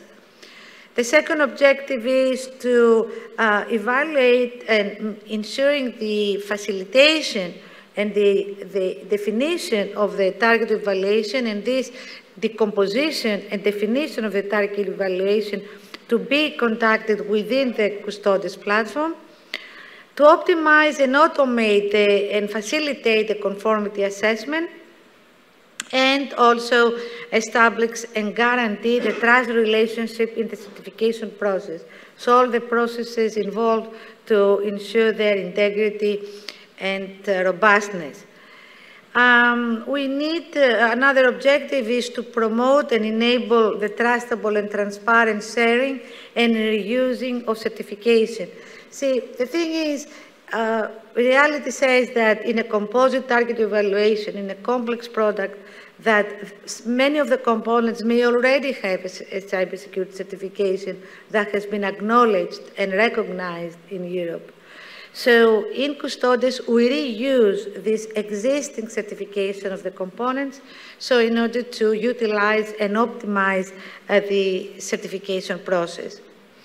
So the Custodes platform actually will be validated via scenarios, and one of the scenarios is on in network, and have another scenario for health. So various scenarios will validate the functionality of the Custodes platform and how the conformity assessment and risk assessment components will work. So here is a high-level architecture of the Custodes platform, where you see we have a module that conducts a dynamic risk assessment component that is being used, as we said, by the manufacturers to generate the protection profile. Also have the composite conformity assessment process, and this middle block actually is being used by the assessors. And on the left-hand side, you may see some external modules. For example, we have the certificate discovery component, where this component actually we discover and we use existing certifications that apply in various components of this of the system under assessment. And also have the on the left-hand side, at the bottom, you can see the certification sharing component, where we share the various certificates. On the right-hand side, you see components actually for for the manufacturers, the target evaluation providers, where here we can we have the whole environment, a trusted environment that can be used by the manufacturers for example, the security assessment engine, the static application security testing, and the hardware security assessment engine that the manufacturers can use to conduct their own tests in their own of their own products in their own environment. So this is why you say Custodes is a platform that actually preserves privacy, presents anonymity and also is secure because the manufacturers actually do not have to provide their own products for testing, but they do it on their own premises under their own responsibility. So here is a more complex picture of the Custodes platform. We hope that we will see you and visit our site and help us with your comments to further improve and probably test the Custodes platform that we hope it will be ready in 2025, so next year. So thank you very much for your attention. Thank you very much for this interesting presentation, having as basis the new European regulation for cybersecurity, and then looking for your solution, your analysis, which was quite attractive, at least for me. Thank you for your presentation. And we are almost ready to finalize. Last but not least, I would like to invite my colleague, Mrs. Vasiliki Vlachodimitropoulou from OTE. She will present the Smart for Tenants project.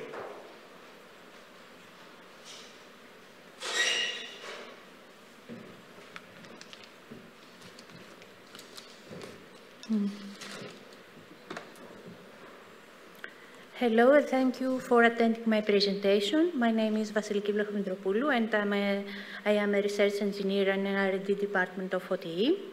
I will present the SM for Tenants project for European deployment of a smart manufacturing asset 4.0 multilateral data sharing spaces for an autonomous operation of collaborative maintenance and circular services based on trusted data sharing for manufacturing equipment industry. I will present the project overview, the European data strategy for manufacturing data spaces, the project challenges and vision, the objectives of the project, the reference model, the asset resilience as a result of the deployment of data space, and the manufacturing application trials of the project.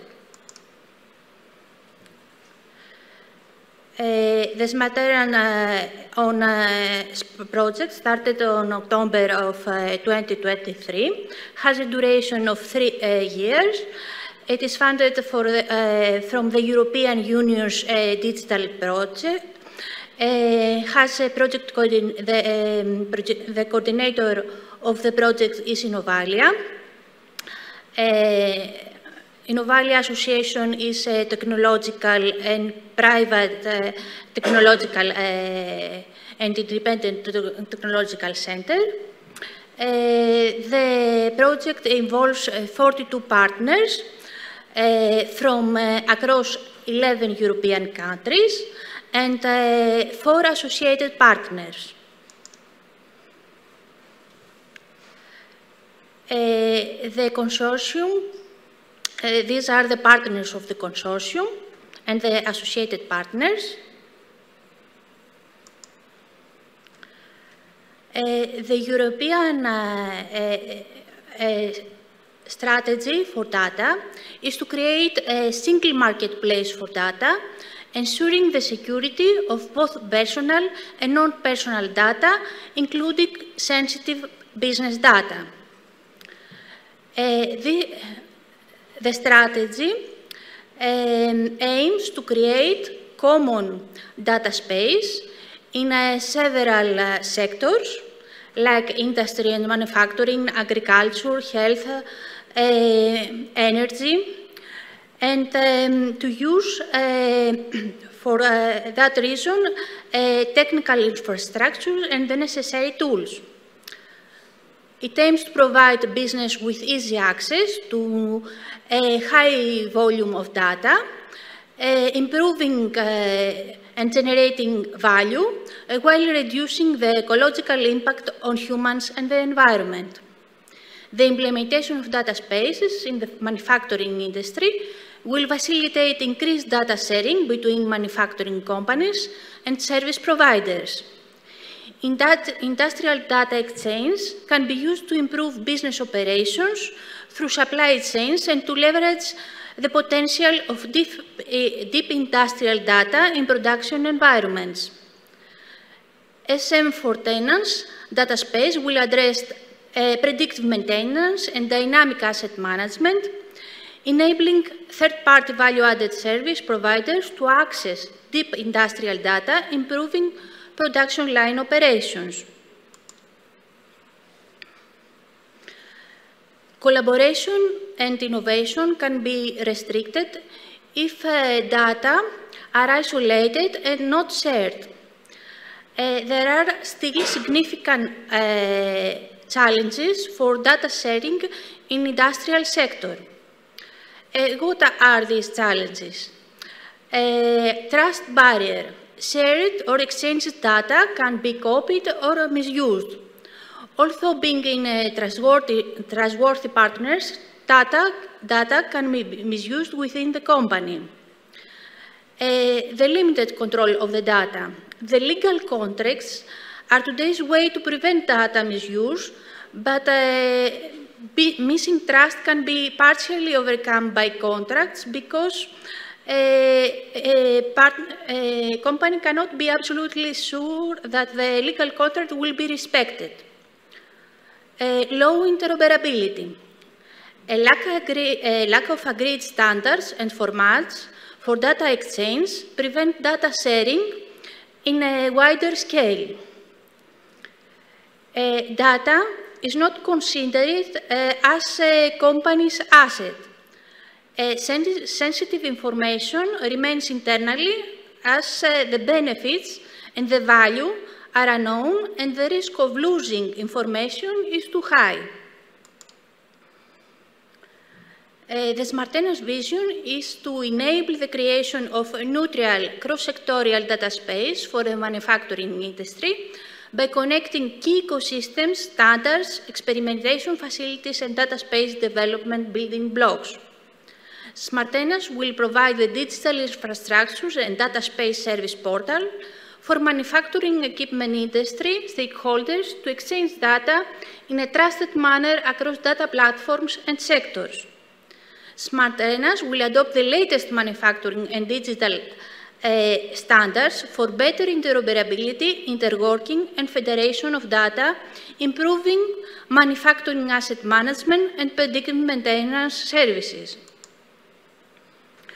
The objectives of the project is the creation of data space ecosystem to increase data sharing across manufacturing companies and service providers, to deploy operational data space federation for manufacturing assets, to create a data space infrastructure service portal for manufacturing asset data sharing interoperability, to facilitate the development of autonomous services for manufacturing assets, and to establish industrial agreements and governance for global data sharing. Today, the exchange of data between companies are, in many manufacturing industries, are bilateral. In order to unlock the market potential, a mind shift is needed to multilateral data exchange.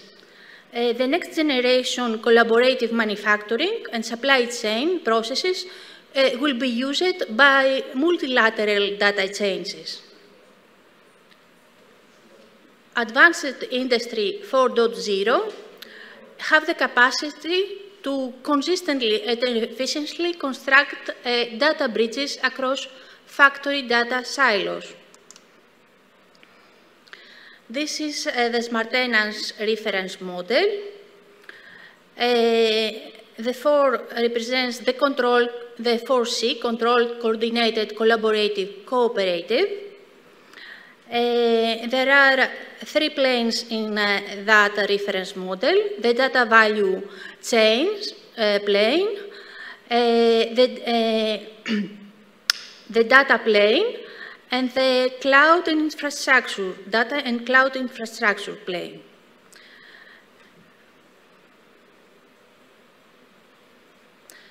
Then I will present the data value chain plane in detail.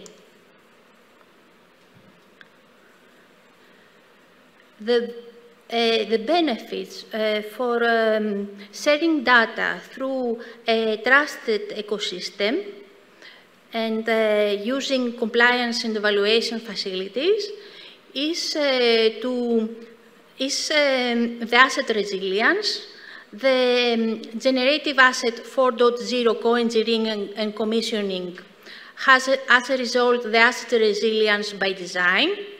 The collaborative net zero operation services has, as a result, the asset energy efficiency and low carbon footprint. The cooperative autonomous condition monitoring services for predictive maintenance has, as a result, the asset optimization. And the circular asset management service through the use of digital product passport has a result the extended asset lifetime.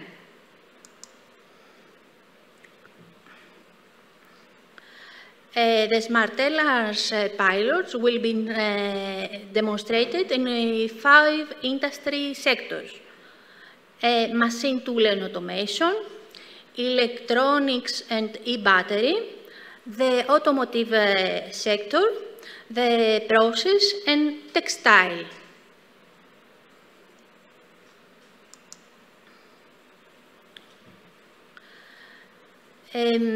The benefits of trusted data sharing through the deployment of manufacturing data spaces will be demonstrated through 7 manufacturing application trials. The overall predictive maintenance through trusted data sharing, the machine tool predictive maintenance, the closed-loop zero-defect manufacturing data space, the life cycle assessment through energy monitoring, and improving health and performance of e-vehicles, and the optimization of the production performance through digital product passport, and the collaborative asset monitoring at a large scale via the existing data space smart connected supplier network. More details about the description of the pilots you can find in the deliverable 2.1 of the project, that it is already published. Thank you.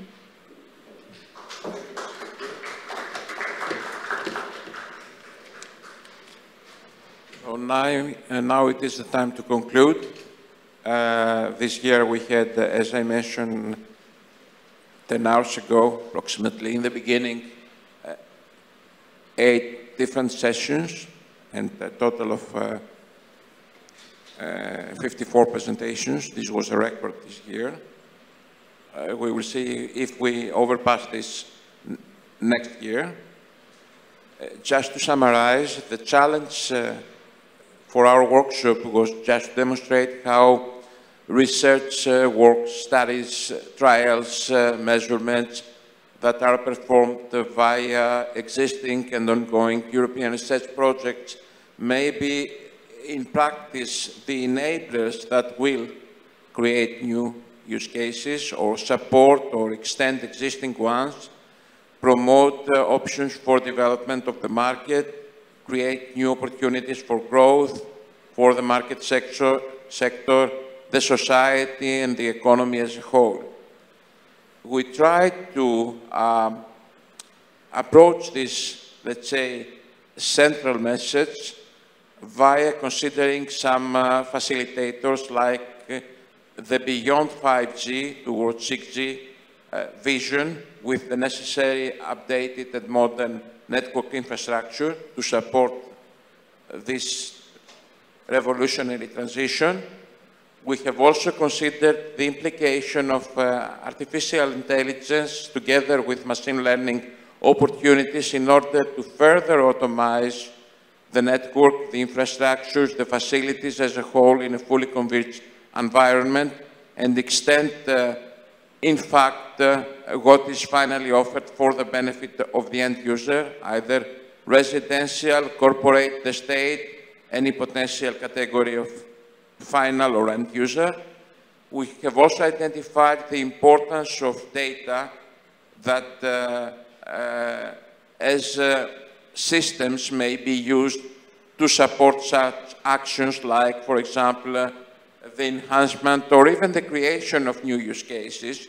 So what we have tried to demonstrate this year with all these presentations was to convince, let's say, the public that research is not isolated from real life. In fact, it is research that creates the initiatives that are to be applied, not all of them, but even when there is no success, even the no success is a success, because next time we will know better how to deal with the cases. So we started in this framework from the ambitious project, promoting IoT solutions in a convinced environment and identifying new use cases. Then we passed to the Sunrise 6G project, which is an innovative project promoting federation and test beds. Why? In order to support access to those partners who do not have the necessary facilities, so that to test their solutions, their projects, and work with other market actors for the promotion of the European and the global market. We passed to the DataMite project, promoting solutions for data monetization via dedicated use cases. Then we changed direction a little bit, but we always remained to the target of creating and supporting use cases for the benefit of the market via the simultaneous consideration of findings from the ongoing NEMO project together with its successor, Cyber NEMO project. Then we passed to a more practical solution or framework, better to say framework, via the presentation of the 6G Path project with 10 selected use cases aiming to, via the related trials, to promote KPIs and identify new KVIs. Then again, we have seen the challenges from the inclusion of AI in modern 6G infrastructure, and we had a session dedicated to the 6G Intense project. And then we have seen the Deploy AI project promoting and developing a platform for the inclusion of AI in real environments. And last but not least, I hope I haven't forgotten any among the proposed sessions. We had a wider session. I prefer the final session to be widened so that to include flavors and aspects from cybersecurity, cyber resilience, network efficiency, network connectivity, just to demonstrate that principles like security, like privacy, are strongly correlated to the evolution towards 6G. So this is somehow a summary of what we have heard. I hope that all presenters will provide their clear consent so that to upload the presentations, as we always do, every year after the end and of the action, and so that to allow those joined either physically or remotely to consider the presentation as a basis just to identify what is going on by several European projects. And I would like to summarize by expressing my profound thanks to all of you, those who assisted and joined virtually, our colleagues from all around Europe, our speakers, our experts, and of course those who were here in the room during this 10 hours duration of the actual workshop. I hope this was interesting. The feedback, we'll see if finally it was interesting or not, no matter what I may say, but I have the feeling that somehow we managed passing the message that